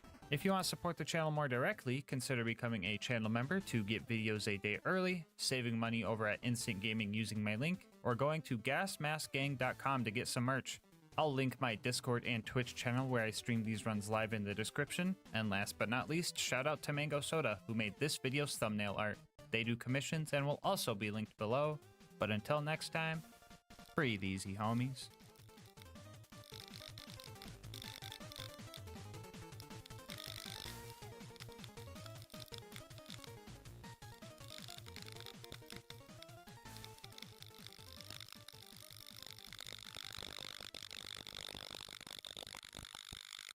Of Dexy attempts, we finally took him down, and my thirst for a challenge was quenched. I woke up the next day, and I had received the most wild email I have ever gotten, and I just want to show you guys this thing. Yeah. No idea how my heart rate monitor knew I was playing Borderlands 2, let alone streaming it, but geez, man, I was on edge. I doubt the 6,000 calories part is right, but I definitely did smell like a gamer after all of that stress sweat. But it was all worth it, you know? Getting that kill was one of the best things I've ever felt playing a game, and I don't regret a single second of that 48 hours. But I felt like something was still missing. I felt like the chopper wasn't used as chaotically as it was intended. I mean, yeah, raid bosses are designed to be fought with 4 players, so it's not like I could just lay into them and expect to win. I had to focus and use tapfire strats for cooldown and just be locked in the whole time. And also, I didn't get a chopper to drop on this kill. So let's do it one more time, the right way. Alright, remember guys, if it bleeds, we can kill it.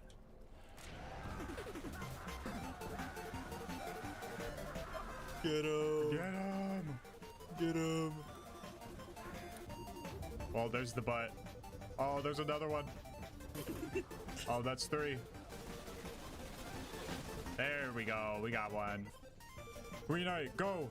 Go. Get back in the fight. Go, go, There, go. remember, like- Get out there, soldier. Go, go, go. Okay, I don't know how we got his armpit and not his shoulder, but let's go, baby. We got 5. Oh, money shot, money shot. I feel like someone did that with like, oh, back of the head. Let's go. That's 8. Oh. Wow. Get the high ground. Oh, there's another one. That's 9. Yo. Usually the barrel. Sometimes it's another thing. Oh, did we get one? Oh. Did. No. Did it? No. There's no gunners No. here. There's no gun. Oh, There is a okay. gunner here. Wait, is there? Did this Wait. guy kill him? No shot. No shot. This guy killed him. Okay. Bandit is shooting him. You guys see this right here? Oh. Bandit is shooting him. Can you edge me, Tom? Yeah. What? Yeah. Let's do this. Oh no! Oh We no, lost where are we one. stuck between them? Oh. We lost Tom. When you ride in the back of a truck. When you do that, yeah. I do that all Oh the my time. god. Wait, what? Huh? There's 2. Oh dang.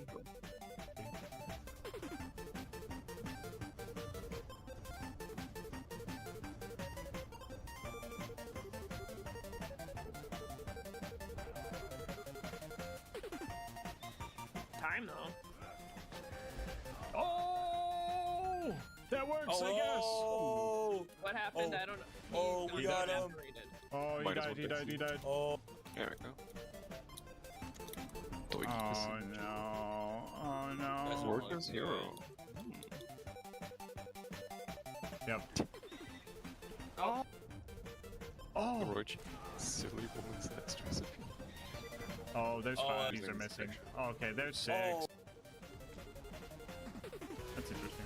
Oh, there goes. Defense. Oh, Stop. there goes. Oh, there. Oh. Oh, there goes. Oh. Oh, we popped another? Oh, we got him. He died?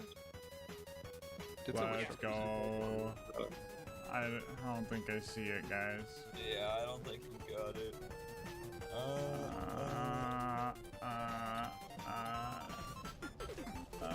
Well, that was a 50-minute kill. Nope. Well, okay, so I tried where you would do. Wait, why didn't you? Because I feel like knowing what. I just see a dead. Oh. Alright, nope. The wiki. Can't. I didn't even process. R.I.P. What? Bozo. That was Oh, we 52 got him. on the dot. That was 52 on the dot. That is crazy. Oh, wait, we got. Oh wait, never mind. We got a legendary. Why would you do that? Why would you do that? Hands forever. He exploded. He always likes to be. Slightly different. There it is. 4004. Oh, what the f is that, dude? Doll spinny gun? What? No. What is it? Oh my god! Oh my god! Yeah, we got Can someone revive me? The tree. And, Like no. and milk. It's just. Literally. Oh. It was. Actually, Lucas is a. Yeah. And I'm like, what the? Yeah, Oh. wait. 3755. 3755. Come on. 47. Really Lucas. Oh. Lucas, stop. It actually worked we this got it. time. We got it. Party chopper. Let's Oh, we go. actually got it. Oh, we we actually got it. We know what we have to do. Alyssa does not know what we have to do. We gotta let it rip. Well, Derber, I sure hope that was worth the wait, especially considering that this whole run took 80 hours. Before you go, I just wanted to say thank you so much for making it this far into the video. If you want to support the channel, make sure to like, comment, and subscribe. Doing all of that helps with the YouTube algorithm, and I love reading your guys' kind words and ideas for new runs. If you want to support the channel more directly, consider becoming a channel member to get videos a day early, grabbing something over at GamerSupps using my link, or going to GASMASK'S.com to get some merch. I will link my Discord and Twitch channel where I stream these runs live down in the description, and last but not least, shout out to Mango Soda who made this video's thumbnail art. They do commissions and will also be linked below. But until next time, breathe easy, homies.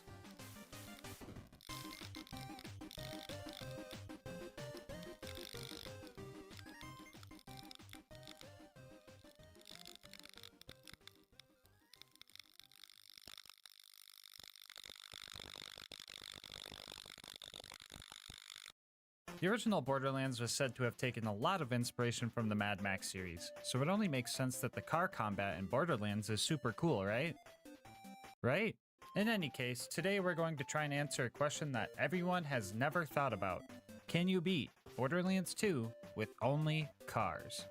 Before we hit the road, I'll go over the rules. This is going to be an Overpower 10 Ultimate Vault Hunter mode playthrough, and all damage I deal to enemies must be from vehicles or because of vehicles. We will be playing as Krieg for this run, and I'll explain a bit more on that later. For our gear, we will be using a basic shield, legendary sickle class mod, and the Afterburner relic. Yeah, to the guy that commented saying I should try to beat the game with only the car relic, you might have been joking, but I wasn't. Here's a quick peek at the build. Most of this isn't important, but Fuel the Blood, Fuel the Rampage, and Fuel the Fire are all vital to this run. With all of that out of the way, let's strap in and kick this run into gear. Oh, wait, we might have an issue here. I'm totally forgetting something. So normally we don't have access to cars until after we fight Flint, so normally, no, you can't beat Borderlands 2 with only cars. But you didn't come here for that lame answer, you came here for a challenge. So today's question is actually, can you beat Borderlands 2 with only cars? If you also use a mod to allow cars to enter maps they usually aren't allowed in. Using a couple mods, we can allow vehicles to enter maps that usually kick you out of the vehicle, and we are also able to change this door to take us to the Torg DLC, where we can grab a car and take one back to Tutorial Town. Quick little shout out to Pyrex for making that very obscure mod for me. Anyway, in true Cursed Run fashion, we got a couple of bully routes to spawn, and since cars are considered armored, corrosive damage was going to be something we would need to worry about. It's also not like we could dispatch of these guys quickly either, because our damage is, well, I guess it exists. So right off the bat, things seem really bad. Enemies can kill us really fast, and we can kill enemies very slow. But one advantage we do have is stun locking. Even slightly nudging most basic enemies causes them to ragdoll for a few seconds, and as long as we keep doing this, they won't be able to blow our car up. Wobbling might be banned in Melee, but you know I'm capitalizing on it here in Borderlands. The Bullymongs proved to be far easier than the bandits. Unlike wild animals I could just drive away from, bandits had guns that could continue to damage me from afar. If I started taking too much damage, I would have to drive somewhere safe and wait for the car to start regenerating its health. I thought I'd be safe in this cozy little cave, but I guess not. Oh, what the f***? No, you are not jumping down here. Nice try, bucko. After some confusing interactions with the wall and clearing out Liarsburg, we met Hammerlock, he changed a tire for us, and we started our way towards Boom Boom. Average F-150 driver. While clearing out the last batch of bandits, I discovered that Torg shotguns really freaking hurt, and we took our first death of the run. Oh, by the way, the counter will be counting car deaths, just to clarify, which leads me to one of the worst parts of this run. Losing a car means I have to go all the way back to the Torg DLC and get a new one. I decided to allow a flight mod to go back to vehicle stations since this run was modded anyway. We aren't really doing anything challenging by walking back there, so to save time, hard drive space, and to get this video out earlier, we would just fly back to get a car. Anyway, after clearing out the bandits and accidentally learning how to parallel park, we finally made it to Boom Boom, and this fight was tough.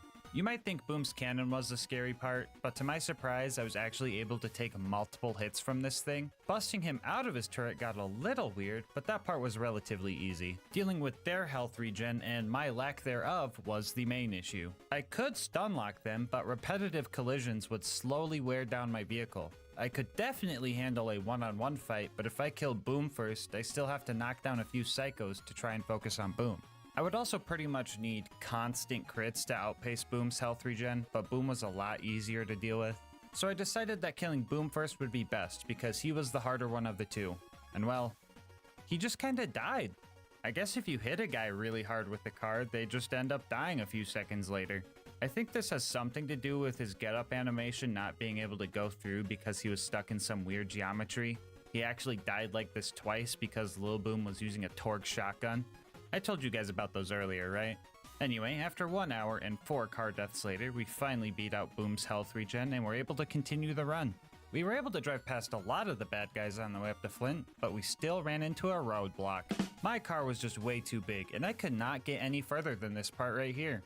So it looks like no, you can't beat Borderlands 2 with only cars. Unless you guys want to allow one more mod.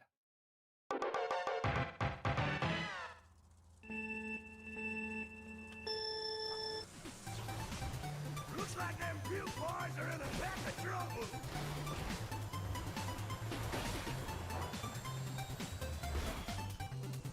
Alright, can you beat Borderlands 2 with only cars if you use a mod to allow cars to enter maps they usually aren't allowed to and the cars are 50% smaller? I sure hope so.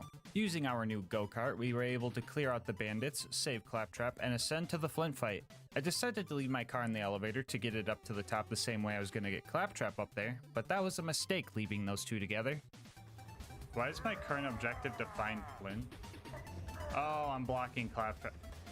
Hey, yo, what the Claptrap! Bro, that is inappropriate, dude. There are kids watching my guy. Oh my bro.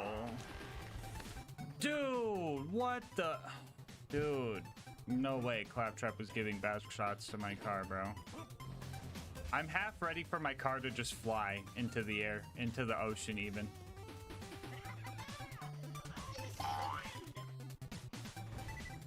Okay.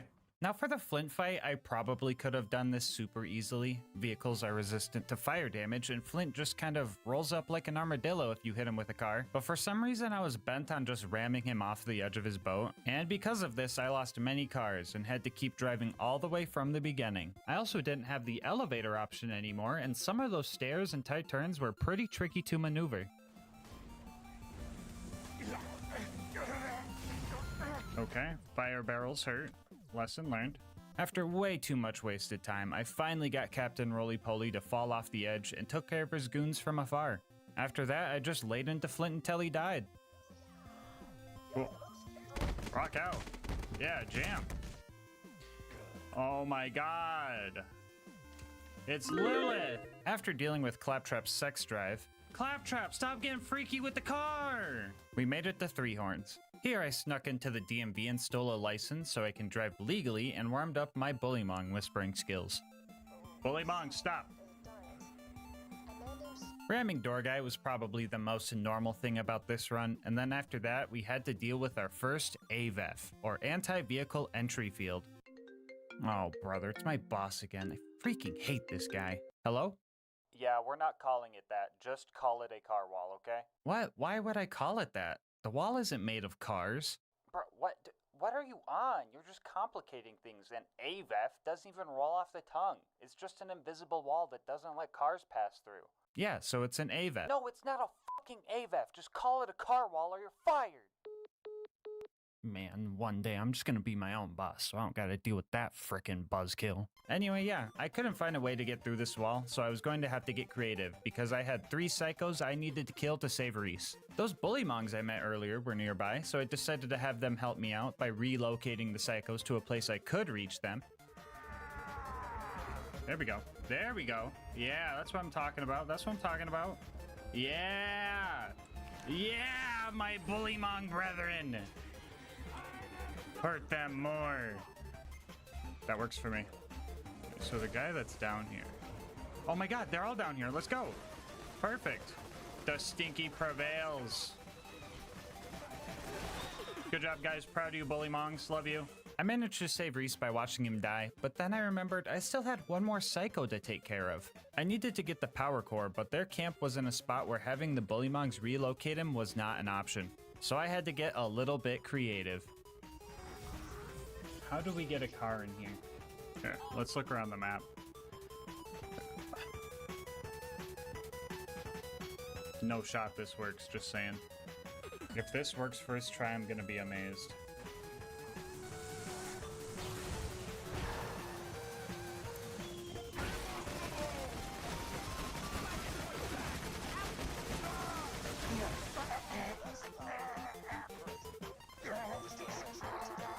After I got my Bullymong homies to kill the 20 bandits to avenge Reese, we made it to Sanctuary. Nothing too crazy happened here. I pushed Jess up into the button to speed him up, which was cool, and the only place I couldn't get my car was the fucking garage, because that makes sense. So while I'm here doing all the boring Sanctuary chores, I'll tell you guys about our partner, GASMASK'S.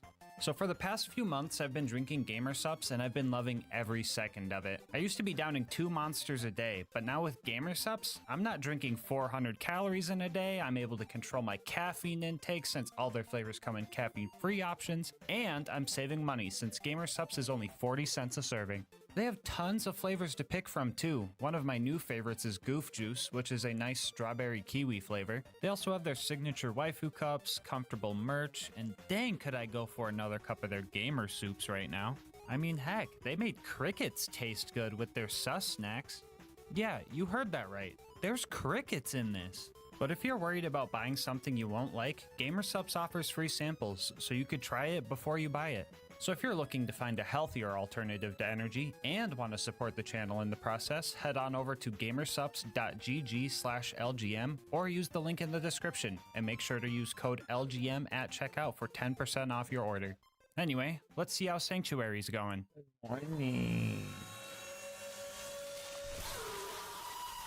Our next destination was Frostburn Canyon, but well, let's just say we ran into another roadblock. So these invisible car walls tend to be pretty tall, but they eventually do end and you can get over them. For the purposes of testing how high these walls were, I decided to pull out a special vehicle I'm gonna call the Meat Bicycle.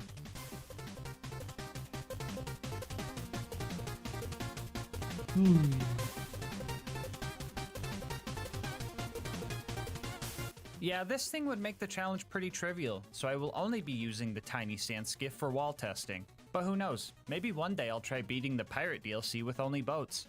So if you end up liking this run and want to see that run, you should leave a comment and maybe you'll see it in your subscription feed one day.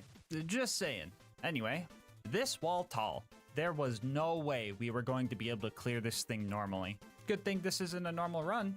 And also good thing that we're playing a game from over a decade ago and there's some jank that can help us. Introducing scroll boosting. By setting our boost key to scroll wheel up or down, we can use the free scroll mouse to do this. Okay, well, my game just crashed, but that doesn't happen every time, I promise. I messed around with this for a while, trying different frame rates, different angles, etc., and I got close so many times that I knew this was possible. And after 2 hours, we finally made it over the wall.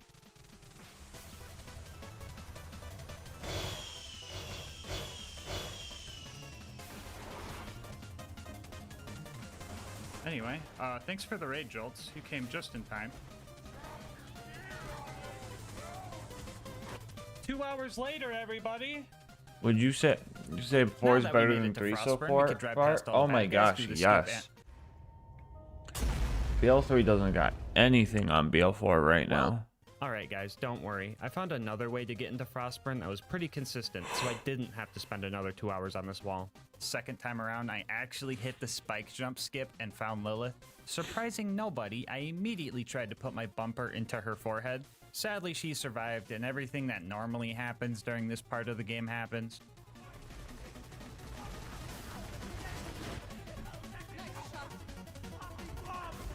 Okay, Lilith, okay. I'll give you that one, okay? That was kind of cool.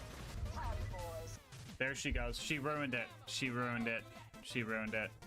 Anyway, we had some close calls with some slag and corrosive guns, but we made it to the end, and I seen what I thought was my only chance I would probably ever get to do something I've been wanting to do for a long, long time.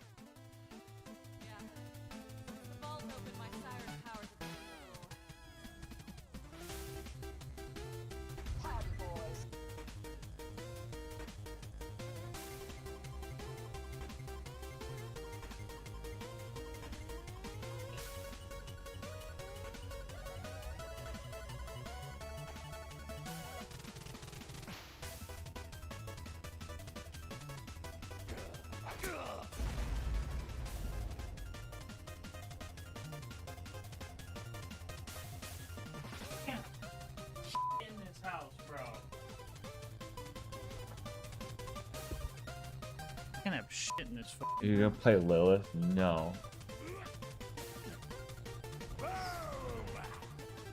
For anyone wondering, this is what happens when Lilith. Can someone make a teleports you while you're in Lilith mod car. for BL1 where her like POV is like 20 feet high? Yeah, I don't know what I was expecting either, honestly. Our next mission was to save Roland from the Bloodshots, which meant it was finally time for a car upgrade. So we met Ellie, found the second garage of the run that doesn't work properly with my cars, used my Honda Civic to destroy a few Ford F-150s, and finally got an upgrade. So, for most of the rest of the run, we'll be using the Saw Blade Technical. A lot of you guys might think the Barrel Technical is better and know that it is the fastest vehicle in the game, but do you see these Saw Blades I'm shooting? Yeah, those get melee damage boost, because that makes sense. Do you know who has good melee damage boosts? Krieg does. Not only is our car now tankier, we also have some significant damage to handle the rest of the game. After we got the Bloodshots to open their door, we pulled a real power move by not even using it, and then started our fight with Badma. I really wanted to ram him off the cliff, but nomad-shaped enemies have this bad habit of just folding under pressure. So we filled him up with saw blades and made it to the Bloodshot stronghold. Cue the foreshadowing. The lucky honk sound, the Bloodshot's gonna go fine. And if we don't, Bloodshot's gonna go terrible. Yeah, so at first I decided to be patient and careful because not only did I have to get through the entire stronghold, I would also have to make it all the way through the dam without my car blowing up. Things were working right up until the part where I perma-slagged myself with this barrel. How this barrel hit me and not the Marauder that was blatantly closer to the barrel absolutely baffles me. After that, I was pretty much screwed, so I reset, patiently killed all the bad guys, and made a plan for Mad Mike. The idea was to sit right next to his door so that when he showed up, I could knock him over before he had a chance to shoot me with his rocket launcher and insta-kill me. I was checking for his spawn after every kill, but he still caught me lacking. After that, I started getting impatient, trying to drive past all the bad guys, dying because of it, getting frustrated with the amount of corrosive weapons I was dealing with, and I was here for a while. But after 2 hours and losing several cars, I snuck through Mad Mike and re-locked in. By this time, I had developed a strategy where if my car was taking too much damage and there wasn't much room for escape, I would ditch the car and lure the bullets away from my more important half. For a second, I thought they put another car wall in the middle of a map that usually can't have cars, but I managed to just smack my car through it, thankfully. After that, we found Roland and quickly drove to the dam. But not before getting torqued on by the Warden. Bro, why is this game so cursed? First, we have to deal with Freak Trap, and now this? I paid the toll so I could get my car through here, but they didn't even raise the gate for me, so that was just a scam. They also made me do this scary jump that would have made me cry if I missed it. I was being extremely careful, slowly taking out every loader and bandit until we made it to the Warden. I was only going to have one chance at saving Roland, and if my car blew up, I was guaranteed to go to the gulag, and the fight there sounds atrocious. So I locked in, and oh my god, it died in like 12 seconds. Well, I definitely overstressed for that fight. Also, yeah, this meme you're seeing on the screen right now? Yeah, it's pretty much canonical.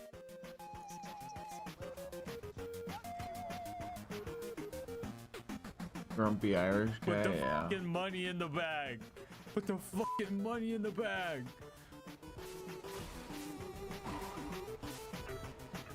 I love the Heroes Pass edit in this video. Roland if Dude, we a kill lot of Roland. people really like that one.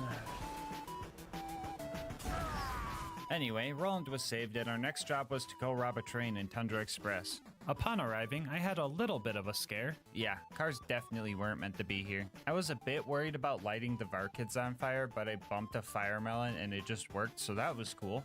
After that, I met Mordo and Tina, had a minor fender bender, got the badonkadonks, watched Tina turn them into bombs with her mind, practiced my vertical parking, had another minor fender bender, and made it to the end of the line.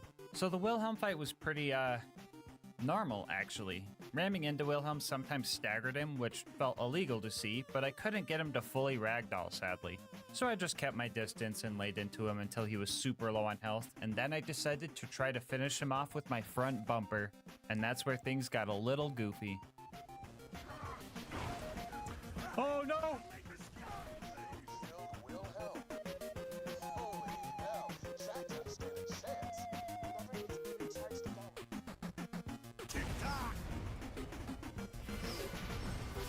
Yeah, that fight was way too easy, so I did it again and actually rammed him to death. Didn't look as cool as the first one, but oh well. We made it back to Sanctuary with our catalytic converter we stole from Wilhelm, but things started getting scary. Lilith stole my car, so I rage quit. She said that if she can't have it, I'm not allowed to ride the cool flying city, so I tried to scroll boost back over this bridge, and everything just fell apart.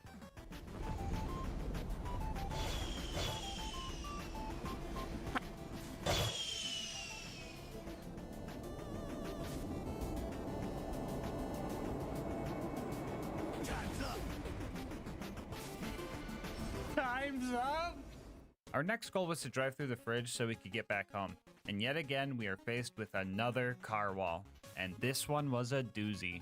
We pulled out the meat bicycle again and found out that the wall was pretty much the same height as this building right here, meaning we were going to need a scroll boost to get over it. I was here for a long time trying to find a good angle or ramp to make it over, but every time a jump looked promising, my game would just crash. At this point of the run, my total crashes far surpassed my total deaths. A couple of homies in the Twitch chat kept saying I should try and hit the jump with the runner instead of the technical, but I was being stubborn because I thought that I was going to need the technical for its speed. Speaking of Twitch, you should go check me out over there if you want to watch these runs live. Anyway, I did eventually break because it seems like the technicals crash the game way more often when scroll boosting. And when you mod them to be this tiny, trying to boost with them gets a bit squirrely. As soon as you press your boost key, the bandit trucks pretty much wheelie 90 degrees up, and unless you're on flat ground and just going straight, it's really hard to actually get speed out of it. So I caved and swapped back to the runner. And then I found that I could get my car up onto this section of the camp. But that doesn't really help. Only if I could do some grenade jumps, I could get up there and then like up there easily and... Never in my life have I ever thought I would have to perform a double grenade jump for a car. Because of their smaller size, these things also fly a lot further when hit with nades or punches. I need to finish and my after speed run from yesterday, and we're going to be playing hours some of trying to scroll Fail boost Forward over this TX. wall, I managed to blast my car onto the roof and over the wall.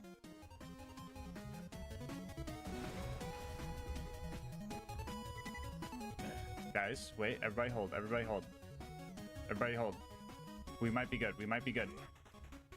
Okay. I'm gonna get out of my car real quick. So now, I believe we could just drop in right here. I think, I hope.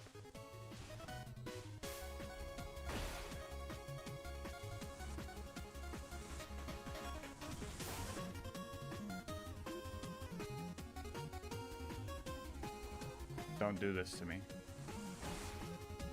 Don't do this to me. Don't do this to me. Don't do this to me. We see it. It's right there. Oh.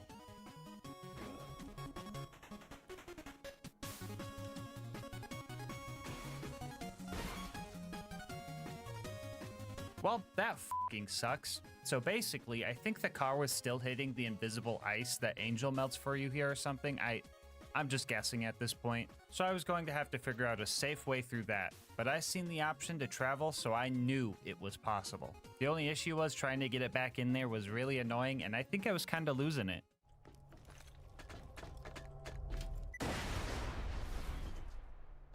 Somebody clip that. Did anyone else hear the Mario theme there?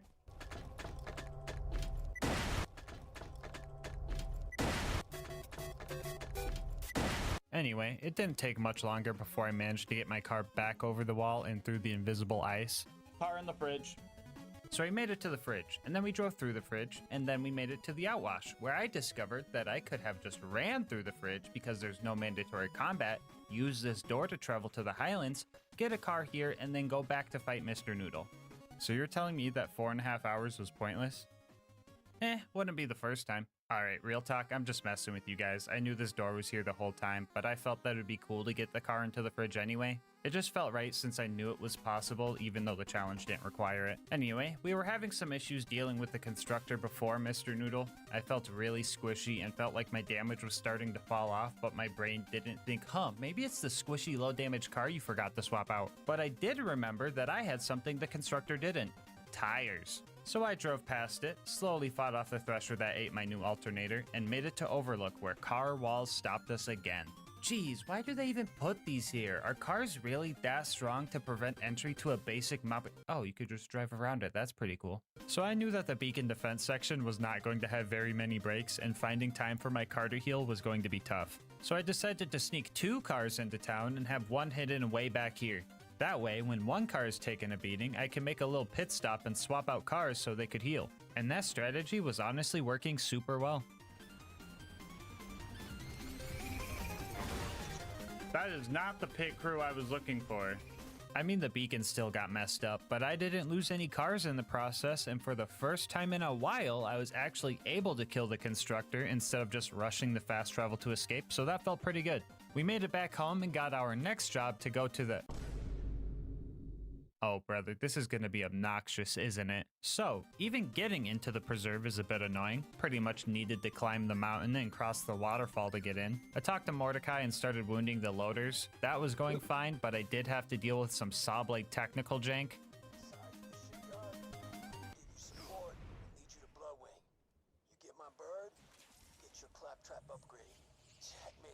Confused? Yeah, I would be too. Long story short, the saw blade technical has some kind of huge bubble or box around it that causes some weird stuff. Some of you might know this car specifically can trigger the pipe explosion in the boneyard by simply driving near it. But in our case, the car's hurt box or whatever it's called clips through the floor and hits a death barrier. This game is truly cursed. Luckily, I was able to get around it and mow down any loaders in my way. Our next obstacle was trying to get through this small building. I was getting really frustrated trying to get through this building, but I eventually got over it. We drove ourselves up to the first mobbing section and carefully took out all the loaders before the big one showed up. His arm cannons deal fire damage, so we were pretty resistant to anything he could throw at us, but I still took my time because I did not need any setbacks here. After he died, Man, what did I just say?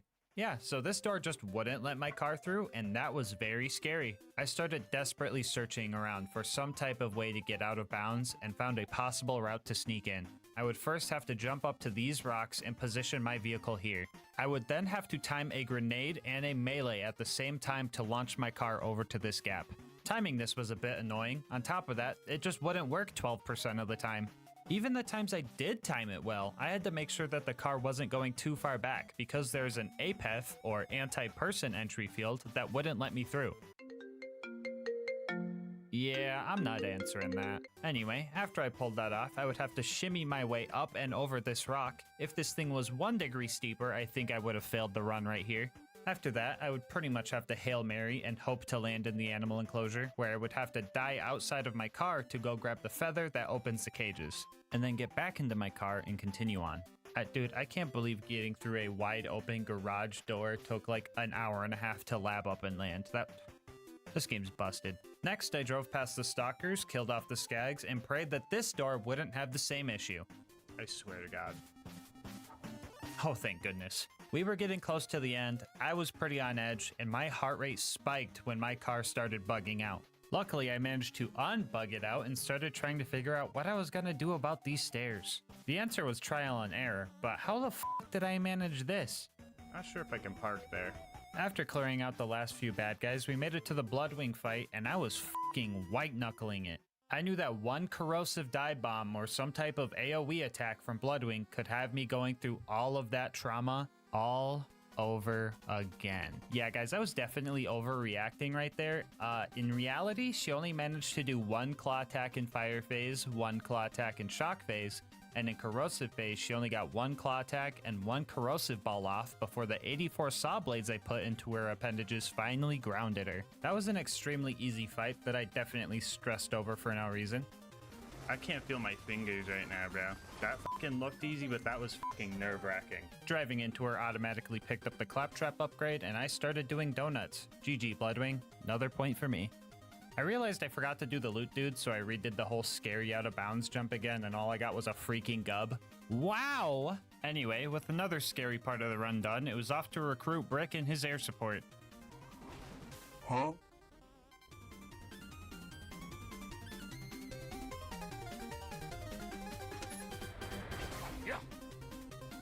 Oh my fucking God, dude. Why'd that scare me so much? Why was that so terrifying? Oh my god. I thought getting to my initiation was going to be simple until I did the car equivalent of stepping on a Lego. Actually, what would that even be? A cactus? A nail? A police spike strip? Luckily, we had an alternate route that was less scary, but still janky. It looks like I'm gonna clear this jump, right? I am being robbed.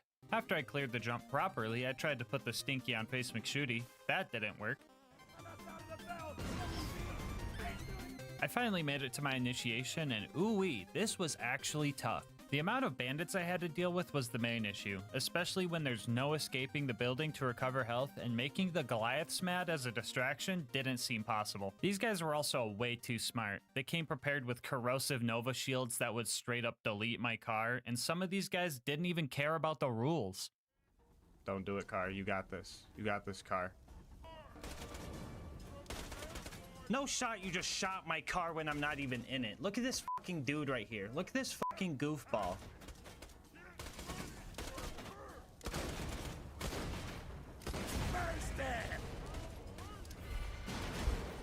I'm suing, bro. I'm suing. After totaling way too many cars in there, I managed to get past the first wave of big guys and mowed down the little guys until we finished the initiation. Then I hugged Sarcastic Slab with my car, I gave Brick a ride, and we started taking out the loaders. And that was going well until I forgot about the previous no parking area. After grabbing car number 42, we started launching loaders.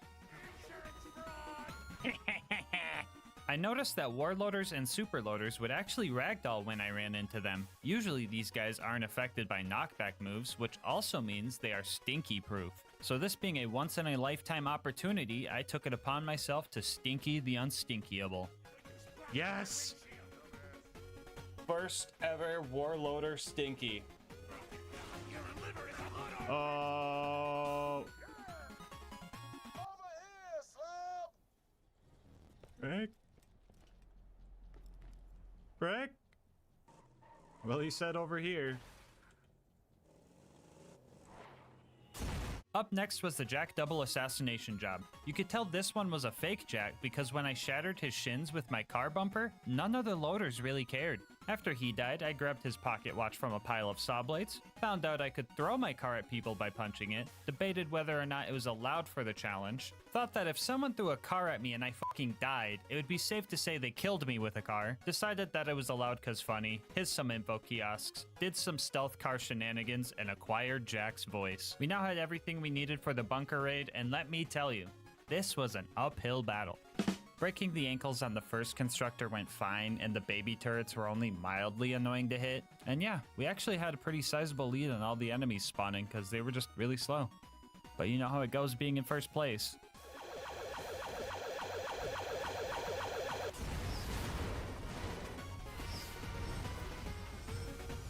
Now this was concerning, because fighting the bunker and doing the entirety of Angel Core all without losing a car already sounded pretty stressful. But having to do it with the barrel technical because the saw blade's negative aura hitting death walls made this extra scary. So I decided to try and find another way up, and I was met with even more jank.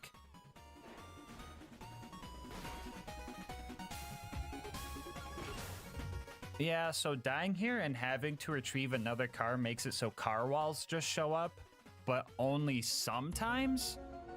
Yeah, I don't know, guys. I would either have to win a coin flip or just re-kill the toaster and turrets again to get past these doors, not to mention having to kill all the mobs on the way up as well. I was able to take out the big toaster from afar and managed to line up a jump to get up there safely, but the door still didn't open. This usually means something that the toaster created was still alive out there, so I had to go finish off the rest of its bloodline.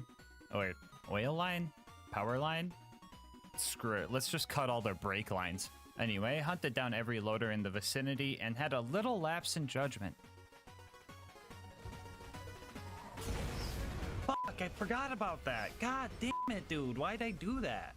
Other than that, I hit one more goofy death spot I drove over 50 other times just fine, before I finally managed to kill all the necessary household appliances to make it to the bunker. So I got here and started taking out the autocannons, which wasn't bad, they weren't too tanky. I was mostly worried about the laser countermeasures you were supposed to jump over. I really hope I don't have to explain why I can't do that. I don't know if it was the high up third person perspective, but I never noticed that the light railings turn red when lasers were coming. I also never noticed they would start on one end and work their way around the ring. Yeah, some pretty trippy stuff, but the lasers didn't do much damage, so that was cool. The bunker showed up, and for the first half of the fight, it was pretty simple. I just held both triggers down and ignored his autocannons because they don't really deal damage. But at the half health mark, I locked in and started playing safe because I knew that the slag cannon could deal some serious damage and possibly slag me. But even that was kind of easy. I don't know why, but the bunker would straight up overshoot and just miss every time. I tested this a bit later and this thing just straight up whiffs consistently. I know this guy wasn't programmed to fight a car, and maybe he's just aiming at my third-person POV or something, I don't know. I just thought it was kind of funny. So after finding that out, the second half of this fight pretty much played out the same as the first half. And it turns out, the slag lasers didn't even do that much damage. Dude, what am I so scared of? I really thought I was gonna be squishy this whole run. Hey guys, Future GASMASK here. So during this run, I was under the impression that my car was matching my level of 80 and I would be decimated by things like Boom's Cannon or Bunker's Slag Laser. But it turns out, cars scale to your OP level, so my health bar was actually able to take some of these hits. I still got the dumb under-level damage debuff from being level 80, so OP10 was still harder than non-OP levels, but hopefully this explains why my car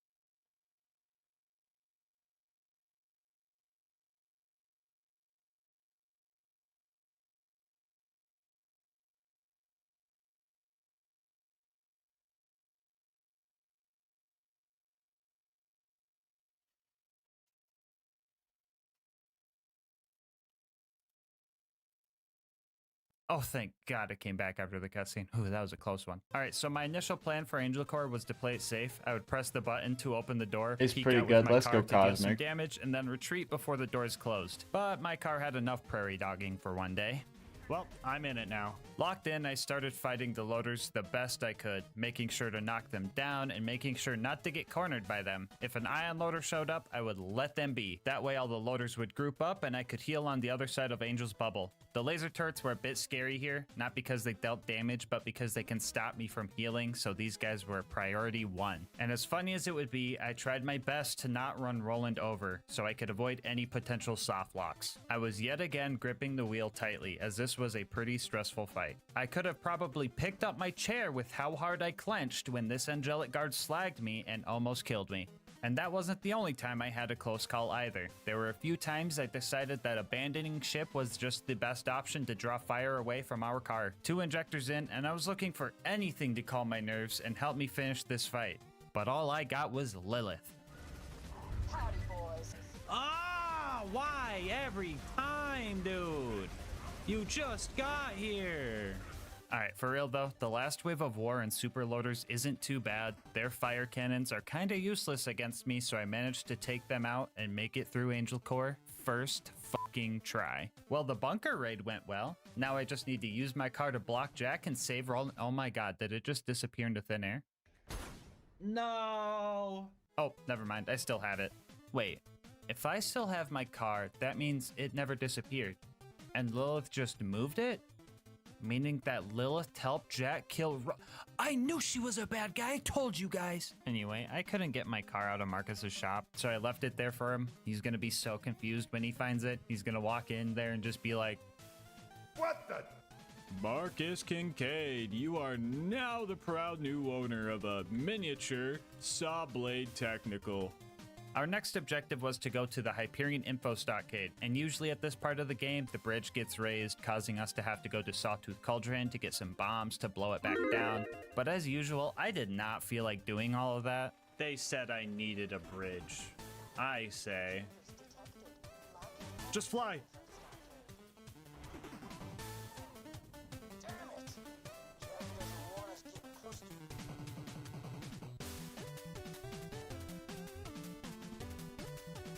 Well, I had to go to Sawtooth Cauldron anyway because this game didn't expect anybody to break it. Traversing the cave system down here proved to be a bit annoying. I was hoping to drive past all of the unnecessary mobs, but the tight 90-degree turns and numerous stairs made that harder than I anticipated. My stubbornness got the best of me and I decided to keep trying to brute force it, and the cycle of spawn car, kill one ambush commander, lose car started. After 4 laps of that, I actually managed to escape the tunnel and made the drive over to Boombringer, where we blew it up for being a flying heathen. And after that, we gave Mortar the bumper special and prayed that our car would fit in the elevator.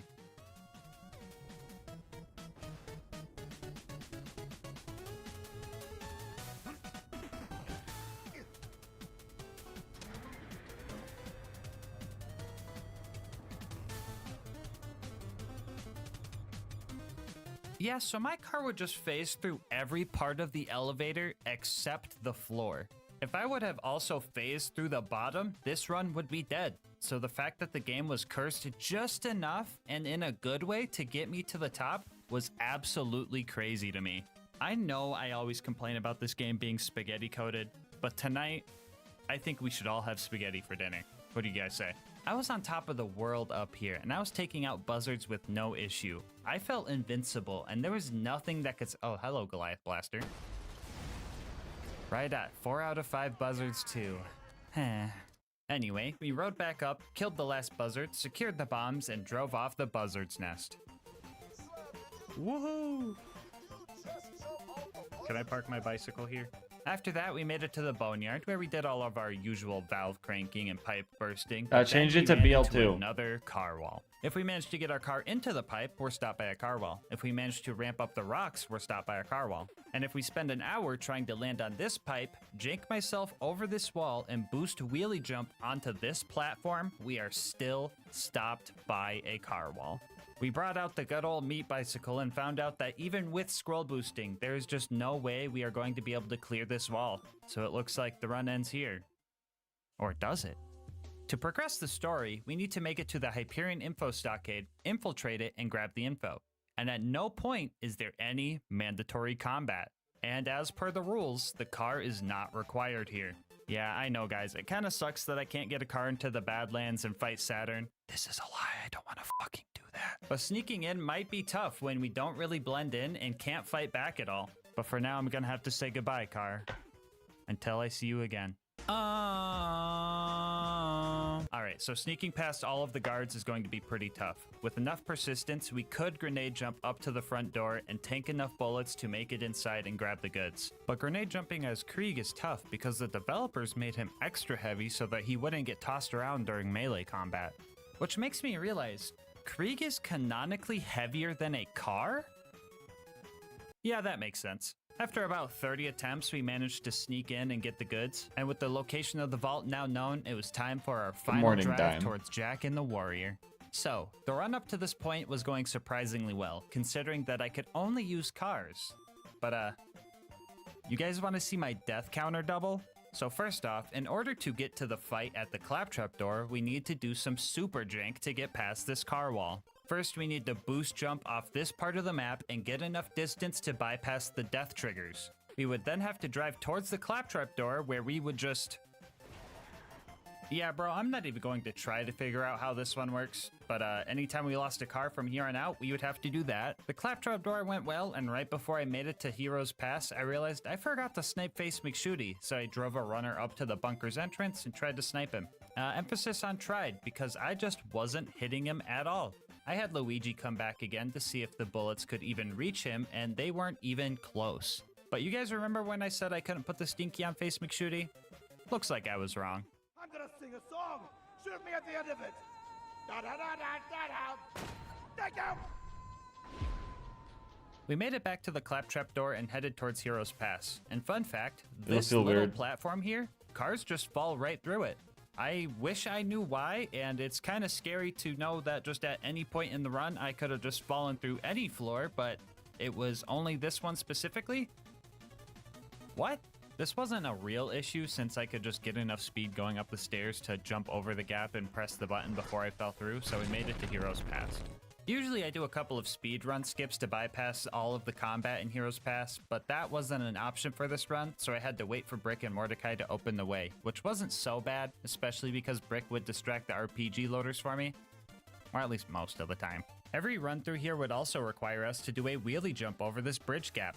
But with little room to gain speed for the boost and our backboard being made out of trampoline, this jump ended up causing the most deaths out of anything during Yes, this we run. finally wait. I No, would I'm also have sleep to watching full-on this save video. quit after every death because Brick would turn into a literal brick if I left and re-entered this map, soft locking us. So we made no progress if we lost a car and would have to restart all of the mobbing all over again.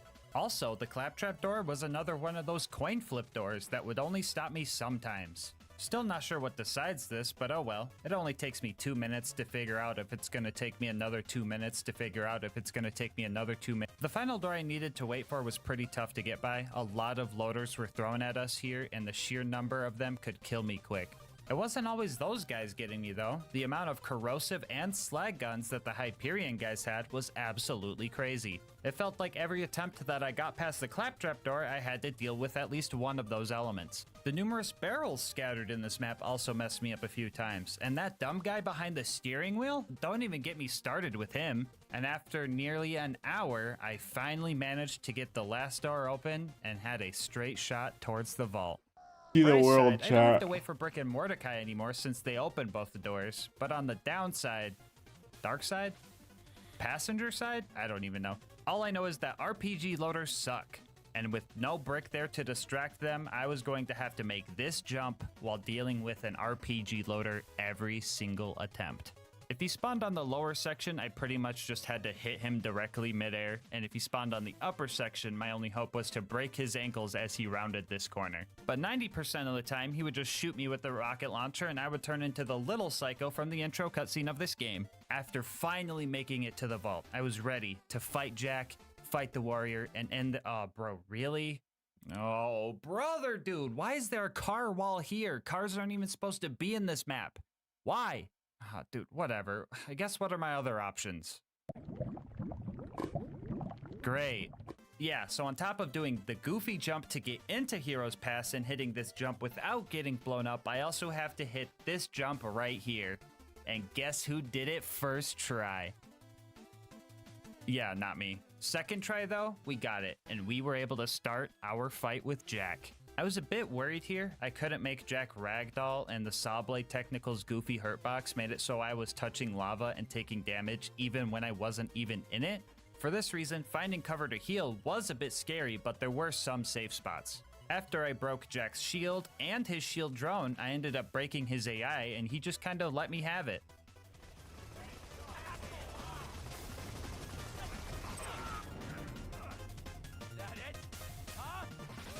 Yay!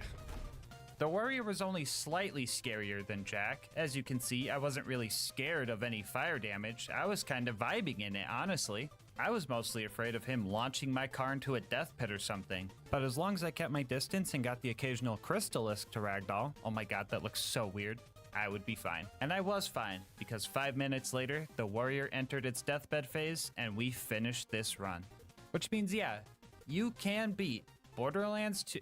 Oh wait, hold on. We still gotta kill Jack, don't we? Actually, yeah, let's do something funny. Let's just boost into him or something.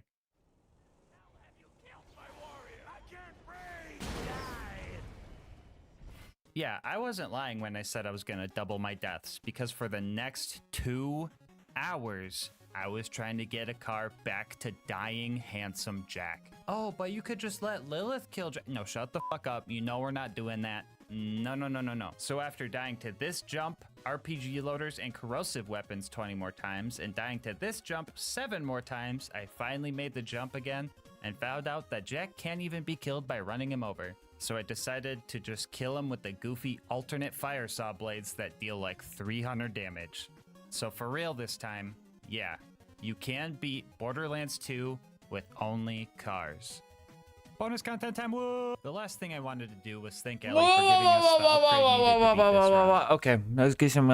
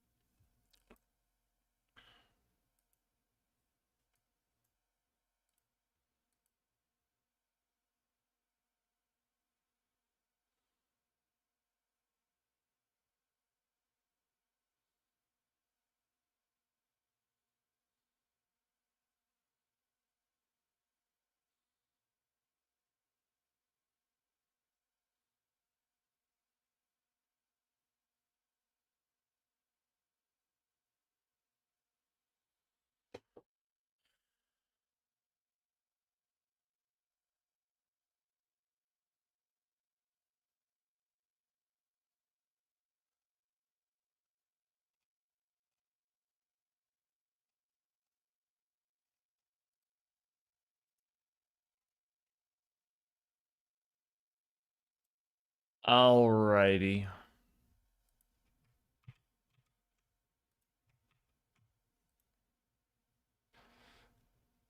Chat, I don't think I want to put the timer back up. I'm gonna be honest, I do not want to figure out what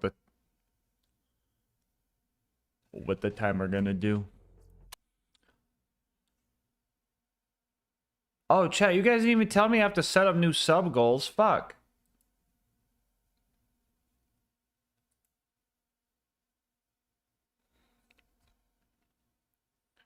Silly chatters. Wait, what'd we hit?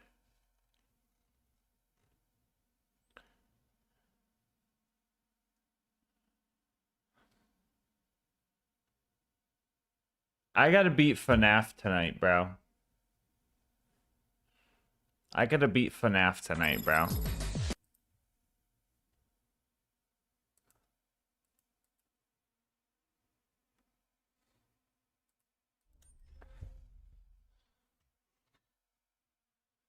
$27.50 is the next goal.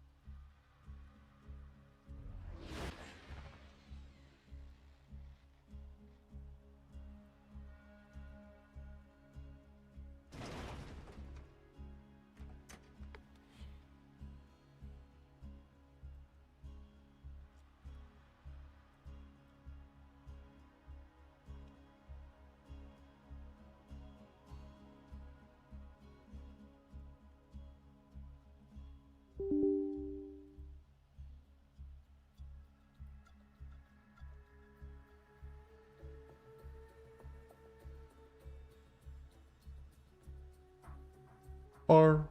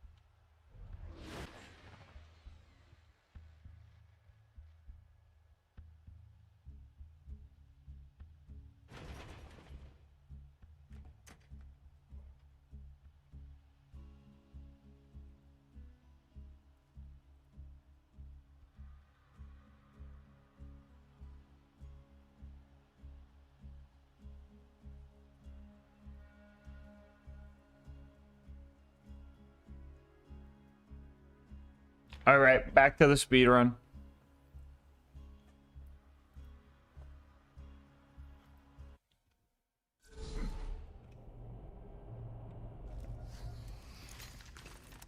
What the fuck am I gonna do about Greed Tooth, bro? He is way too fucking tanky. I need some more fucking damage of some sort, bro.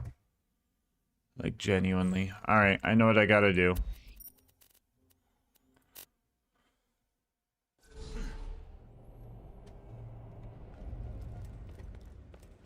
You tried the marshmallow butterfinger, you may be addicted. Oh, is the grog gonna fuck me up here?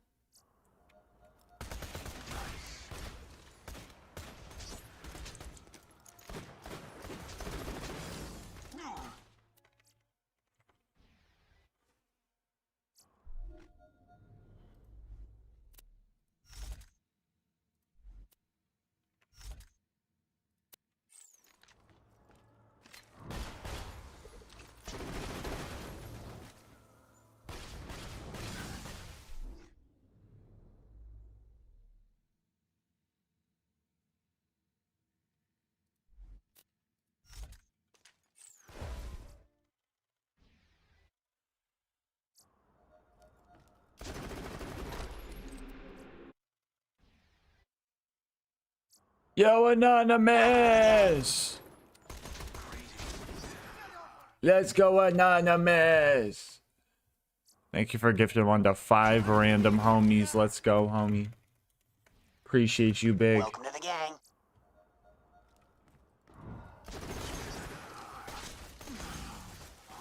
Wow.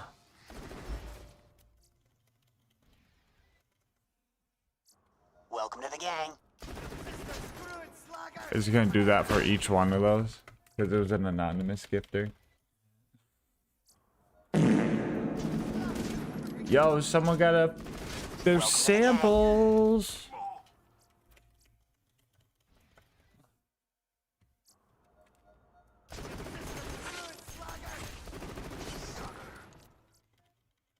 Welcome to the gang.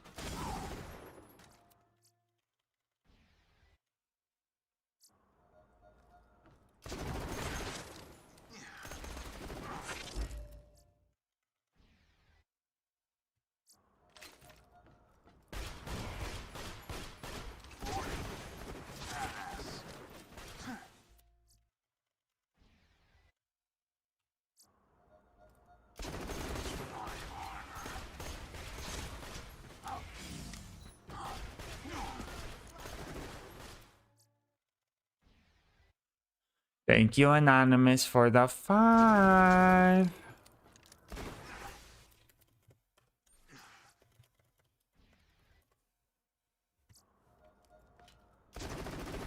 What's this character gimmick? What do you mean? What do you mean, human being?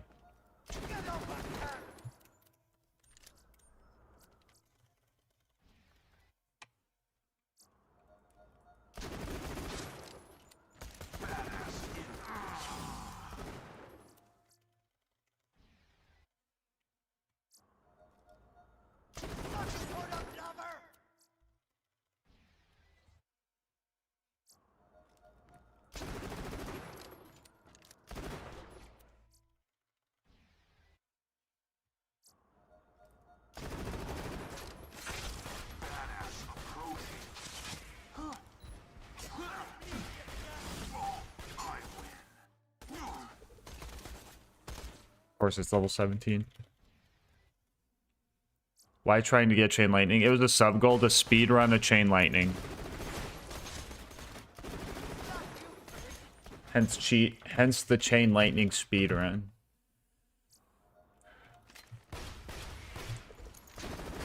Right? Ooh. Right now, we are 8 levels under for the DLC, and Gold Golem is kicking our ass.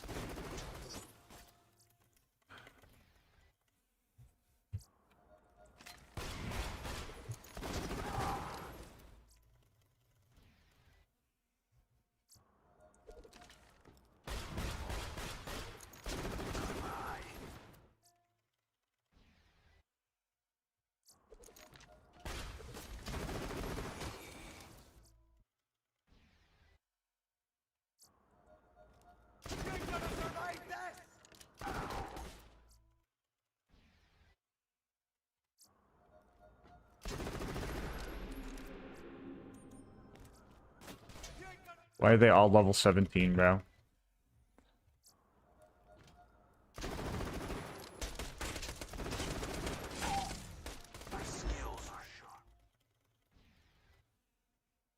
Speedrun to get the chain lightning? Yes.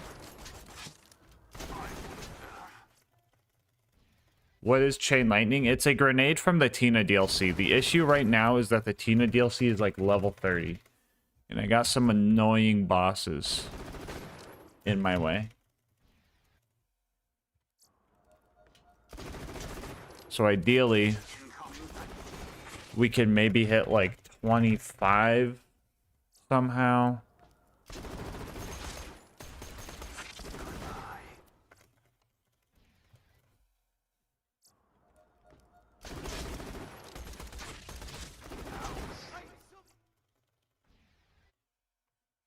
Well, didn't know it was a speedrun? Oh, yeah. It's not like a speedrun category on speedrun.com. Last night, we just hit the sub goal to speedrun a random item, and I spun the wheel. And the wheel gave me the chain lightning. I thought I was going to be able to do it in 2.5 hours. That was incredibly wrong. I thought I was going to have a lot more damage being underleveled in Tina DLC than I did. Oh, it's a 2 for Maggie. Disgusting.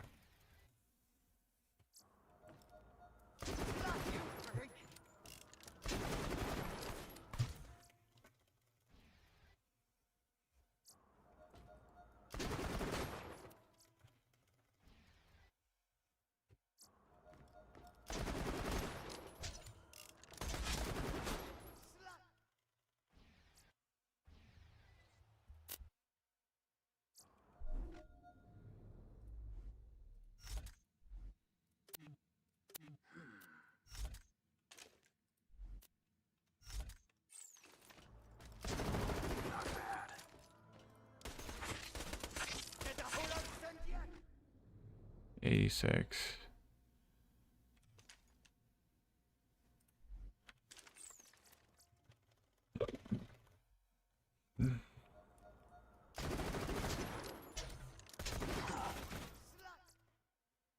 What was the time you said you're going to do it in? Are you over or under? I thought I was going to do it in 2.5 hours, but I was very wrong about that. That DLC was tough doing underleveled. So when I thought about it, I thought I was going to be able to slag things, but since I'm so underleveled, the game's like, no, you're not allowed to slag these guys. 3 Maggies in a row? You should have seen it last night. We got 4 Slagas in a row. I don't think that was 3 in a row, was it? There's no way that was 3 in a row. We got 3 Slagas in a row last night. Did another kill, didn't get one. Kill after that, another Slaga.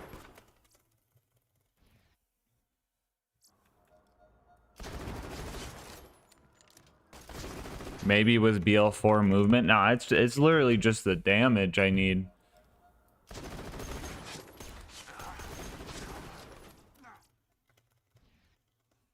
I should have picked up that relic.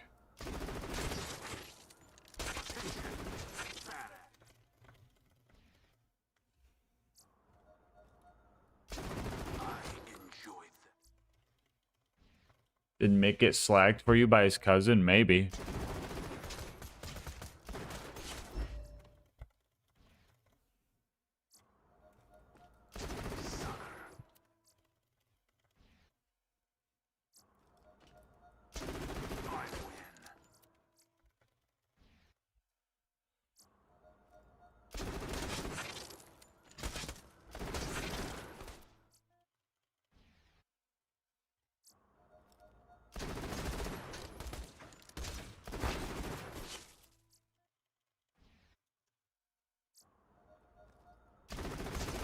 But damn, do I not miss him.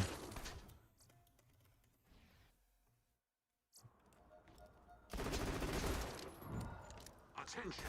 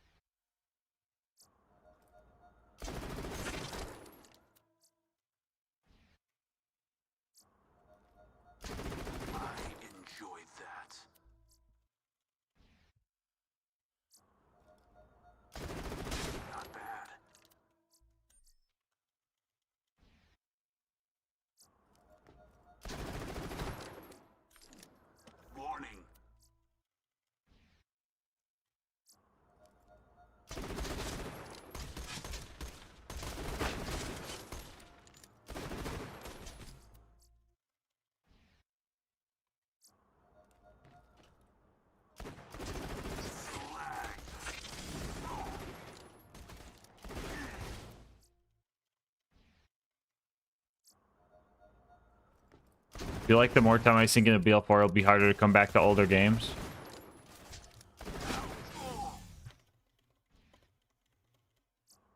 Yeah, I could see that going a lot way for a lot of people. I think I'll still be able to play BL2. But I know I don't play BL3, but I think playing BL3 after 4 is going to be like a, I don't know. Is that even possible?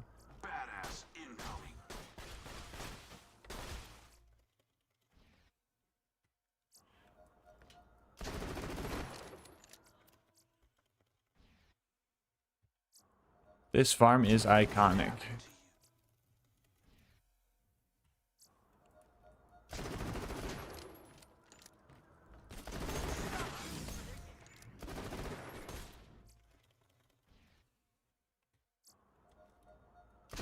I got my achievements never touching 3 again. Crazy.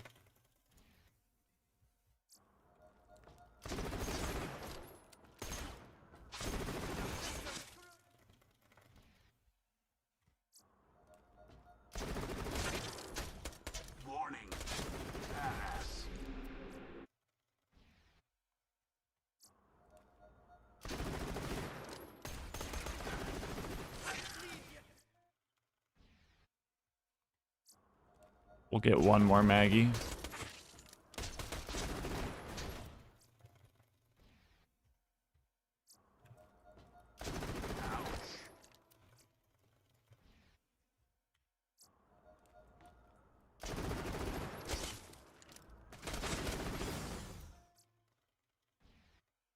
There's just an offness to it, yeah. For sure. Oh, here we go. Yes. Oh my god, I'm so glad I stayed for one more Maggie. That is awesome.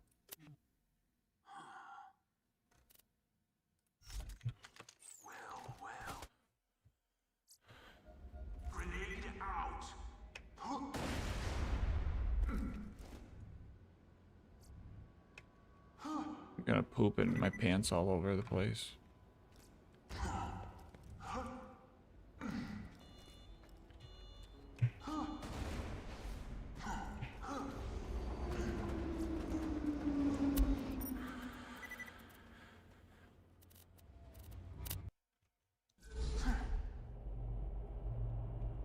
He might come up in a DLC, Jade. You know Hammerlock wants to see new fucking creatures and stuff.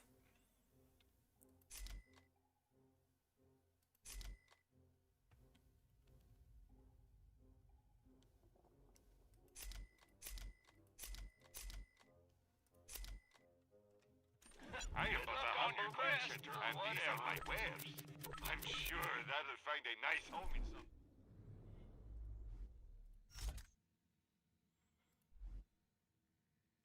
Orc's face. Until we meet again. I hate that I have to do this next part, but gotta do what we gotta do.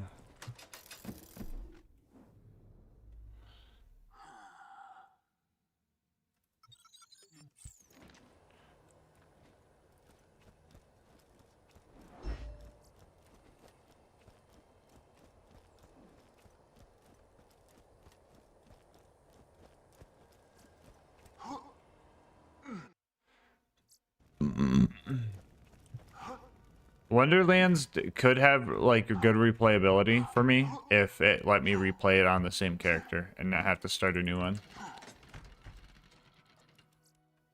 Okay. Well, I don't think I'm ever gonna hit level 30, but that's funny.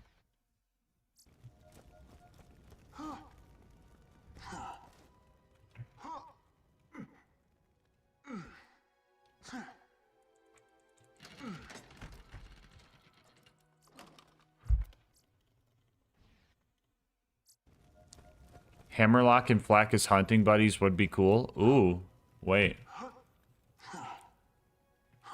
That would be pretty sick.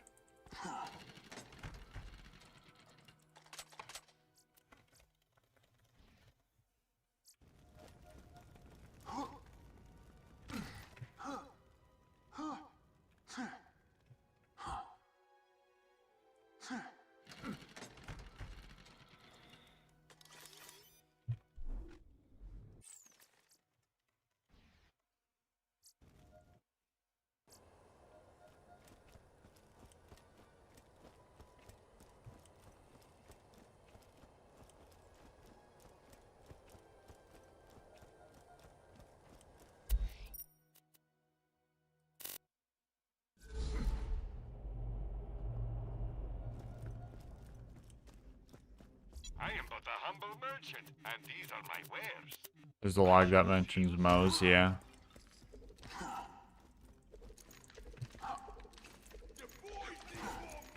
And I disappear, a ghost amidst the combat, preparing to strike.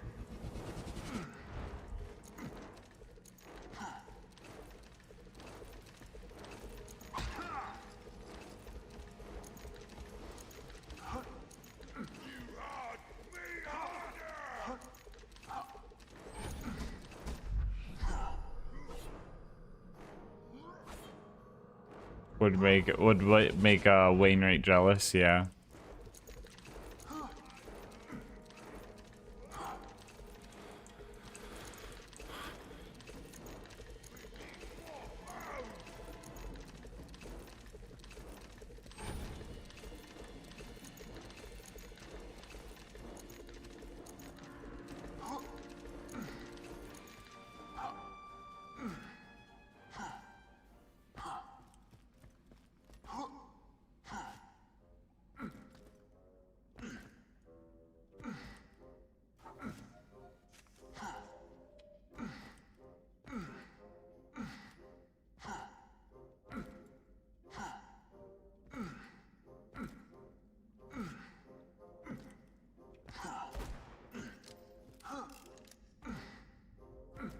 Still working on that quest?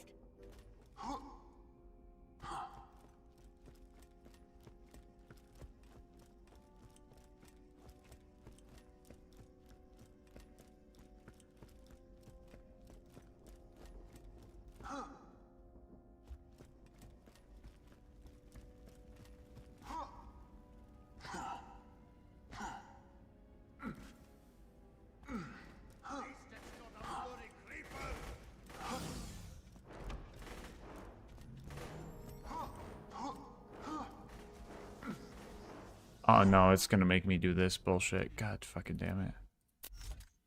What the fuck did I just equip?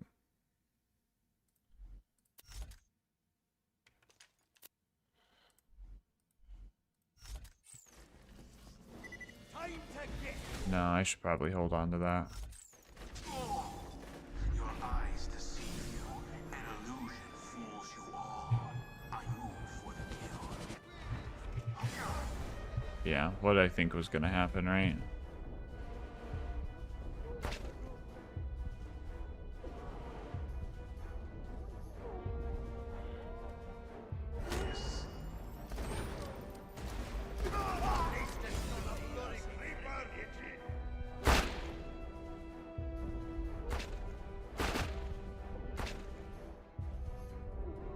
Open the door.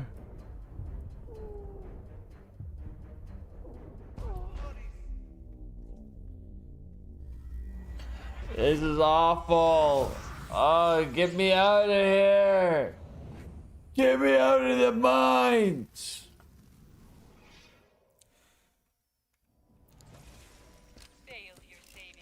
No, this is a second one, Garo.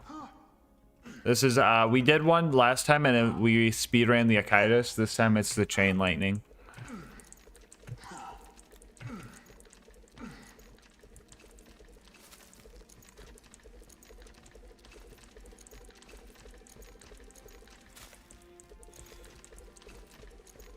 So, the thing to note is that I do have skyrockets.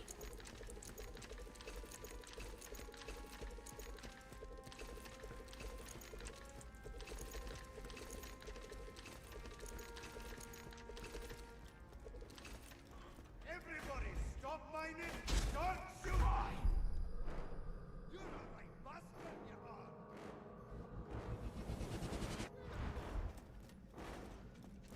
It's the one who killed Bob! Why would you look at that? The door is open.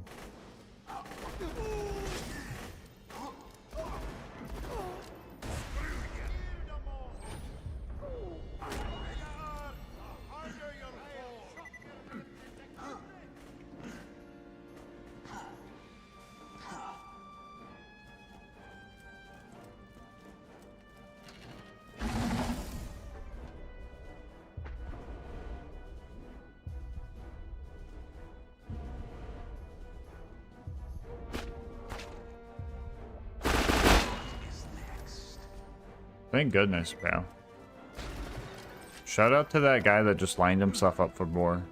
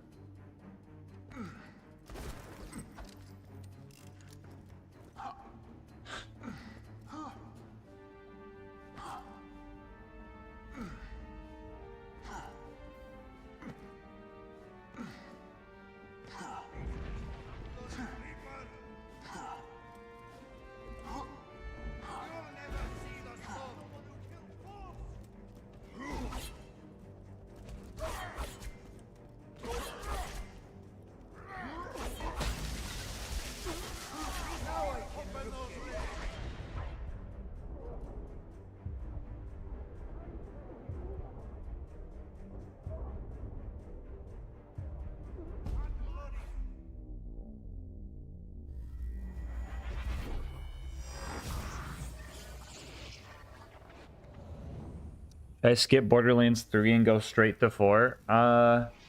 Borderlands... Honestly, yeah. You know what? Yeah. What the Mimic doing camping me, bro? Honestly, yeah. BL3 doesn't have anything on 4. You should play 4 and then try and go back and play 3. After. And then be disappointed. And then be happy that 4 is the newest game.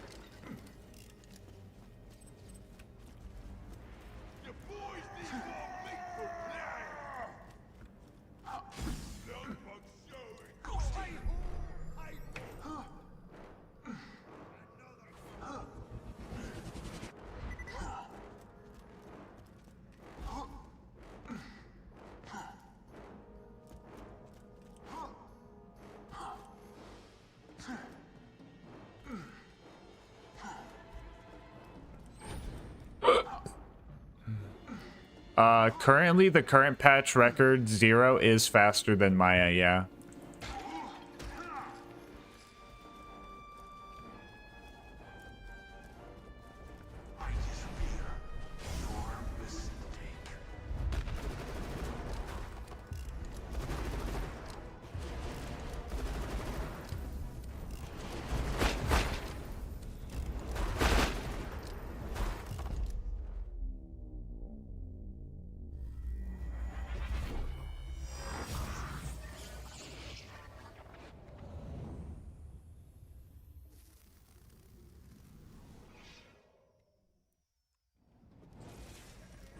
Why are the fucking new U's so far away?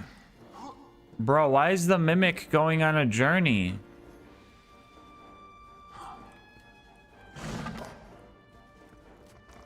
Did bro think he was gonna get me again? Did bro really think he was gonna get me again with the random chest just sitting there?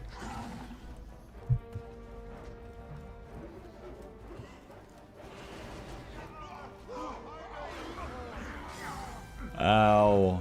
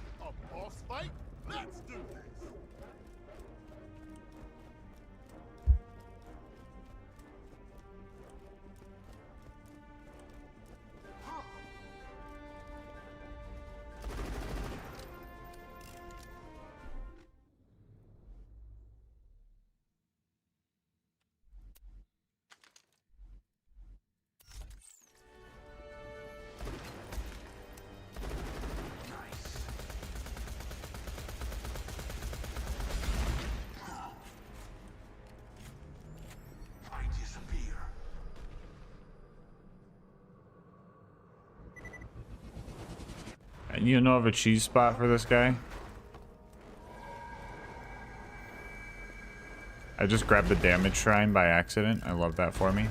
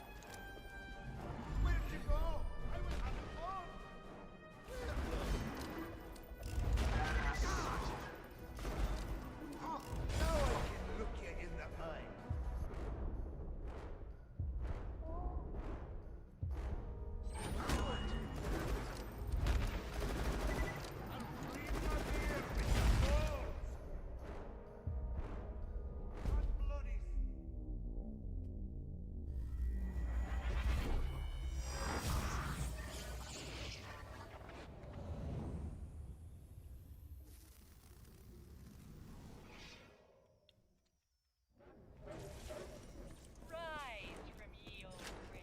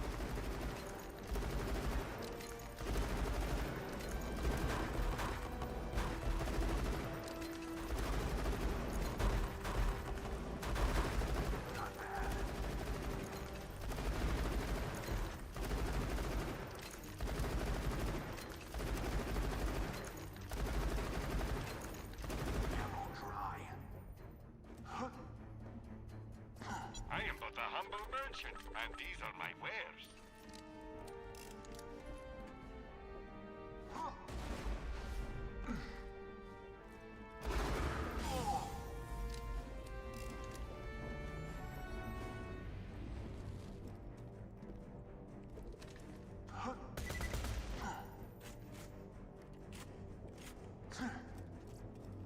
You need healing badly.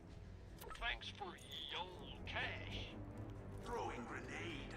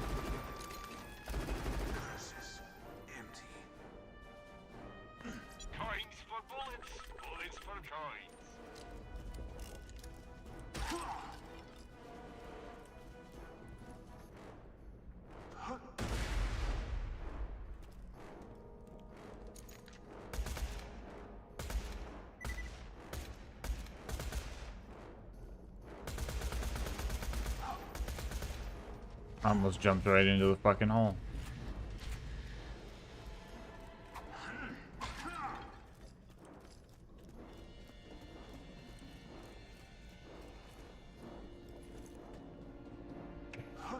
Goofy dwarf jumping.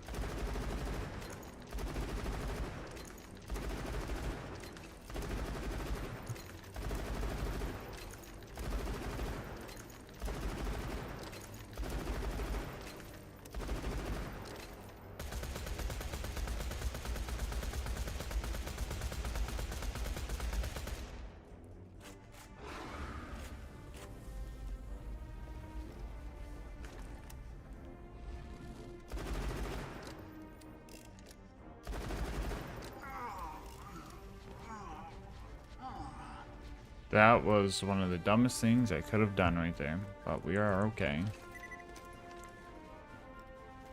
Can I interest you in some magic bullets?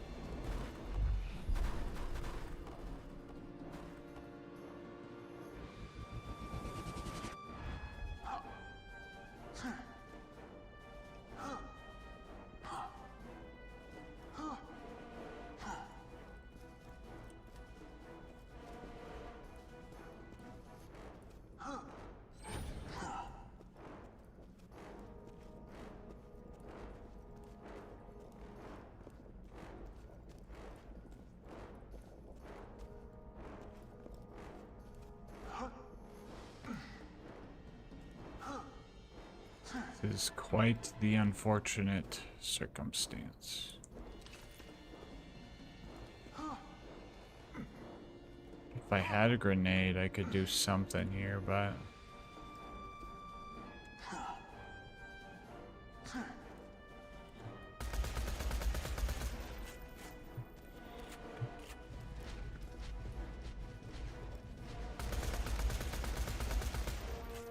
No, not you, bro.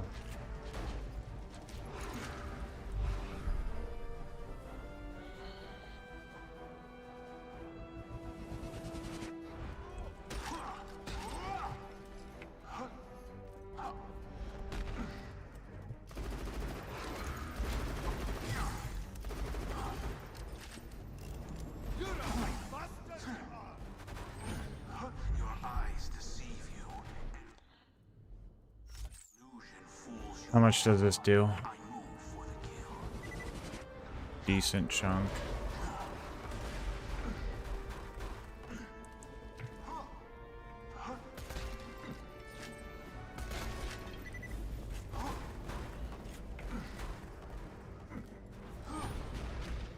How hilarious.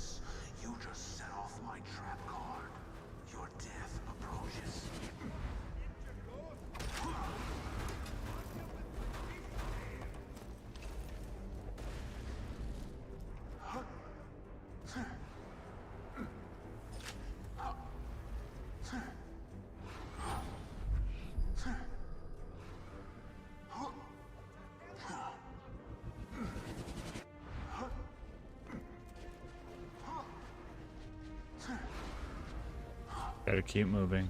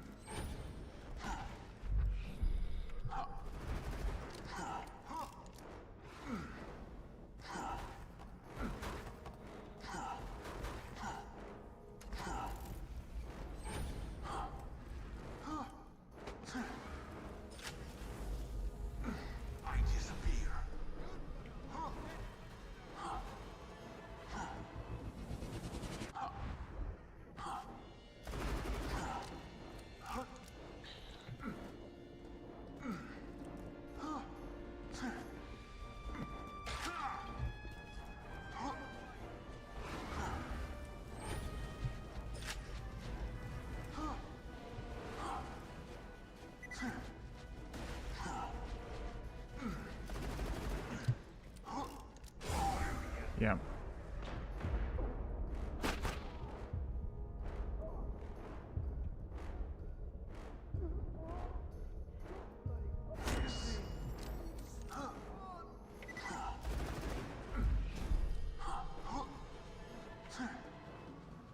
Jump back over here, you bum. You get closer to my revives because he's gonna fucking laser me, isn't he? Yep.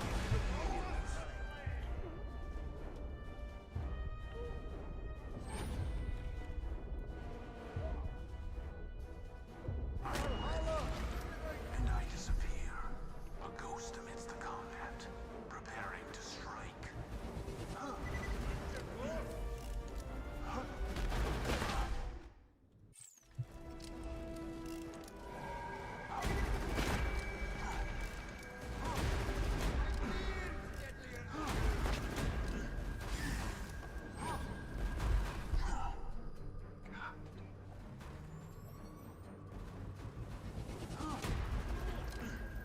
Alright, I need to save some Maggie shots.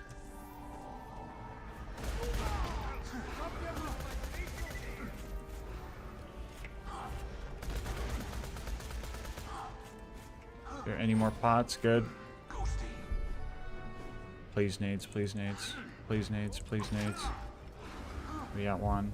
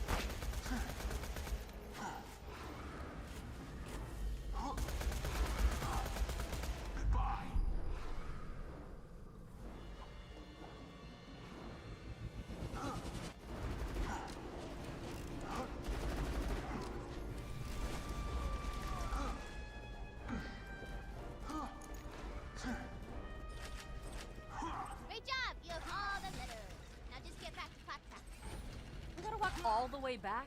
Oh, man. All right, girl, all right. Here. I made some glowy...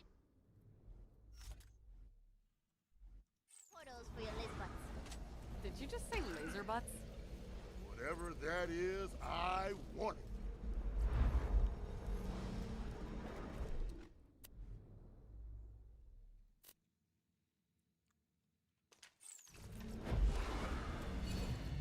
RATF? We have to unscramble that? Is it raft?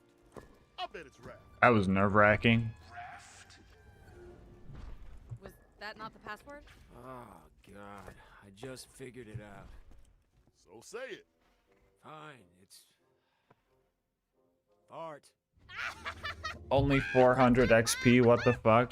Guys, did somebody say fart? That only gave me 400 XP? Thing to say. You ruin everything.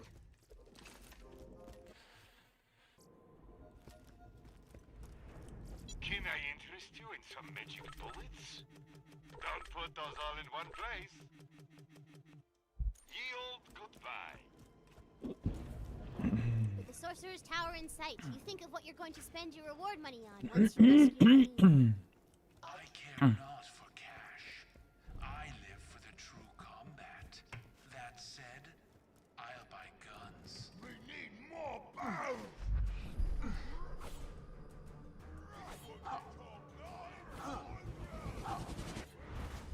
Please absorb.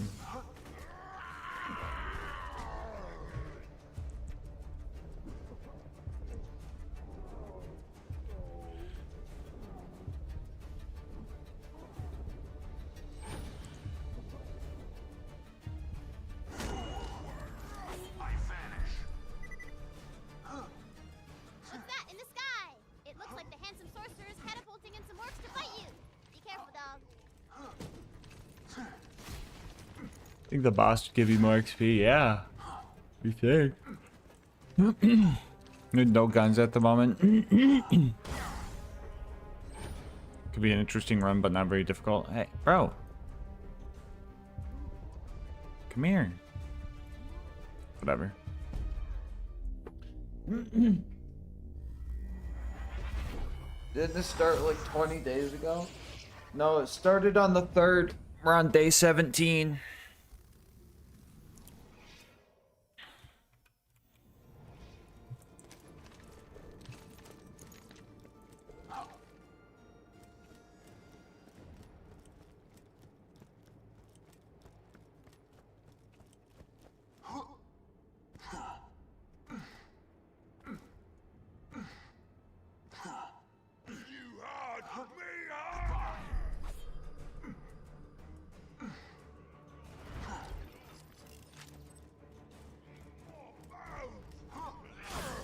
God, bro.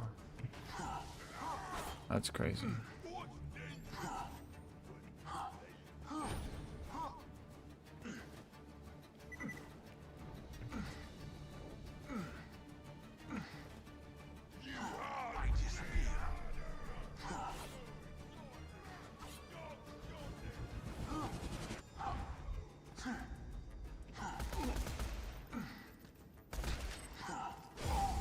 Oh my fucking god.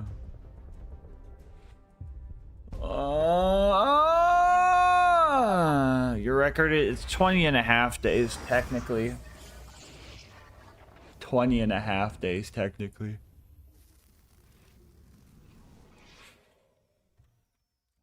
Use your rep kit, dude. I wish.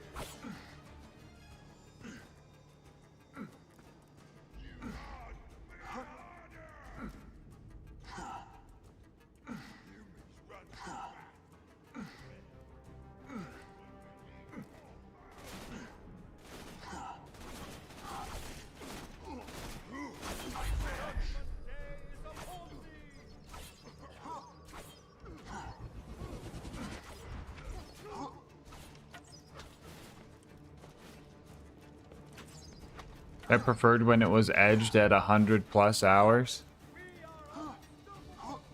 It's less stressful that way, eh?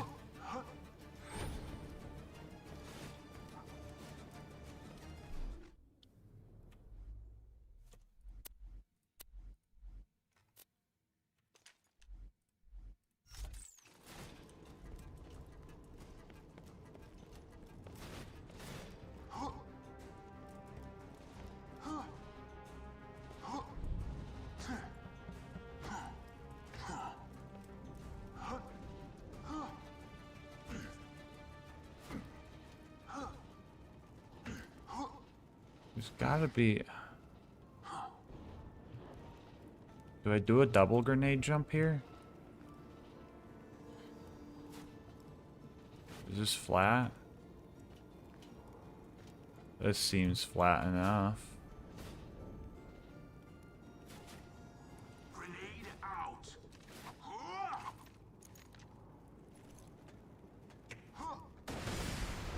I'm so fucking cooked.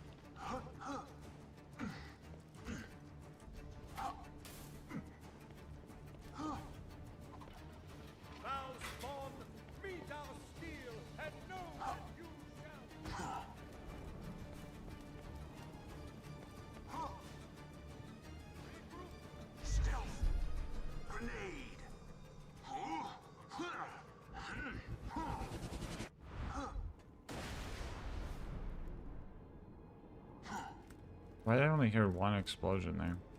What just happened, bro?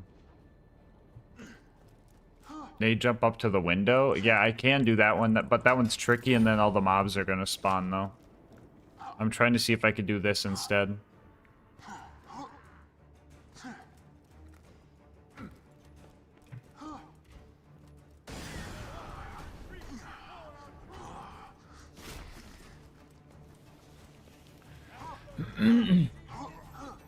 The other fell off. Damn.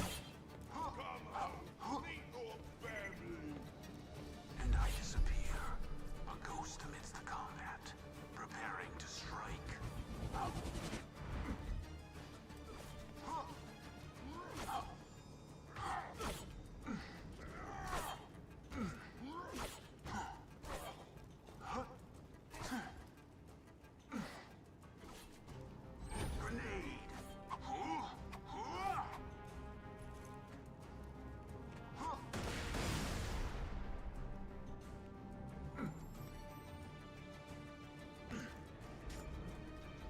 Alright, I'll stick to the one I know.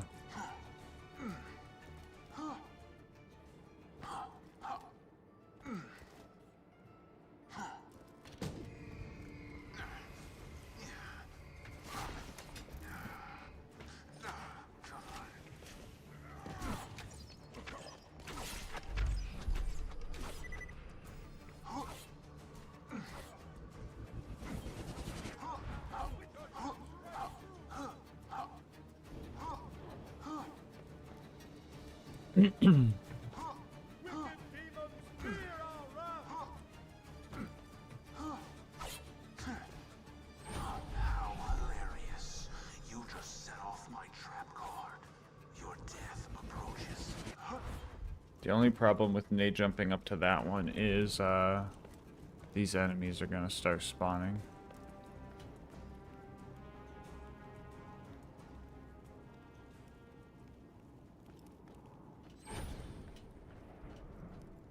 Precisely. Unless I could sneak up like this. Wait, there's hope. There's hope.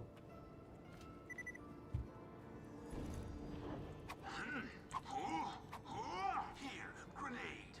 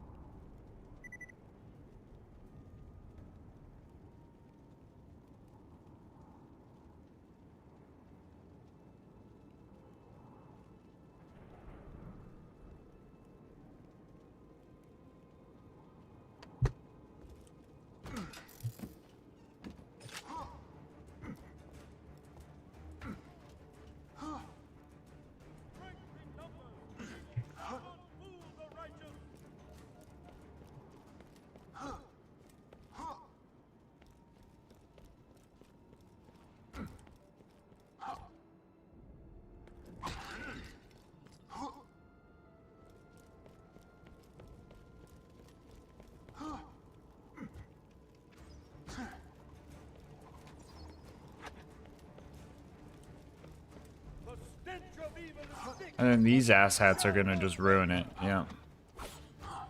Typical. Unless I'm fast with it.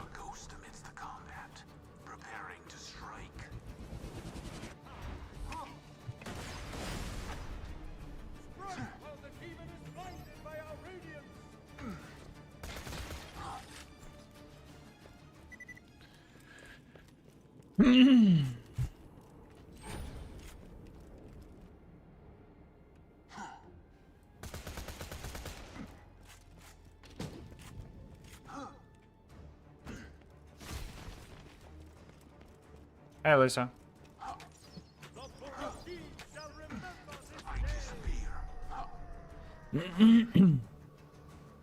Hello, Toasty. Such a good DLC. Yep. Except when you're 6 levels under. Trying to sneak past everybody.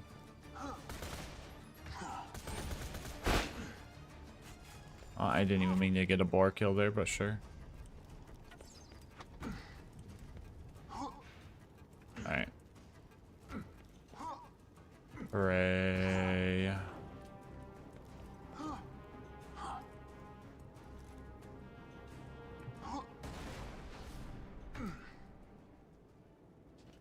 Okay.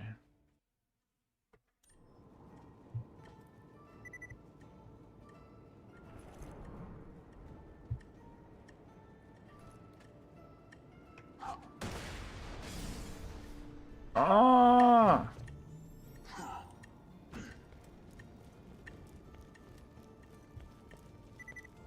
Greetings, badass.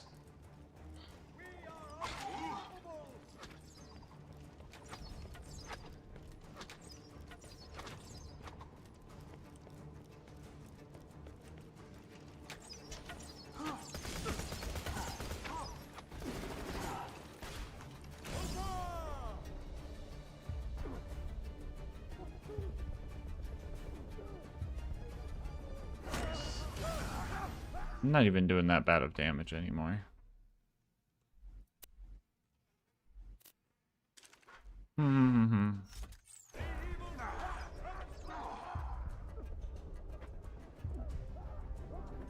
I should have just fought through these guys.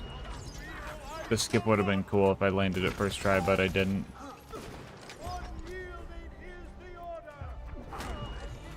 Anyways, I think a sorcerer spawns right here anyway.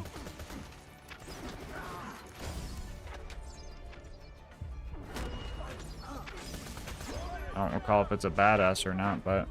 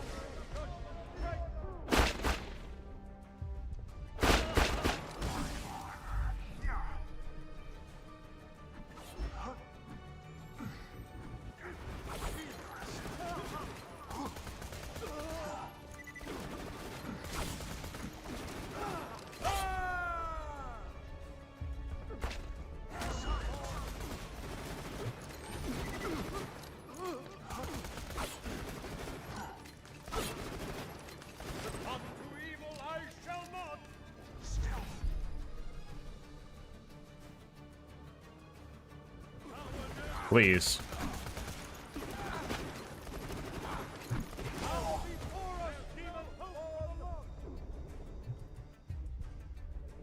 No, I just drop reloaded and fight for your life. God damn it, dude. This guy, please just drop one, dude. Please. Get me out of here, bro.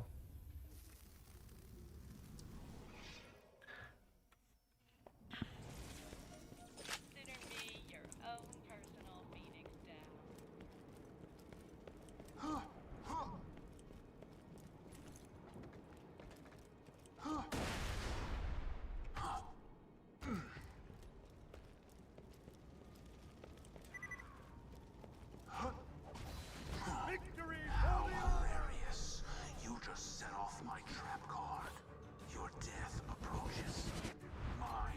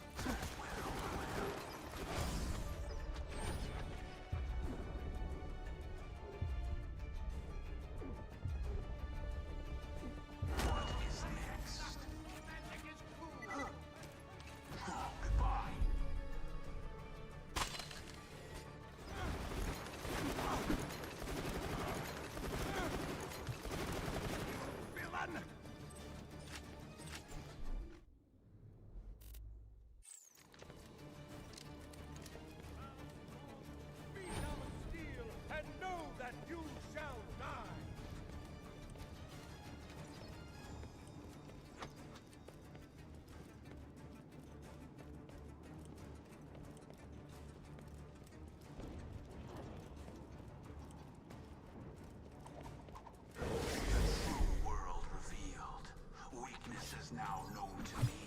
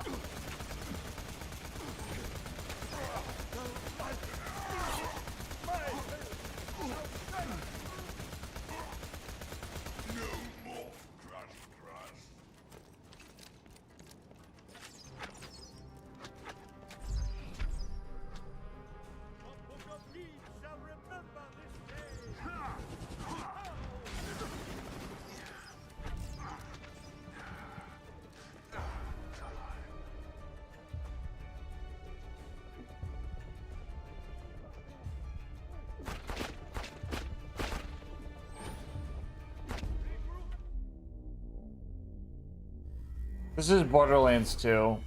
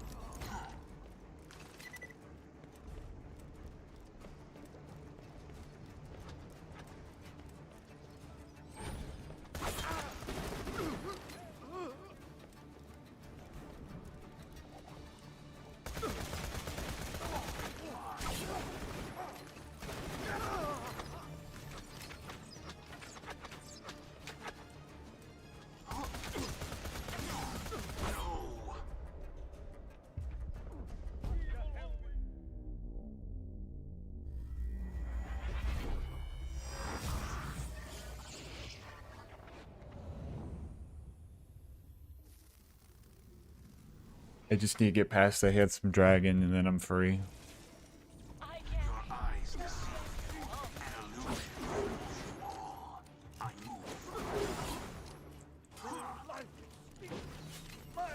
No, hold on.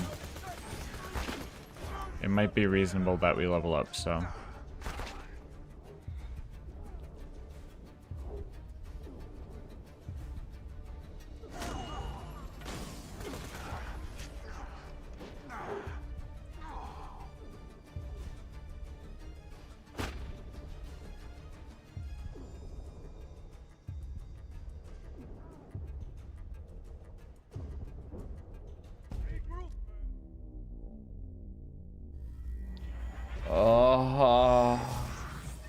Oh my.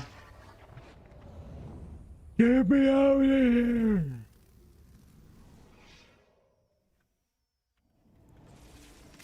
Death means nothing in this fantasy world.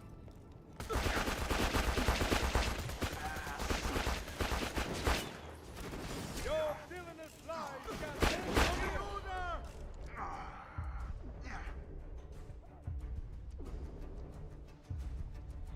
What is next? Nice. Not bad. Mine. Not bad.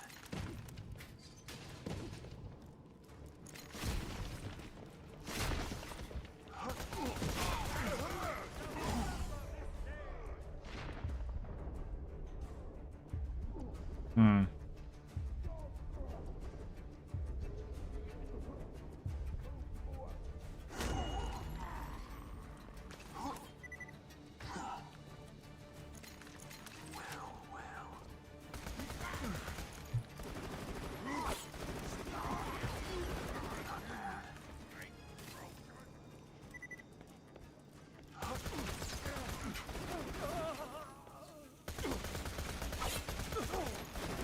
A new instrument for a sonata that I will conduct.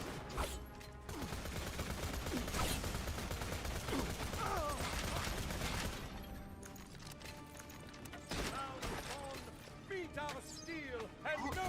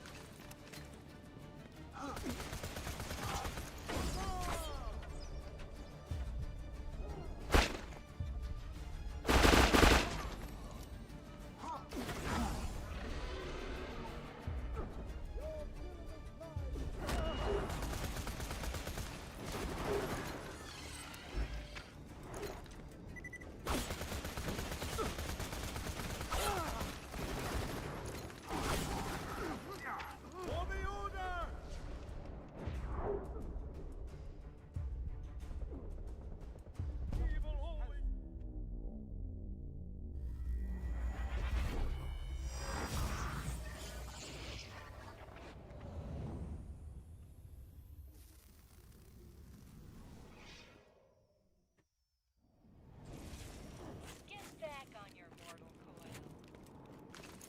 Mine.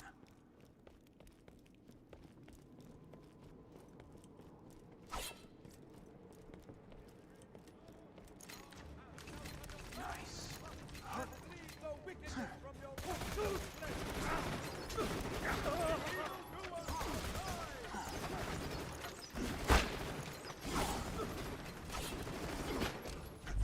None shall deny the power of the order!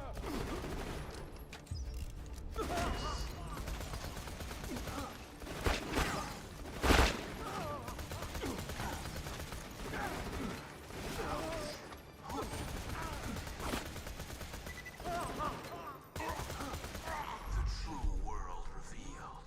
Weakness is now known to me. Time to go to work.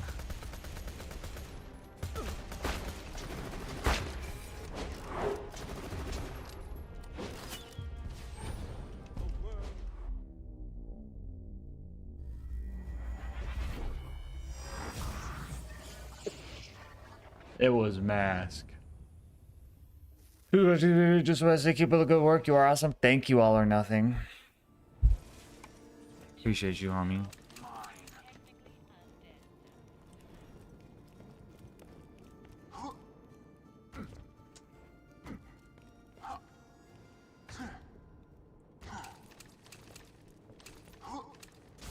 Where's my Slagga? There it is.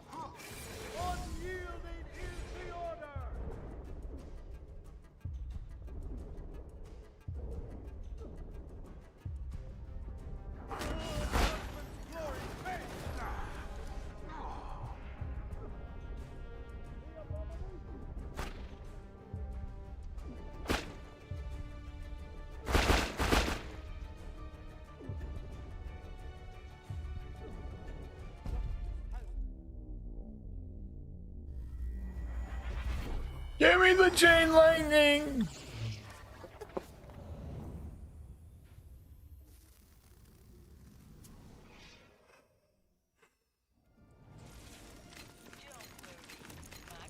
Not bad. Maybe I'll use you to blow a midget's head off, or maybe I won't.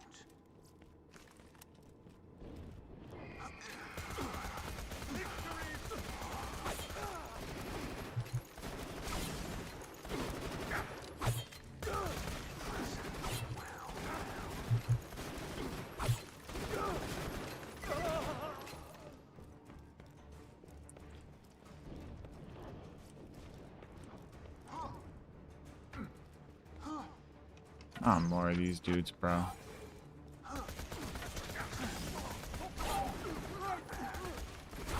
I'm so over these guys.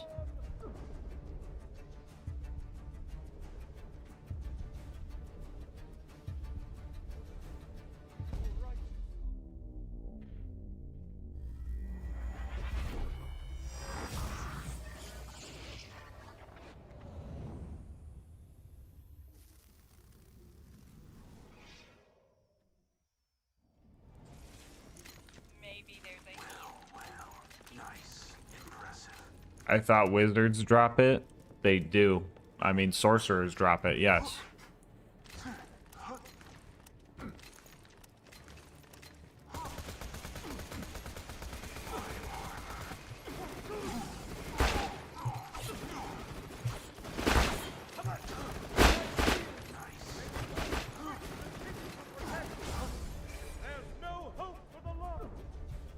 No, dude, why'd I do that?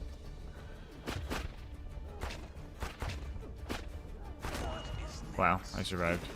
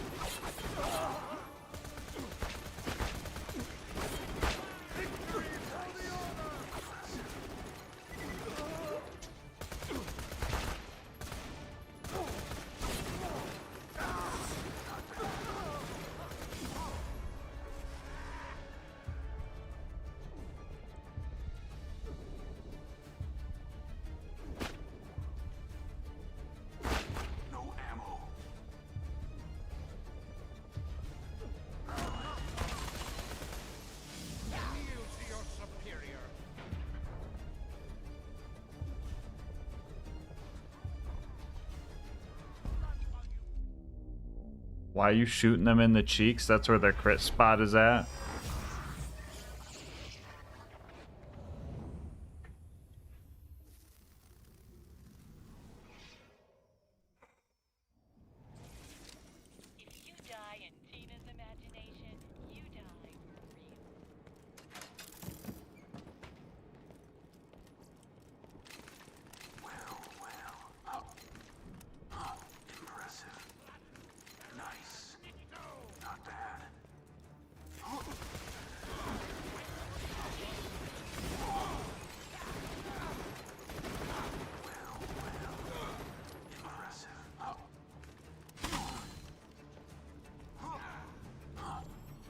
Need some ammo. Time out. How hilarious.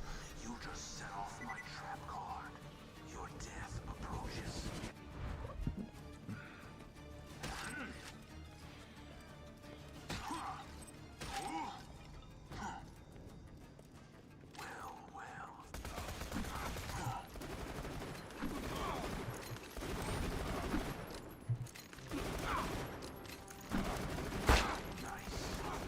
Cannot be.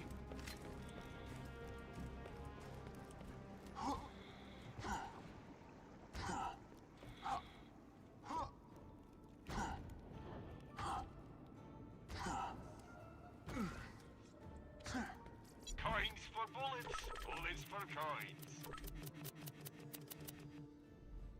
I shall see you soon.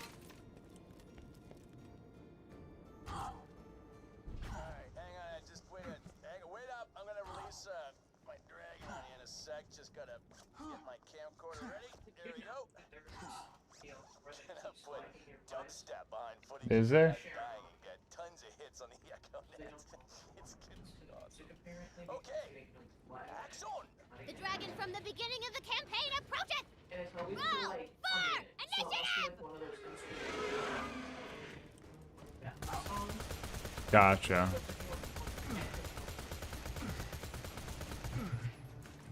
It's like, so, I guess for people making content in the game audio.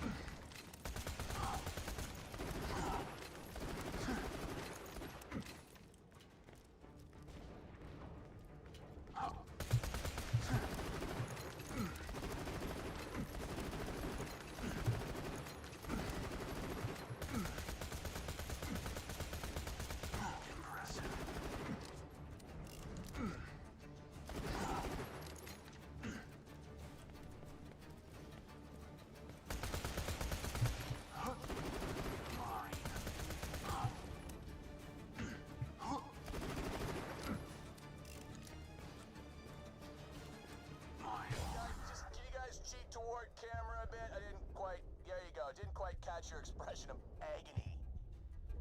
Ammo dry.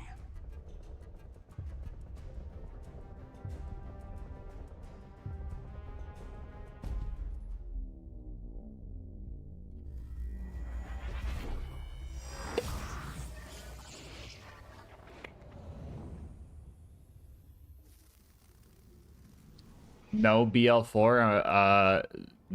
Your eyes are not tricking you, Timus. I am currently playing BL2. Yes. I'm taking a break from BL4 currently to do this sub-goal challenge to speedrun HA Lightning.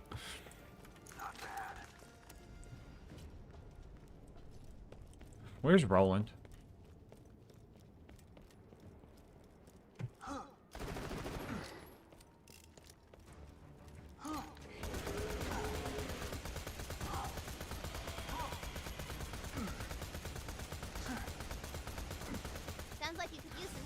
cool. I'ma summon Roland again.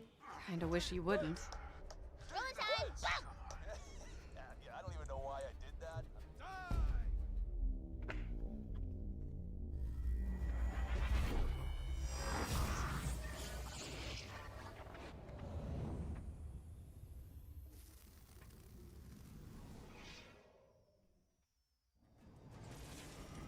Fantasy world, right?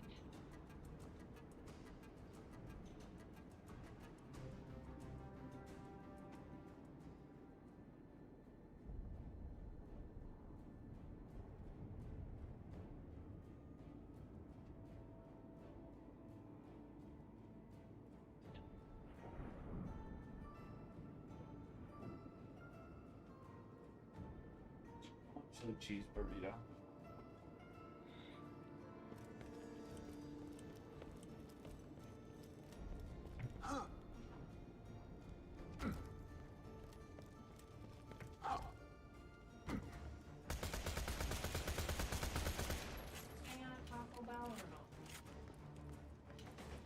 Chili cheese burritos.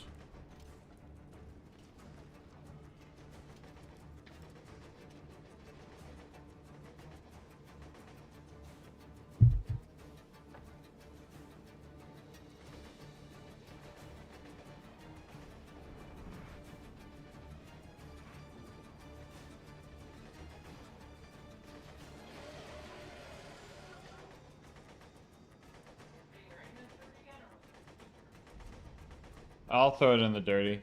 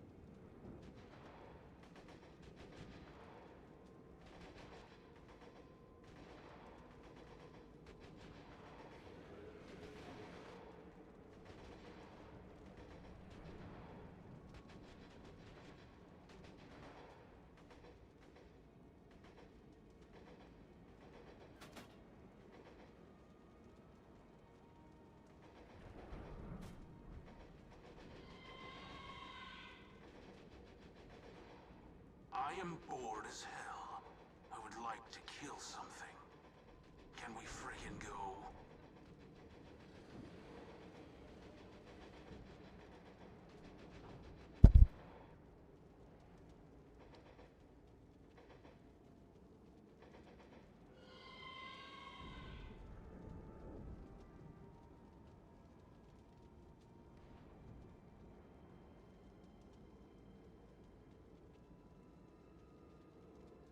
You can literally even just get a cup of chili for 90 cents. You in fact could probably make a chili cheese burrito for $2 because you just get 2 cups of chili. True. If you get Taco Bell, I'm down to do that. Yo, a chili chicken stacker? Wait. Sounds like it's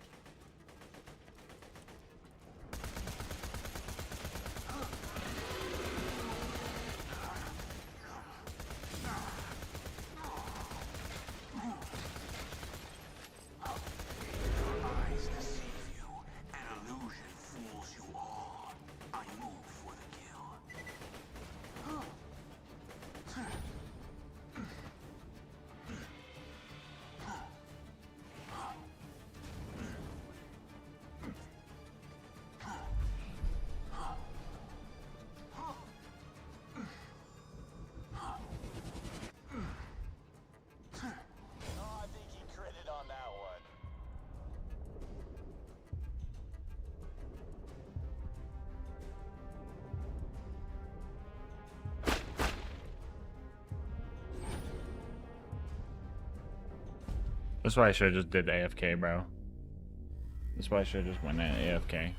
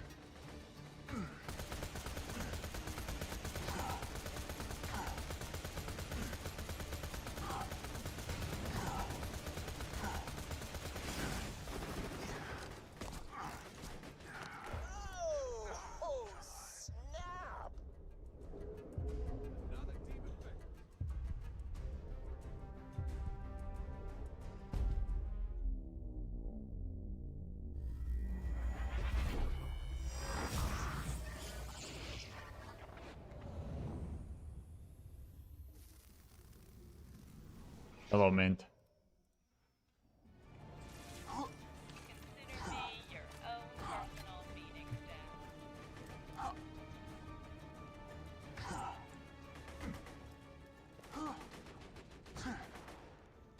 Welcome to the gang. Mr. Skirt Skirt! Let's go!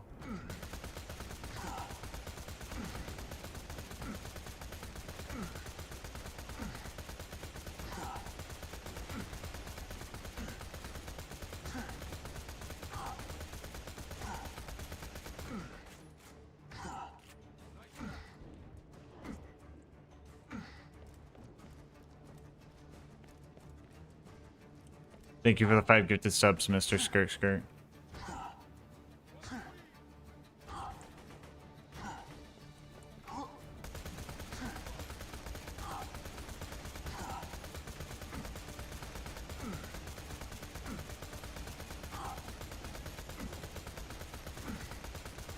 There we go.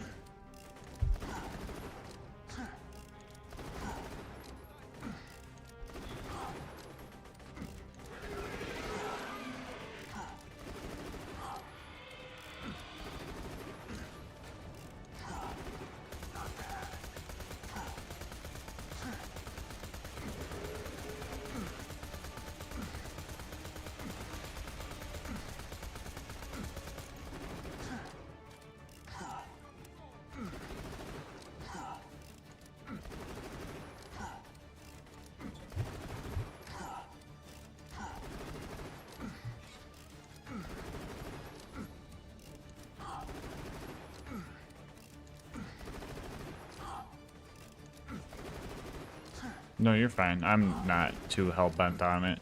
At this point, I'm just like, give me the thing, get me out of here!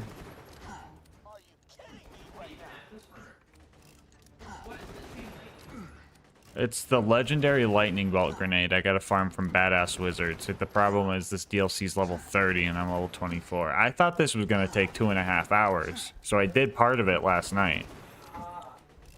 But then I was like, well, I can't slag anything. This is going to take longer than I thought.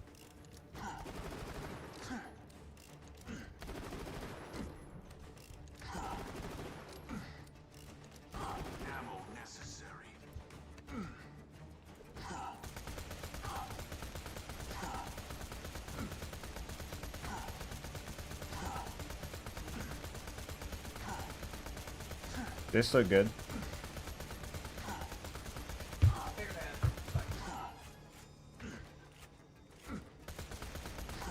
Do you want to get it delivered, or do you want to pick it up somehow? Omar take over stream or something? Not surprising.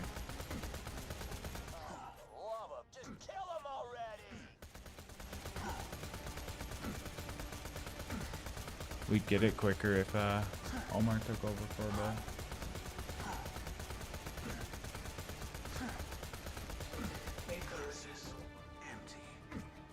Yeah.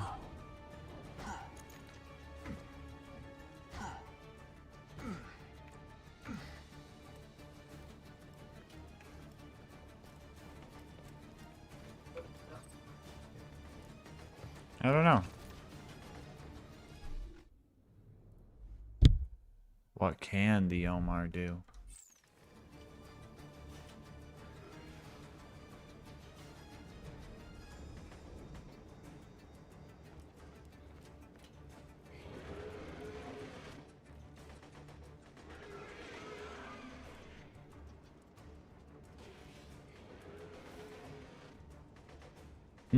Let me think.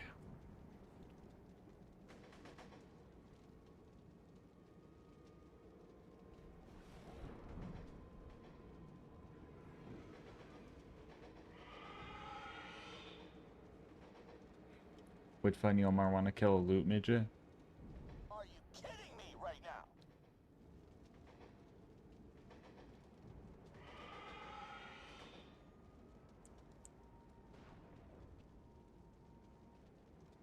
I'll just get it delivered. Because I want to finish this speed run.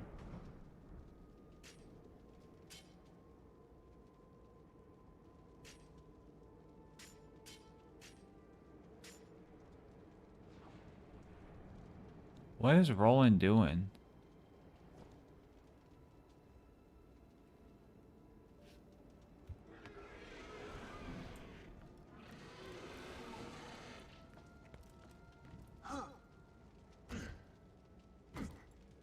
Oh, he's boxing a baby red dragon.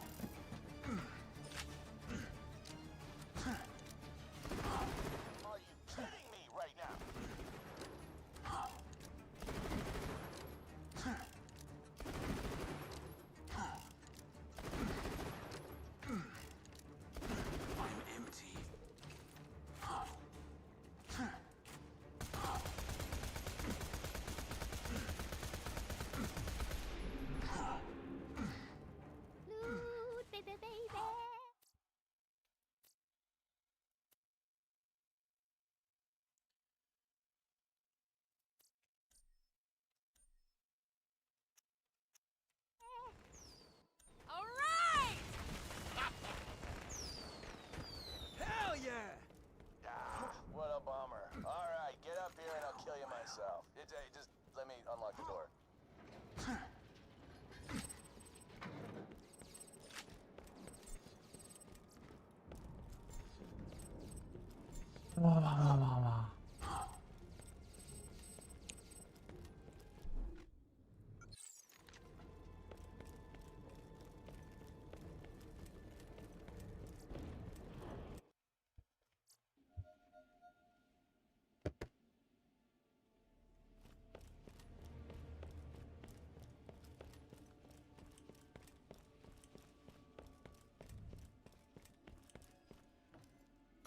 You drop into the moldy dungeon, embarrassed at how easily the sorcerer lured you into his trap. Good luck escaping my dungeon, jackasses. It's been real. So, how do we get back to town? You can't. You trap, son. But I want to do side quests and stuff. Pretty late. Oh, good point. Suddenly, this happened. Probably like 4.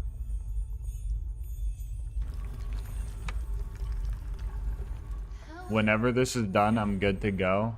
Okay, T. Sounds like a prisoner or something. Maybe she know a way out of here. Well, let's go find her then. Alright, just gotta sprint through here. There's no mandatory combat. We just gotta farm a chain lightning, and we're good. Sorry, I didn't think you guys would make it so far in one session. I hadn't planned this part in advance. I'm making it up as I go. Yeah, Do you want to double check your order? I set it to delivery. I want to make sure everything's still on it. And you're talking about rules? Seriously?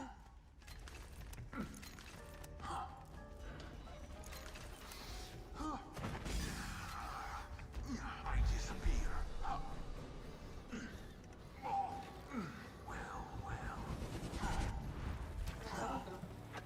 Okay. Just magenta? Yeah, these ones are. That new? Yeah, it was just different. The bottle's different too. You've hit your daily limit on Taco Bell. Thank you.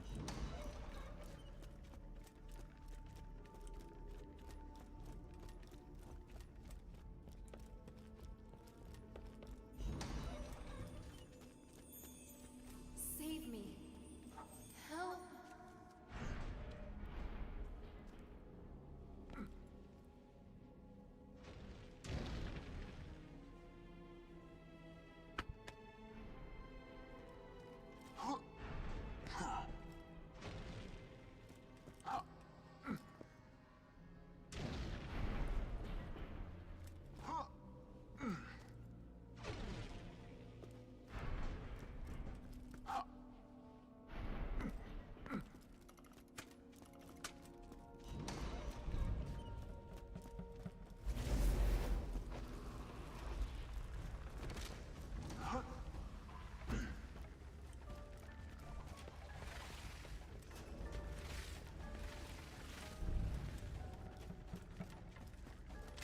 Please.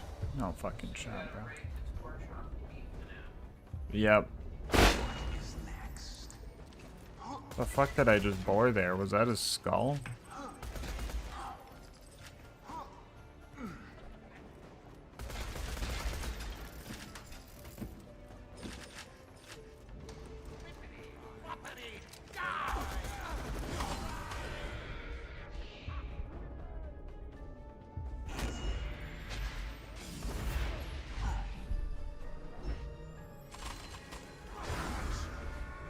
Dude.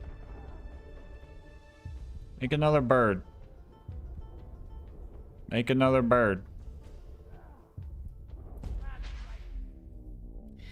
Dude. This is why level 1 bingo is ass, bro. When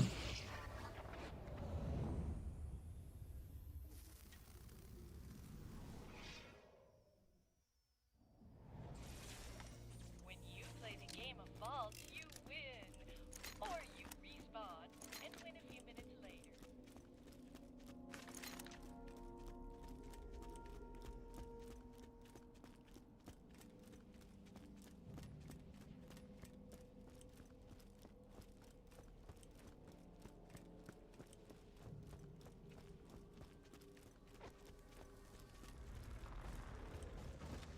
Mr. Skr, thank you for the gifted subs again. Holy moly. I'm sorry, I'm distracted.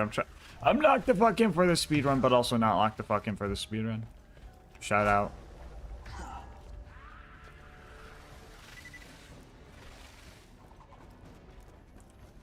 Please just drop it.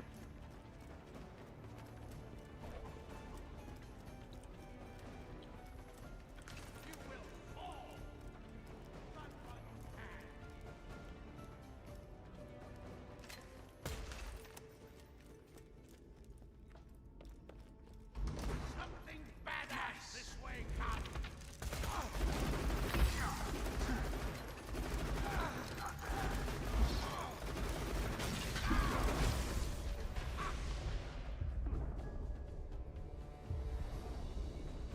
This is gonna be awful, isn't it?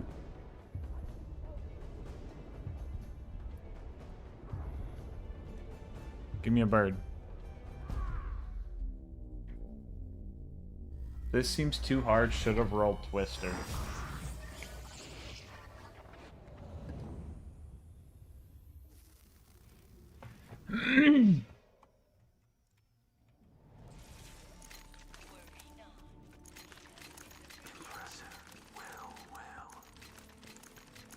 Nice. Well. Not bad.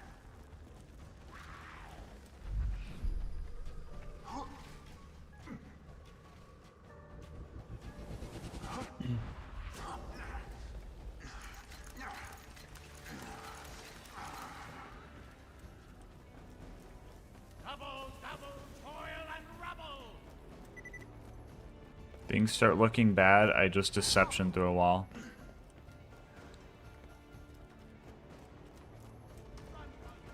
forgot to say the magic word. Ha! Jossakin! Feel the power.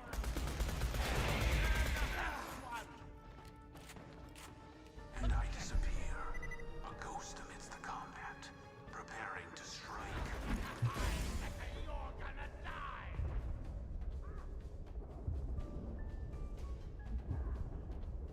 God, what am I gonna do here? Just gonna have to fight him from afar or something, bro.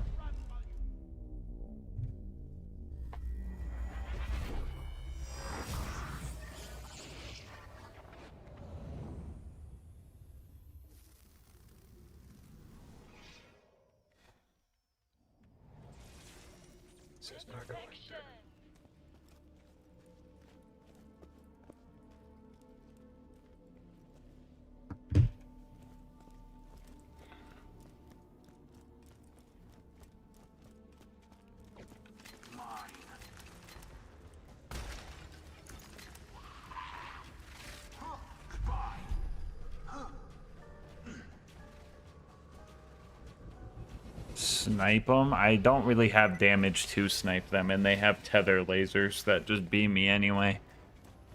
Attention.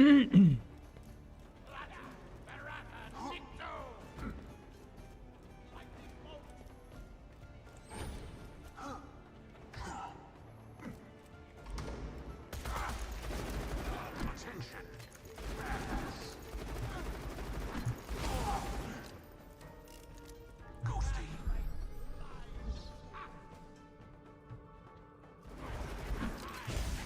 Greetings, badass.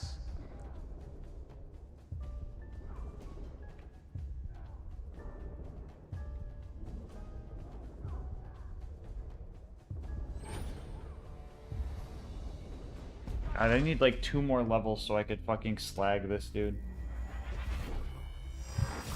Like, how the fuck am I gonna farm 2 more fucking levels, dude?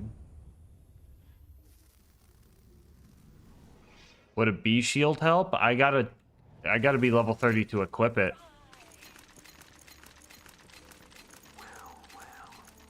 Mine. Not bad. Nice. Not bad. Well. Impressive. Well.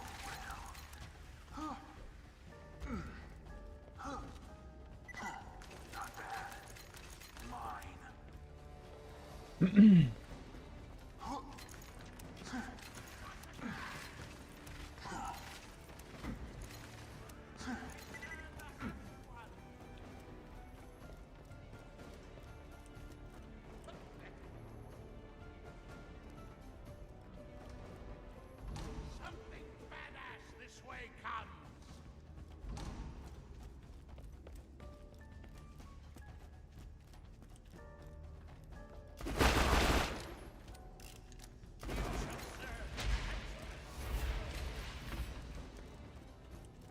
Wait.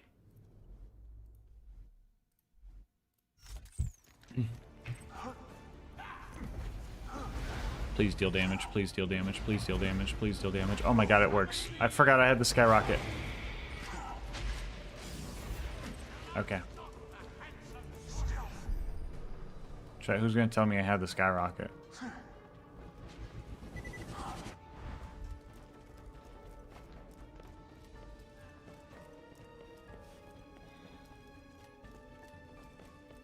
Hello, Oren. How's it going?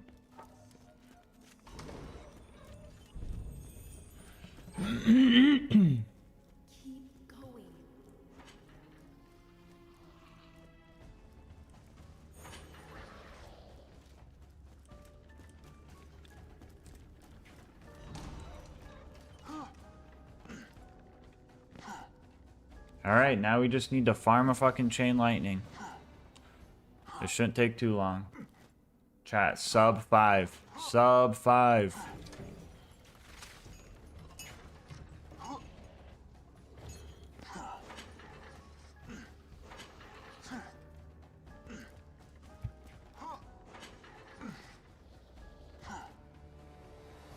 But how do we kill the fire one then? We don't need to kill the fire one. He won't drop a chain lightning. I am Mr. Miz. Wait, this is huge. If you choose to give me a great deal of your treasure, I will give you an amulet in return. Personally, if I had to choose only one item to help me in my quest, it would be this amulet. I await your decision. I punch him.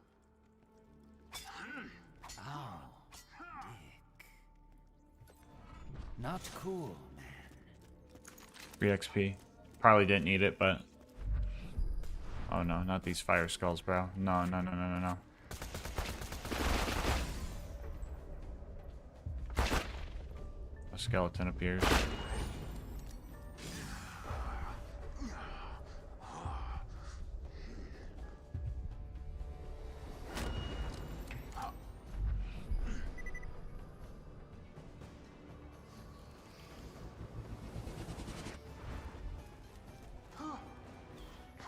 Pre-sequel dome mission take forever when starting from a low level?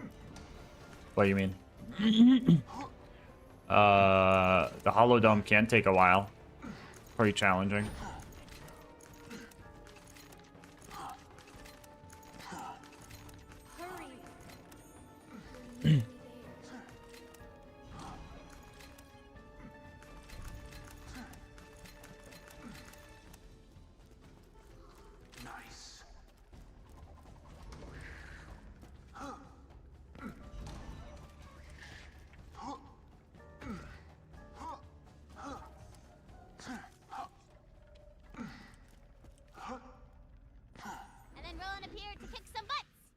Like a true knight. Tina, stop it! I miss Roland more than anyone, but you can't just deny. Yeah, girl, that's cool. Suddenly you're interrupted by the sound of a distant voice crying out in pain. This way. Release me. Wait, did I already unlock the elevator? I hope I did. Did I pass it? I did. Cool. We're good. We are so back, chat. Operation get this motherfucking drop before my Taco Bell gets here.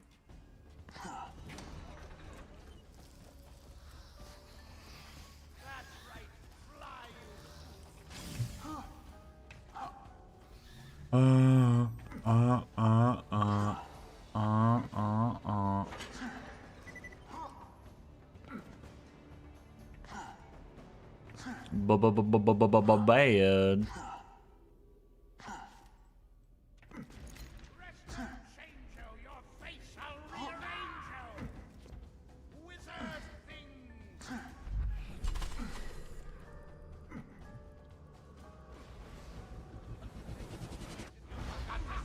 I need more nades.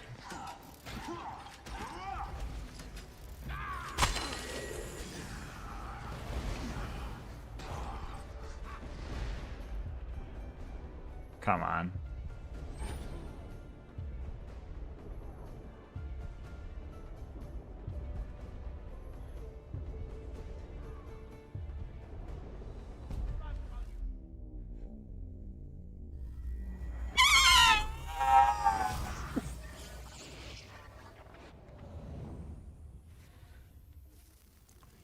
Is it gonna put me at the very beginning?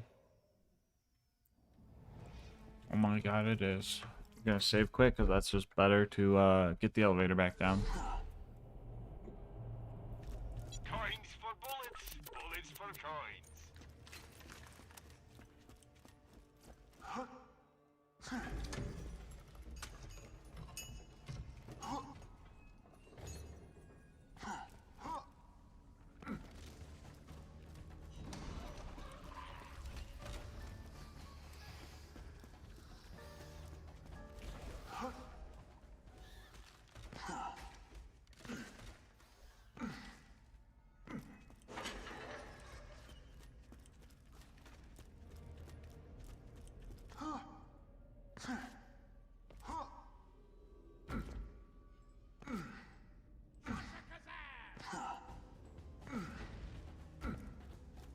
You shall serve.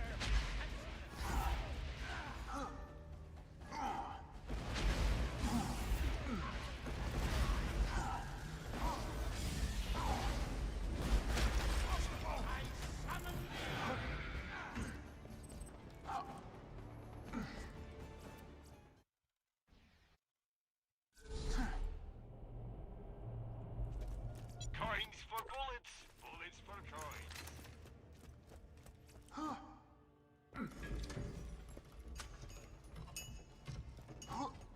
What would be the worst item to speedrun on here?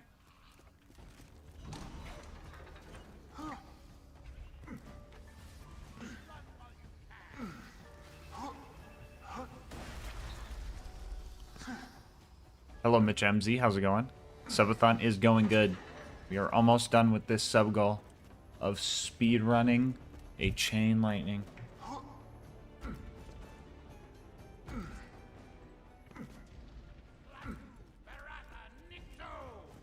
My dasher picked up the order. We gotta lock in.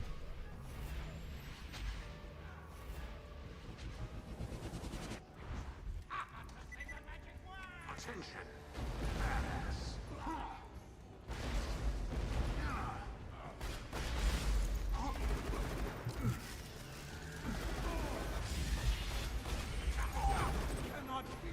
Did I pick one up?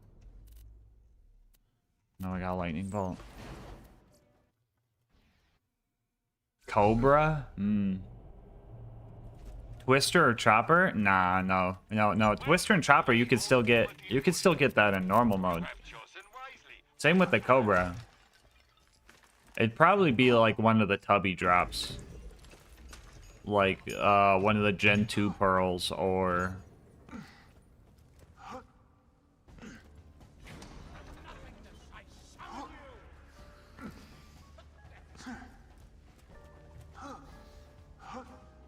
probably like a Gen 2 pearl or one of the Seraphs.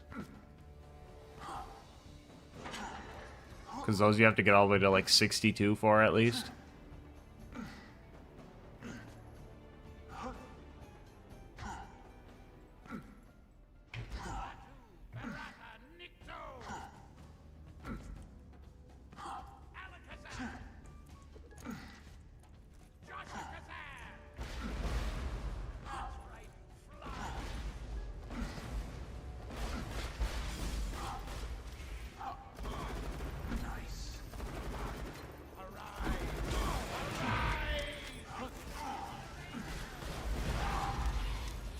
Oh, there it is.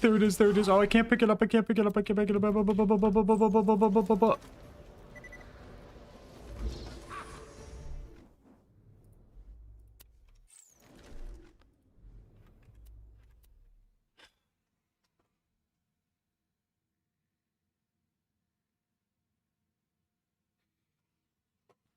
was awful.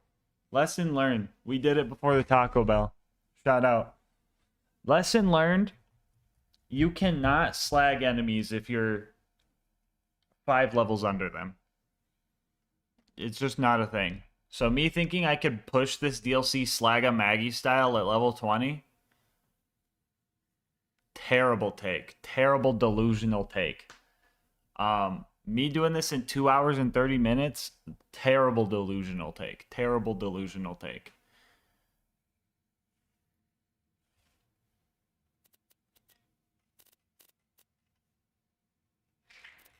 Welcome to the gang. Yo, Mr. Skirt Skirt with their sub. Gifting ones out before doing themselves. Shout out. Let's go. Well, we got the chain lightning.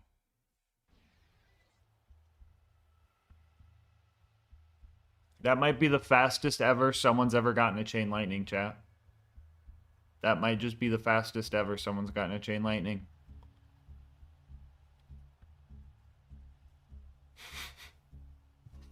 Peculiar boast, but alas. Alright, I'm gonna get a gamer sub.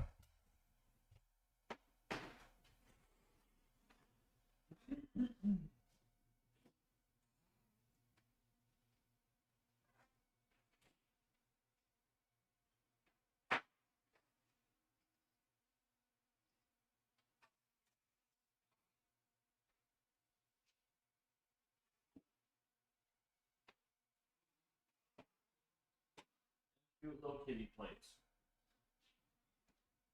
The cute little kitty plates. Alright, we can close this. No, no. We got close rewazed.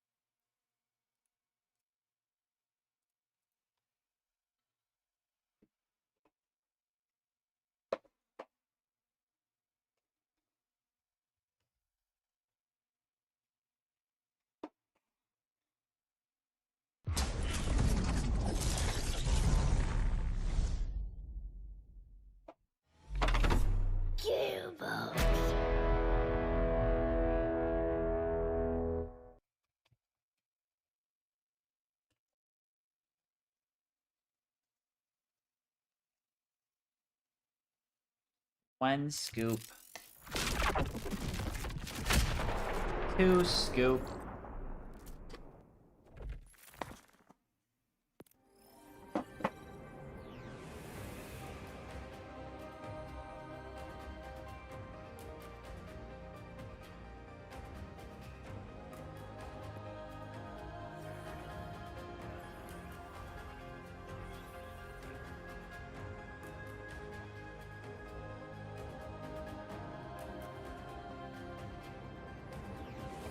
Yo, chat, time to play as Amo in the Fortnite.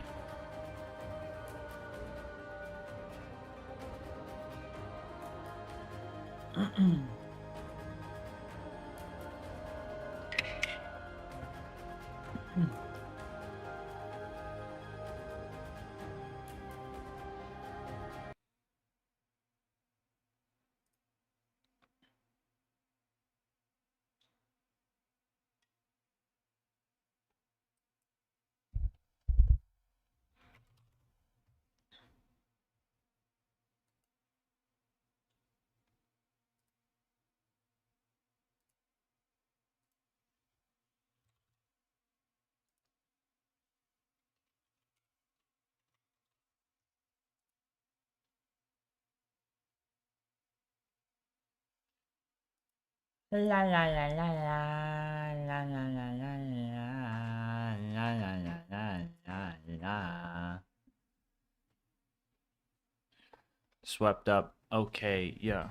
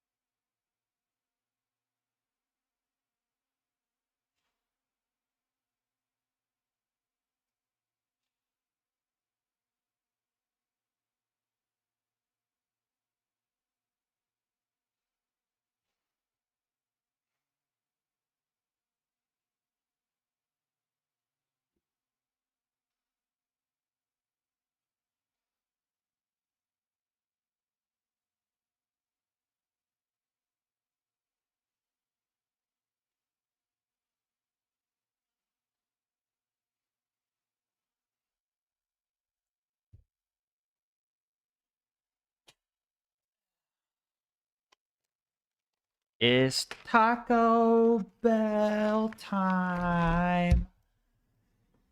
When your bell is taco.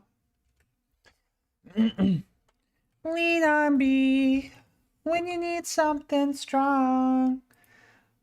It won't be there because of a ground tremor. Now you can't deal any damage because all of your eggs were in one basket.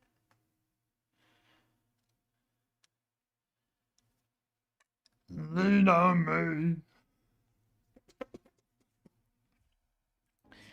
Alright guys, today we're gonna be playing Amon the Fortnite.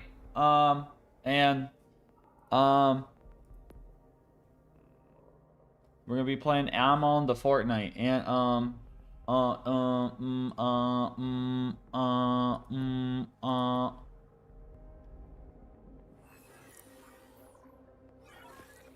Nakas, who is that? Nakas, who is that?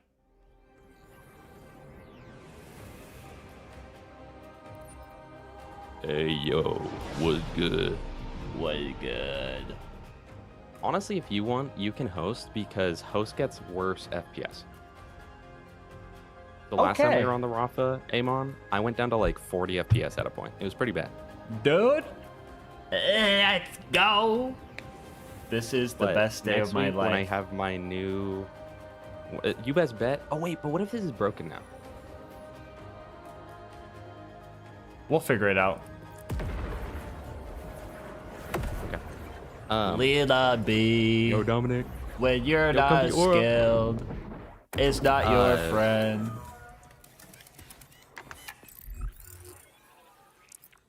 Are you done? Yeah. Oh, let me, guys, you can't hear him. Let me set up my Discord. Hey, but next week when I get my new CPU, you best bet I'm freaking hosting, bro. All right, guys. So I don't even know what I'm doing on this character. I'll be real. It's something TD or something or another. Backpack full something or another.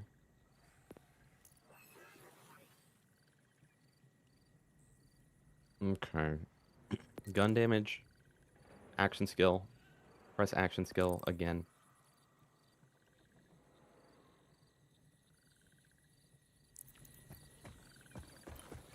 I drop shields. Alright, I drop nades. Deal increased damage, and then I do more chuck damage. Okay. We got it. We got it. I think I know what's going on. Alright, let's see. So if I go to missions. You know what? I'm gonna do this real quick. Yeah, last time we had just leveled up to be able to go into Terminus range and the other area because it wasn't very good. Do you want to go do the vault kill tower, again? But, we could.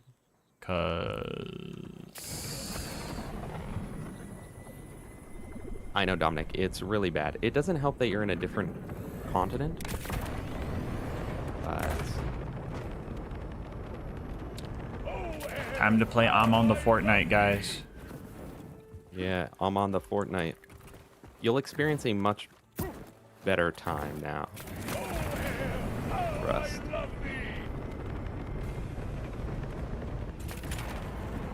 Oh, you know what though? I would at some point like to, maybe some point soon, go farm the Foundry Freaks because they can drop the Chuck. I know. Which is the TDR, the very good TDR, and that's really what I'm wanting with Rafa. Okay, you want to do it after we do this vault? I'm down. Yeah. Why are we doing the vault? Because it doesn't have my vault, and I don't think I have the jump upgrade. Oh.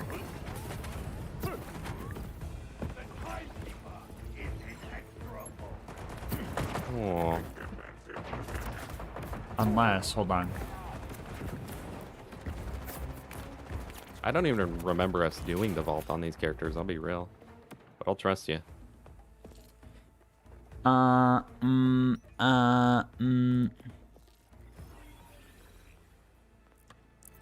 does one see their player stats? Where are those listed? Down in the bottom right of the skill tree, right? True. Player stats. Why does glide pack regen rate 50%, delay 3 seconds? I don't think we... I don't know that we did the... Maybe we did. I don't think we did. The timekeeper's servants have returned. Did you see your... Yeah, I saw your 122 million damage test dummy. More of the order are moving in. Absolutely. Absolutely bonkers. Hello, Quadblades. Hello, no. I know. That's a silly what?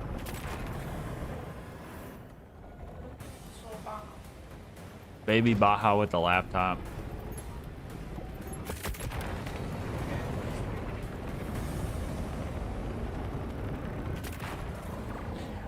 I took her to my bathroom in a green tent. What is this, bro? A crawler? Hold on, let me do this crawler. Bro, hold the crawler, man. To my chat and Gas's chat, if you've ever been interested in playing Melee Amon, I've got a guide coming up today.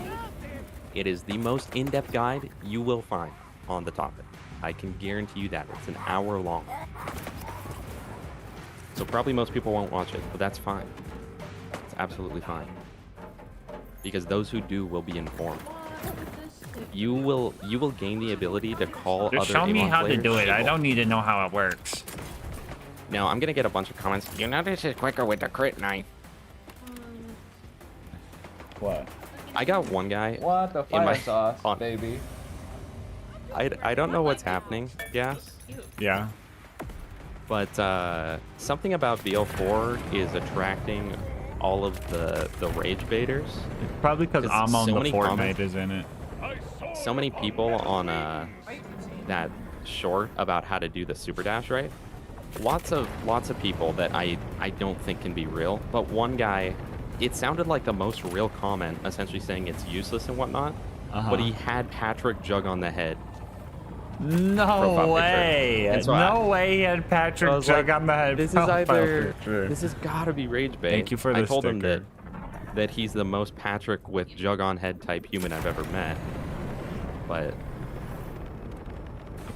yeah, it's wild. Never look at YouTube shorts, guys. It will ruin you. Dude. It will fry your brain. Dude. You can't fucking you can't crank 90-degree turns with that shit, dude. That shit's so useful when going through the bunkers.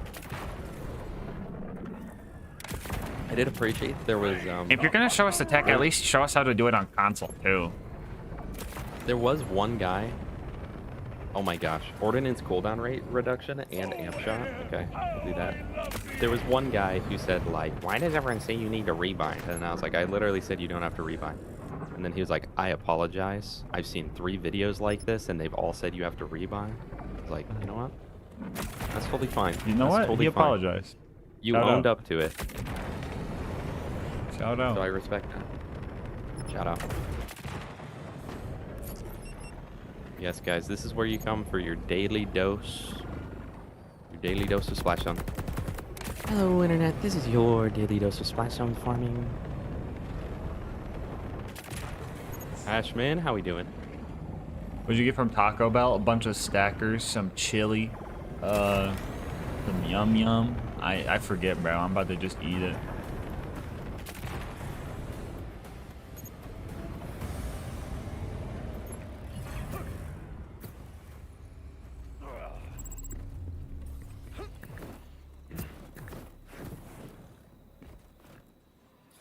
No way, Alex. This is my very first time playing Borderlands. Oh yeah, I started saying it last night, guys. But, you know, I appreciate that people are trying to, like, help me kill stuff.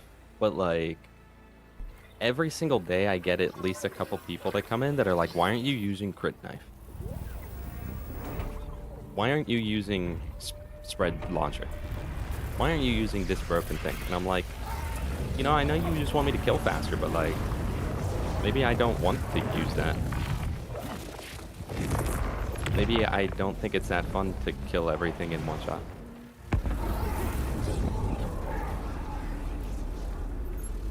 Why didn't you just mod yourself to round 86 on zombies, dude?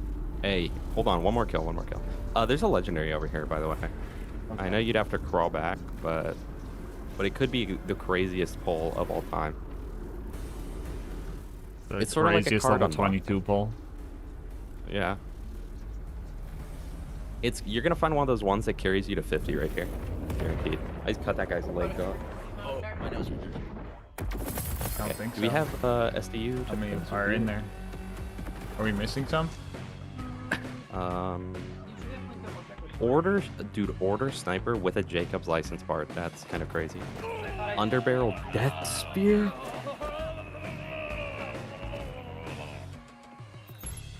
We did do 3 and 2.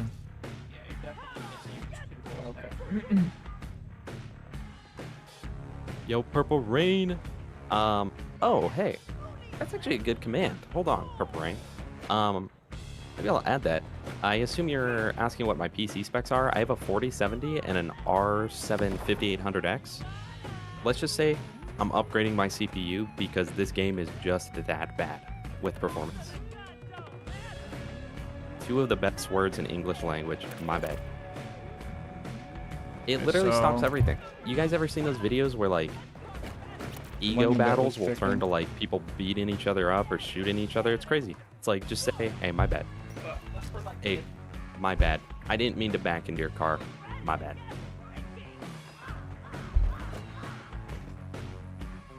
Yeah, I think we're just missing the 2 beef stackers. I will say, Alex, I think that shotguns are not the worst to get the Ripper attachment on. It's not great.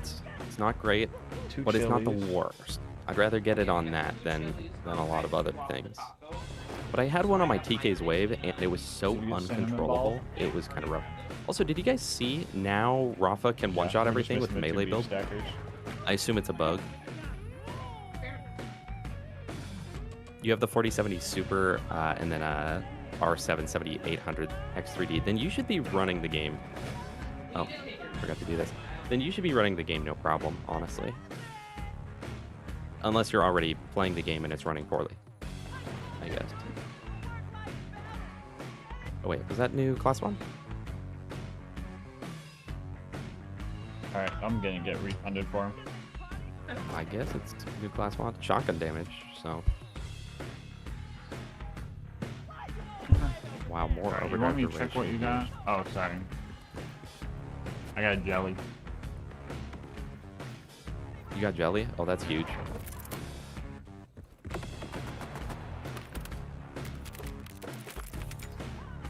I was really waiting for the game, but when I saw the problems, I've been thinking about it. So, I would say that with frame gen, I've been getting normally around 80 to 120 FPS the whole time, but I'm recording and streaming, and my CPU is being thermal throttled the whole time because the Unless you're 5800X min-maxing every movement, you suck according to gamers. Well, no, because we were literally min-maxing movement, and people are like, "This is literally useless." Like, bro. That's kind of stupid. But yeah, that's just a problem with my CPU. It's just known to do that. So you should have no problem. Like in a solo game, Purple Rain, I feel like you would probably be rocking like... Oh, it's just kind of down there. I don't know. I just looked at him. 130, 140 at least. But you have an X3D chip, which those are really good in this game, super CPU heavy. 1 hour for Lil. Probably closer to like 150 to 200. They actually like do fast food. What if I was able to just have like a buffet table and they just prepped all the ingredients? Bro, I didn't press the friggin' button. You just want to go to Country Buffet or whatever it was called. PS4 haven't had any performance issues. Have you been having the thing, Bob, where it like starts dying after 30 minutes? Because I heard that's a thing. But also, Um, I will tell you though, Purple Rain, for the first like half of my playthrough, I had my settings kind of messed up. And so I was running this game not well at all remotely, right? But it was so fun that I didn't care. You might as well get little TJ for me.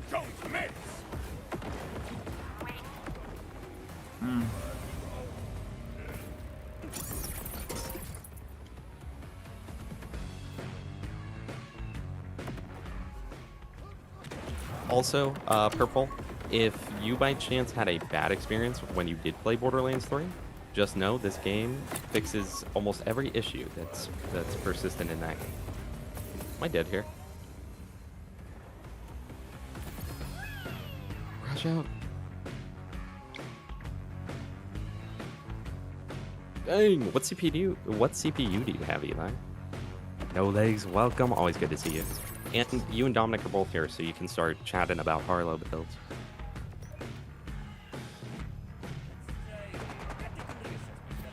Good call.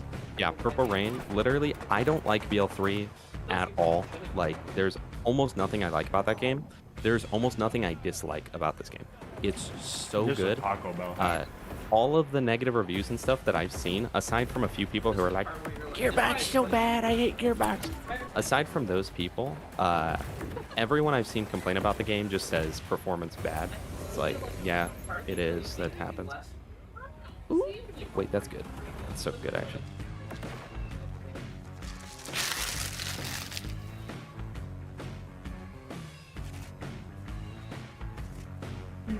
I need to be on the lookout for TD or junk. I'm surprised you can flip it on top of it. You know what? I am playing the grenade character. I don't want to just hold on to the swarm for 80 levels, and I think it's level 13. So, yeah. Hello, little TJ. Oh, sorry, T. I'm just making my... No, you're all good. Here now, because you're timed out for 1 hour in GASMASK'S chat. All right, cool. Let's go! Glad For to the have you here. RNG. That makes RNG less, though. Get banned in TX's chat, too, and we'll get, like, a god roll. We'll get a Pearl before they come out. TX, are you ready to get a Pearl? Like, live? Yeah, I think it'll be fun. You ready to start popping off? You ready to get I'm ready to get a phosphine shiny pearl. Yeah, I was about to say the same thing. Oh, gas. Gas. What kind of build are you doing right now? Ice, just throwing axes. Kind of versatile. I just found one of the class mods for your ordnance rocket launcher build. If you wanted to try that build, because you haven't used like any rockets so far, right? Not really. Very, very fun. Dude, I found a TD or Jacob's sniper rifle. Let's go. Let's go. Everything is good. How do you throw those? 7800 X3D. So, I don't know. I'll check in a second. Purple Rain, Eli is saying that on his 7800 X3D with his 5070 Ti, he's at 45% CPU usage and over 200 FPS the whole time he's playing. So you should be in good. Like, you should be totally fine. Here's the class mod. I was using that rocket build the other day. Super fun. Super fun. And yeah, luckily not a Ripper sniper rifle, dude. Oh.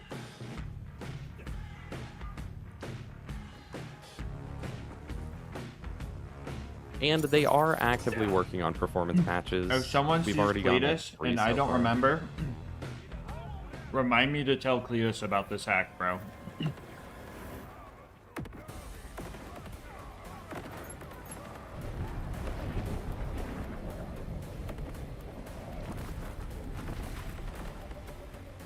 Wait, that's just high damage and at the cost of only 3 ammo, guys.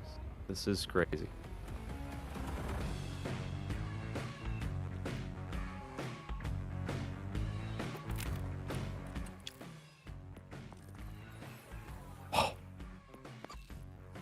Oh my gosh, let's go. Alright, can I sort some loot? Yeah, I just found, I got Ripper lead balloon. Chad, it's Ripper. We lost. I just got a thingy madoohickey. Oh, an amp movement speed rep kit. So you want TDR Ripper GG. shotgun? Doesn't count for much, but I have almost 100 hours and haven't had a crash. Bet I've been jinxed by it now though. Lol. I've only had one crash that wasn't when I was literally pressing quit game. Only had one crash that wasn't during that. So far for me, it's been good.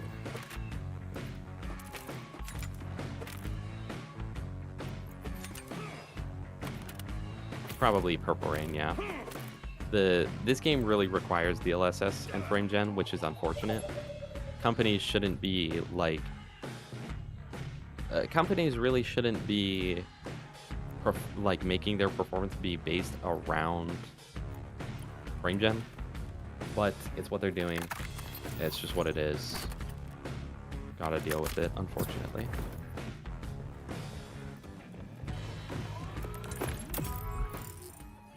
Alright, we can kill the vault thingy now. Un momento. No, not really Purple Rain. The DLSS hasn't really... I play on performance mode and I haven't noticed any difference in visual fidelity. Occasionally the ground will look a little weird though. That is the only thing that I've noticed. Sometimes it looks like it's like a mesh over it, and I know, you need a mesh, but sometimes it's just got a certain look to it.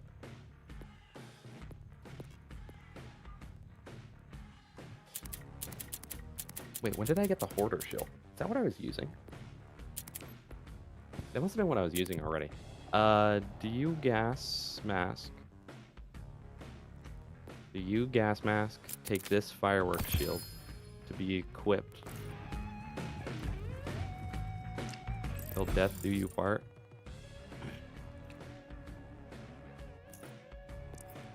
What do I have? I have the extra medium. But this, if you want a firework, it's there. Thank you. Lead balloon, trash. Guys, why do I have so much like level 12 junk in here? Did I really not at any point like organize my inventory?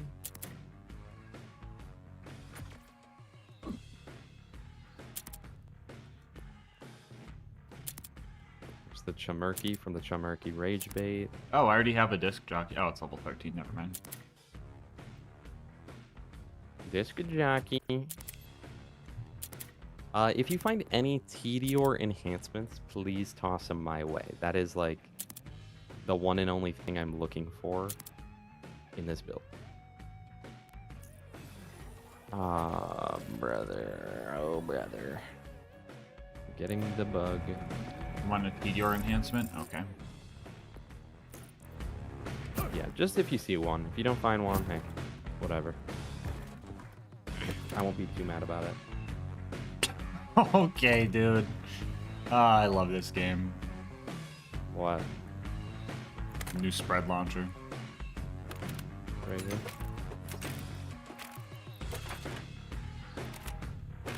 Why don't you just use that spread launcher? Well, I don't have to because this guy has it the whole time.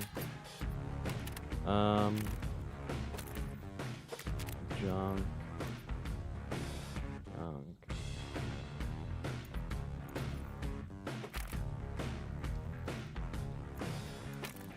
Did someone say, oh my, TDR enhancement? Found a good one? I think so. 2 of the stats are TDR good. Here, look at this, look at this. Okay.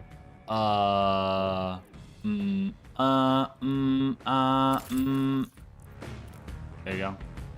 This is my destination.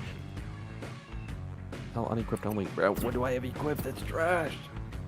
Alright, so I've got the divider. This one's guns with TDR license have longer lifetime.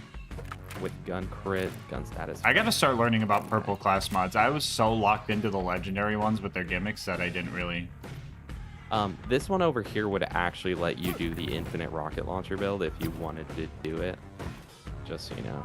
What am I looking for? A cyborg? Okay. Cyborg with the So, let's green is see. the right one, right? My current enhancement gives chance for an additional projectile, which is just straight up double damage. This one, though, gives gun crit, status effect, and mag size. The mag size is pretty good.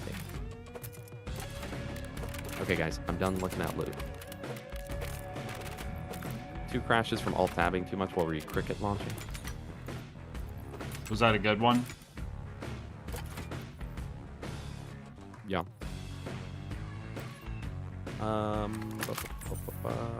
Arg, welcome. Got my first penetrator augment knife today. The difference in clear speeds is nuts. It really is. It really is going to get nerfed as well. Guys, what's with this long bottle?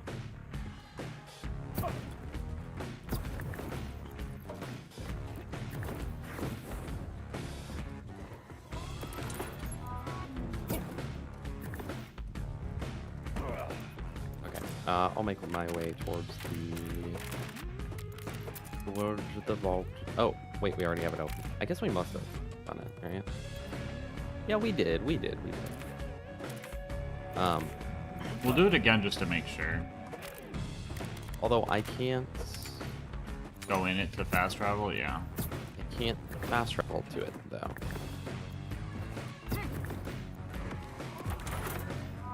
Tell me when you're done looting and I'll take us out of here. Yeah, you know, on this there is go for it. We don't have any like fast travels unlocked. Well, I'm gonna go drive past the fast travels. Sam Smiley, hey, how you doing? Chris Nelson. Chris. I don't know if you want to play Amon at all. I think you'd love him, but I don't know if you want to play him at all. But today I'm releasing a full guide on Melee Amon. Okay, it's in the process of uploading right now.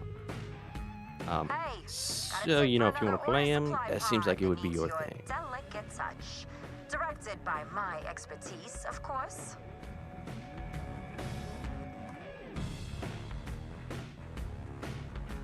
Sorry, I had to snack up before.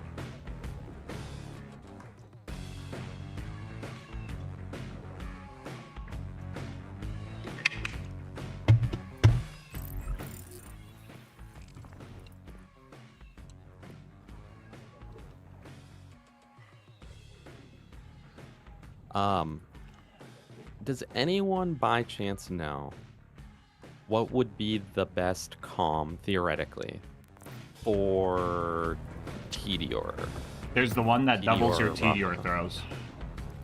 It doubles all ordnance. Yeah. It's the Grenadier or Grenazerker. Where is that from? Unsure, but I have a spare one in my bank if you want to borrow one for level 50. I can look it up, actually. Here's what I will agree to. If we get level 50 and I get one, then if that one's better, I'll take it. But I don't really want to do much like bank sharing, you know? No. Yeah, I get that. Apex Alex. Is there a platform where I can watch and support both you and Gas? Or do I need to open 2 things? You need to open 2 things, unfortunately. Oh, we can knock our streams though. Oh yeah, knocking up Radix our streams. Yes, Radish, man. Well then, I know what we're doing in Carcadia.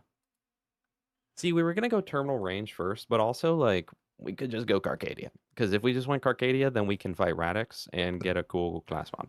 Yep. Also, I knocked. You could join whenever, except sure. Wait, did that work?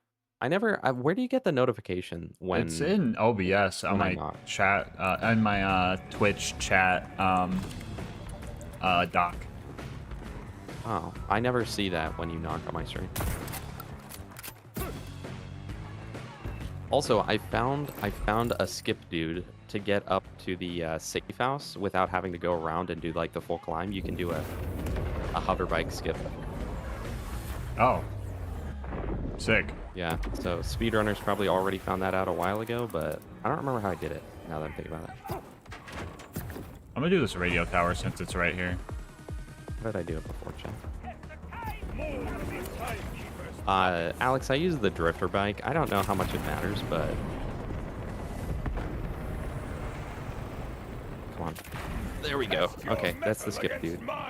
And I just am having to re-unlock it because we swapped to him hosting because it kills my frames when I host.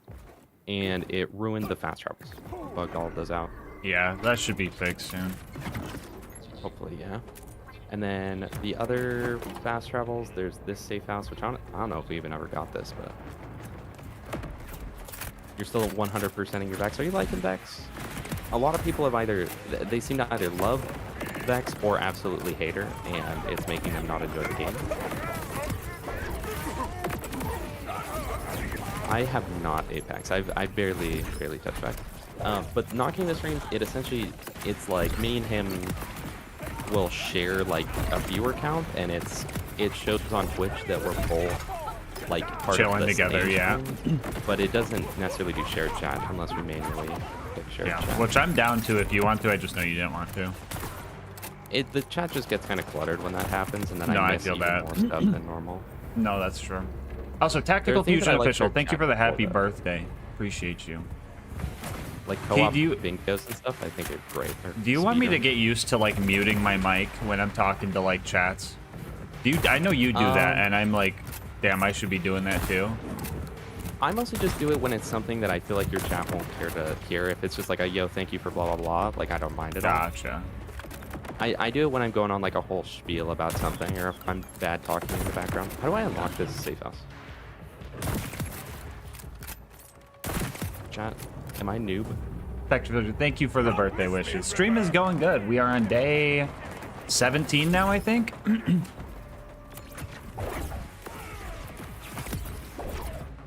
Oh my god.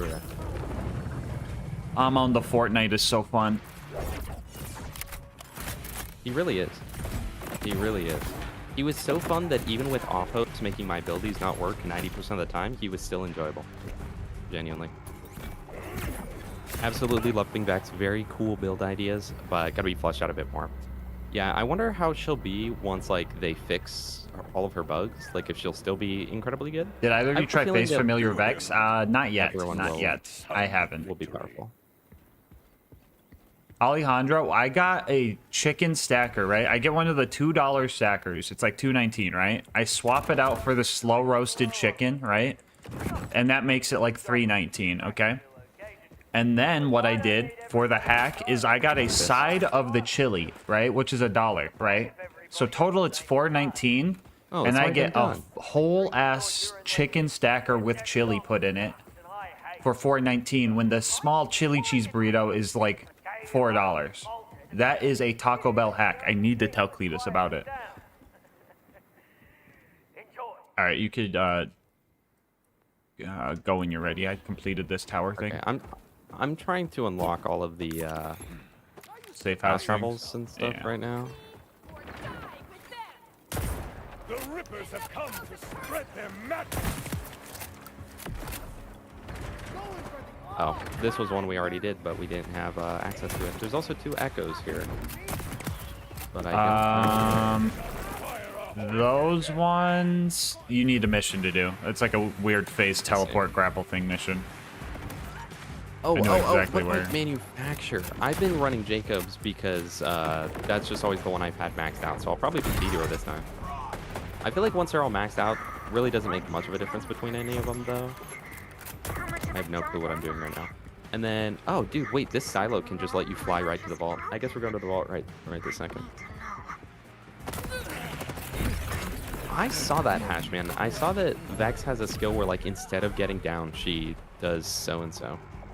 Kind of crazy. Broke the 1 million barrier with the hot slugger. Welcome to the club, Dominic. Welcome to the club. It's kind of insane what's possible. I can open 2 tabs and watch you in GASMASK at the same time. Well, thank you, sir. The views are cool.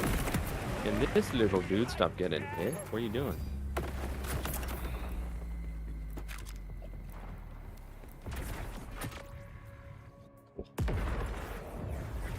All right, so let me read how this works exactly. Skills. Right, forge. Press 7 and throw twin forge axe, dealing cryo damage to enemies and path. Okay. Then I have the thing. Forge drone. Whenever Alma activates his forge drone skill, he spawns a forge drone that attacks nearby. Activating forge skill while Temple Pyre is active fully restores the duration of the active forge drones. Okay. So I need some type of cooldown rate type skill in order to get for the challenge to get 4 drones out at the same time. Okay. You could find a amp or a rep kit. Yeah, the rep kit has 100% cooldown. That would be helpful. That's what I've been using pretty much this whole playthrough. Since I was tired of using just amps, but then I found an amp with cooldown, so I'm like, okay. Or I could just get this level up right quick, and then have 4 out.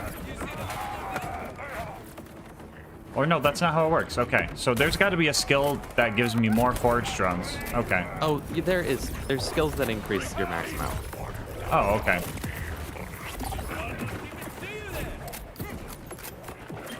Guys, the fireworks might be one of the most broken shields. It's just so free.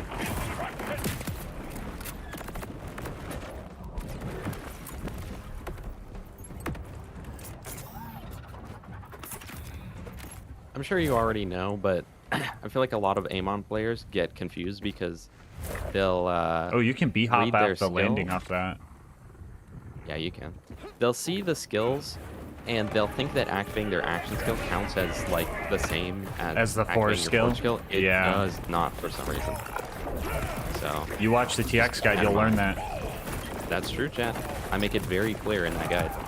And in the written guide that took me, I think, 3 hours to write. So,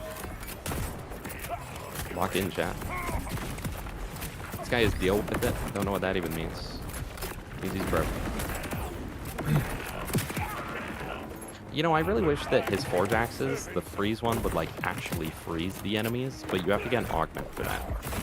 So, yeah. I don't really know what the point of the 2 is, other than just this enemy takes more cryo.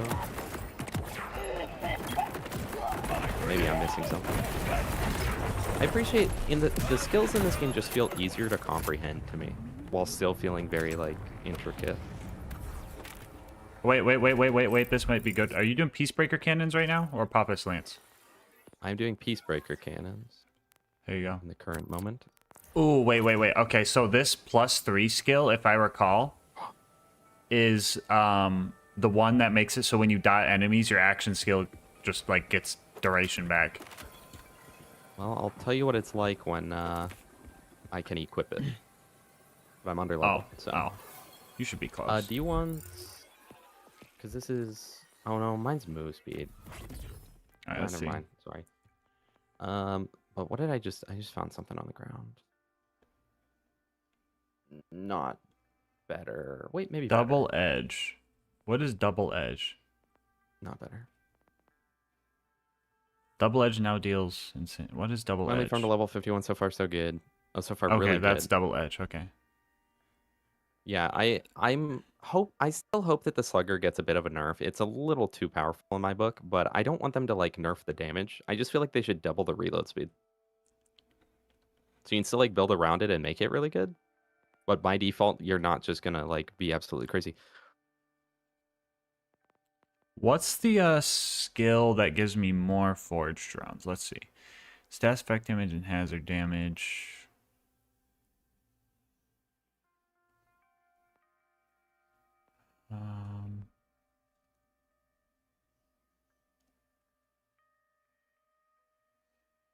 Or is there a class mod that boosts this? Wait. Or is there a class mod that boosts one of the skills that gives it fire, guys, or something like that, maybe?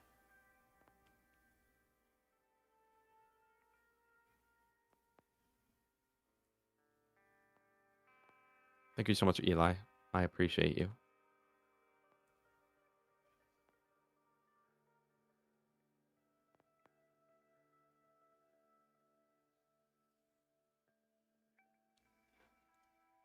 Oh, right here. I see. Eli, I know you haven't been shown up to the streams for a little bit because you've been busy playing the game. And you didn't want spoilers. Okay. How are you enjoying the game? I hope you're having as good of a time as we are, even a fraction of as good of a time as we are. Oh, okay. I see. Now I could have 2 axes, a hammer, and a sword. Okay, I need 1 more level up for this to work, though. Okay, cool. That's pretty nifty.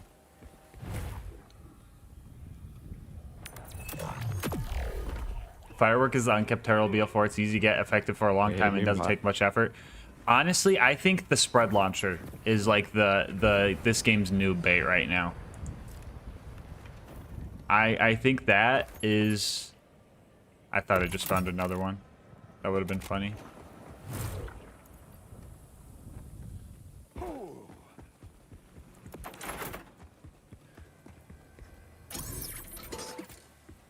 Does Amon have a legendary like axe throwing class mod, chat? What is his class mod from Inceptus? His I don't know where it's from. We've definitely farmed it, but it's a forge drone based class mod. It's all for green tree, but it's almost all forge drone. That's what I want. Chat, where's that one from? I think it's the Crucible. I think it's called the Crucible, maybe. No, that's just the name of his action skill. Oh, I already did it. I'm silly. Okay. I'm on. This one drops the Elementalist. The Furnace is Saul.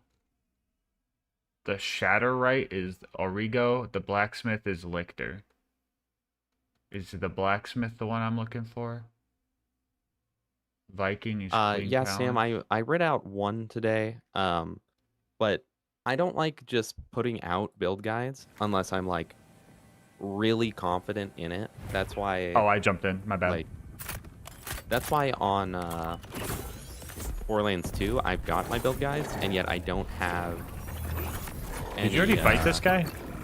We definitely did, because I'm literally using the Husky. Okay. That's why on Borderlands 2 I don't have guides for Gage or Sal or Zero, because I just feel like I'm not good enough at them and I don't know everything. So I'm not planning on spamming out build guides or anything, but there is an extremely in-depth one after 70 hours of aim-on gameplay coming out. It's in the middle of being published right now on YouTube.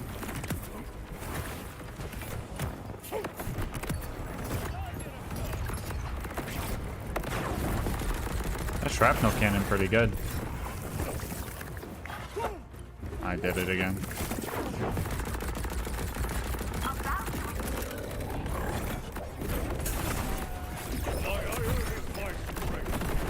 Yeah, I guess after this we should go Carcadia, because... Wait, where... Did you figure out where your green class mod is from? I did not.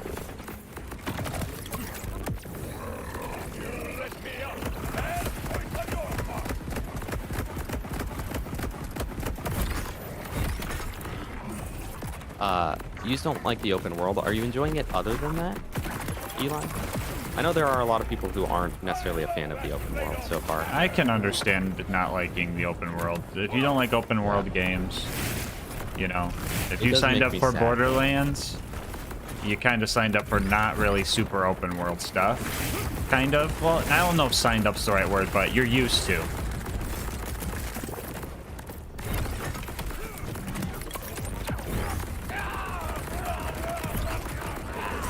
But honestly, grapple cannon. One shot this guy.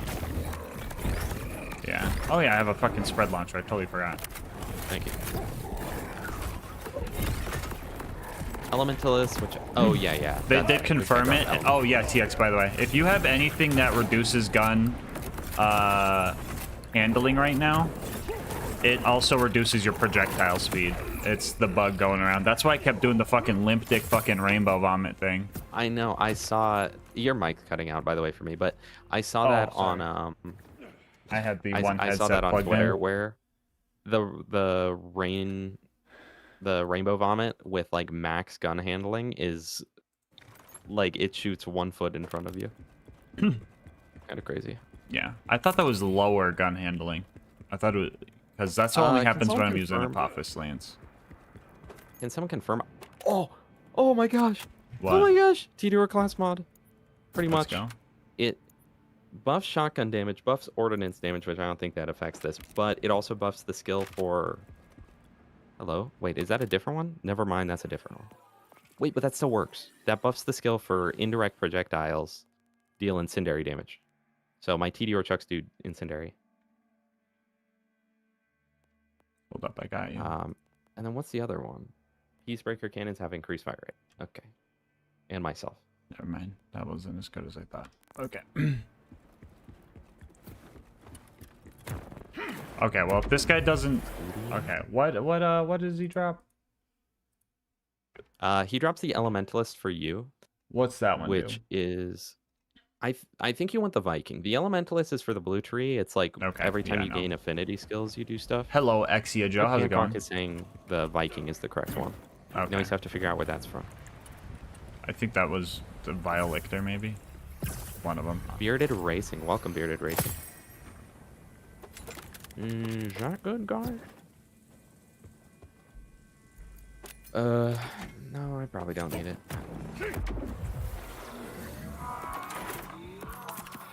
about it. If my meds didn't work, someone would have stopped me by. See, that wasn't. Yeah, I don't think we need to farm this guy. Okay. Meanbot, right now I'm trying to go for just a TDR build. That's all I want in life right now. Is to play TDR Rafa. Alright, well let's make our way towards the Ripper Queen, I guess.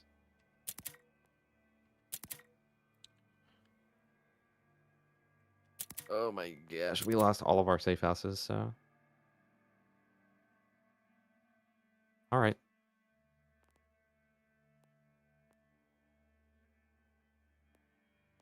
Bro is in the menu? Hold up, I'm getting rid of some class mods.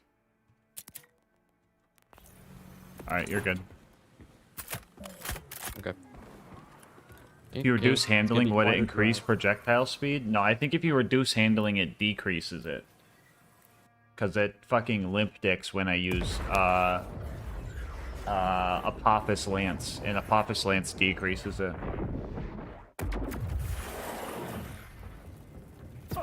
Hey, let me... got a tip for another order supply pod that needs your delicate touch. Directed by my expertise, of course. Gun handling increases, decrease projectile speed, according to Moxie. Wait, gun handling decreases projectile speed? Okay, yeah, that's a bug. According to Moxie. Now it's a bug. We mentioned that. Why do I not have any? Yeah, because Graham also responded to it. Graham also seen the cricket tech, and he was like, yeah, I mean, if it causes performance issues, we'll have to fix it, but I don't want to ruin everybody's fun. So shout out Graham for knowing what's fun. Yeah, the more you increase gun handling, the worse your projectiles. Interesting. Which is really cool. Very backwards, very cool. What's happened to me?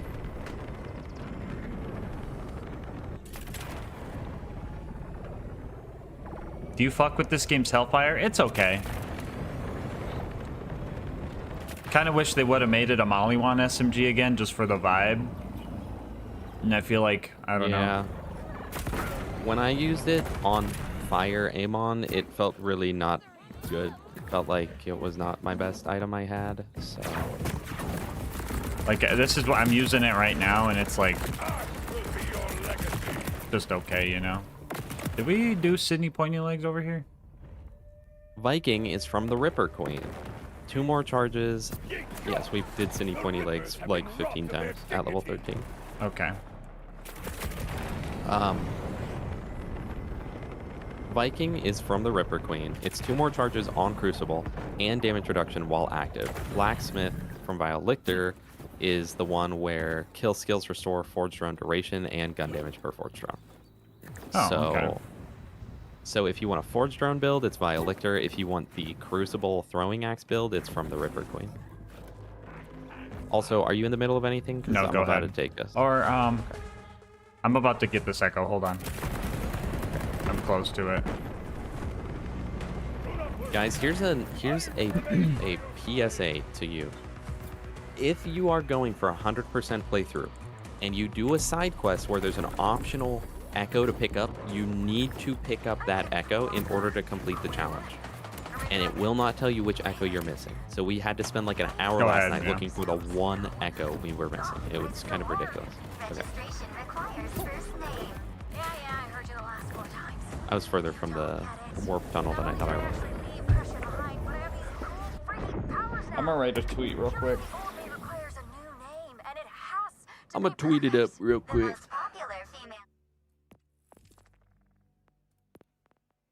Name in the 6 galaxies. Then the 6 galaxies have more issues than I thought. Oh, okay, who am I? I'm a hot and powerful force of nature with perfect taste in music and just the right amount of dark mystique.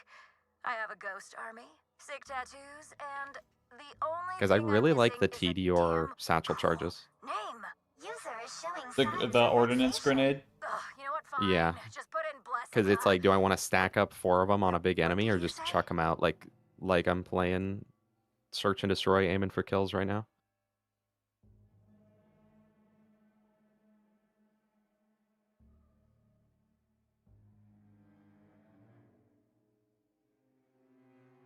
Okay. Oh.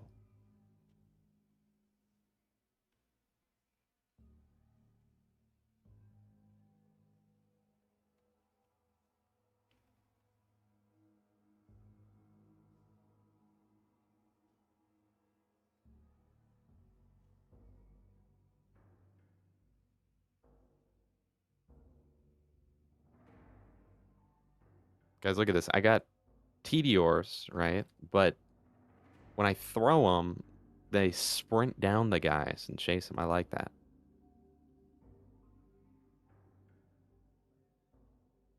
Okay.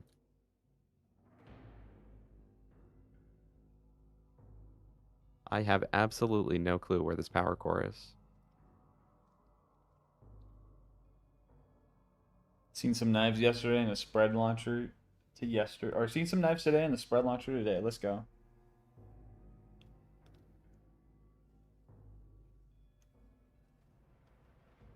Am I crazy? At launch, I barely had any, but now game is basically unplayable. Wait, what? What's wrong, Exia Joe? You're having issues with it? Constant crashing issues? If you do exclamation point settings, those are what my settings are. I think you have a more up-to-date graphics card than mine. I think I'm running a 5070 Ti or something. Make sure you go into your computer settings and allow GPU accelerated, whatchamacallit. If you do the exclamation point settings command, it'll show up. And then just make sure your drivers are up to date too. I know sometimes some people are having issues with the new drivers. No, they fixed that apparently like immediately after. Oh, okay. So that shouldn't be happening anymore, it sounds like.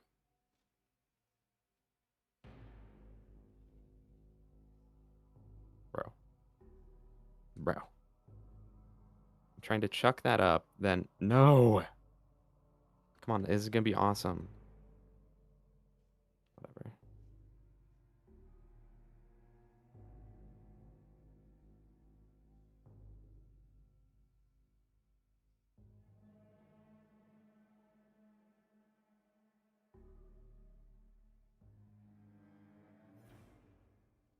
Hot Slugger does have fixed parts, yes, Dom. Do not waste your time farming that.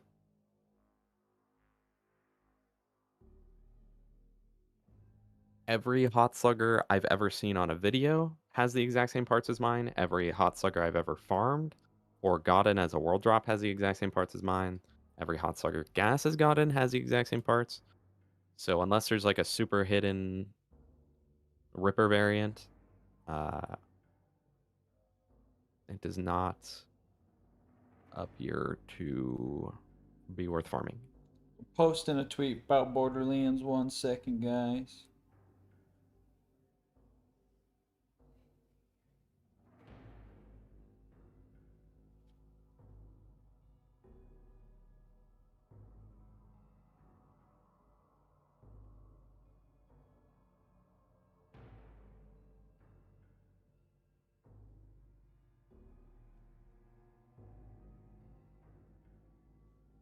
Guys, I'm literally TDR. Pretty sure that guy just tanked that. Thank you, man.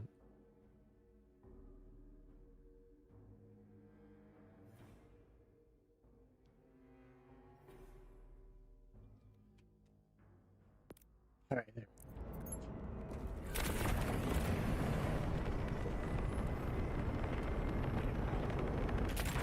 Also, yeah, T, those, like, those, fucking, whatchamacallits, bounties, those are like a shit ton of XP. Yeah. Like 10K minimum. Like 10,000, right? Yeah. I did one, it was like 36,000, and all I had to do was like fucking spread launch for a guy. I will give you a chance to fight Too bad with the way that it works, those don't count towards, like, leveling up the game for some reason. Unless it does and we were lied to. No, because that's literally what people are doing. They're just doing contracts over and over, and then they're like, why am I still underleveled?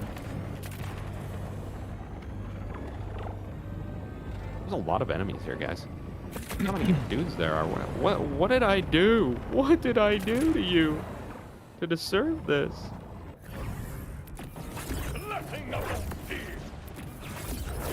Hey, yo. Death Dread, thank you so much for the follow, Death Dread. I appreciate you.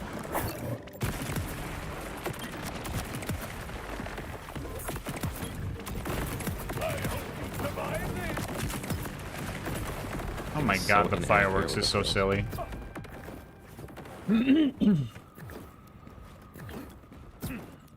Oh, fishing, yay!